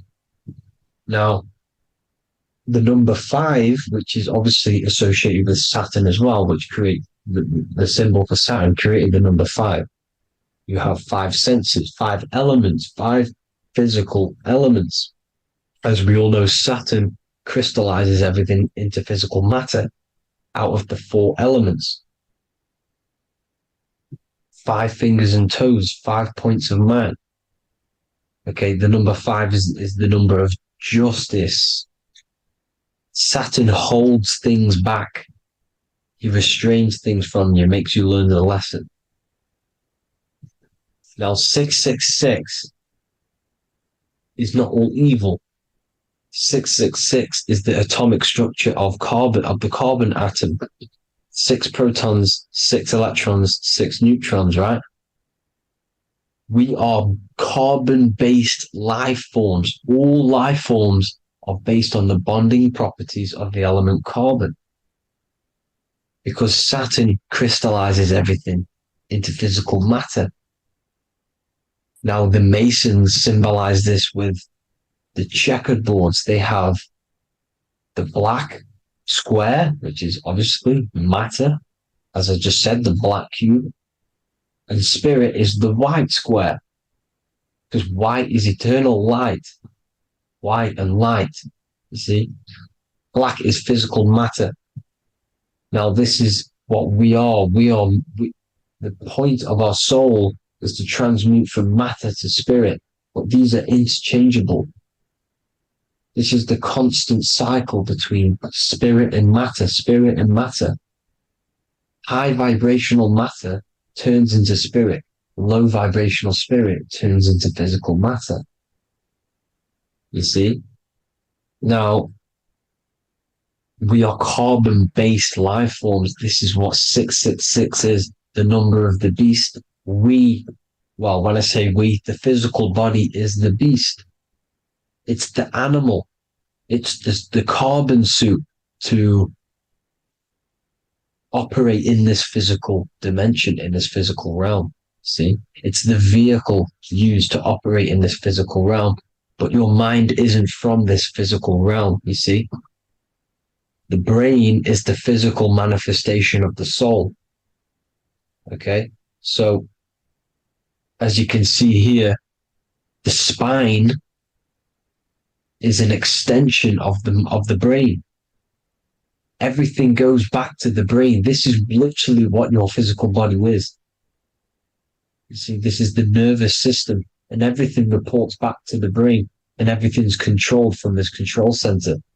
And this spinal column, at the top of the spinal column, is your third eye, which is known as the pineal gland. And this is the seat of consciousness. It's the center of consciousness. That is your true self, pure consciousness. This body is just a physical body. This body is mortal. This body runs out, but your consciousness lives forever. They don't want you knowing this. This is why they keep you down here in your lower chakra. They want you to believe everything is just physical. They don't want you to believe in the spiritual side of reality. Because this way they can manipulate you, right? They want you, matter over mind, because they know your mind creates reality. They know your mind is the root cause of reality. You manifest your own reality from the inside out. So this is why they control your perception of reality. They control your information in order to manifest their new world order. You, who are ignorant to knowledge and wisdom, you who are ignorant are manifesting their agenda because you accept their information and their perception of this reality. Now, this is why they tell you the globe model, the heliocentric model, to trap you into physical matter. Now, if you understood about this true form of this realm, you'd understand that there's a spiritual side behind everything. The spiritual side, something has to exist. The root cause of reality is higher planes of existence. It happens in the mind before it happens on the physical plane. You see? They don't want you knowing this. They want you matter over mind, which is the symbol for Saturn. Moon over Earth. The Holy Trinity.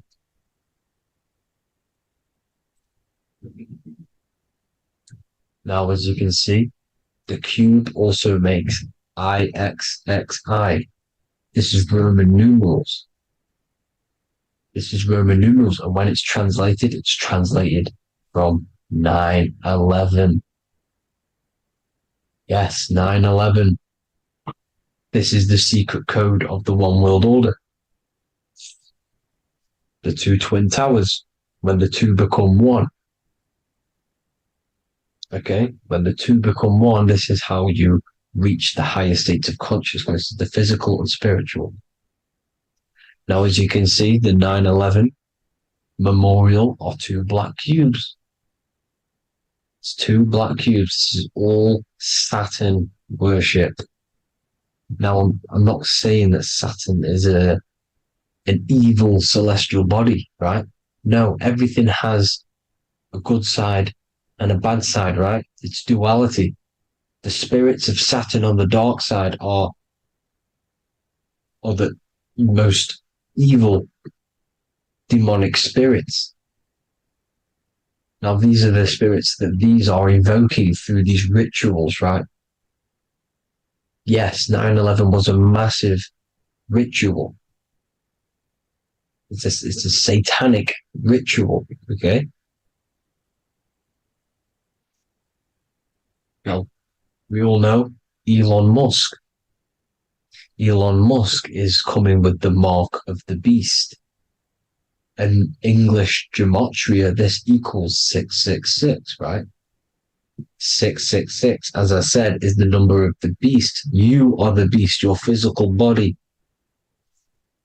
You see how the Bible twisted things up to make things more confusing, right? But it's there. You just have to have the knowledge to be able to read the Bible properly.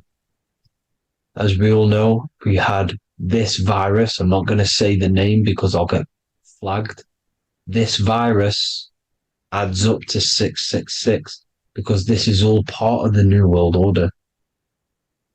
It's all part of keeping you in this physical dimension. Okay? Now, as you can see here, Novus Ordo Seclorum on the back of his shirt, on Elon Musk's shirt. This is also on the $1 bill. Novus Ordo Seclorum. This means New World Order. Yes, New World Order. This is on the back of Elon Musk's shirt. And as you can see here, he owns Neuralink, which is the brain chip, which they're going to be putting into implanting this onto your brain. This is the New World Order to connect you and merge your consciousness with AI. Neuralink and Meta, he owns Meta as well, which is the metaverse. These are going to be linked in, hence why they have the same symbol, but just in a different format. It's the infinity symbol. And the infinity symbol comes from the torus field. as you can see here, your electromagnetic field from around your body. Now, the end goal is for this New World Order is to trap your consciousness inside of an alternative reality being projected from the metaverse. Because the metaverse will be the reality, Neuralink will be the brain chip inside of your brain, projecting your consciousness into an alternative reality while they harness your energy of your physical 666 body. Now, this stuff gets real deep, people. Now, this is the end goal of the New World Order, is to connect you with AI. This is why they're trapping you and keeping you in these lower states of consciousness in the Saturn-associated root chakra, so you don't find out about the spiritual side of reality. Because if you knew the truth of this reality, you wouldn't connect to AI. You see, you have the power within you to travel to other worlds, the astral plane, for example. You travel to different worlds when you are sleeping. Okay? They want you to know it's just a dream. However, their end goal is to trap your consciousness and feed off your energy, spiritually and physically. Okay? I don't know why these people are just pure evil. As I said, evil love bondage. They love the physical dimension. They don't want to ascend to other realms. These evil love the third dimension. This is why evil spirits will inhabit bodies, exorcisms, because they miss being in the physical realm. They miss it. Evil love bondage.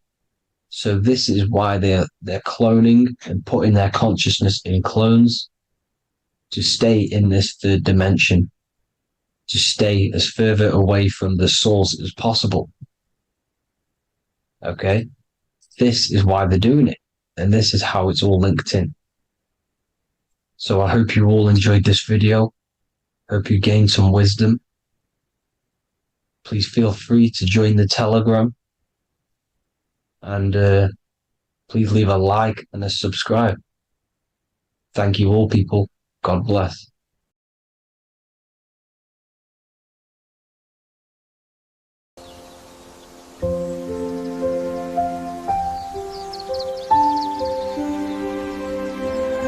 bookofwisdom.com. Visit today.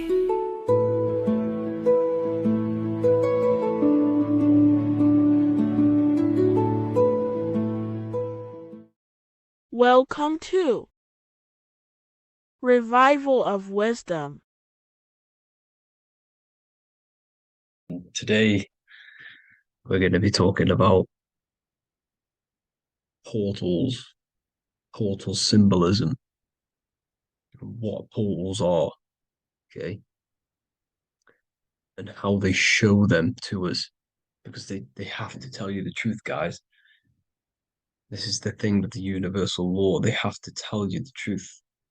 And they tell you through symbols, they tell you through movies, and different things like that.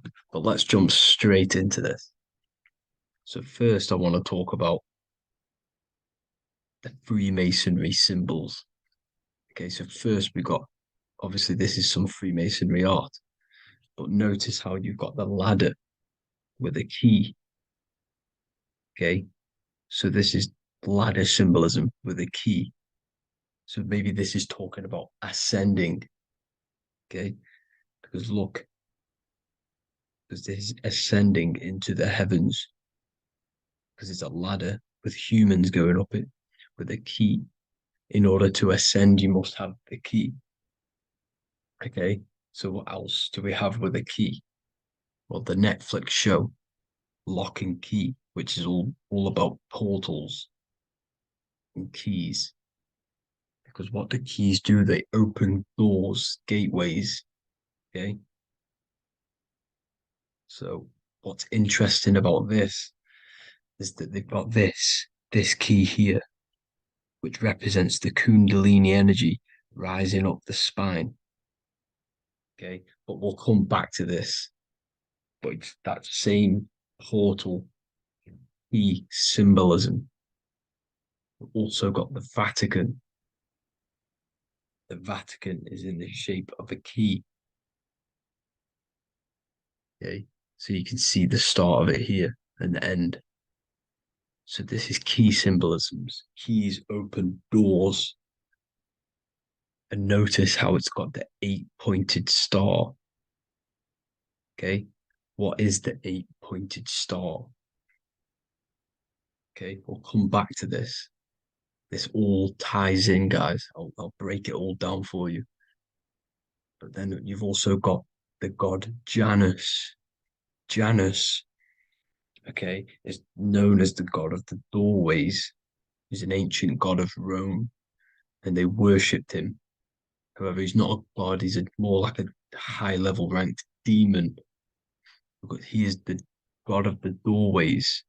And notice how he's got two faces. Because doorways always have two sides. You're going into somewhere, there's always two sides of a door. And he's always depicted with two sides of a face and a key, because he holds the key to the doorways, to the portals, to other worlds and realms. Okay, as you can see, he's always got two faces and a key. Okay, so now we have the Sumerians, the Anunnaki, and they are always depicted with the two faces.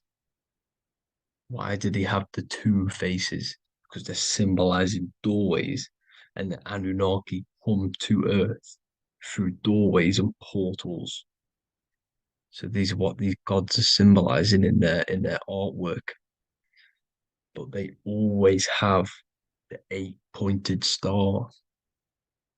Okay, what is the 8-pointed star? You see how they always have, look, let me try and find another one. It's the 8-pointed star.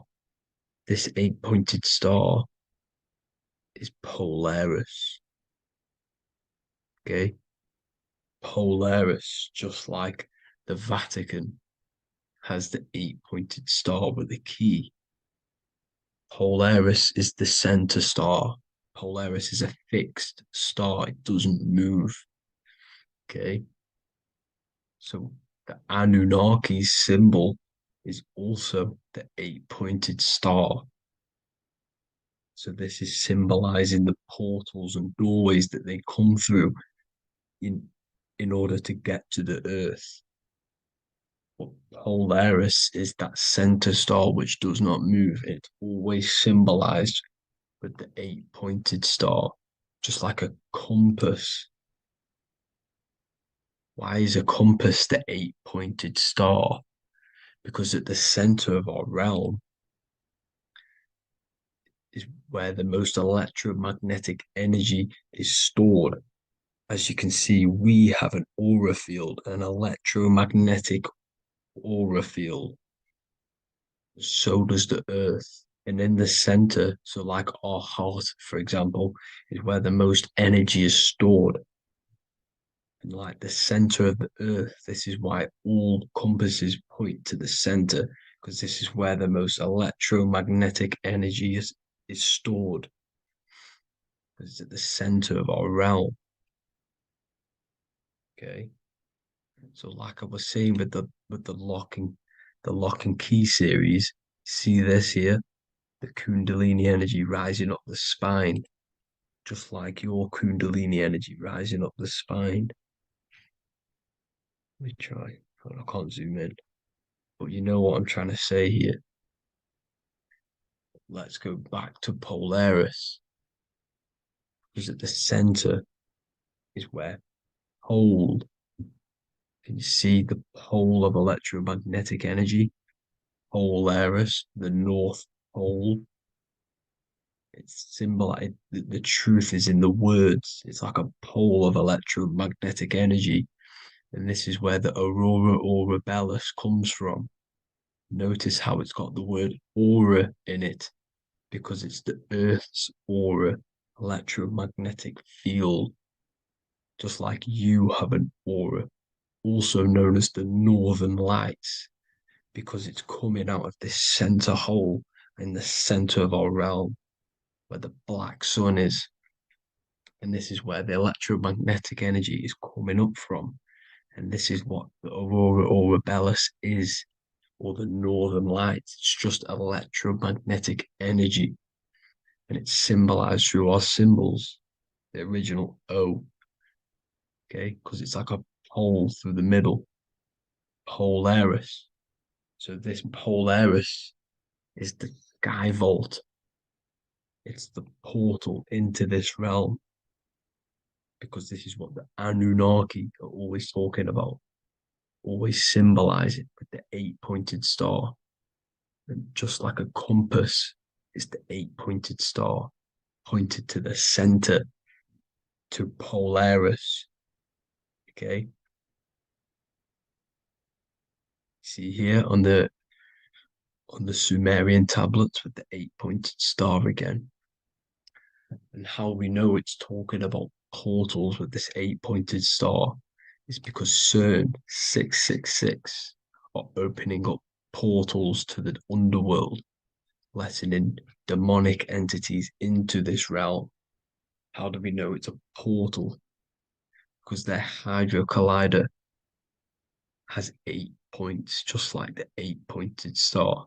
So they are creating synthetic portals to the underworld to let these demonic entities into our realm.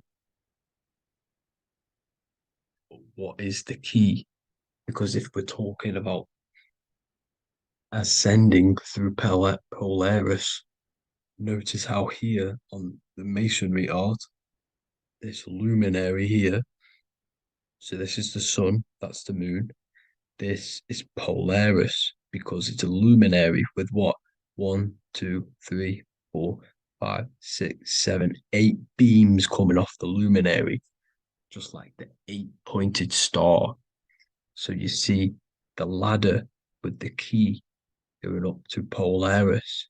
It's symbolizing ascending out of Earth. So what is this key that they're keeping from us? Because it's a human holding a key going up the ladder to Polaris.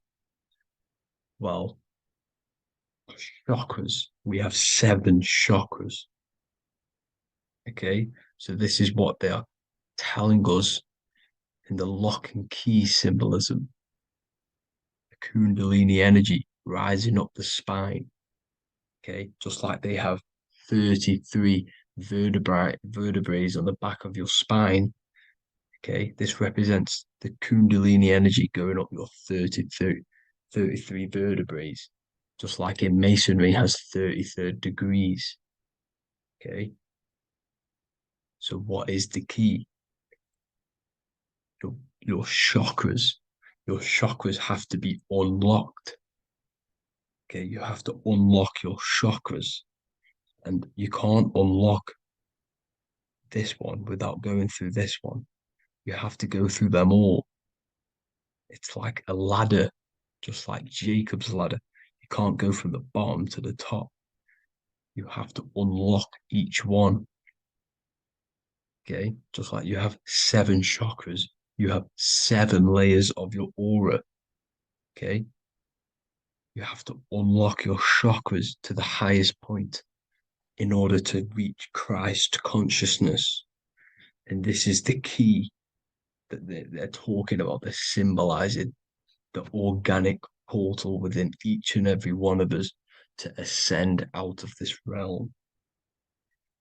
Okay, so this is the key that they're talking about, and they're holding back this knowledge to keep us trapped in this 3D realm.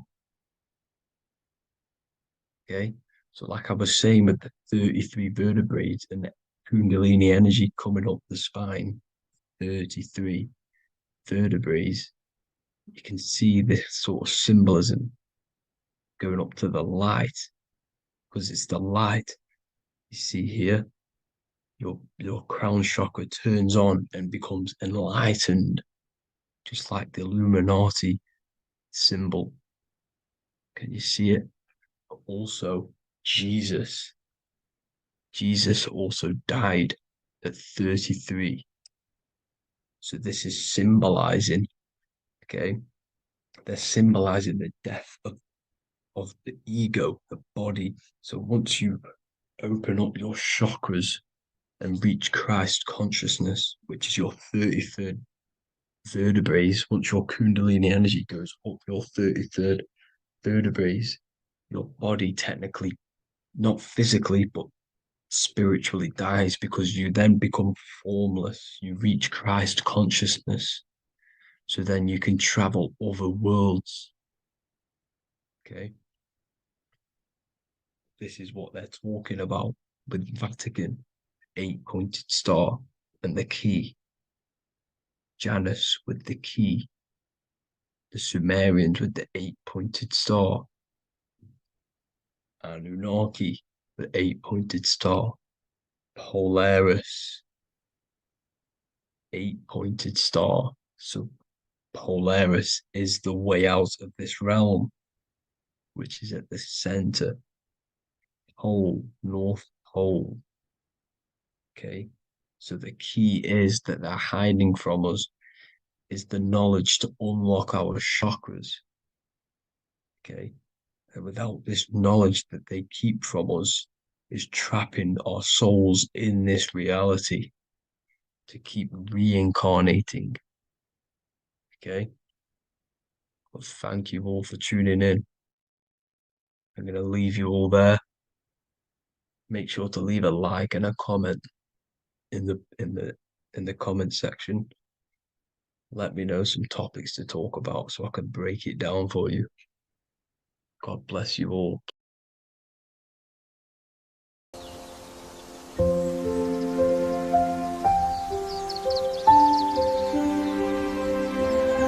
bookofwisdom.com.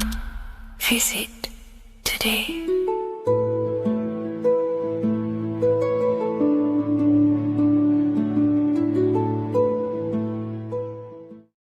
What if I told you that the pentagram can unlock the secrets of creation and make you manifest any reality you want? Hence why the pentagram is used heavily in magic and witchcraft. We have to understand that the pentagram has been heavily demonized. Religions, churches claim that this symbol is associated with Satanism and witchcraft. I personally believe this was intentionally done so that people do not gain their personal power over reality and their life. The pentagram reveals so much about you, and it is one of the most important symbols to understand inside the occult studies. It is one of the most common symbols that you will see across all occult esoteric orders and different occult traditions, such as Freemasonry, Kabbalah, Rosicrucianism, alchemy. You will see this symbol everywhere. And in fact, you even see this symbol, the pentagram, on old church buildings, statues of Jesus next to church buildings.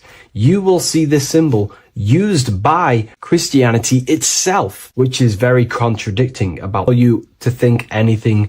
You can simply take this information with a pinch of salt and see if it benefits you. The pentagram used by the early Christians was said to symbolize the 5 wounds of Jesus on the cross. But this goes much deeper in an esoteric explanation. The pentagram ultimately represents the 5 elements of creation. All creation falls within these 5 elements. We have spirit on the very top, then you have air, water, earth, fire. This is the correct placement and order of the elements. Air is always on the left, water is always on the top right, earth very bottom left, fire bottom right, and spirit placed on the tip point of the pentagram. It's a 5-pointed star drawn with one continuous line. But this actually reveals much deeper things, and we're going to be going into how to use this symbol for magic and creating your reality towards the end of this video.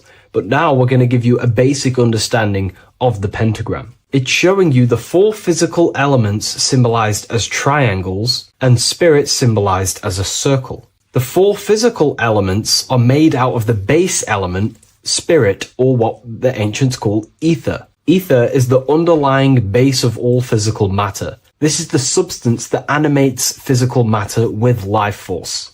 All physical matter has its origin in the etheric substance, or spirit, what we want to call it. It is simply the life force that animates the physical thing.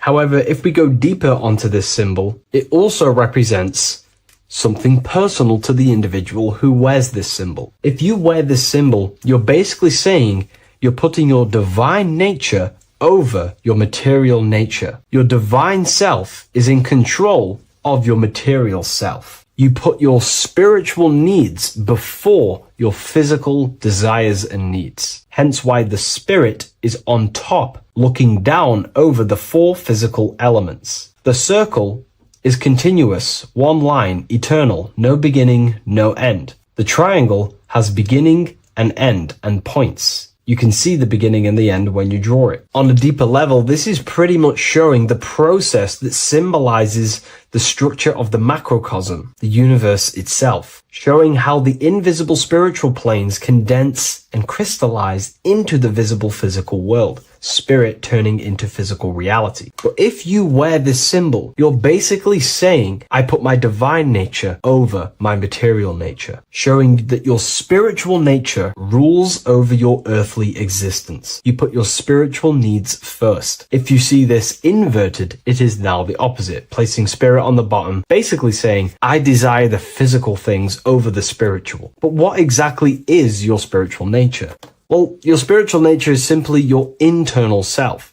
You chase things that are immaterial, such as knowledge, love, experience, expansion, gnosis. These are the qualities of spiritual things that the spiritual person likes to chase and desire, instead of desiring the things that are temporary in the material world and never actually lead to fulfillment. True fulfillment is by chasing spiritual things. God, the nature of creation, the self, gnosis, knowledge. But if we go even deeper, this symbol ultimately represents how reality is created. Hence why this symbol is heavily used in Kabbalistic magic and so-called witchcraft. We are all magicians. Each one of us are creating reality. There are just certain ways you can actually create reality by becoming conscious of them. By becoming conscious of the elements and the qualities of the self that actually create your experience in your life in the present moment. If we look at the pentagram, we see that when you draw a pentagram, it is one continuous line. It is one expressed in 5. The order of the elements are very important. Spirit at the bottom, fire at the bottom right, and so on and so on. Because this is showing you the descent of the spiritual into the material, the invisible crystallizing into a material reality. As you can see when you start to draw the pentagram, you see spirit at the very top. You're descending down to fire. Fire is the closest element to spirit.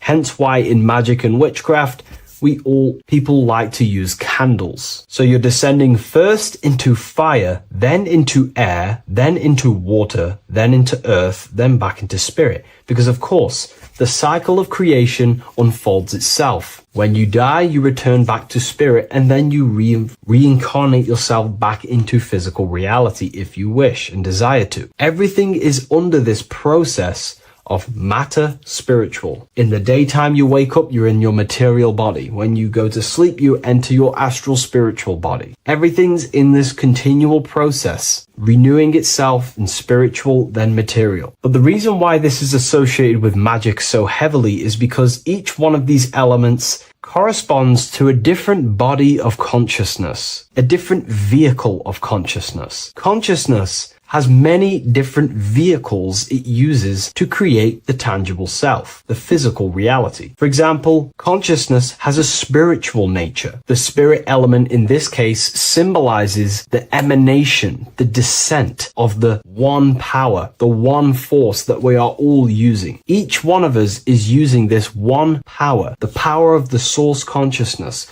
unfolding its creation in the present moment. This represents the source, the emanation, the descent of this continuous flow of energy through us that we are tapped into, like a live stream in the present moment. This descends first, the force descends into fire. Fire symbolizes the willpower, will. In this aspect or vehicle of consciousness, the will is the being that directs intention, initiates action, shapes reality through focus, determination. It sets direction, holds intention, projects a desire into form, and aligns your inner world with the outer creation. The will comes out of the force, spirit. Then the will goes with intention to air. Air symbolizes the mental vehicle of consciousness, the mind, the psychic man. The psychic aspects of your consciousness is thinking, imagination, mental images, logic, using the thought or the mental vehicle body of consciousness. Then that thought has an emotion, which is then water. So it goes from the force to the will to the intellect to the water, the emotional body of consciousness.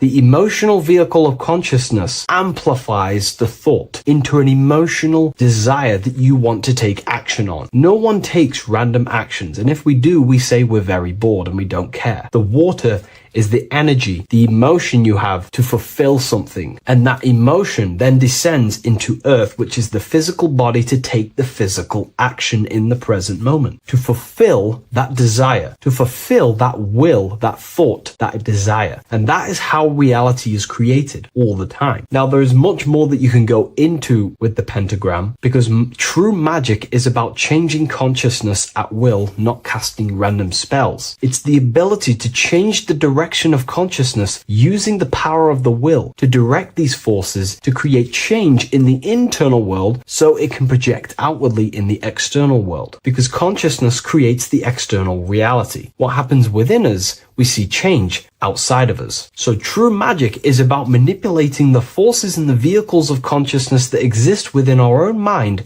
to produce a change in the material world. There are other ways you can use magic, by purifying each body of consciousness or banishing each body of consciousness. Other forms of magic, you can dissect each body of consciousness and work with that specific body. If you think you're using your mind too much, you can start using banishing rituals to banish the power of the mind, to stop overthinking, for example. Or if you have lack of emotional connection with your emotional vehicle of consciousness, we can dissect this body, tap into this body, and invoke this body and strengthen it. We're dissecting each body and vehicle of consciousness so we can work with it to create a specific change inside ourselves, then to be mirrored outside of us. So pretty much this pentagram represents the descent of the spiritual turning into a material reality. Hence why sometimes we see a human figure standing in the point of a pentagram, because it ultimately represents the microcosm. You are the microcosm. You represent the entire process of spirit into matter, the invisible into the visible, the formless into form. The pentagram, drawn in one unbroken motion, captures this divine act of creation, showing how consciousness flows downward through the elements or the vehicles of consciousness to bring forth the material reality. The Book of Symbolism will teach you all about this. It was released November 17th. A lot of people have taken advantage of this. You also gain a free ebook with this copy. Every order comes with a free ebook. And if you wish to get your copy of the brand new Book of Symbolism, you can find it in the description or revivalofwisdom.com. Thank you, everyone. I'll see you in the next video.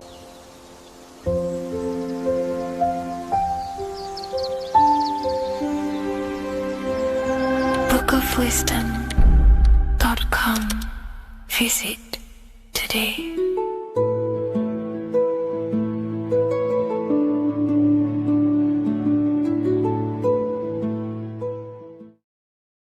What if the word Yahweh is proof that God is embedded in our very own being? Stay with me, because what I'm about to show you might change the way you see yourself forever.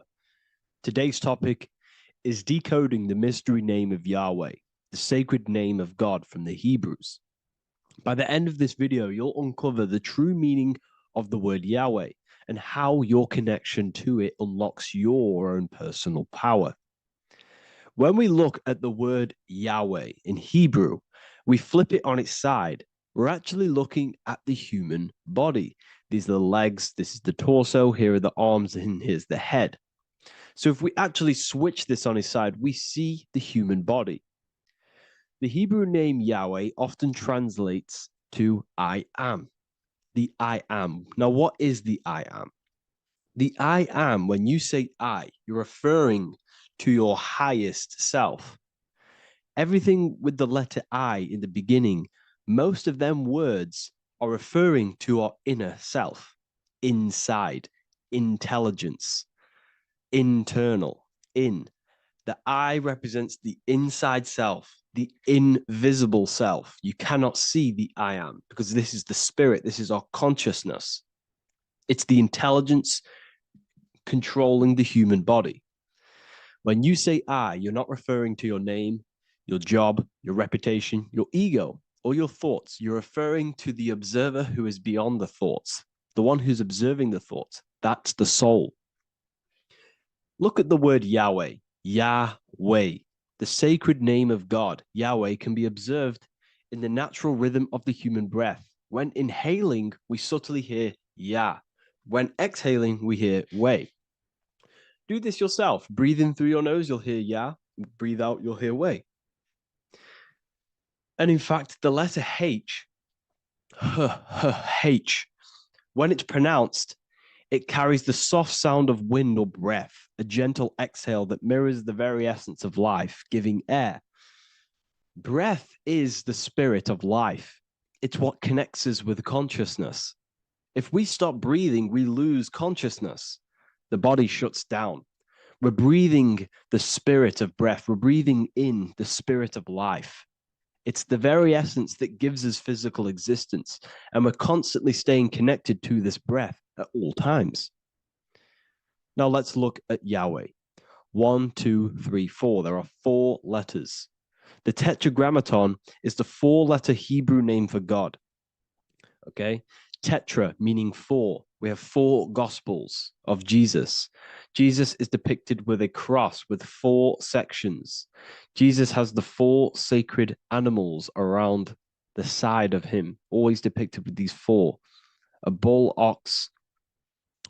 or an ox, an eagle, a man, and a lion. These are the 4 fixed signs of the zodiac.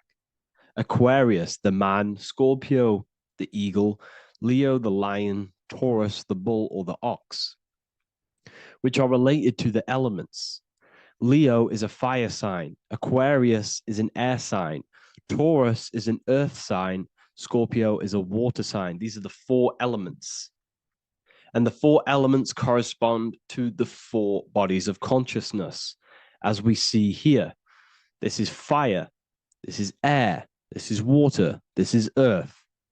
So we are made out of the 4 elements, which represent the 4 bodies of consciousness: mind, emotion, spirit, and body. The soul is incarnated into 4 sections. Hence why Jesus has 4 gospels. Hence why Yahweh is a 4 named word, because we are tetraform. We have 4 bodies of consciousness. There are 4 pillars to reality: the mind, emotion, spirit, and the body. So what we're actually looking at here is the name of the very essence of the self. Yahweh represents the universal consciousness that we're all tapped into, because the body is like a radio.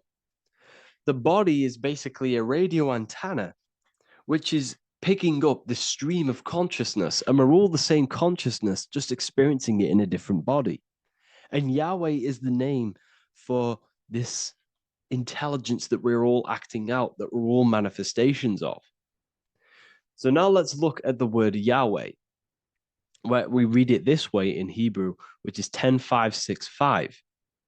10565 in the Hebrew letters and the numerical values. And the DNA is made up of 4 bases. These 4 things which create the DNA. This basis is the genetic code for all living things. Each DNA strand is held together by sulfur bridges that appear in a repeating pattern of 10, 5, 6, 5. This pattern matches the numerical value of the Hebrew letters of Yahweh, Yod, He, Vah, He, which are 10, 5, 6, 5. This means the structure of DNA, the code of life, follows the same number sequence as the sacred name of God, Yahweh.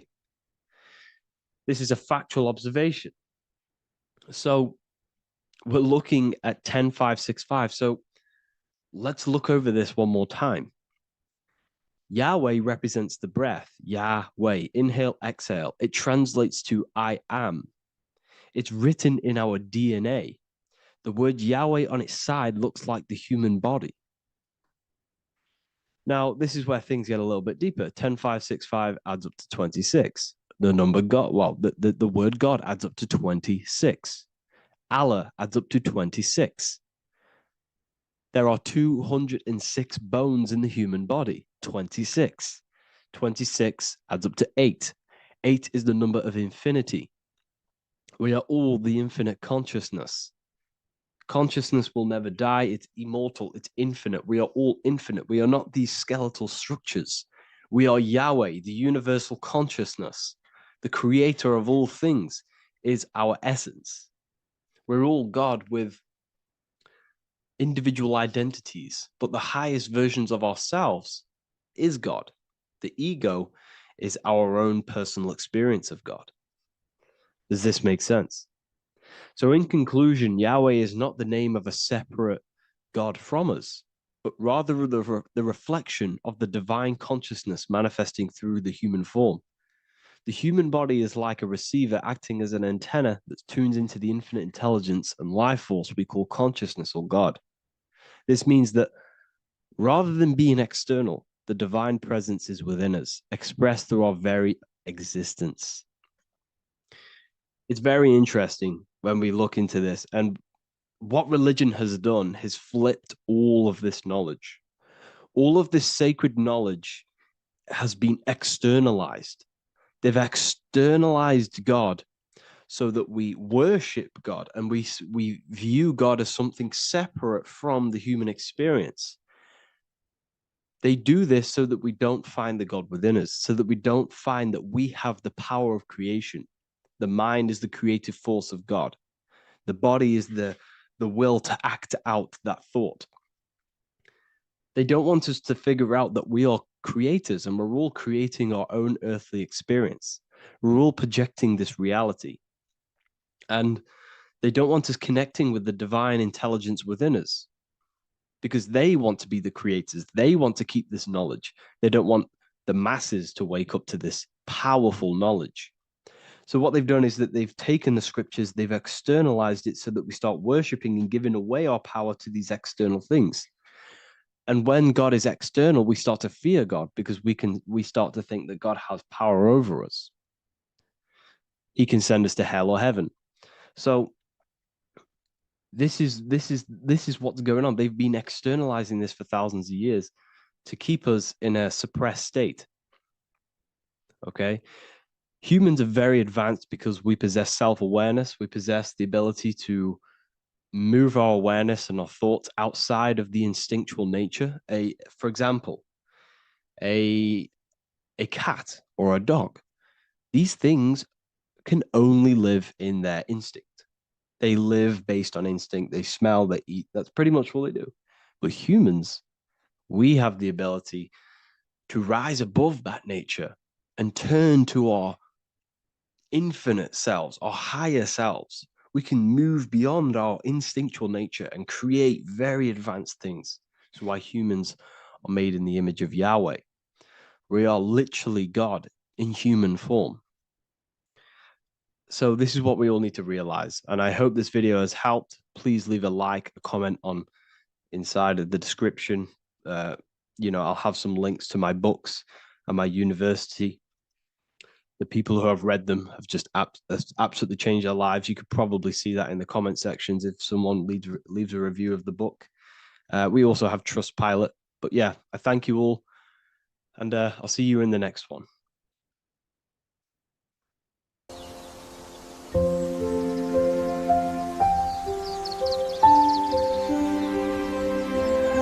bookofwisdom.com. Visit today.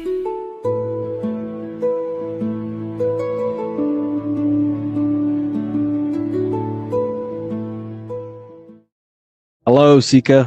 Welcome to Revival of Symbolism, a channel devoted to the language of esoteric symbolism, helping you discover yourself and expand your consciousness into new realms of thought. I'm Harry B. Joseph, also known as Revival of Wisdom, and in this video, we're going to be discussing the symbol of the double-headed eagle, also known as the emblem to represent the 33rd degree Freemason. So let's jump straight into this. We have a piece of Masonic artwork here, which is what we call a complex symbol. A complex symbol is not just one symbol, but many different symbols in one piece of artwork coming together, forming a greater meaning. So we have many different symbols to break down here. And we're going to start off with a little bit of context so we can understand this symbol. This symbol represents the 33rd degree Freemason. Once you reach the 33rd degree of the York Scottish Rite Mason system. So once you reach this level, this symbolism corresponds to that individual. So therefore, this piece of artwork is representing the consciousness, the mindset, the ways of thinking, the ways of viewing the world of the 33rd degree Mason. It represents the consciousness of the 33rd degree Mason. And this is what esoteric symbolism is about. Esoteric symbolism is symbols and emblems representing states of consciousness and teachings within the forces of consciousness. So let's jump straight into this. The first thing that I see when I look at this piece of symbolism is the double-headed eagle, okay? The double-headed eagle. What is this eagle doing? So the thing with symbolism is that symbolism trains the mind to think in a subconscious way. Now, what do I mean? You know, to the person who thinks in linear thought, straight line thought, A to B thought, they see an eagle. They see a piece of artwork. They just see a piece of artwork with no meaning. But to the person who is trained in the occult, these symbols are representing thought vibrations. One example would be in occult symbolism, what we're meant to do. These symbols represent thought forms in the mental plane, within the mind of the individual. Instead of me just giving you the answers, in the occult, they give you symbols. And what you're meant to do is look at these symbols, stare at these symbols, and see what kind of thought arises in your mind, and follow the chain of thought. This is how you unlock deeper levels of symbolism. This is what we call the chain of thought. Now, what do I mean by the chain of thought? If I look at the eagle, I see an eagle on a basic level thought. But then that thought leads to another connection, because this is how thought works. Whatever the character of the thought we think is, or whatever the vibration of that thought, for example, the character of the thought right now would be an eagle, then that leads to another thought. For example, flying. Then flying is connected like a chain to another thought, higher perspective. So we follow the chain of thoughts until we unlock the deeper levels of the meaning of the symbol. And this is what the occult seeks to do. Symbols make and force the individual to go inward. You look at the symbol, it's not a direct meaning, but you have to go inward and start to think and follow the chain of thought that this symbol is connected to until you find its deeper meaning that relates to the individual, to you, to a teaching or a force of consciousness or a state of consciousness. Okay? It's very difficult to explain in words because symbols transcend the barrier of words. Okay? So what we're looking at here is a eagle. And what does the eagle do? Well, the eagle has the ability to fly above the earth. It looks down upon the earth. In allegory and metaphor, this represents a higher perspective of reality, a higher perspective of the world, of the self. So this is representing the consciousness of the 33rd degree Mason. They have a higher perspective of themselves. Why? Because they studied the mysteries. They studied the Kabbalah. They understand consciousness. They understand the human psyche. They understand the origins of consciousness, the forces of consciousness. They understand how the material world is created through the forces of consciousness. So the eagle represents higher perspective because it can fly above the earth. And here you have the earth, this circle here, this sphere. So it's flying above, symbolizing a higher perspective of reality, a higher perspective of the physical world, the physical body, and the self. Because ultimately this is what it's about. Freemasonry is about, of course, self-mastery, building a better self. That's what the craft is, but it's ultimately trying to figure out the mysteries of consciousness itself and the origins of reality. We gain this insight through Kabbalah, the study of the Kabbalah tree. So let's not get off track here. So the eagle ultimately represents a higher perspective of reality because it can fly. On a deeper level, it also represents the astral body, because the astral body can fly above the material plane. It has no connection, no limitation to the physical plane. It does have a connection to the physical plane because all of the dimensions, the mental, the astral, the etheric, the physical, are all interwoven to each other. However, it also represents the activation of the light body, hence why we see this light rays around it. But that's a bit too deep for now. Let's go a little bit deeper into about the basics of this symbol. If you look at this eagle here, this eagle's looking backwards, and this eagle's looking forward. So this is forward and backwards. This is symbolizing time. So we have an eagle looking into the past and an eagle looking into the future. This is called the mastery of time. This is how you master time. You have a crown in the middle of these two heads. A crown. A crown is something worn by royalty, and royalty has a lot of power. So this is symbolizing personal power and mastery. How do you gain your personal power and mastery over time, over the past and future? Well, it's very simple. In order to master time and master your future and master your past, you have to look at the forces in your past that have led you to this very moment. Here we have a triangle which represents the number 3. Remember, in this middle, which is the present. So you have to look into the past to see what thought, emotion, action, the number 3, the 3 expressions of consciousness. Consciousness expresses itself through thinking, feeling, and acting. That's how consciousness manifests itself in 3 different ways. You have to look into your past to see what thought, emotion, and action has led you to this very point in your life in the present moment. And what you can do now, which is your power, the present moment is your power, you can ultimately change your thought, emotions, and actions now to create a better future. You observe the past to see what thought, emotions, and actions created your present moment. You notice the mistakes and you change the now through thought, emotion, and action to generate a better future. This is how you master time.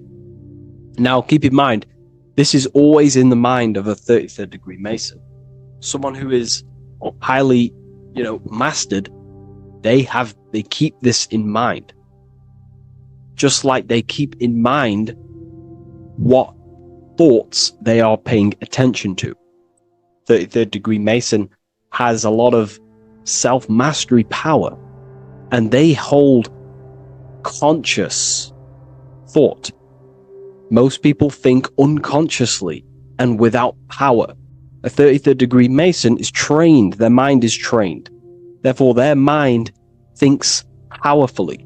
They do not think randomly because they understand thoughts are the seeds to physical creation.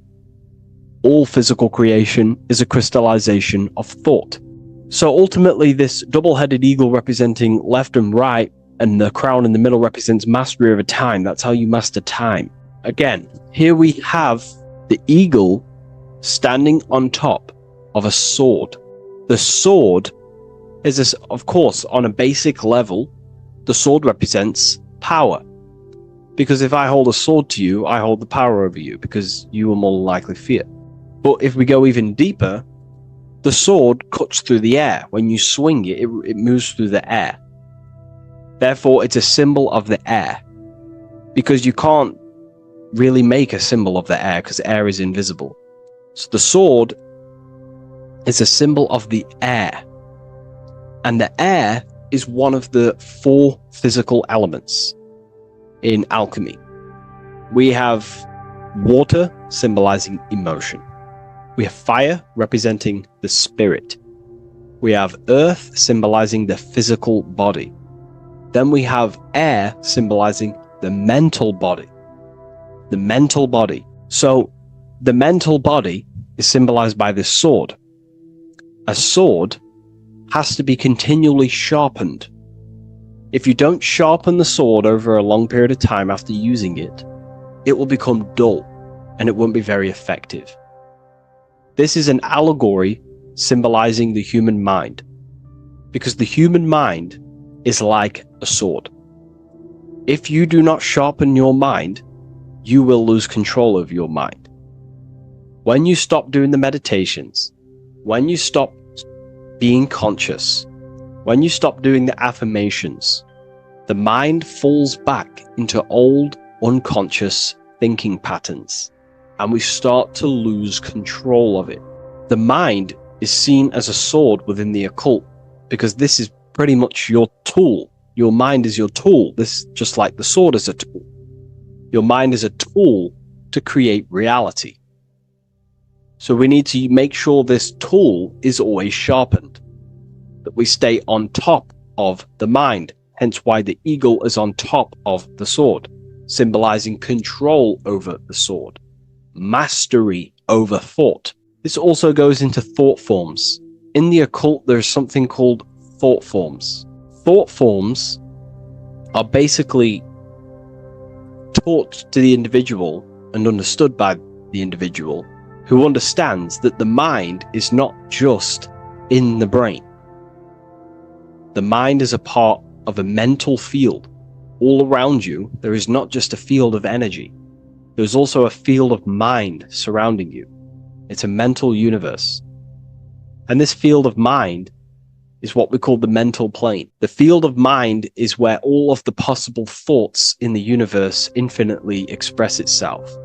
So each area has different thought forms. Each postcode, each place you go has different thought forms. This is why if you walk into a cathedral, for example, an ancient, amazing structure, your mind instantly becomes, you're amazed.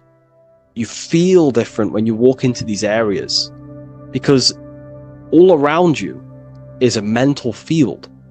And there's something called thought forms. Thought forms are basically what religion call spirit guides or angels, helpers. This is what thought forms are. Thought forms are basically, if you dwell on the thought that you are going to lose your girlfriend, for example. Let's use a negative example here, because a lot of people can relate to this. Or your boyfriend. Let's keep it simple. Everyone can relate to this at some point in their life, hopefully. Or, if not, it's okay. No worries. It's just an example that most people can relate to. If you constantly dwell on the thought that you are going to lose your partner, what we have to understand is that the mental plane, what we have to understand is that the forces within consciousness, within what we call the universe, is always trying to give you what you want to create. That's your right.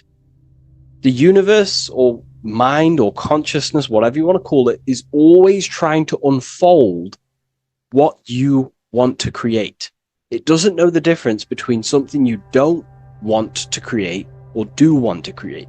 Whatever you think about is ultimately what this power of consciousness or the universe will try and manifest. This is why we have to gain mastery over our thought, because thought are basically the seeds that we impress into the dimensions. So we have a mental dimension, we have a higher, middle, lower subplanes of the mental dimension or the mental plane. Then that's just thought. The mental plane is just thought. Below the mental plane, thought takes the body of imagination, which is what we call the astral plane. And the astral plane also has higher, middle, and lower subplanes. Then we have the etheric plane. The etheric plane is basically an energetic copy of the physical plane. So you have an etheric brain, you have an etheric body. It's just basically an energetic, exact copy of everything that is physical. So if we think something within our mental body and we dwell on that thought, the more attention you give, the more you feel that anxiety about losing your partner, you're literally forcing energy and direction and attention into this thought idea, which manifests itself within your own aura. Your aura is basically, it's not just your electromagnetic field. Your aura has many different levels. It has a physical level, it has an etheric level, an astral level, and a mental level, layer. So it has a layer for each one of these bodies. If you dwell on this thought and you keep giving attention, power, you start to imagine this because you're worrying about it. You literally create a elemental or energetic substance that clouds your aura. And this is what people have been called demons, people call spirit guides, whatever you want to call it. This is what it is. It's a thought form. But this is not something that's come after you. This is something that the individual has created. And wherever they go, this cloud of thought forms that they've manifested literally clouds their aura. You can see it within the astral plane and the mental plane. You can see how it's affecting them. Wherever you go, you start to randomly think about it. You keep thinking about it. You know, it's infecting you. It's like a demon. It's tormenting you. But it's simply just a force, an astral force, and a mental cloud that they've manifested within their aura. Thought forms. The 33rd degree Mason has very powerful thought forms.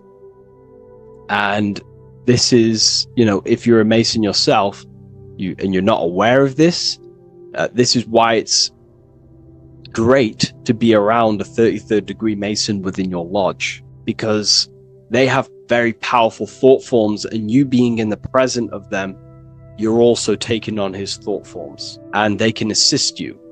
We're all affecting each other through thought transference through the mental field or the mental plane. Okay. Now I'm not going to go too deep into that because, you know, people can use that knowledge for really bad. But ultimately it represents thought forms also, symbolized by these clouds. Clouds are a symbol of thought forms, because they manifest themselves as basically like a cloud form energy within the aura of an individual. So this represents the mastery over the intellectual side of consciousness, of thought, sharpening the mind, gaining mastery. Then we have 33 in a triangle. A triangle in alchemy symbolizes, well, the upwards triangle, the upright facing triangle symbolizes the element of fire. The downright facing triangle represents the element of water. So an upright triangle represents fire. Fire is very transformative. If you place, I don't know, a pencil into fire, the fire will burn it down into its raw material. And this is ultimately what this triangle represents. It represents the consciousness of the 33rd degree Mason, who has basically transformed themselves from ego consciousness, only dwelling within the limits of their ego, their old belief systems of thinking they were the body, only reacting to 5 sense thinking, linear thinking, low base consciousness, not knowing right from wrong. It's basically transforming themselves. They have burnt themselves down to their raw soul form, and they understand that they are a soul, and they've experienced this, by casting off all the attachments to consciousness. This is why there is the number 33 within this triangle, because 33 is the age that Jesus dies.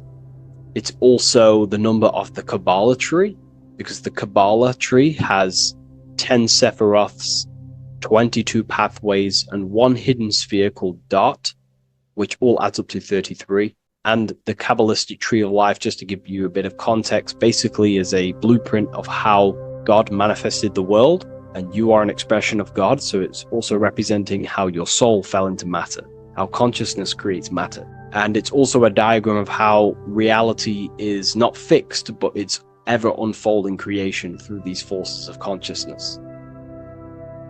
So the Kabbalah teaches a way back to source consciousness if you go from the bottom of the tree to the top. And in order to go to source consciousness, you have to die symbolically. It's the death of the self, the death of the ego, the death of the old self, the old belief systems that you had. That has to die. The old person has to die to give room to be spiritually reborn, so you can actually figure out who you actually are. Your ego has to die. Now, that's not saying ego death, but you have to basically give away all of your old belief systems to then be spiritually reborn.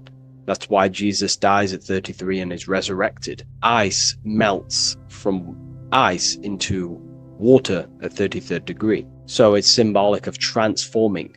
And again, the upright triangle is the fire element, symbolizing burning things to its base raw material. 33, which is again death and resurrection. So it's all about burning the old self and being spiritually reborn again. This is the teachings of Hermeticism, Christianity. It's in everything. You'll see this symbolism or this story of death and resurrection absolutely everywhere in the ancient myths, because it's all talking about the same thing. You have to symbolically die. You have to kill off the old self to be spiritually reborn, to be initiated into a mystery school. So the 33rd degree Masons basically saying, well, they have resurrected. They have resurrected the connection to their soul, because as we grow older in this life, we lose connection with our true authentic self as the ego develops as we get older. And if we don't stop developing the ego, we never actually connect with who we truly are, which is a divine, immortal, formless being who has the infinite power of creation. This is what you actually are. Okay, so it's also symbolizing the union of opposites, hence why we have a double-headed eagle here. It has opposites. Obviously, this is massive within the occult. You see this everywhere, union of opposites. Okay, so union of opposites goes from, basic teachings to the most advanced teachings that most minds are not ready for. Union of opposites is on a basic level, is union of the mind and the heart, going from mind consciousness, which is basically ego, the lowest self. That's not to say the mind isn't powerful, but that is the house of the lower self. The ego. It's the house of the ego. So we have to learn how to use the mind for what its proper use. The mind's proper use is for the soul to create. However, we're not taught this in school, so we've basically developed a false personality within our minds, and our minds have become a vessel for a false identity. So what we need to do is integrate the heart, which is the soul self, the true self, with the true powers of the mind. And the mind is basically a powerhouse of creation, infinite possibility. And that's the mind's true usage is for creation, not a false identity. So it's about integrating the mind and heart. It's also symbolizing a balanced mind, and we do this by aligning the left and right hemispheres of the brain, which help you perceive reality for what it truly is. Because the two double-headed eagles, they're joined together, so it's union of opposites. So it's about reintegrating the female and male aspects of self, such as the left and right hemispheres of the brain, the mind and the heart, all working as one system. When we align the left and right brain, we see reality for what it truly is. Now, what do I mean? Most 90% of people, I'm not putting anyone down, if you relate with this, it's fine. We're all here to work on ourselves. So I'm not putting anyone down. People with a left hemisphere dominated view on reality see things as a very logical. They see reality logically, basically. Now, what do I mean? They see things as this is science, that's mathematics, that's religion, that's metaphysics. They're all separate and divided because that's what the left hemisphere does. The left hemisphere basically dissects everything down. The way the brain works is truly magical.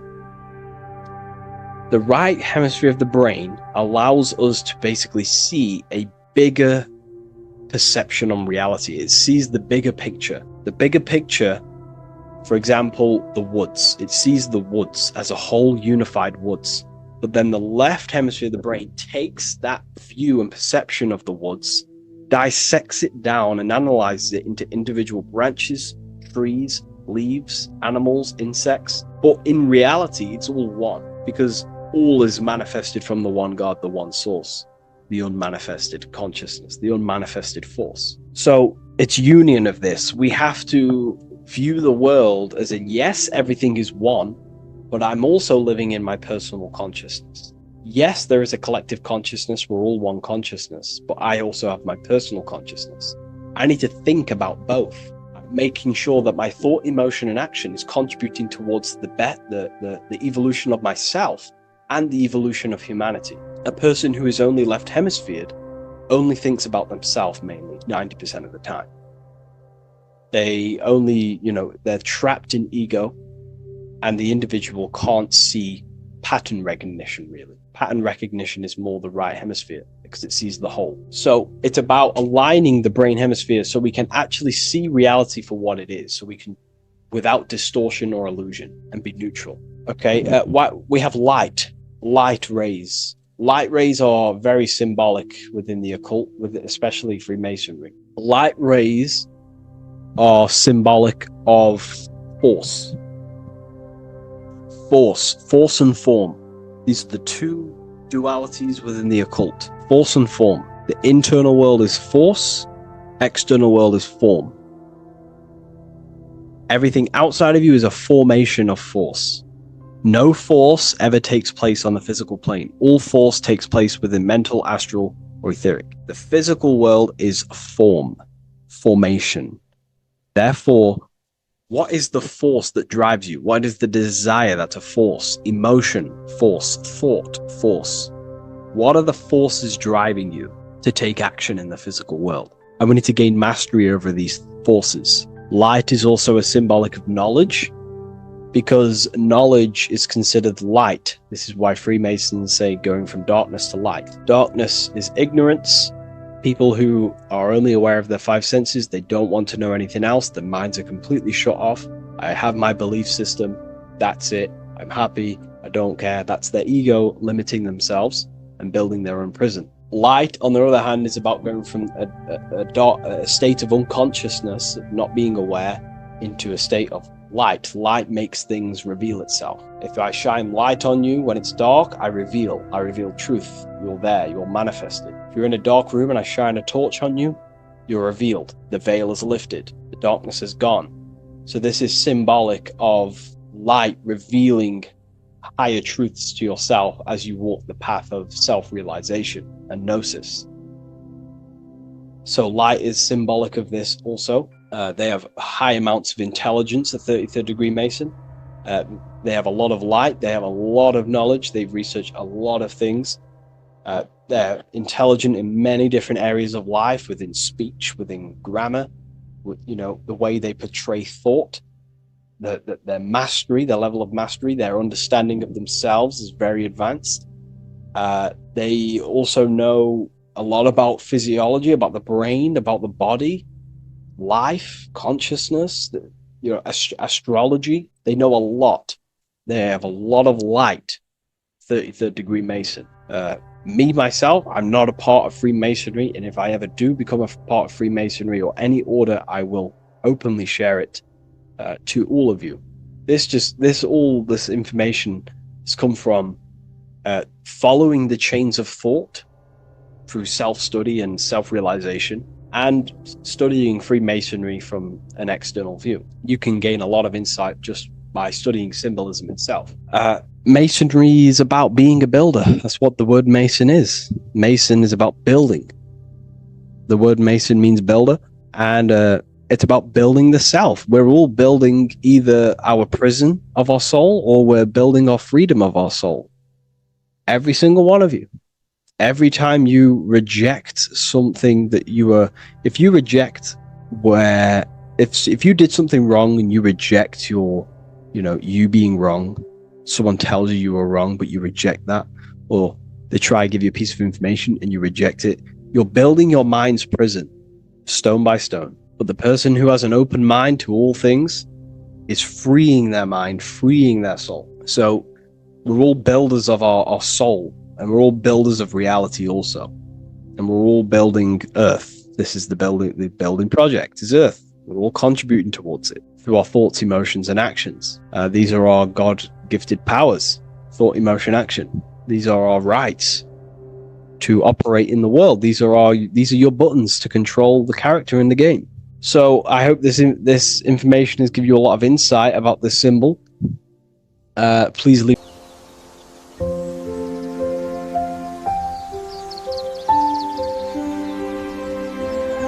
bookofwisdom.com. Visit today.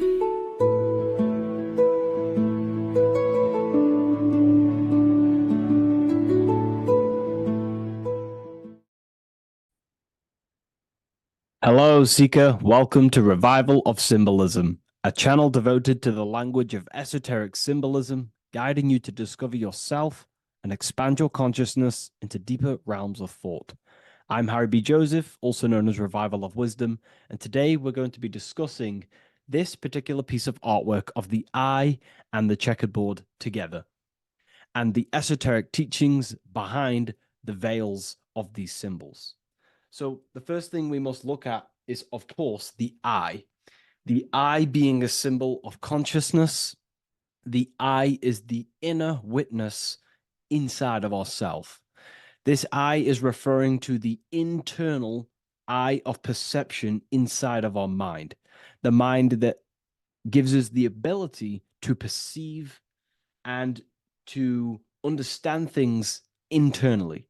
This is also the eye we use to vision things through our internal vision, what we like to call imagination. The screen in our mind that allows thoughts to be projected into a particular form. So this eye is talking about the internal eye of perception inside every single individual and form of life. Dogs, cats, squirrels, humans. Every single form of life has this internal dialogue, the inner being that no one else can listen to but themselves. This is a symbol of consciousness. And together, these two symbols reveal a grand teaching and understanding of the world and the universe, of how the universe is one consciousness, one observer. This is symbolizing the observer witness consciousness. Consciousness holds many vehicles and many dimensions that it exists in. As I've talked about previously in my previous lectures, we have a physical vehicle of consciousness, which expresses physical actions through the physical body. We have an emotional vehicle of consciousness, which is our emotional body or the astral plane. We have a mental vehicle of consciousness to express thoughts inside of, the thought body of consciousness. We also have a witness side of our consciousness. This internal witness, like who is the one seeing the screen of your reality right now? Who is the one seeing it? Not looking, who's perceiving the screen of reality through your eyes? Well, that would be the inner witness. And that inner witness is also perceiving your thoughts. A lot of people become identified with their thoughts, and they let the changes, the ever-coming, unfolding changes in their mind, world, become a part of who they are. And they get caught up in the world and the changes that happens to them. And a great teaching that I've come across this last year is to never identify with the ever-changing circumstances that happen in life. When things are tough, when things are bad, always remind yourself that you are the witness of your thoughts and you are the witness of this reality. You are the one witnessing your thoughts, emotions, and actions. You are the one behind them. So when things get tough, try not to get too indulged in these negative things. The I is the witness. Connect with the witness. And this is the same I that sees the screen of your reality, and it also sees the screen of your dreams.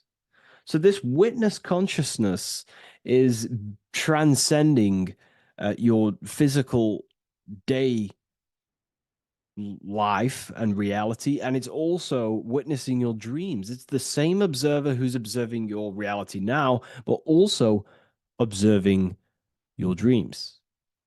So this witness consciousness transcends all forms of bodies of consciousness. It is essentially the highest aspect of ourselves.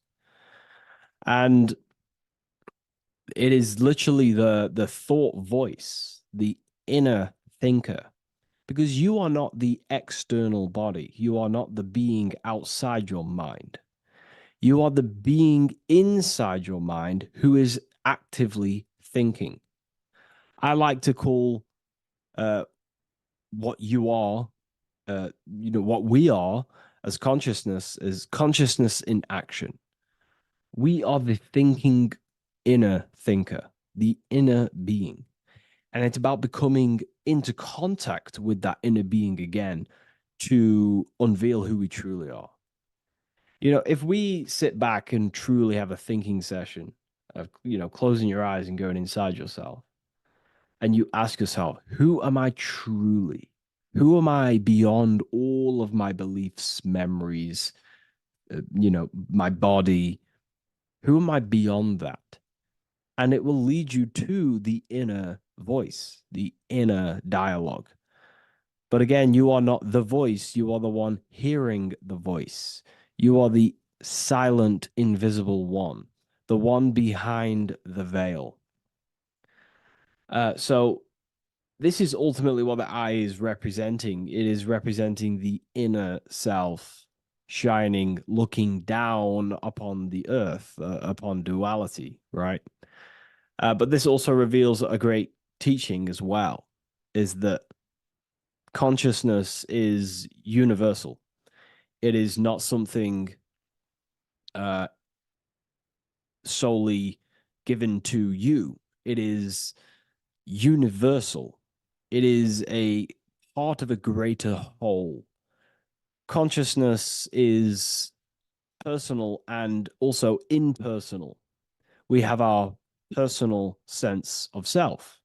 We have this inner voice. We have this sense of who we are in this world. And that is our personal sense of self. But you can also transcend the personal sense of self by turning off the mind and fading into the collective impersonal consciousness, which is ultimately what you call transcended states of consciousness, altered states of consciousness, or astral projection. When you astral project, you are simply accessing this impersonal aspect of consciousness.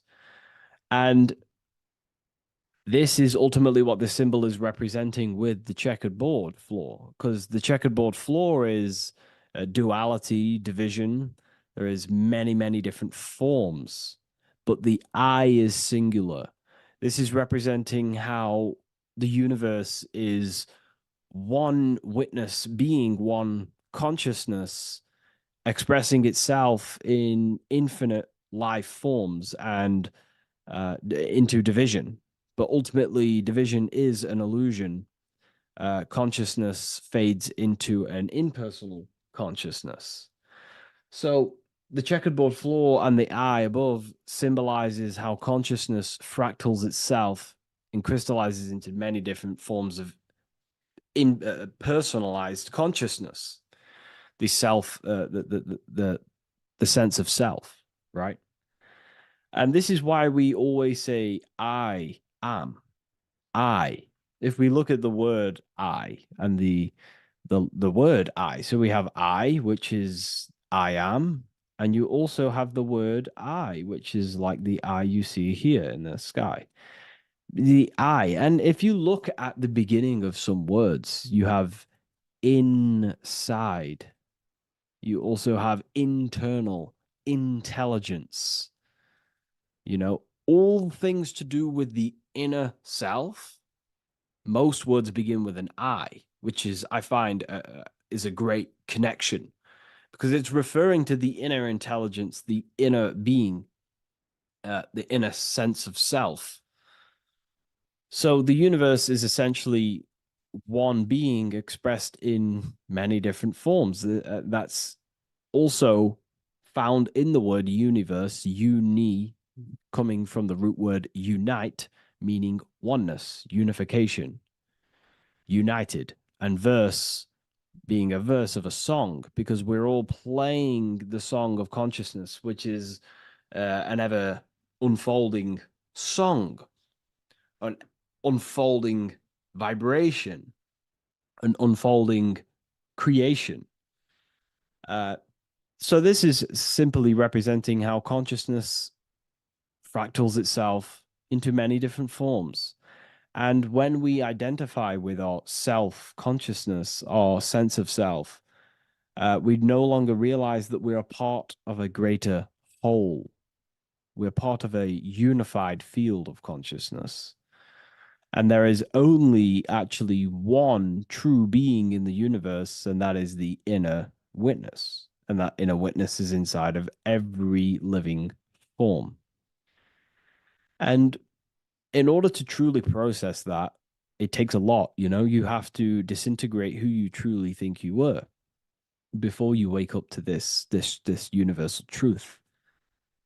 Before you understood this, you just think, I am me, you are you, and everyone is divided and everyone is their own being. When in fact, we're all not. We're all one consciousness expressing itself infinitely. And it's kind of like a social system. Consciousness is always interacting with itself. You know, when you interact with someone else, you're interacting with yourself. It's a very mind-boggling concept to truly understand. But again, in order to truly understand this, you have to let go of who you thought you were. And when you do no longer identify with your personal consciousness and you identify with the witness consciousness, you become unified with the whole, with the greater, with the collective consciousness.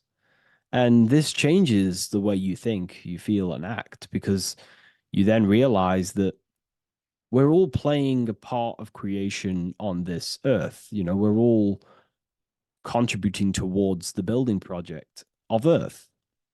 And your thoughts, emotions, and actions also hold a great impact on the building project, your contribution towards humanity and the collective.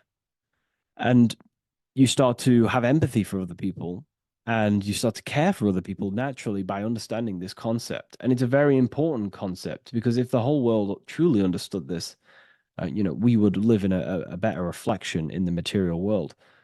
The world would be reflecting a better place because the world is simply just a reflection of consciousness. And the world today is so bad because people's thoughts and consciousness is not in the greatest state of mastery, of self-realization, and people don't understand who they truly are. And a religion plays a massive part in this. Our whole lives, we're stuffed with someone's going to come and save us. Jesus will return and save the whole world. It's, to me, to be honest, it's complete utter nonsense. We have free will. We are the ones holding we hold responsibility for the creation that unfolds on the earth. Us as a collective consciousness are God manifesting, unfolding this creation and steering it in the present moment. And that's another thing. Reality was never created thousands of years ago. God is creating the world right now through the present moment, and it's unfolding. It's in a continuous state of becoming, just like you are in a continuous state of becoming. Time is evolving. time evolves our minds, it evolves our sense of self. And we evolve over time as an individual and as a collective consciousness. And so does the earth go through this change as we change. So it's important that we are becoming more self-aware in the world so we can actually start to reflect a better world. But the checkerboard floor, again, is just reminding us of the duality and the illusion, because it looks like an illusion, a checkerboard floor. It's an illusion. The physical world, if you only look at the world through the eyes, you will live in the veils of illusion and never see the light, the higher understanding of the world. You will see everything as divided. You will see everything as I am me, you are you, and live in division. But in truth, we are all one. We all come from the same source, and we're all the same infinite witness expressed in different forms. And this brings me back to the concept of love. Love is the force that unifies consciousness. It unifies yourself. It unifies your relationships with people. If you love your partner, you love your brother, your sister, whoever it is in your life, it unifies. If you have a care for someone, it brings you two together and you grow the relationship by expressing care into the other person, and it grows.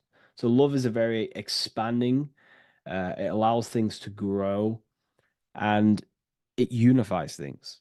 And when you start to love yourself, you start to unify with yourself. And when you start to love nature, you start to unify with nature. So if we understood this, the world would be a better place. And love is the force that unifies the collective consciousness. If we truly hold love for ourselves, for others, other individuals, nature, then the world will become more unified. It unifies consciousness. This is the force of love. It's a very, very powerful, powerful force. And I do truly believe and come to understand now that love is the reason of all creation, which is the generative principle. All action is coming from a place of love or care. We only take action on what we care about. So even the sun is a symbol of love. It just expresses life, gives away all of its light, life, and energy to the earth and asks for nothing back. It is love. It is the expression of care. And that is what unifies consciousness. So again, this is just talking about the inner witness and how consciousness expresses itself in many forms. And the checkerboard floor also transcends that idea that I've just described of how it's consciousness divided in many forms. It also represents a state of an individual's mind. The checkerboard floor is symbolic of being divided, you versus me thinking, walking down the street and thinking everyone's a threat. It also represents their thoughts, emotions, and actions not being aligned, not being unified. Their thought, emotion, action are scattered, and they're not creating things consciously. It also represents many, many different personalities in our minds, the divided personas and personalities in our mind that we have. And the eye represents the unification of that. It's about unifying our mind pretty much to not have all of these different characters and sides to ourselves, and actually being a whole mind, becoming conscious of the unconscious aspects of ourselves and transmuting them. And when we become conscious of something, we then hold the power to change it. If we have an unconscious part of ourselves, and we never truly realize it, we don't change it, and that unconscious thing can actually seek to control our thoughts, emotions, and actions from that place of the unconscious mind. So ultimately, that's what darkness to light represents. Darkness symbolizing things we are unaware of, because when something is in dark, you cannot see it. Most people are in darkness of their imagination. They don't realize the power of their imagination. They're unconscious of it. They don't use it.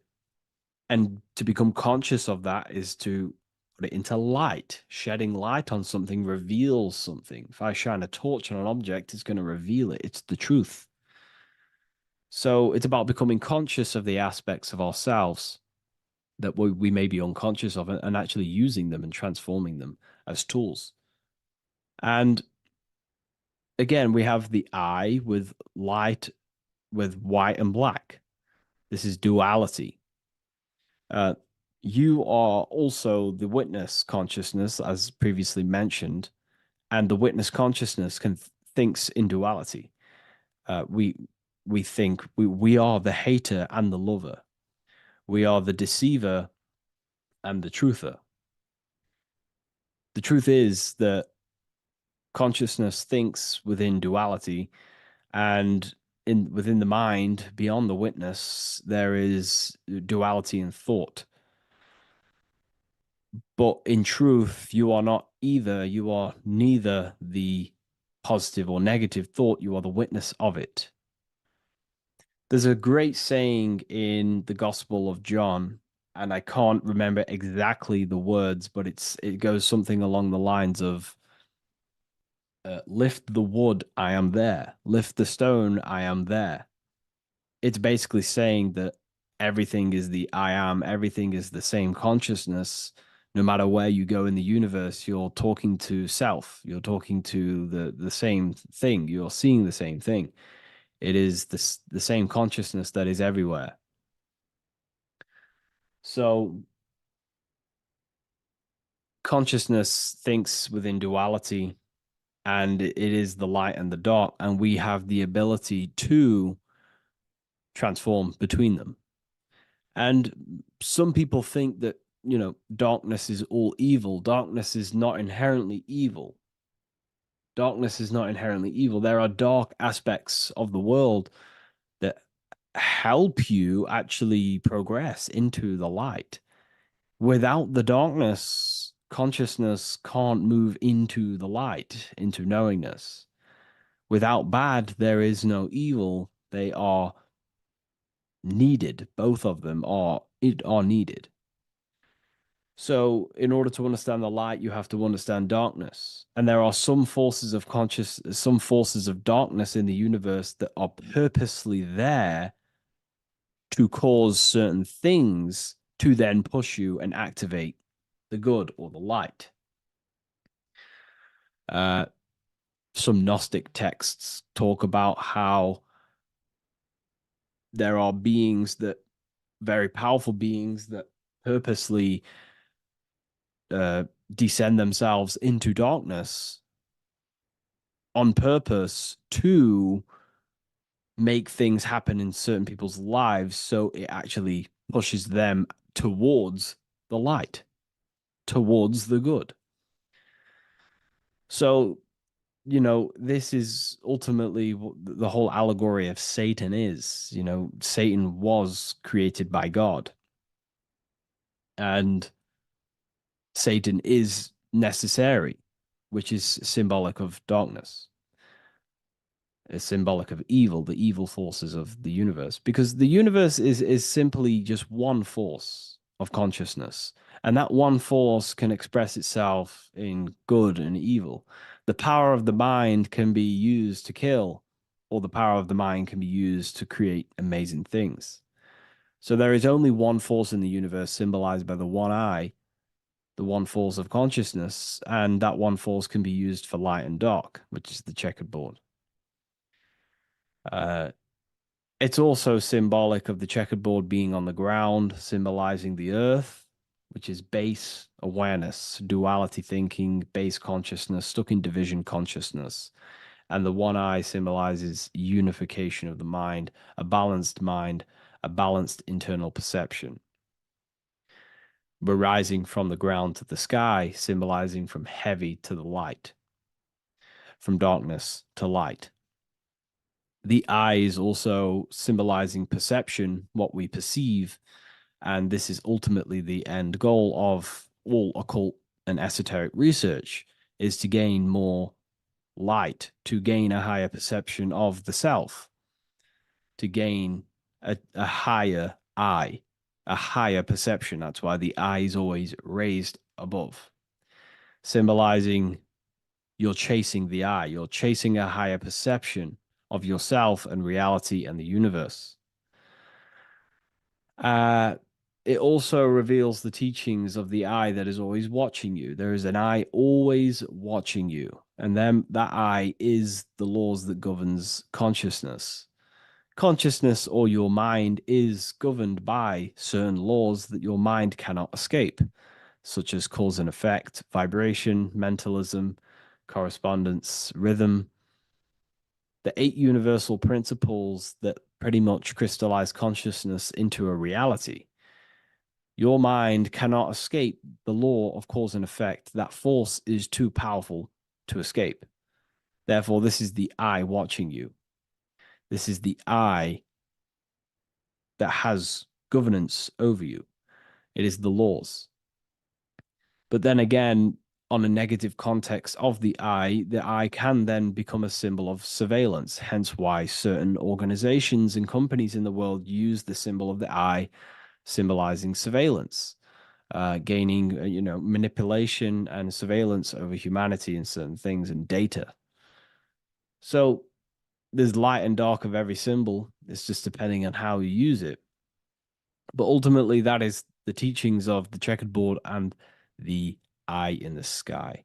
If you wish to learn more about yourself, because that is the only thing that matters in the world, learning about yourself. The only thing you take with you after death is the knowledge that you hold in your mind.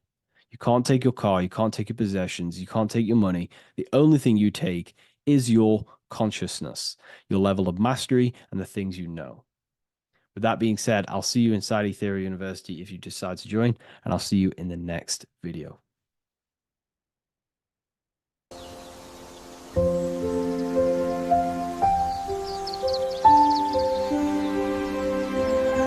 bookofwisdom.com. Visit today.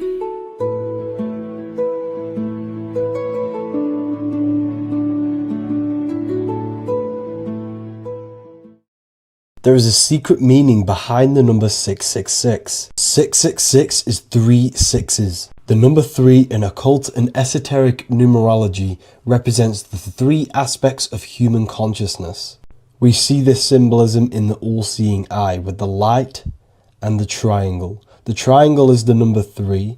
The eye represents consciousness, observation, and the light represents the light of consciousness, because consciousness is pure light. The 3 aspects of our consciousness is thoughts, emotions, and actions. Every thought creates a feeling, and the feeling creates the action.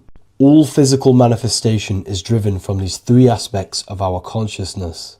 All physical manifestation comes from thought. Every object you see around you, this screen, the phone you're on, the laptop you're using, or the iPad, was a thought in the invisible realms of consciousness. Then it was brought into physicality through feeling and action. This is because man is made in the image and likeness of God. We are all mini creators. We are all extensions of God's creative consciousness. Therefore, the number 666 represents 3 sixes. 3 is thoughts, emotions, actions. The number 6 represents the cube, because cubes have 6 sides. This material world that we experience, everything has 6 sides. Everything's created by cubes. We can move forward, we can move backwards, we can move left, right, up and down. This is the cube that we are stuck in. Therefore, 666 represents our 3 aspects of our consciousness, thoughts, emotions, actions, all contributing towards our physical self, material world, material pleasures, completely cutting ourselves off from our spiritual, true, divine self, which means 666 is representing a state of consciousness. A state of consciousness where we only operate from a place of material needs and survival things. As humans, we possess a physical material body in the physical material external world, but we also possess an invisible inner world, which is what we call spirit. When we disconnect ourselves from our inner world, we become lost in this materialistic way of thinking and acting, which can lead to no life purpose, a feeling of emptiness and voidness in our hearts. Humans possess the ability to transcend our animal instinctual natures and turn to the divine mind, to the spiritual inner world. It is our inner world that is projecting our outer world. The outer world is just an effect of our inner state of consciousness. It's important as we go through this human life to not lose ourselves and look for our validations outside of ourselves. The external world is simply just a mirror, mirroring with mathematical precision what happens inside our consciousness. When we change our inner world, we produce effect in the outer world. To get back on track about this number, this represents when we are lost in our material self and we are completely cut off from our true divine self. The devil is always having goat horns, which represents a ground animal. This is the lower animal self of man. He's always red. The frequency of red is the lowest vibrational color, and it also represents the root chakra. This is all to do with survival mode and our physical needs and physical self. Red represents chaotic and intense emotions like hatred and anger. This is why the devil is always red, because it represents anger and an uncontrolled state of emotion and consciousness. You see, we've been taught in the church and all through religion indoctrinations that the devil is an external deity which influences humans.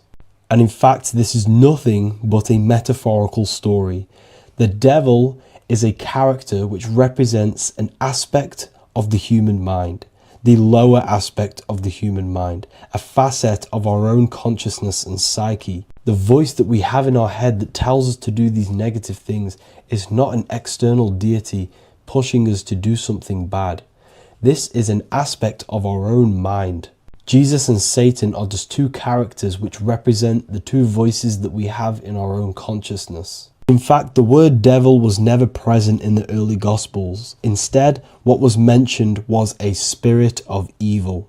A term spirit of evil was not meant to denote a specific deity or being, but rather any force of negativity, whether it manifests as a destructive thought, emotion, or action. The spirit of evil represents the darker sides of our mind, the part that leads us astray and brings forth negativity in our lives. The reason why they want you to believe in a devil is because they don't want you taking responsibility for your creations. They don't want you to realize that the external world is truly a mirror of your inner state of consciousness. Instead, when something bad happens in your life, you blame it on some external devil or Satan who tempted you. Everything is your creation in your life. When you realize this, you take full control and you begin to reshape your external world by changing your inner state of consciousness.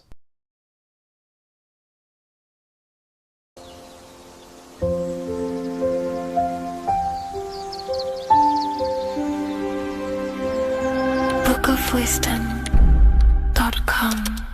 Visit today.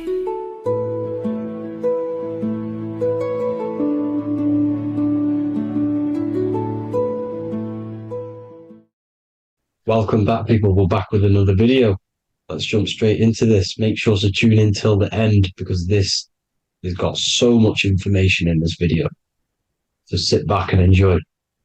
So everything's Taurus fields. The Earth's a Taurus field. Everything's Taurus, which is electromagnetic field, electric and magnetic. The center of the Taurus field is where the two opposing forces meet in the center. And this is what creates the plane of inertia, the dielectric plane of inertia. Okay? You got red shift, blue shift, positive, negative, south and north pole, right? This is what the ancients were showing with the tree of life. As you can see here, this is the plane of inertia and this is the Taurus field. Everything consists of this. Everything is a Taurus field. A atom is a Taurus field. Okay, now the inertia is the 0 point. So this plane is a 0 point. It's the balance between two poles. Okay, now this creates matter because matter is two opposing forces in motion equalize. So these two forces coming together is what creates matter on this physical plane. And this is why we can't see the electromagnetic field, because it consists of one of the elements, which is either electric or magnetic. But when they combine together, it's what creates this physical plane, which is physical matter, which is light in motion. Now, everything is one. Don't get confused by duality. Duality is two opposing forces, but them two opposing forces are created by the same substance. It's two aspects of the same substance. So, for example, water and ice are the same thing, you know what I'm trying to say, but it's two aspects of the same substance, because all is one. The whole universe is one. All goes back to the one, which is God, the creator, or magnetism, whatever you want to call it, because magnetism pulsates. Electricity has two poles, red shift, blue shift.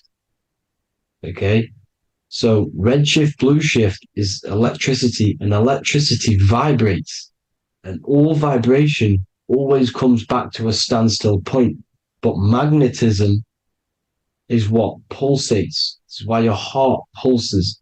You breathe, which is a pulse. This is the breath of the universe, magnetism. Now, this is why the earth is green, okay? Earth can be spelt heart. If you just move the H to the beginning, it spells heart, okay? Because the heart is the center of the torus field, which is the heart chakra for us humans, okay? We consist of the same field, as you already know. Heart being the center, which is green, which is the center of the seven colors. The center of the seven colors. This is the most powerful chakra in your body. People think it's the crown chakra, but it's the heart chakra because it's the center of the torus field. You must align them all and combine them all into one, which is the heart chakra. Now, earth is green. Nature's green. Okay, this is because we live on heart chakra, the plane of inertia. It's the center of the torus field. Okay, and this is what the Egyptians called Isis, which is nature. Nature is balanced, and nature is female, Mother Nature, because it looks after us with the fruit it grows with abundance, and the water. It's a female energy, Mother Nature, and this is the symbolism of an equal, balanced arms. This is the scales, it's balanced. Mother Nature is balanced. This is why the sky is blue, because what comes after the heart chakra? Blue. Sky is blue. We live in Midgard. This is what the ancients called Midgard. You don't have to take this tree literally. It's a metaphor. We live in Midgard, where both positive and negative duality here. Now, Mount Meru. Mount Meru was known as the center of the earth, okay, or known as Hyperborea. And this is the North Pole, the electromagnetic North Pole. But when I say Mount Meru, it's not an actual mountain. They weren't saying there was a real mountain in the center of the earth, a magnetic rock. No. The plane of inertia, okay, there's something called a hyperboloid. That's what it's called, a hyperboloid. And this is the center of the torus field. And this hyperboloid is what is in the shape of a mountain, you see? So if I go to this next one, they say Hyperborea on this map. Why do they call it Hyperborea? Because this is the hyperboloid in the center of the torus field. And this is the electromagnetic mountain, a metaphor. Mountain, what they're metaphorically saying, this is the electromagnetic mountain at the center, the double vortex, the center of the torus field, which is the North Pole. Pole of electromagnetic energy. So this is why they call it Hyperborea. It comes from the word hyperboloid. And the center of the earth is so sacred. And they symbolize this with, obviously, the North Star, which is Polaris. And this is where the swastika comes from, because it's the 4 seasons moving around the North Star. This is the Big Dipper constellation moving around the North Star, which is Polaris. There's that pole again. Pole. Magnetic pole of the torus field. And this is where the green, emerald green, aurora borealis comes from. It comes from this center hyperboloid at the center of the Earth, where the most electromagnetic energy is stored. The center of the plane of inertia, the center of the plane of inertia. This is the all-seeing eye as well. As you can see, they got the sun, the moon, this is the Masonic cosmos, the sun, the moon, and the all-seeing eye, because the eye is Polaris, the eye of the stars. It's all a big eye. Now, the eye means a lot more as well. It's not just that. There's different ways you can interpret symbols. Now, this is the emerald tablets. Deep in Earth's heart lies the flower, the source of the spirit that binds all in its form. Okay? The flower of life is thine own place of thine spirit, and stream through the earth as thine flows through thy form, giving off life to the earth and its children, renewing the spirit from form unto form. This is the North Pole. This is what he's talking about. He's talking about the aurora borealis. Aurora borealis. It's the Earth's aura. Emerald green. Heart chakra. Plane of inertia. Green. Earth. Heart. You see? All related. Now, there's many symbolism of this. So much symbolism of the ancients. The 7 layers of heaven. 7 layers of heaven, which are the 7 planets. Okay? These planets are the solar system. It's the solar system because we are the soul. We are the sun, the soul. And we're inside of a solar system, which is the 7 planets. That's why there's 7 layers of heaven. Okay? The rings of Saturn, the rings of the planets are moving around us. Okay? So, this is what the ancients were depicting in their cosmology. Now, this is the Hebrew cosmology of the Earth. This is the Mayan cosmology of the Earth. You see, it's all an enclosed system. We live inside of a giant torus field. All is atum. It's what the ancients said, ancient Egyptians said. All is atum. Atoms are torus fields. Don't be tricked by the modern science today with the current model of an atom. It's completely wrong. They're hiding the torus field. They're hiding the electromagnetic field, which is in everything. Absolutely everything is in motion, and motion comes from this field. And you see, this is upside down, but this is I think it's pretty sure it's candles, but the 7 candles, the 7 planets, the 7 Elohim. You see? It all goes back to the stars and the heavens. Now, this is how the Earth really works, with the stars on the outside of the cosmic egg, and then the torus field spinning around the sun and the moon, the positive and the negative charge. The sun gives you energy, the moon takes your energy. The moon controls monthly cycles. Moon is mon. This is etymology. Mon, month, money, demon, monster. Stir is star, moon star. We are all stars. Youngster, minister, superstar, Hollywood star. We're all stars. We come from the stars, which is heaven. Our soul comes from the stars. You see? We are the universe, the image of man is made in the universe. We are a microcosm of the universe. The universe is a macro. We are micro. We consist of everything. The body, mind, and spirit. The sun, the soul. Moon, the mind. Earth, the body. Body, mind, and spirit.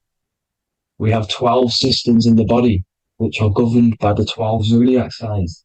Starting at the Aries, which is the ram of God, all the way down to Pisces. And Capricorn, kneecap. It all goes back to the stars. We are the stars. We are the universe. Everything is inside of us. Everything.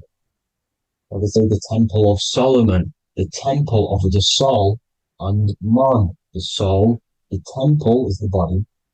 The soul is the soul, and the man is the mind. The temple of the soul and the mind. Body, mind, and spirit. We consist of the 5 elements. Air, spirit, water, earth, and fire. We consist of everything. We are the universe. We're made in God's image, which is the universe. You see? Now, everything goes back to the stars. The ancients worship the stars because the stars govern everything. They govern the systems in the body. They govern your life. This is why your zodiac is so important, your sign. Each zodiac has a specific element associated with it as well. Aries, which is the first sign, the Ram of God, the Lamb of God, which is a fire sign. Fire, first. Fire, first. F-I-R, this is etymology. The cerebrum, ram, which is in the brain. Aries, the ram, control the head, the face, and the nose upwards. So it controls the cerebrum. The Torah, which is, I'm pretty sure it's a Hebrew Bible, which is the Taurus. Tornado comes from the Taurus field. You see? Everything's inside of you. It all goes back to the Taurus field, and the Taurus field is everything. Now, like I said, 12 zodiac signs, 12 systems, 12 cranial nerves in the brain, the 12 disciples of the Bible. All symbolic. Have to read the Bible properly. Now, this center at the center of the earth, right? This is what's stirring the ether. And the ether consists of the four elements. Because there's 5 elements. Spirit can be called ether. People call it spirit or ether. Ether is pure potential, pure energy. It's what connects the astral to the physical. It's the dimension between the physical realm, which we're on, and the astral. So it has pure potential. It's pure energy. This is why we say either. I either want to go there or there. It's connecting 2 scenarios. That's what the ether is. It's connecting the 2 worlds, the astral and the physical. The center is like the cosmic womb. There's a black hole in the center. This is the center of the Taurus field. This is the womb of creation. This is the womb of creation. And inside of this black womb are the 5 elements, and everything's being stirred around. Everything's in motion. Light is motion. Everything's motion. Now, like I said earlier, light crystallizes into physical matter. They are the same substance. Spirit and matter are the same substance, but different variations, different aspects of the same substance. Low vibrational spirit turns into matter. High vibrational matter turns into spirit. Or light, whatever you want to call it. Matter is light crystallized. This is where we get the 7 metals from. The planets. The planets are light. Specific frequencies and vibrations of light. When these lights, or the planets, materialize, material metals materialize, they turn into the 7 metals. Saturn turns into lead. That's why lead is red. Saturn is red. The sun turns into gold. That's why the gold is yellow and the sun is yellow. You see, Saturn is the time god. What happens in autumn? The leaves turn red and they die. This is why Saturn, Satan, time god, the reaper, everything is crystallized till it's death and then reborn again. You see, rust. When things rust, it turns to red. Because it's Saturn. Saturn crystallizes everything. He's the reaper who comes around in winter. You see? He's Satan. Jesus and Satan, the sun and Saturn. They say we live in a solar system. The solar system. I think I've already just broke this down. The 7 planets are the 7 chakras. Everyone already knows this. But I'm going through it anyway. But this is where we get the 7 planets from. And the 7 metals. You see, all the ancients knew it was an enclosed electromagnetic system. It's not a spinning ball in the middle of space, people. They want you to believe this so you get stuck in this material world. Because if you believe everything's material, you can never affect this plane effectively. You can never create your life effectively if you don't understand the planes of existence. because the mental plane is a higher plane, and it breaks down and it controls the planes below it. The mental plane, hold on, I've got it here for you. The mental, the astral, etheric, and physical. Etheric connects the physical to the astral, but the mental is what's above them all. You see? Now, it's important to understand this. It's important. However, the ancients always talked about the enclosed system. Only NASA, which is introduced around the Roman times, not NASA, but the globe Earth was introduced around the Roman times. Okay? By these Masons. These Masons introduced this because they wanted to take over the minds of the masses and control them. These people worship the physical realm. They know how it works. They know the ins and outs of it. They know how to do the magic. They know how to do it all. They understand it all. That's why Masonry have to take the oath. The oath of not speaking. You're not allowed to speak about anything you learn about in Masonry, because they're discovering the truth about your mind and how it creates reality and stuff like that. So this is the Masonic cosmology, the 5-pointed star, the 5 elements, the checkerboard for duality, positive and negative, the 2 aspects of every substance. This is another ancient painting depicting the firmament, the stars inside the firmament, the sun. You see, the ancients worshipped the sun because it's so important for sustaining our life. It's the only reason we're alive is because of the sun. But then people think it gives you cancer today. They brainwash you to think the sun gives you cancer when it's the #1 source of all life. They want you to believe it's a big, spinning, dangerous ball in space. It's not. It's here to give us life. It's God's son. That's why Jesus is known as God's son. It is the Son of God. God created that to sustain us. You see? So it's important you understand the true cosmology of where you are, because if you don't know where you are depleted of all of your morals. You're depleted. You're demoralized. You're lost. You don't know where you are. You don't know where you exist. Okay? Once you accept the globe model, the heliocentric model, you will subconsciously think that you come from nothing.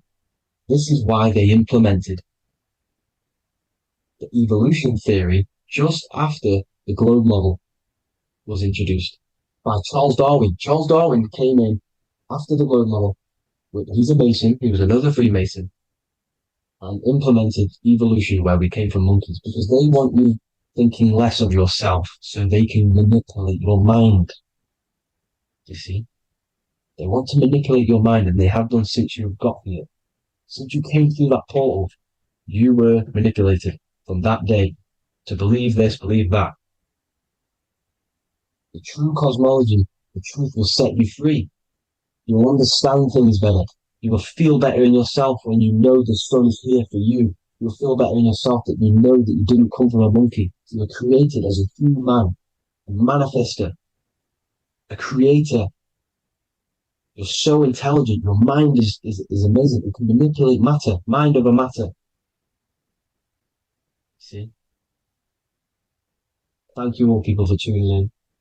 Tap in with yourself. Love yourself. Find the truth. Spread the truth. Nothing dies. Nothing in this creation dies. Everything's energy. Everything's light. Light can never die. You're a light being. That's why it says Hugh. Hugh man. Hugh is light in Hebrew. Or Latin. Either one of the two. You are light. You're a light being. You never die. Ever, ever, ever die. Ever. Stop thinking you're going to die. This body will die because it contains electricity. And electricity always goes back to a standstill point because of vibration. Electricity vibrates. You are pure light. You will never ever die. Thank you all people. God bless. Make sure to like, subscribe and share.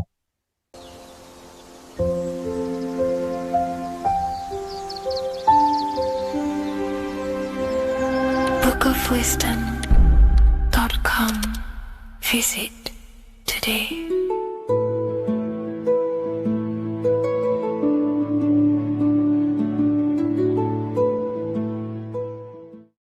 What is good, YouTube? Today we're going to be talking about the astral plane and how the cosmology fits into the astral plane. Okay, so first let's go over the astral plane and go over the different layers of reality so that you can understand reality more.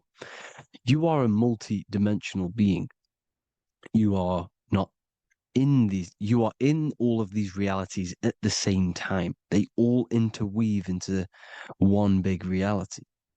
But there are different planes. They are different vibrational dimensions. There are different dimensions of reality. The mind is the root cause of reality. We're living in the mind of God. Everything is being thought into existence from the root cause, from the universal mind. This is why the ancient Egyptians said, all is mind. We're living in the mind of God. And we are a microcosm of this mind. This is why we all have the same mind. This mind is the world of thoughts. Now, this world of thoughts is just the thought alone. For example, it is the thought of a chair. But then when you start to imagine this chair and you start to mentally see the chair, you're now manifesting the thought, the singular thought, into some sort of form. So now you're imagining the chair. You're imagining the form of this chair, which is then manifesting into the astral plane. The astral plane is the world of thought forms manifesting. So when you are imagining something, you are seeing into the astral plane. Okay? Your third eye, it is an eye because it sees the astral plane. It is seeing the other side through imagination, through dreaming. Well, we'll go over dreaming later. So the thought of a chair is a singular thought. The imagination of the chair is the manifestation of the chair. And in the astral plane, it's basically the world of all the chairs that could ever exist. So you're thinking of the chair as a singular thought, which is the mental plane. The astral plane is the imagination of that chair, is the thought, the manifestation of it.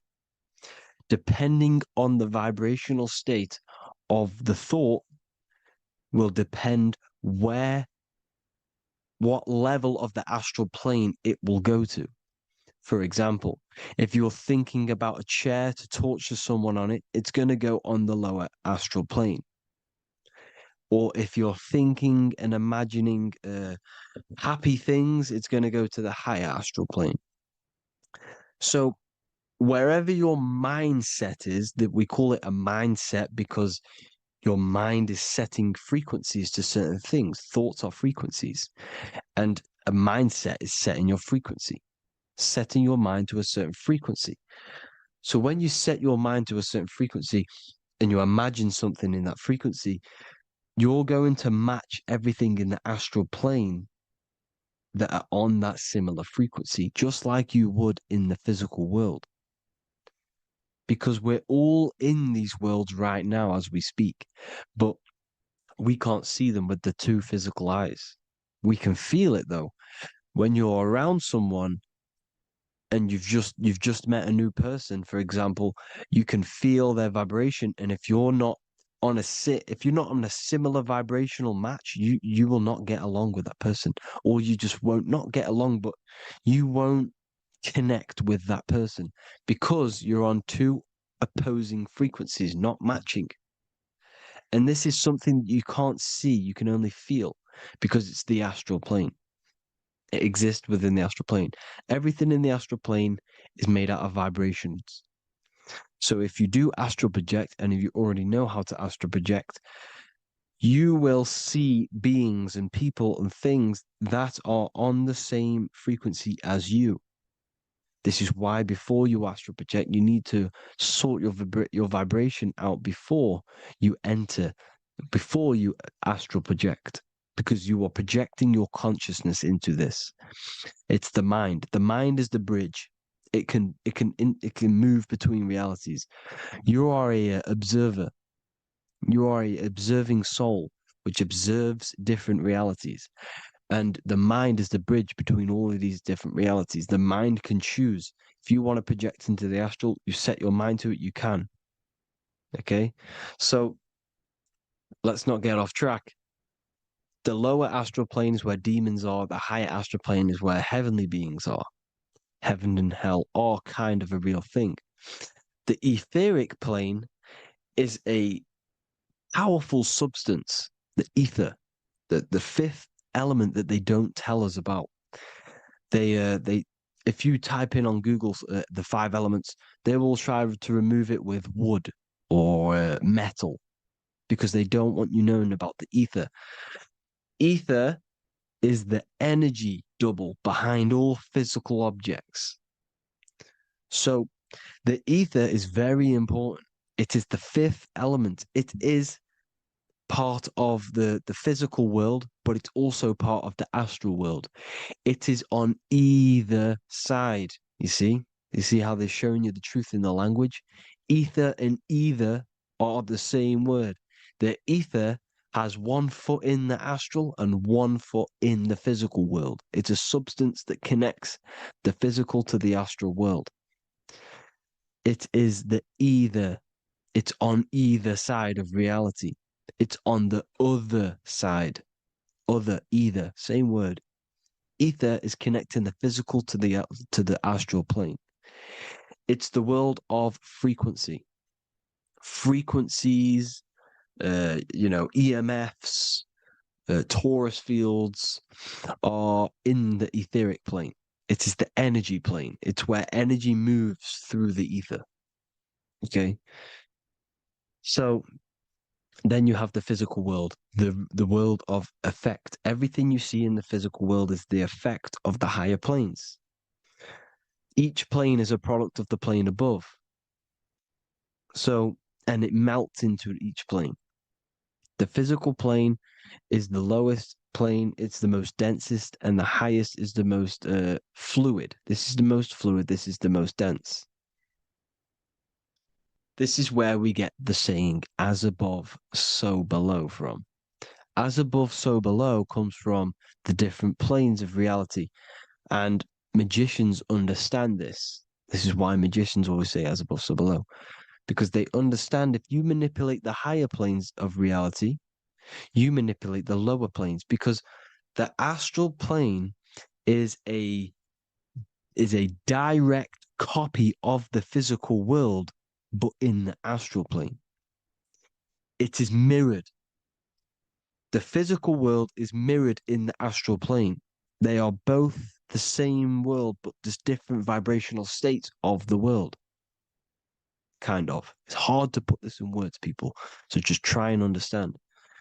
The astral plane is the double. It is whatever happens in the astral plane happens in the physical plane. This is why magic works. This is why demons work. This is why spirit communication works. Because if you manipulate the higher planes, you manipulate the lower planes. As above in the astral, so below. Leonardo da Vinci showing you to look up, pointing up. You got to look up.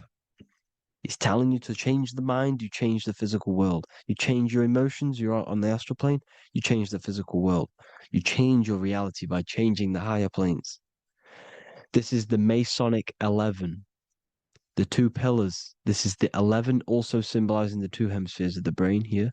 But the 11 symbolizes the 2 mirrors. 11, 9, 11. 9, 11 adds to 11. 9 plus 1 plus 1 equals 11. The Twin Towers were an 11. Flight 11 was hijacked. Because it's a mass ritual within the astral plane. Now, we're going to go deep into that later, and I'll show you these rituals they do in order to manipulate the astral plane. So, this is what the 11 is. It's the mirroring of reality. If you contact spirits and conjure spirits, you can either summon or attract demons and spirits. Summoning is creating a spirit. You create demons. Okay? Like I said here, the mind is the root cause of reality. If you think of if you think of a traumatic event that happened in your life over and over and over and over again for years and years and years, where attention goes, energy flows. The mind is the director of energy. If you are directing energy into the specific emotion, the specific thing that is torturing you in your mind, that will manifest as some sort of being in the astral plane, which is called an elemental. And this elemental being that you have created through your thought forms and emotions will latch onto you and feed off this energy. So it's important that you get your mind right. Okay, it's important that you sort that you file the mind and you discipline the mind. Make sure it's only entertaining positive things, because you are quite literally creating your own demons.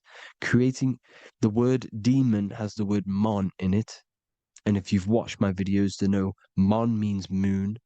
The moon is your mind, the sun is your soul, the earth is your physical body. Demon is mon means mind, moon is mind. You create demons with your mind. Summoning. Now, this is where the rituals come in. 9/11 was a ritual because everyone was thinking about this big fearing, the death of 9/11. Everyone was thinking about it.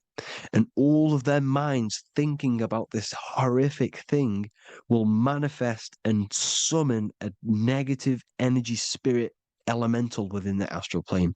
That's how all of this works. This is why it was a mass ritual. Okay. Chris Brown, new album name 11/11. Release date on the 11/11. This will be my 11th album and contain 11 songs. All of these people know the occult. This is Hermes Trismegistus with the star of Saturn, the six-pointed star, as above, so below. The mirroring of reality, physical and astral, the two Masonic pillars. So as above, so below. What's above us? The stars. The stars are connected to the astral plane. This is why we call them stargates. When we dream, we are experiencing these different realities. And what are stars? They tell in the Bible, it says Genesis 1:14. And God said, "Let there be lights in the firmament of the heaven to divide the day from the night, and let them be for signs." Signs translates to things to come. Why things to come? The stars tell the future. Why? And why do we say as above, so below? As above us is the astral plane and the etheric plane. As above, so below. Whatever happens in the stars happens on Earth. The stars are connected to the astral plane. Above us is the astral plane. We are a star in a physical body. This is why we say Mr., sister, stir equals star. The E and the A are interchangeable. We are stars, and the stars are the start of our incarnation. We start in the stars, same root word, and we descend through the seven energies, which are our seven chakras. Then we enter the heart of the soul system. The heart rearranged spells earth. And this is the true cosmology. Here's the Masonic cosmology. This is Masonic now. Here's the firmament. Let there be a firmament in the midst of the waters to divide the waters from above, from the waters that below. Genesis 1:6. The firmament, firmament comes from the word firma, Latin, I'm pretty sure, which means firm. When something is firm, meaning it's stable, it does not move, it is firm. The firmament is firm. So, is the firmament Genesis 1:6. What does it say? Genesis 1:3, sorry. Let there be light. This is before the sun and the moon was created. Let there be light. Before the sun and the moon was created, light was appeared. So what's that tell you? This is a holographic projection from some sort of light being, some sort of projector.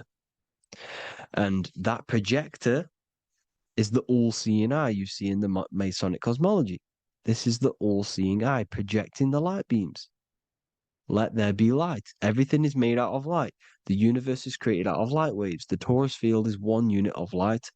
The light projecting this reality is Polaris. Okay, the famous all-seeing eye. Now, what else? Then we have after let there be light in Genesis 1:16, and God made the two great lights. This is the sun and the moon, electric, magnetic, male and female.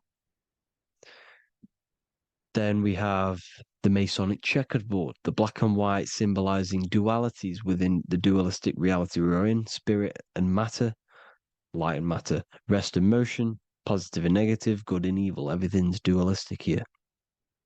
Okay? And it's a dance. The universe is a dance between flickering of white and black light, which is the torus field.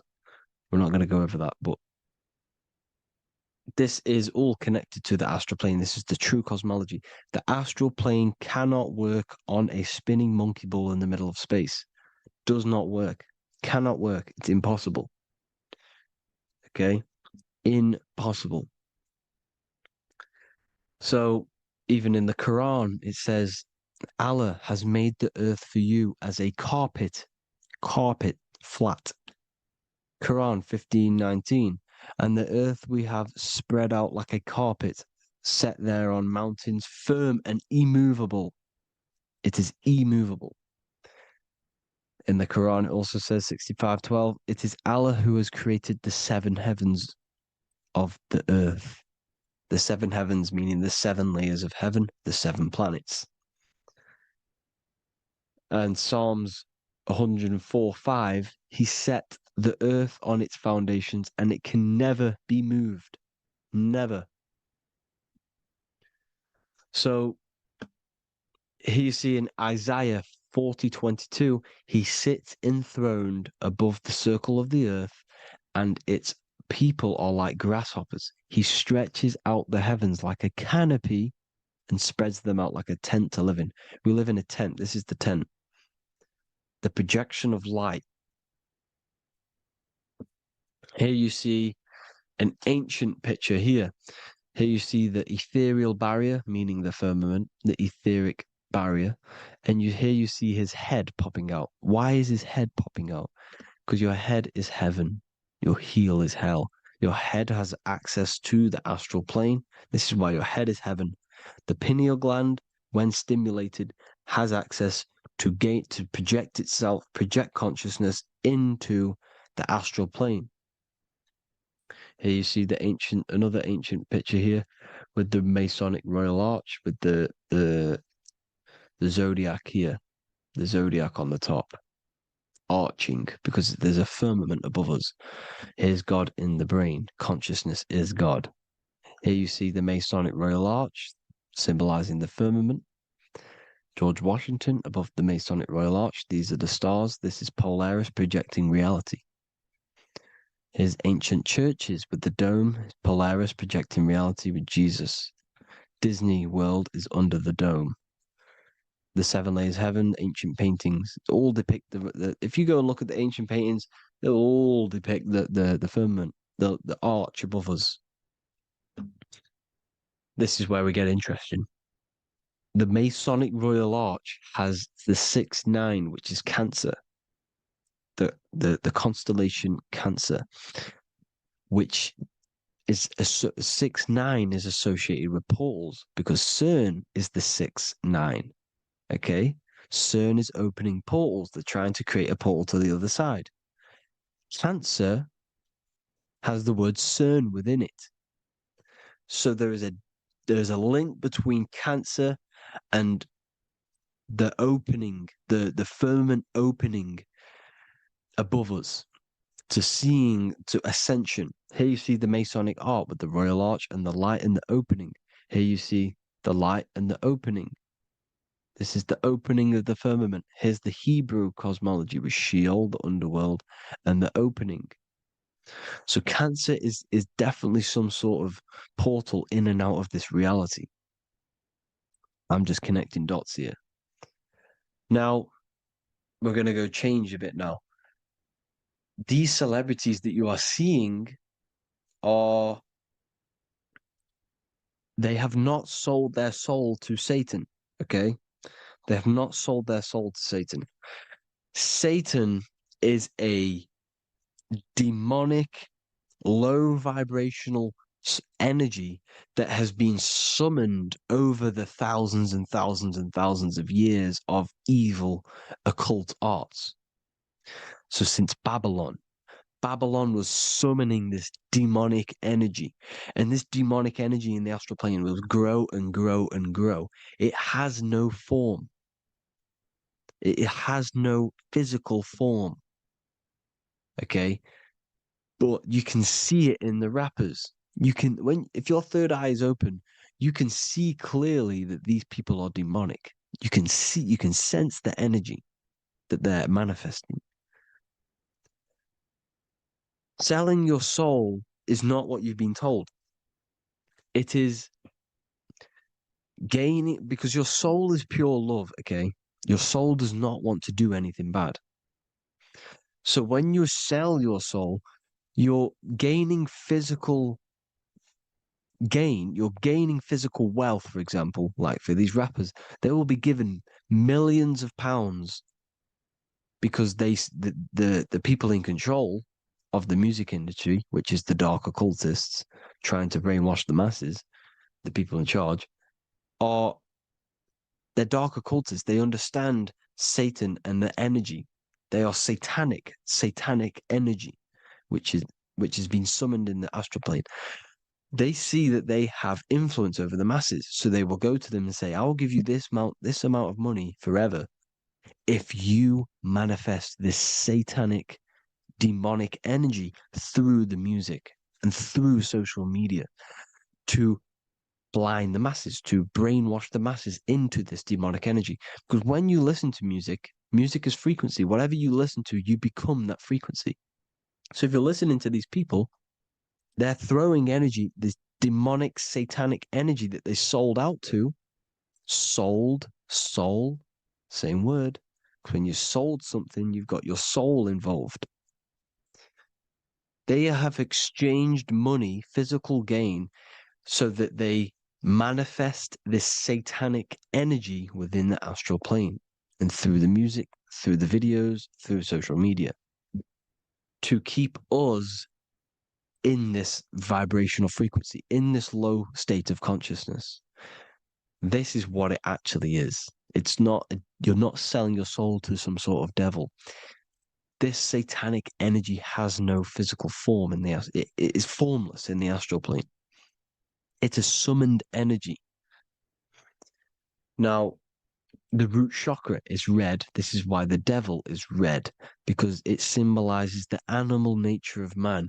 When you are operating off your root chakra, you will kill, you will fight, you will do anything to survive, because it's all about survival mode in the root chakra. They want you keeping in that fighting mode, that surviving mode, so that you are manifesting this low vibrational frequency, this satanic energy, this demonic red energy. This is why the devil is red. And the devil has a tail with the red arrow pointing down, because it symbolizes your light body. This is your Merkaba.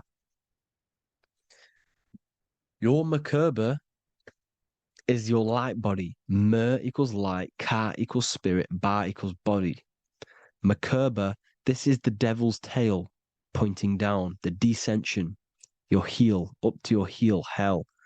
Ascension to heaven, head. You see, this is the all-seeing eye with the illumination coming off it, your head, when you're illuminated. The Merkaba is your celestial sphere to portray different planes of reality. It is the vehicle of ascension. It's your light body. It's in the word Kabbalah, Kabbalah, Ka, spirit, Ba, body, La, light.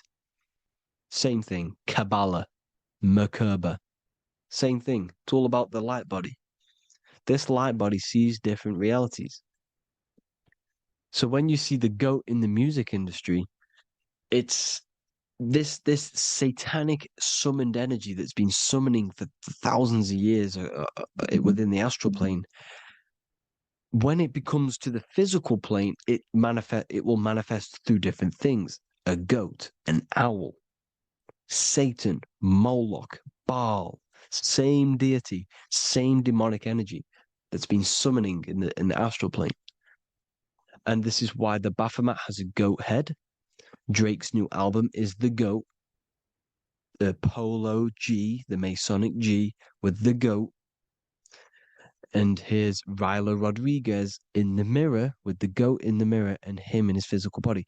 It symbolizes, the mirror symbolizes the astral plane because he's manifesting the goat, the demonic energy. He's sold out to the demonic energy.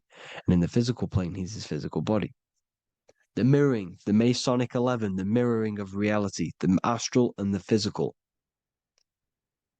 And what do you call them when they're an amazing rapper, the best rapper? You call them the GOAT. Because the GOAT, you're the GOAT because you're manifesting the GOAT energy, this satanic, demonic energy within the astral plane. So Baal, Moloch, all the same thing. Because in the astral plane, if you want to gain spirits to come to you and communicate you in the physical world, if you want to communicate with spirits, you have to gain their attention. You can either gain their attention or come together and agree to create some sort of being, which is Satan. Okay. You can, like I said earlier, you can create these beings, you can summon them or attract them. One way to attract them is sacrificing. In order for you to become God, man, to turn to God, you have to sacrifice your life. You have to sacrifice, not drinking, not doing things, not doing anything demonic, not doing anything bad, not eating meat. You have to sacrifice yourself to become the light. However, if you want quick, instant gains in the physical world, you can sacrifice something else to communicate with these spirits, because these demonic energies feed off demonic energy, your demonic energy. So these dark occultists will give away babies, they'll sacrifice, torture babies so that they gain, so that they can communicate with these spirits for physical exchange. Yes, you can do this. These powerful spirits, these powerful demons can give you powers. They can give you certain things. And this is what they are doing. They're summoning and attracting these demonic energy. This is why, trafficking is one of the most, Balenciaga. Baal is the demonic energy in the astral plane, which requires child sacrifice for his presence. Balenciaga, and they were trafficking children. They were trafficking, killing them, and offering them to the spirits. This is what they are doing. Balenciaga. It's in the name. Here you see, you can see here a stick man with two horns. The goat, obviously, it's all the same deity. Baal, the goat, Moloch. Here's Moloch, the owl, the Egyptian owl, because it comes from the owl of Moloch, which is Baal, which is Satan, all the same demonic energy. And it's on the dollar bill, a tiny dollar bill, tiny, on the $1 bill. All the same thing. Bohemian Grove, they worship the big owl, Moloch. It's all the same thing.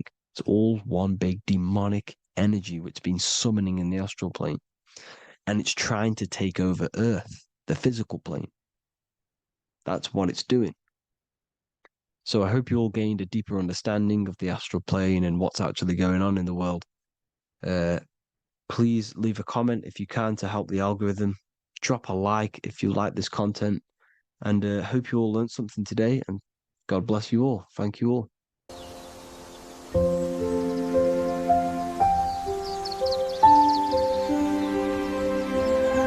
bookofwisdom.com.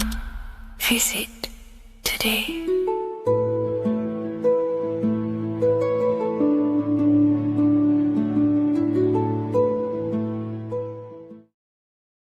Greetings everyone, it's Revival of Wisdom. I facilitate human enlightenment through occult and esoteric teachings. I hope this video expands your mind into a new field of thought. In this video, we're going to be discovering the true esoteric meaning of the 7 planetary energies. So let's jump straight into this. In order to fully understand this, you must understand the esoteric teaching of as above, so below, and as within, so without. Our inner world is mirrored into our external material reality. We have a physical voice, which you are hearing right now, and I also have an inner voice, which no one else can hear. The inner world is invisible, and the external world is visible. In other words, the inner world is the spiritual world, and the outer world is the material world. The inner world of ourselves reflects and projects our outer world, which means everything in our external reality is a somewhat reflection of our internal self. You are made in the image and likeness of God. You yourself are the universe experiencing itself in a 3-dimensional physical form. The Newtonian science has programmed you to believe that you are a physical being inside of a physical universe. They did this to limit your mind to only believing there is a physical universe and that you are separate from the universe or God. But you yourself are the divine essence of the universe, experiencing itself in a physical plane, which means everything you see is inside of you, including the stars, the planets, and the elements. As above, so below. As within, so without. An example of this is the 4 physical elements: fire, earth, water, and air. In the external world, these are physical elements. In our internal world, they represent the 4 bodies of consciousness. We have 4 different bodies. We have a material body, we have a spiritual body, an emotional body, and a mental body. The mind is not made out of the same substance as the body. The emotions is not made out of the same substance of the mind and the body. These bodies exist in 4 different dimensions, 4 layers of consciousness. With that being said, the 4 physical elements are inside of us. The earth is our material physical body. Fire represents our spiritual astral light body. Water represents our transformative and emotional body.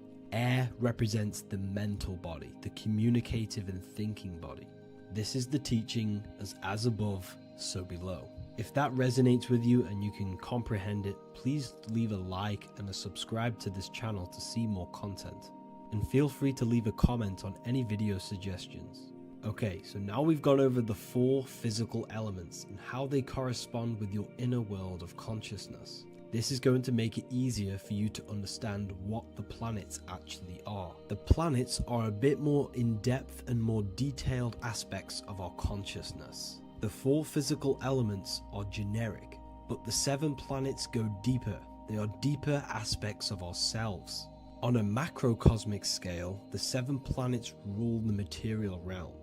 Every object, every animal, every plant, every stone, everything we see in this plane is governed and created under one of the 7 planets. I don't really like calling them planets. They are energies. They are spiritual forces that drive things into existence. An example of this is if we look at a tree. The roots of the tree are governed by Saturn. The stem of the tree is governed by the sun. The leaves of the tree are governed by the moon. Any offspring or fruit of the tree is governed by Jupiter. Any defense mechanisms of the tree is governed by Mars. The communication and networking of the tree is governed by Mercury. The smell and the look of the tree is governed by Venus. Everything we see in this material plane is governed by one of these specific energies. Everything material has a spiritual force that brings it into physical existence. This is the reason why we have 7 days of creation in the Bible.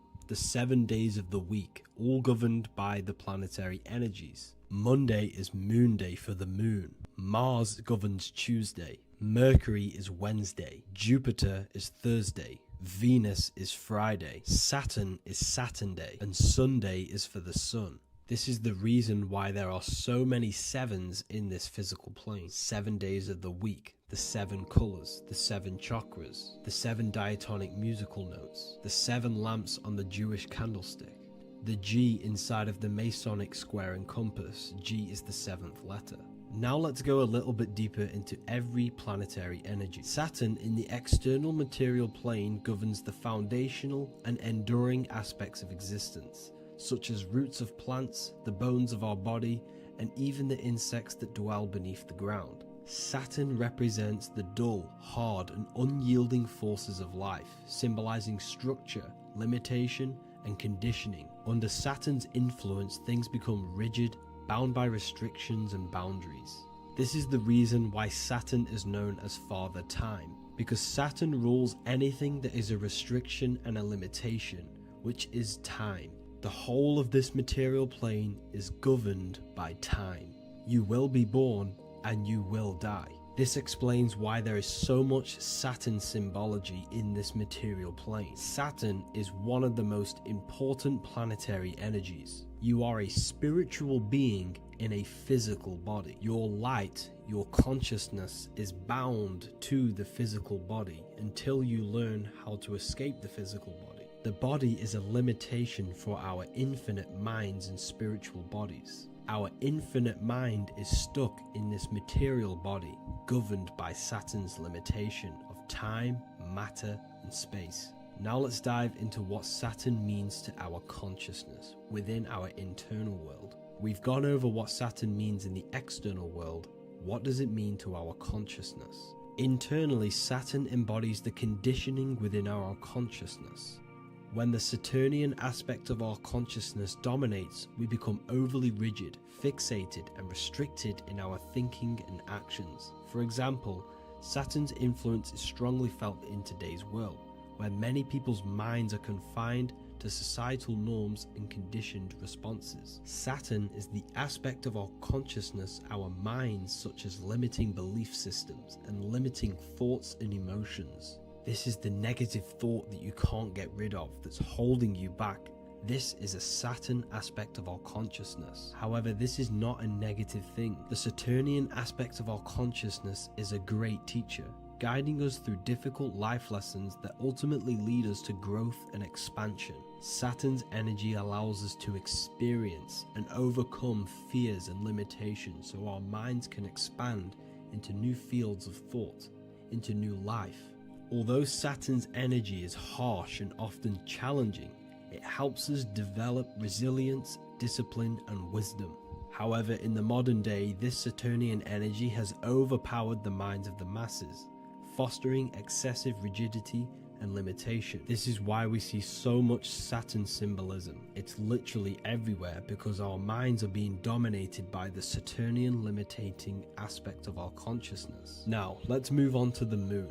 The moon, or lunar energy in the external material macrocosm plane, governs the elements of water, influencing the natural cycles such as the ocean tides, which rise and fall in harmony with the moon's phases. Beyond water, the moon also guides instinctual behaviors such as animal migrations.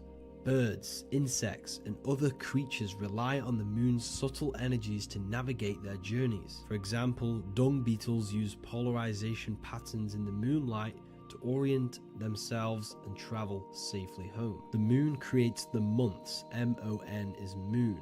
There are 28-day cycles, and this 28-day cycle of the moon is reflected in the woman's body, known as the menstrual cycle. The moon is a feminine energy, governing the feminine elements such as water and the feminine cycles of the body. The moon is the womb.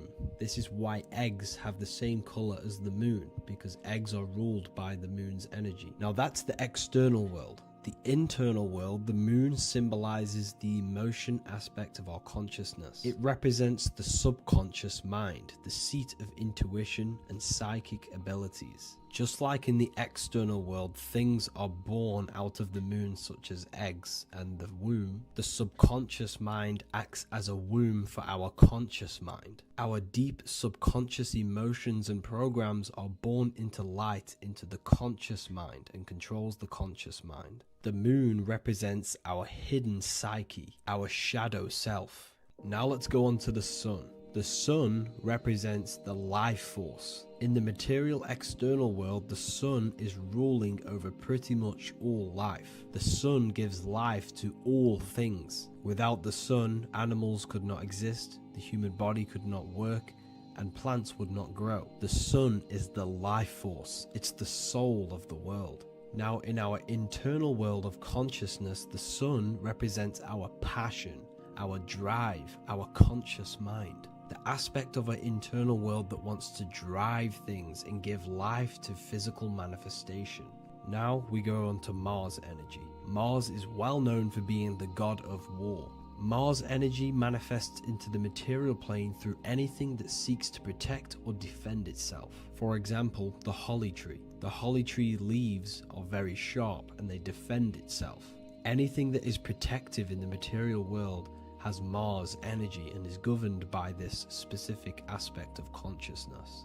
For example, any predators or animals such as hedgehogs with spines on their backs for protection. Mars represents all things that is driven by conflict, aggression and defense. Now internally, inside of our inner world, Mars symbolizes the aspect of our consciousness that is focused on self-preservation and protection. Mars governs our ego, the instinctual urges of anger or maintaining reputation. Mars is not evil.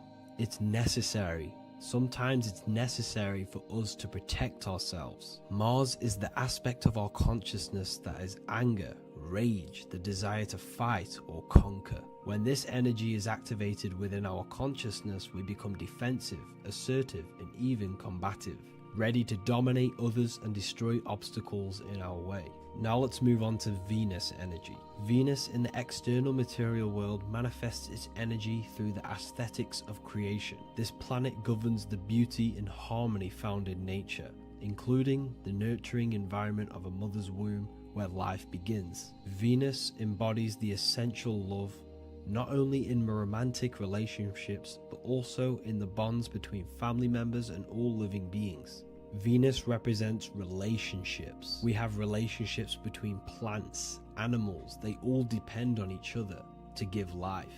Plants provide food and medicine, while living creatures contribute to their own growth and pollination. Internally, Venus represents the aspect of our consciousness that yearns for relationships and connections with others. This is an aspect of our consciousness that encourages to care for our physical appearance and embracing beauty. Aesthetics play a role in our interactions and self-expression. This is why there is a beauty brand called Venus. Now let's move to Jupiter energy. Jupiter in the material plane manifests its energy as forces of fortune, abundance, and wealth. This energy manifests itself as plants, as fruits that we can consume and eat in abundance. Anything that is nourishing and cultivated by the earth for humanity and animals. Jupiter embodies the giving energy that provides for and sustains life, fostering growth and ensuring that resources are available to all. Its influence is seen in the natural cycles of abundance, where fruits must grow and ripen before they are enjoyed, symbolizing the importance of effort and patience. Internally, in our spiritual world, Jupiter represents the aspect of our consciousness that yearns for abundance and seeks growth in various aspects of our lives, including wealth, knowledge, and personal development of the mind, spirit, and the soul. This is the aspect of our consciousness that wants to gain wealth, that wants to gain expansion and abundance in our lives. However, when Jupiter's energy dominates our consciousness excessively, it can lead to feelings of stinginess and greed. It represents material possession. The last planet is Mercury. Mercury in the external world governs the vital elements such as seeds, air, communication, education, and electricity. Known as the messenger of the gods, Mercury rules over intellect, communication, and the transmission of knowledge. Mercury's states of consciousness manifests itself in the material plane as the network between trees and plants, how they all communicate together. It represents the intelligence behind all physical things. It's the intelligence behind the seed that allows it to grow into a plant. Mercury's creative energy is manifested in the nervous system of the human body and all living animals. the intricate messenger that transmits signals from the body to the brain and then to the mind. This intelligence within us allows us to facilitate thought and movement. Internally, in our spiritual aspects of consciousness, Mercury is the state of consciousness that seeks knowledge, understanding, and intellectual growth and expansion. This part of us is curious, eager to learn, and driven to communicate ideas and information. It represents our mental body. The Roman god Mercury is often depicting flying because this symbolizes the air. Air represents our mental body. When the Mercury aspect of our consciousness dominates, we become highly intellectual, constantly seeking information, analyzing situation, and communicating our ideas. While this can enhance our understanding and ability to interact with the world, an excess of Mercury's influence can lead to overthinking, excessive analysis, and focus on intellect over emotions or intuition.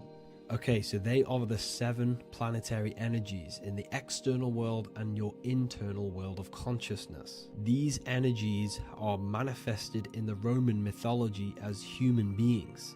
They are depicted as human beings, but this is nothing but symbolism. These gods never existed physically. They represent aspects of our consciousness and spiritual forces that govern the material plane. Every material object, every intelligence, every piece of life in this universe is governed and brought into existence by one of these spiritual forces. Now, I hope this video has expanded your mind into a new realm of thought. Make sure to leave a like, a comment, and subscribe to the channel for more occult and esoteric information. You can read more about this topic and many more occult and esoteric teachings inside of my books, the Book of Wisdom Volume 1 and the Book of Wisdom Volume 2. I honestly advise that not everyone reads these books. These are books which will completely transform your view on reality. You will feel a lot better reading these books because you will find a connection with yourself and the universe. Understanding truth and knowing thyself gives you a sense of well-being. Like I said, this is not just a book. This is a beginning of your journey of expansion and growth.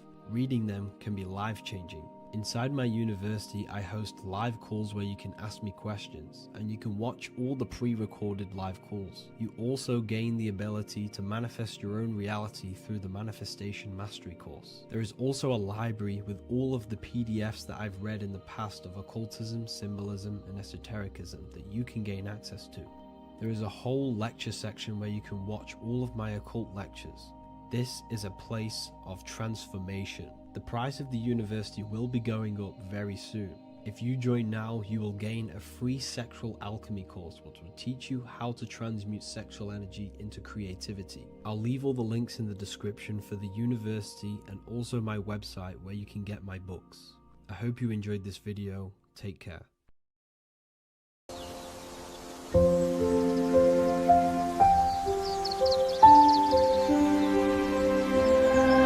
bookofwisdom.com.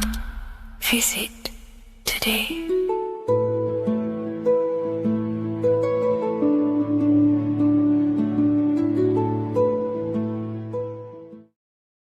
Geometry. This is the study of nature, of the codes, the mathematical codes behind physical reality. So today we're going to be going deep into geometry and the true esoteric internal geometry, the geometry that no one really talks about, and how geometry relates to human consciousness.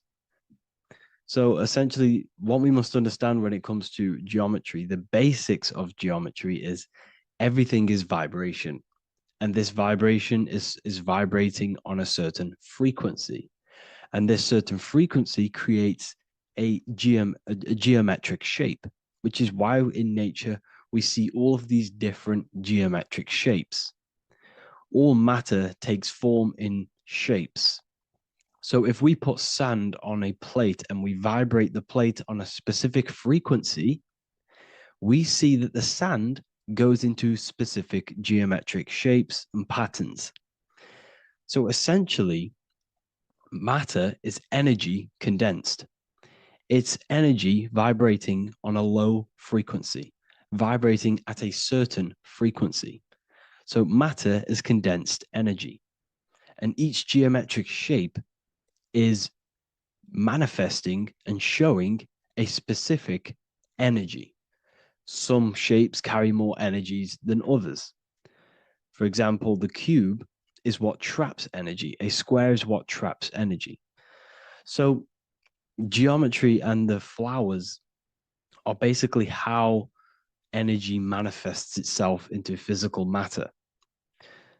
We are in a world made out of energy or light. Light is energy.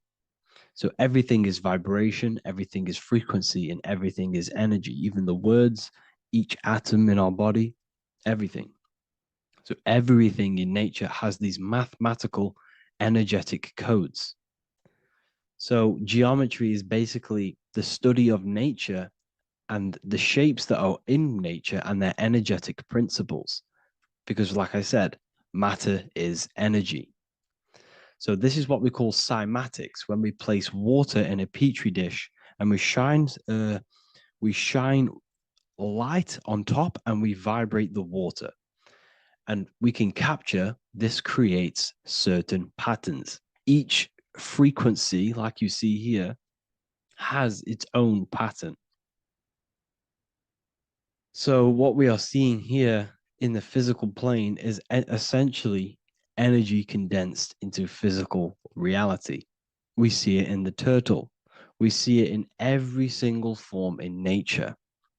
Now, external geometry and normal geometry, we normally get taught that this is God's way of creating physical reality, which is essentially true. However, it's far more deeper than that.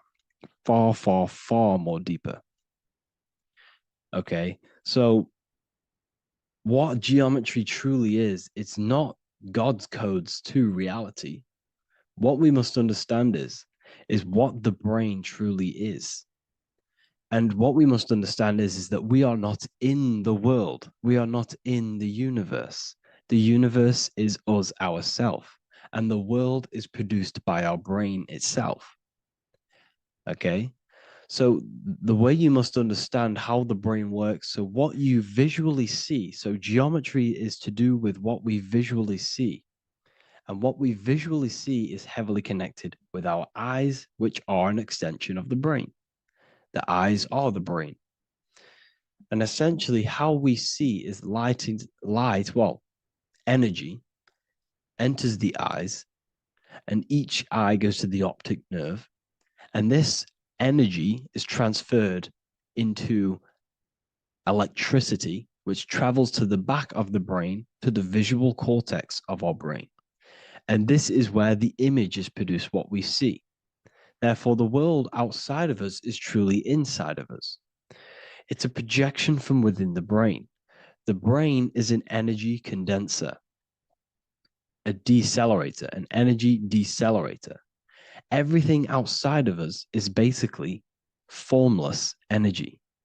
It is formless energy vibrating at a certain frequency. So what the brain is, it's sucking in this energy, this light, and turning that frequency, that code, that light code, into a physical reality. It's condensing the energy and turning it into a visual image inside of the brain. Therefore, everything outside of you is not what it looks like. Everything outside of you is basically energy, infinite energy. And our brain is condensing this into a physical reality and projecting it outwardly, which you experience your visual field. Okay? And the ancients knew this. So this is basically called the sigil of Lucifer. Lucifer is known as the light bringer. Lucifer in Latin means to bring the light.